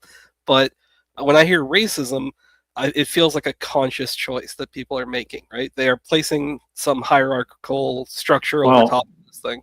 Yeah, and it is about superiority and inferiority. The original meaning of the word when it was first started to being used, instead of what they defined it as now, yeah, they like to change words and make it all encompassing so everything can be racist. But the reality of it is that it was finding yourself or your race superior to another based solely on the fact that they belong to a different race. So yeah, so that's a thing that exists. Yeah. Right? So if someone from England thinks that people from China are beneath them solely based on the fact that they are from China, that would be the original terminology of racism. So you do believe in racism then? No, I don't. They do. The people who coined the term to begin with, that is what it was used for originally. That was their original definition. So what are you saying? But you're saying that word, like when we talk about words have functions, right? Like every word is a social construct, right? So what that word has utility. Words are useful or not useful. That word is useful. It's useful. When I said racism isn't real, I'm talking about it doesn't exist in biology. I agree. That's what I originally said. That's what I originally said. Sure. I mean, we could take it further than that, but that was my original comment. But you agree that it makes sense to say, like, to go to the gender thing, you agree it makes sense. If a woman hates men, they're like a misandrist. That term has meaning, and it's a more specific meaning than just saying they're prejudiced, right? Like saying misandrist means they hate men. It has utility, and words are all about utility, what we're communicating. So you agree with that? You can use those other words. I'm not denying that you can use them for that purpose, but I don't have to accept them as being a real thing because we already had terminologies that you could use as descriptors for what that behavior or thought pattern was. And I'll stick with the originals. You can use the new words and their new definitions and all of that great stuff. That's fine, but I don't have to accept that. That's all I know, I'm saying. but that's like I want you to respond to like my canine thing. Like, do you not understand the utility in saying like I don't like dogs versus I don't like everything that is a canine. Do you get? There's a utility in me Sure, but specifying because I might like foxes, you understand and that in the that can same be way, done through a scientific classification system, whereas race cannot. no, okay, no, but that's why I went to the sexism thing. Yeah. That's why I'm curious on that. Do you think the term misogyny or misandry do you believe in those words? Because that is a scientific thing now, right? Like hopefully we all think that sex exists. So that's a specific type of prejudice that exists under biological scientific lines, right? If a woman hates men, it makes sense to say she is engaging in misandry, right? She is against men, right? I mean, yeah, you could say that, yes, and the fact that they're using it based on sexist Why biology. wouldn't you say that?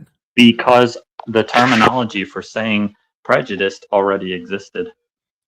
Okay, so it's not about scientific lines then. You just said with my canine example that one works because it's scientific lines. I'm giving you an example where it's also scientific That's why I said lines. it wasn't a good example. Sex is a thing. Yeah, both of those are on scientific lines, so they're not a good example for comparison to race. That's why I accept those being used and not the race one.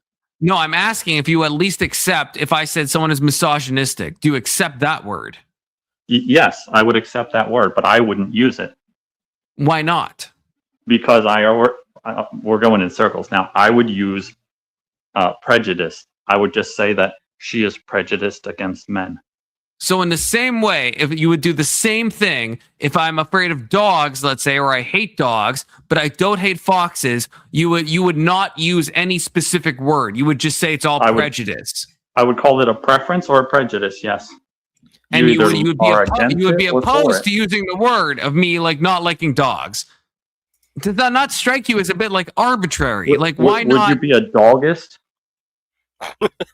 Well, we don't have a word for that. Okay, so exactly, because we don't need to create a word. You just say you don't like them. But then that kind of implicitly is saying not my preference. That's like a misunderstanding of how like language works, though, right? Like if enough is it though? Yeah, it is. We Words created have utility. No, hold on. You created a brand new word for when a woman hates a man, but you can't create a word for when a human hates a dog. Well, because again, I can think of an example. Where prejudice, like a woman being prejudiced against a man, there may be like a legitimate reason for it. Whereas if I were to say she's a misandrist, the implication is that it's an irrational like process. Like the reason for her dislike is not grounded in something rational. So for me, there's a clear delineator there between, again, prejudice, which maybe there's a reason that she's prejudiced against men. Her crossing the street at night makes way more sense. Like even if it's just a man, regardless of race or anything, right? It's just, okay, statistically it's a man, blah, blah, blah. Whether or not you think that's like a well-grounded prejudice, like there's some argument for that versus just like, I don't know, all men are pieces of shit. I don't trust any of them, and like I hate them. Like to me, I don't know. It's the strength of the language is just where the utility comes and why we have more specific terms. Sure, and I could understand why you would feel that way, but it still is. We do have a word for fear of dogs. We actually do have that. Okay, it's not very common, but we do have that. Xenophobia. You would be a xenophobist. But that's fear of. That's not hatred. That's not hatred of. That's a fear of. Why isn't it called like caninophobia? Hatred is the new definition. It used to only mean an extreme and irrational fear of something. No. Okay, I hate an LGBTQ got it mixed. It means an avoidance of or an aversion to. An aversion, like in psychology, phobia means like a fear. But there are multiple. Yeah. Like it depends on what discipline you're looking at. So it's not that the definition didn't. They changed the definition over time. It used to only mean a fear of. You're trying to go back to etymology, section 230, but phobia comes from the Greek phobeo, which means a lot of things. It also means reverence. It means fear. It means avoidance. It means a ton of different things. So yes, but it never meant hatred of that group. I'm not sure if that's Yeah, true. so it saying means a fear, semantic fear and cloud of aversion something are that's the like, same things. You fear something, you avoid something. also reverence, Hating because something when is it different. tells us right to fear God, right, that's the same word, but it's usually translated as we're supposed to like revere God. It's the same word in like the New Testament, right? I don't know about all So that word has like a big I think they would cloud have of used a different meaning. word to translate to that, but sure. They don't. No, But- it's the same word. It's the But, same okay, Greek but word. Can you look it up and tell me if it says that it means hatred of a group? So, to my knowledge, when I hear that word, I think of aversion, as in you have an extreme aversion to that thing, or like an irrational aversion. Yeah. But yeah, I I think believe that's the hatred best. I don't think hatred is necessarily. Yeah, I've never heard anyone call it a hatred of a group until the LGBTQ got tired of people hating them. I understand, but I'm saying section. It sounds like you want to use the etymology, but you don't want to use the etymology too much where it gets contradictory, right? Because phobeo, right, like I said, and the where we get the word phobia from can also mean to revere. And you wouldn't say that like homophobia means that you're revering gay people. So it's like you want to like you're drawing an arbitrary cutoff, and the actual truth is that words evolve over time and the meaning evolves over time, and that's how language works. So it's like you want to like go to the Translations etymology, evolve but like the word, not but so after it's- far. Once it's defined in English, that's it. It's supposed to stay that. We didn't use It's to not change definitions. Dictionaries aren't Constantly like descriptive. that. They're not. They Dictionaries used to are not add- descriptive. They Dictionaries used are to add new descriptive. words That's just in, like a but fact. they didn't go back and completely change the meanings of words. They do all the time for the past Now 500 they do. years. No, that's not, really, a recent no. thing. Wait, No, here's a that's good not a example. recent thing. Here's a pretty Wait, recent the thing. word, the word, what is it? I think egregious. I think I have the right word. I think egregious can either mean very bad and archaically it used to mean very good. That's because linguistics and etymology is complicated. And in so a different that word language, it can meant mean really good. no, in English. In I have English, a- it wait, has two hold up. contradictory meanings. I also, and I have a perfect example, is a more modern, recent one, which is the word literally. And people use the word literally incorrectly so many times. It's actually in the dictionary now that there is an informal usage, which means not literal. Which it means that right. they started changing the dictionary definitions. Yes, because of how people to use the mean shit language. that it never People meant don't to invent use. the word. And, wait. People, Even people don't invent the word you and say had to that's say not they're the word using it used. incorrectly. I'm saying in order to language tell me that. evolves. The dictionary is not section. Sure, people change this how is- they speak, but it's- that doesn't it's mean not that they're using it correctly. You even had to admit that when you said it It's to me. not but section, this is not a new thing. This has been happening in dictionaries for hundreds of years. That's what I'm saying.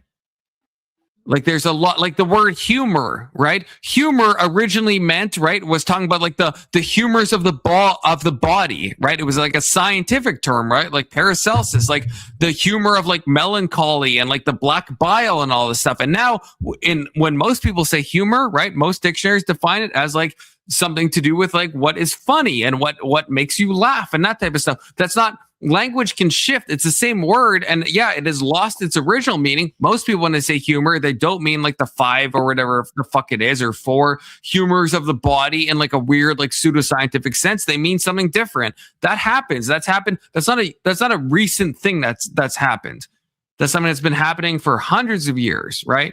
That's what I'm trying to say. So scientific journals and stuff don't use those terms correctly still? Yeah, no, yeah, they use them I'm not entirely different. Yeah, I'm not sure No, if actually, even- they actually do. Yeah, like if you look up like science from 300 years ago, when they said humor, it means an entirely different thing than when a recent scientific publication uses the word humor. It means an entirely different thing. I don't think that would be true. I don't see why a scientist would That still is- use the word if they're not going to use it correctly. Why would they be talking about comedy in that case? You can look this up. I'm not making this shit up. This is like fact. You can look up humorism. Look up you can Google right now humor etymology. You can do this. You will see that I'm right. Humor has its origins in like, again, with the amount of bile you had and the amount, and this is where we get the word like melancholia from, which literally means black bile, and sanguinity, how much blood you have. Like that's the origin of the word humor. But the word has kind of changed over time, and now it doesn't have its strict Same with pseudoscientific meaning anymore. Yeah, phlegmatic. Yeah, all that stuff. There was Nobody uses. What certain does things. phlegmatic mean now that it didn't mean before? No, well, that's well, no, okay. Those they do mean different things. Like melancholia. Again, back in the day, the original when that word was coined, it meant that you had an abundance of black bile. Okay, And now what is when you say someone is melancholia? now means that you're like a sad boy. No, that's Melancholia melancholy, not melancholia. No, same thing. Melancholy. Yeah, same thing. a Melancholy different back word in the now. day. No, it's the same word. Back in the day, if you said someone was melancholic, for example, that would mean they had an same abundance word, of black but bile. it's Now, if you spelled say someone is different. melancholic, that means they're sad. The meanings of words has shifted They in changed English. the word. They didn't. It's the same word. The meaning has No, shifted. it's The clearly not. semantics. Melancholia and melancholy. Melancholic. I said different no. words. Okay, that's fair. Look up melancholic in today's dictionary and look up what it used to mean. Melancholic, same word. Okay, so that's what I'll set with melancholic. If I say you are melancholic, what any dictionary defines that as is that you are kind of sad, you are indisposed, you are not doing well. Back in the day, same word, melancholic, meant you had an abundance of black bile inside of you. Right? Same word, same language. Different meaning over time. And having that black bile inside of you would have made you exhibit those characteristics. Yeah, that was the theory and humorism that it thought and that they thought so it that really didn't abundance of change black all that bile. much. Well, They just made it meant you more had. understandable. Well, it They meant didn't you had a expand lot on of it. black bile inside of you, and now when anyone says, if I said Section 230, you're melancholic, no one would take that as I'm saying you have a lot of black bile inside of you, right? Well, No one would take it that way. I'm not like a linguist or anything, but I know that like English is a fairly clumsy language, at least compared to other languages. Like we've taken Germanic words, we've taken Latin words, and I've heard that English is kind of a bastardization of these things. But like the way that it seems like it goes without saying, but like it's not like the words are invented and then this is their usage for all time. It's like as society shifts and changes. And this is why that's typically how it goes, though. Most words stay the same. They only change some of them to suit certain needs and agendas. That's not true. Section 230. That's just not true. Wait, if you were to read like Victorian English or even like Welsh and stuff, like you could pick out English words that we may recognize today, but like the structure of it is completely different. The words themselves mean completely different things. Like the entire. I would argue that's still a translation. English in America. Yeah, it's not. Everything that came from outside of America was translated in some form to make it Americanized for our word usage. No, that's not true. So what Merriam-Webster did, and this is one of the reasons you guys spell things incorrectly, like color, or like you drop the U. I can hear you guys. I'm just getting in. So Merriam and Webster were two separate dictionaries, and they decided to merge. And I don't know if it was there was one particular dude who spearheaded it, who was like, there's different rumors, like he wanted to save space, like it was cheaper to print. But I think the more likely story is that they wanted like an American English, right? Like they wanted sort of. That's what I'm saying. Yeah.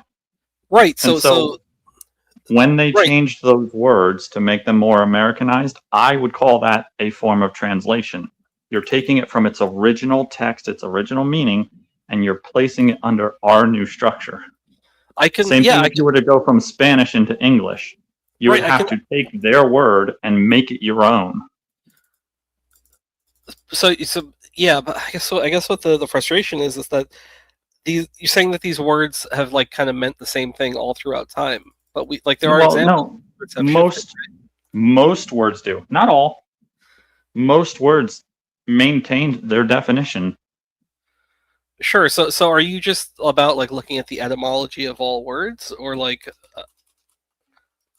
For me, my biggest issue is when people who have an agenda try to take a word that has a perfectly fine meaning, no reason to change it, and they expand upon it to mean things that it shouldn't actually cover, and start using it as such and trying to force everyone else to use it so that they can push an agenda or do something that they're not supposed to be doing. I'll give you a good example. The word abuse. Okay. it's supposed to mean something very specific. But now, if you don't let your wife spend your credit card limit to the max and make you go bankrupt, you're abusing her. Do you think that should mean abuse? No, I don't believe so. Okay, but they do. So should they be allowed to change that word to mean that? Because that's what I'm talking about. When they change words like that. I understand, okay. but then if you look, I agree. I agree with you there. I think there's a. We all accept that there's like I even gave it the example of the Chinese thing, right? Like you're not saying I hate Chinese nationals, right? Like you're signaling something else because there is a colloquial way that language is used, and people don't speak in dictionary terms. So, like, and this is part of just the evolution of language. Like, people don't mean things literally, which is frustrating for a lot of people, or they speak hyperbolically, right? Like you could say that I don't know, like if you're like, maybe there is some level, like financial abuse could be considered a thing. If you're taking advantage of somebody who's elderly, maybe you're taking their money. Like I think most people understand. But you would have to put a different term in front of that. So you would have to say, yeah, you would have to put a qualifier like financial abuse or sexual abuse. Yeah, there would be a qualifier. So, but the qualifier between, say, racism or prejudice against men, like the qualifier is the prejudice against men, whereas there is a word for it, or which would just be sexism, or I guess misogyny, or misandry. I keep fucking up. Yeah. So basically, they're taking the qualifier and adding it to prejudice to then create a new term. I feel like you're adding the qualifier because you're saying. Well, no, they would be. Because what I'm saying is it is technically, so for example, prejudiced against a man.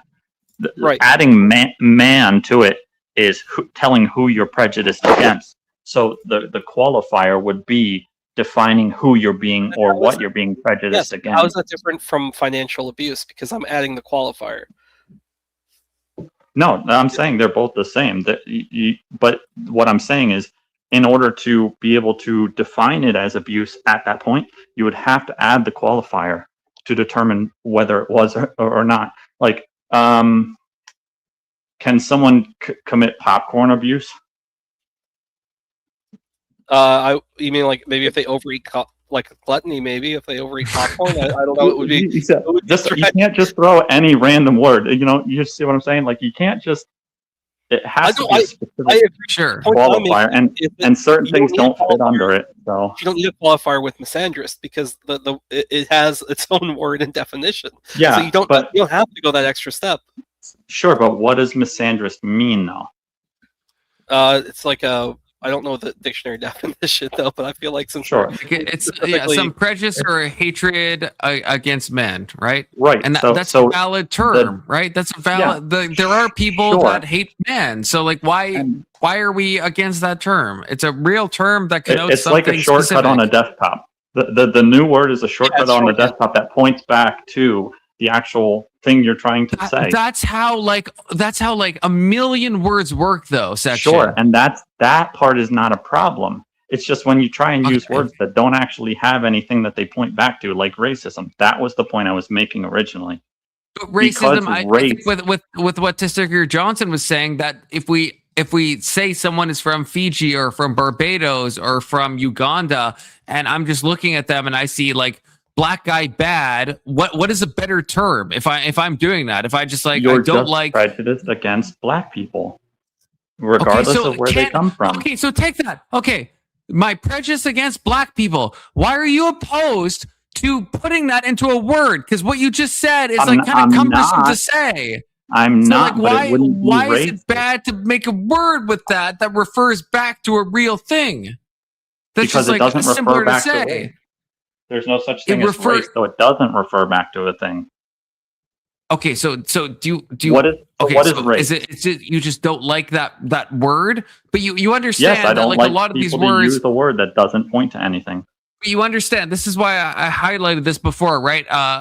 Podesta is right. Meat used to mean any type of food. Now it means animal flesh. That's true, right? So a word in English. I don't know that that's true, but maybe. It is true. It is true. I do know this. I can verify this. This actually is true. Okay. And so I'll take your word for it. Assuming you take my word for it. This has Right. happened, and this happens in Japanese actually as well. The same thing happened in Japanese and a lot of languages where a certain word is like a more specific or more general word, and it becomes specified over time. And the same thing can happen in reverse. That's just how language evolves over time. So like I feel like you're really hung up on the race thing, but that's why I brought up terms like anti-Semite, right? My original argument is that racism, the term racism, isn't a real thing. That was my argument. So yeah, that's why I'm hung up on it, because the word is meaningless. Okay, so then do you think when if you accept in the hypothetical, let's say you accept what I'm saying as true, is the word meat meaningless when we're applying it specifically to meat? Because if I was talking about grain and I said meat, you would be confused, everyone would be confused. So the word, the meaning of a word can change. And the way Section 230, I promise you, right? And I think you'd agree, when you say meat, you probably don't mean any type of food. You probably mean like flesh, right? Yes, I mean flesh, and I don't think I've ever heard of it meaning all foods. But that's because it's way back in time. It's a long time ago. In another language or something, or what? No, in English. In English, it's just a while ago. I've never heard of it called that in English. In England, that's because we're or talking in America. We're talking like centuries ago, right? That's what I'm saying. A different country. I don't know. Okay, first of all, I hate that you keep saying American. Like, that's not, languages don't follow like country lines, right? They don't. That's not how language works. Well, American English is different from England English. It definitely is. It can have differences, but that's not how like etymology works. That's not how definitions work. It's not a different tons language. Of words in England English that don't mean the same thing here in America. I know, but even okay, fine. In America, to me, it is a different language. Yeah, I'm talking about American words. I don't care about other countries. Do you think since like the 1800s into now, every word, if you read I don't know if you ever read a book from the 1800s. Okay, so then you acknowledge then words. No, not every. So, but you acknowledge then that some words right from the 1800s have changed. I agree with you. Most haven't, but some do. Sure. Okay, but those aren't like fake words now. If they mean a different thing, it's not a fake anymore, right? Like it seems like you're trying to. If they had a valid reason to change it, perhaps. And if those words meant something different in a different country, it's not how language like works though. It's like a lot of these shifts are like a linguistic shift over time. Like the way someone uses a word will like change. Like so, Testicular Johnson brought up like the way that we say literally, and yeah, that. Yeah, I don't accept Zoomer language. I know you don't accept it, but let's say in 300 years. Let's say in 30 years, no one is trying to fix it, but let's say in 300 years, people keep doing it and people keep saying, oh, when I saw the view from the mountaintop, it literally took my breath away. Let's say people keep doing that. Then eventually, that is what literally means. It kind of means figuratively. It doesn't mean literally anymore. It just means that they kept using it wrong. But yes, but I'm saying it has been changed. It's now in the Oxford Dictionary, and there's an informal usage, which means figuratively. So, like, it's funny because the word has literally lost all meaning, which is true. But now that's the proper usage of the word. That's what I'm saying. But and you also agree that there can be an informal usage of the word because it has been used incorrectly so long, it's become part of the language. So now that is just a thing that exists. That's just because nobody invents words, right? Like, so here's the thing. I accept that people use them incorrectly. Yeah. Right. I accept that people use words wrong. Yeah, all the time. But you don't, though. You don't because, like, again, you even just said with like meat that you use that word as like flesh, so that means you are using it wrong. But that's everybody. Think so, because in American English it means flesh. If you don't think that words since like 1780s into now have changed, that's crazy. I can hit you up with like a ton of words that have like changed from the late 18th century until the present day. There's like a ton of words that have changed meanings, and it's not no one sat down and said, "Oh, this is what this means." An example, it would be like thusly. Thusly was originally not a word. It was meant to make fun of the lower class, and to me, because it means the same thing as thus. But that now thusly has become a word in the past 200 years. It's a legitimate word, but it was originally meant to make fun of people that didn't know proper language back in the day. And so, so people would say thusly and they would use that term incorrectly. But now thusly is an actual word that people will say. And it's not necessarily incorrect. It's just how it happens. So no one sat down and said, should we now start using it this way? Again, like dictionaries are descriptive. They describe how people use words. They're not prescriptive. They're not telling people how they ought to use words. They're just saying like, this is how a word is commonly used. So then we shouldn't look at dictionaries as how we actually tell what a word is supposed to be, because that's just saying how people use it, not necessarily what it actually means. Correct. Yeah. Like, how do you use the word gay? Like when you use the word gay, right? Nobody's saying happy, right? And like I feel like that's a very good example of this exact thing. It's like nobody is using gay can still mean happy, right? It's just now we would consider it to be like an archaic use of the word. So like that's a good example. Nobody is using the original definition or gives a fuck about the original definition. Like it just means something else now. Do you think Nietzsche, when he wrote this book, do you think he meant the homosexual science? No, probably not. Nietzsche wasn't like super gay coded, right? Things change. Well, he might have, but upon reading the book, there's a very good chance. There's not. He's a pretty smart guy, so he could have smart coded it. It's actually one of the few books I haven't read, to be honest. I've read this is the best Nietzsche book. This is the best one. I've read the Spoke Zarathustra. I've read the Antichrist, but yeah, I've never read that one. How have you? That book Zarathustra is inscrutable to me. I don't even. I've read like half of it. I don't even know what motherfucker is talking it's like about. A fever dream. Yeah, no, it takes so many. It is a fever dream. It's insane. That's like probably like the most like esoteric Nietzsche text possible. But we can discuss that sometime. Actually, it's my favorite of his that I've read. But so it kind of hits. Also, Antichrist is like that. That also is another. Yeah, Nietzsche I think that was like also like half syphilis coded. I think when he wrote that. So I think that was his last book, right? I'm pretty sure. At least he did some like stuff after, but I think that was his last. I think you're right. I think he's losing his mind. Yeah. But yeah, sorry. I feel like we've all kind of reached a. I don't want to end the conversation. I just think it's a bit of a natural. Like it's just at the end of the day, a difference of opinion for. Yeah. For better so, words. and here's the thing too. I would assume that you guys are probably not necessarily right-winged or conservative. I'm conservative. What are you talking about? Section 230. You know me. What the fuck? You know me. I'm cool. Come on. I'm center right. To be honest, I'm center right. I would say I like you a lot, but I would call you like center left, honestly. Ooh, that's or, fine. Or strictly center. You're more in the center than anything. Emmett and Anson both call me leftist. Beth, if you know Beth, calls me a communist. So So I'm willing guess I'll to accept center left. I guess I'll accept that. And that's the thing. I don't hear you saying all the lefty talking points. There's just some things that you come across a bit left on, and that's why I'm like that's centrist, valid. maybe, because there's a lot of things that you go towards the right on. You see the logic behind it, and you're like, okay, I can accept that. And some people would be like, oh, you're a righty for that. Radical leftists would call you right wing for those opinions alone. Even if you held other leftist opinions, they wouldn't care. They'd just call you a right wing.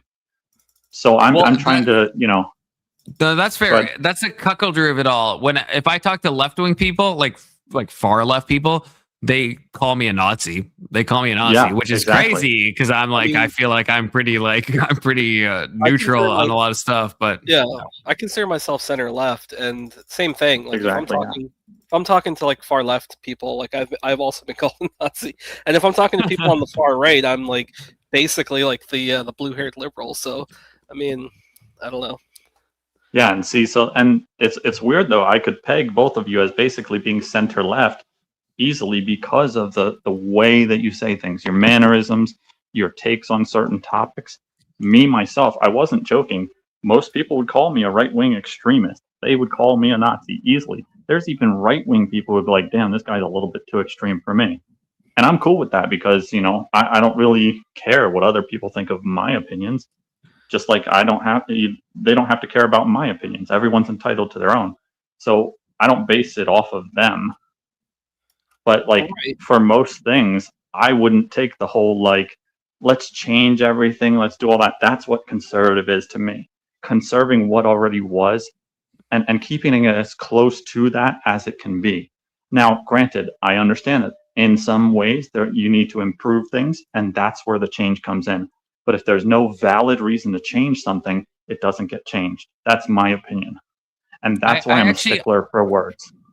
I agree with you. I think where we disagree is I think like language is an evolving thing. I don't think it's necessary. Like there's some things where I think the left does like change language. So I agree with you on that point. Like with your abuse example, I agree with you on that.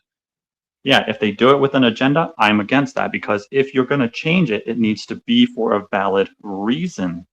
So, for example, the meat going from all words to just flesh, we got more hyper specific, and there was an appropriate reason to do so because we realized there are other categories of food, and that in order to determine which one you're talking about, you use a new word, and it actually has basis in the original word, and so it retains meaning. Whereas with racism, it's not based in an original word. They created an entirely new word, stuffed a bunch of shit under it, and then expanded upon that to cover basically everything. If you look at a black person the wrong way, you're being racist. And that's just not accurate. Like the olive branch I can kind of like extend is I do think that like, especially, I mean, a lot of people recognize this, but like when now the pendulum is swung the other way, but when the left sort of had won the culture war, right? Yeah, everybody was a Nazi, everybody was this, everybody was that. Like I agree they weaponized the language, and like that was a key way in shutting people down, right? So I'm not even gonna like push back on that. Because it's happened to me as well, and I consider myself like, it sucks, especially because I am on the left, like at the end of the day. And it sucks when I see somebody who I would be like, I actually kind of agree with the underlying idea of what you're saying, but I actually view them as the screeching fucking blue-haired lefties, and that level of purity testing, and like, you know, screeching and just fucking bitching about stuff that for me doesn't matter at the end of the day. And like the reason I can have conversations like this is there are certain ideas and certain approaches that people have that I might find like morally abhorrent. Like I find them they violate some, you know, part of me that just doesn't sit right.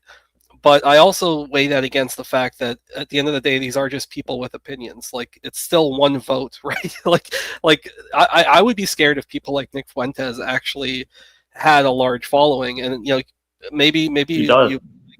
Well, he has, but I would also say that they're largely, at least from what I've seen, like they're not really electoral. Like he has tried to break in, but he's never really made those inroads. And I would say it's because when you start speaking the way that he speaks, you alienate a lot of like regular people. I think there's a level where maybe that type of language can become normalized. And again, I am speaking from like more of my ideological side, right? I'm not saying that like if you agree with his stuff, like that's fine, whatever. But I'm just using him as an example. Yeah, I'm just using him as an example because he's like a controversial figure that I would consider like far right.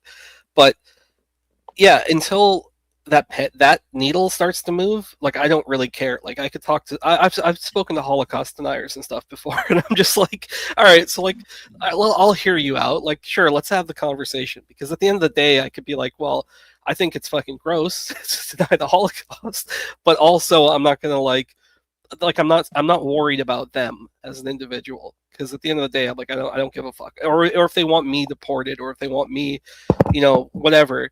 I'm like, okay. Or even if they deny it, it doesn't change anything.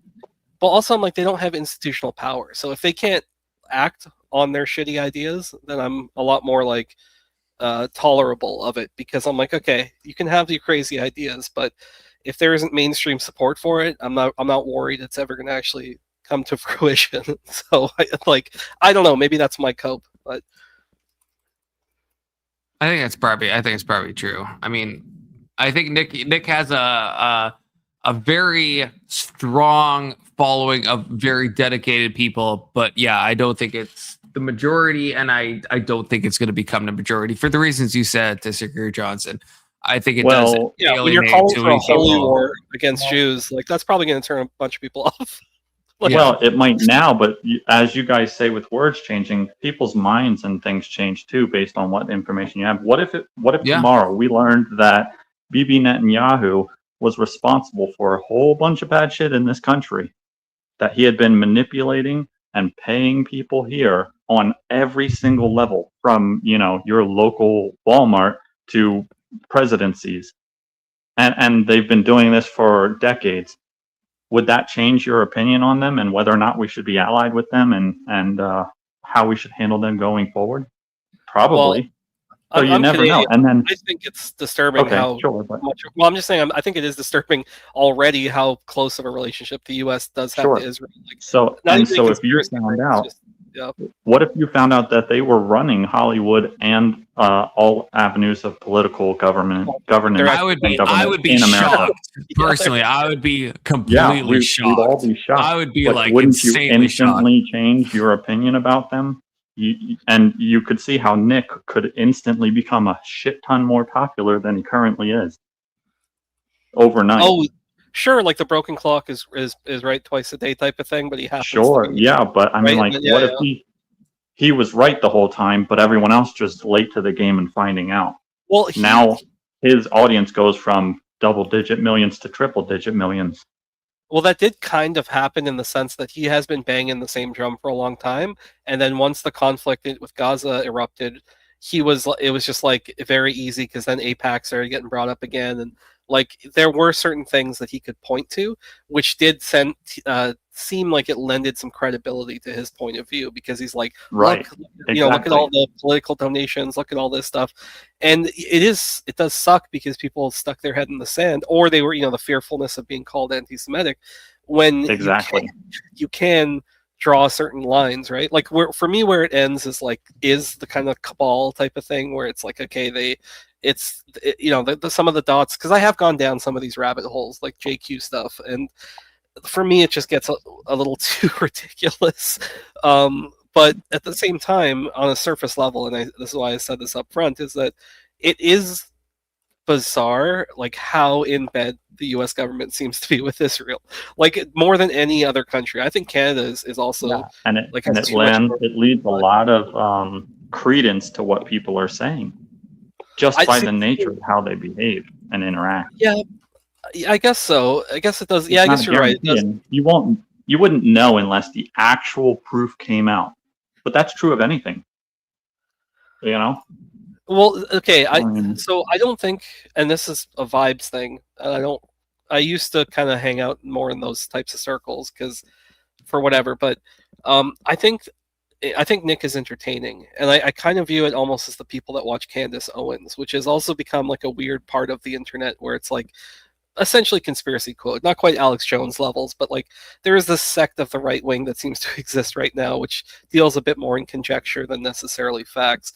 And I think that they're entertaining people. So I kind of wonder like how many people actually seriously believe these things. And I think there is a portion, because Confluence, you said you had a bunch of people, Candace viewers or something, that were just like full hog, just like, being like, and you were just mind blown. So I think there is a subset of people who maybe believe these things. I think the vast majority of them view them as entertainment. And again, maybe that is cope, but I don't think that their followings are as large as is implied. And maybe that's just like, maybe I'm just, I think that could be true. Like, I mean, I watch anytime Alex Jones is on anyone's podcast, I'm fucking watching it. I don't agree with Alex Jones on most things, but it's entertainment, right? Same with like when Nick Fuentes goes on a show, I'm fucking watching it, but I'm not a fan of Nick Fuentes. So there's level, I think, where a lot of people are watching from the sidelines of being entertained. I think there also is like a very like robust like a kind of vocal like minority type of thing, or Yeah. There's like a strong Yeah. Nick Fuentes has a strong cult following, and so does Alex Jones. And I don't. It's hard to estimate that because to go off total views, all then that vibes. could include Yeah. someone I like don't have me, hard where numbers. it's like I'm watching, but it's like in a different way than probably the Groypers are watching it. You know. Exactly. I think it's worse than what you guys think, honestly. You I guys do realize think that the it is majority- too. I think Nick is gaining a scary amount of ground, which I'm not like super thrilled with because I don't. I think Nick has like some fair points, but I think in a lot of areas he treads into nonsense. I don't think he has the political backbone that he thinks he has. Maybe, And I but mean, have you guys don't. seen the bell I obviously curves don't for men either. and But women intelligence? Sorry, say that again. Have you guys seen the bell curves for men and women intelligence? With a Yeah. large Well, portion of based them on- being in the middle and a pretty Yep. decent size in the bottom part and a very few in the top part. yeah. So what that means is basically most people are at average or stupid as fuck IQ. And those are some of the most influenced people. So even if he's completely wrong about everything he said, a large majority of them are going to believe him because they're too fucking stupid to know better. Well, this is going to be insulting, but this is what that's how I view. Like, that's how I think Trump came to power. Because he even said on a live speech, he's like, "I love the poor and the uneducated." And I was like, I'm not saying every poor person. Well, that's not what he meant by that, but sure. I mean, that's maybe not what he directly meant. You could definitely, I love the poor turn and it around to uneducated mean too. that, but Yeah. Well, I mean, I agree because I also I think the dude kind of what's the called me. context of what he was saying? Because if the, Yeah, the no, part of I'm the being- speech was I'm being relative to it, then Yeah. you know. Yeah, But that's 'cause fair. I would- But you know what? I would say, yeah, that includes people on the right. It's not a political thing. There's 7 billion people on this planet, Well, and I the look at- overwhelming majority of them are fucking dumb.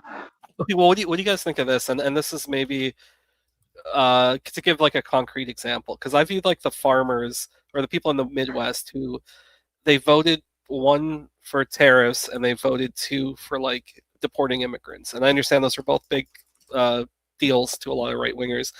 And the farmers themselves, like I have seen a couple people who have come out on TikToks and stuff being like they've been decimated, but they literally voted against their own self-interest, right? And one of them was even like, yeah, I knew what we were doing. Like, yeah, we voted for this, And I'm just like, why though?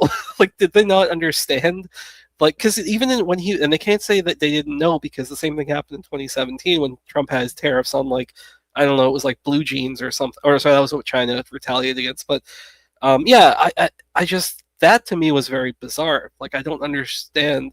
And that feels like one of those cases where they should have had enough information because they had a whole first administration, but the farmers specifically, like, did they not know that they were going to get fucked over first? Like, it's confusing.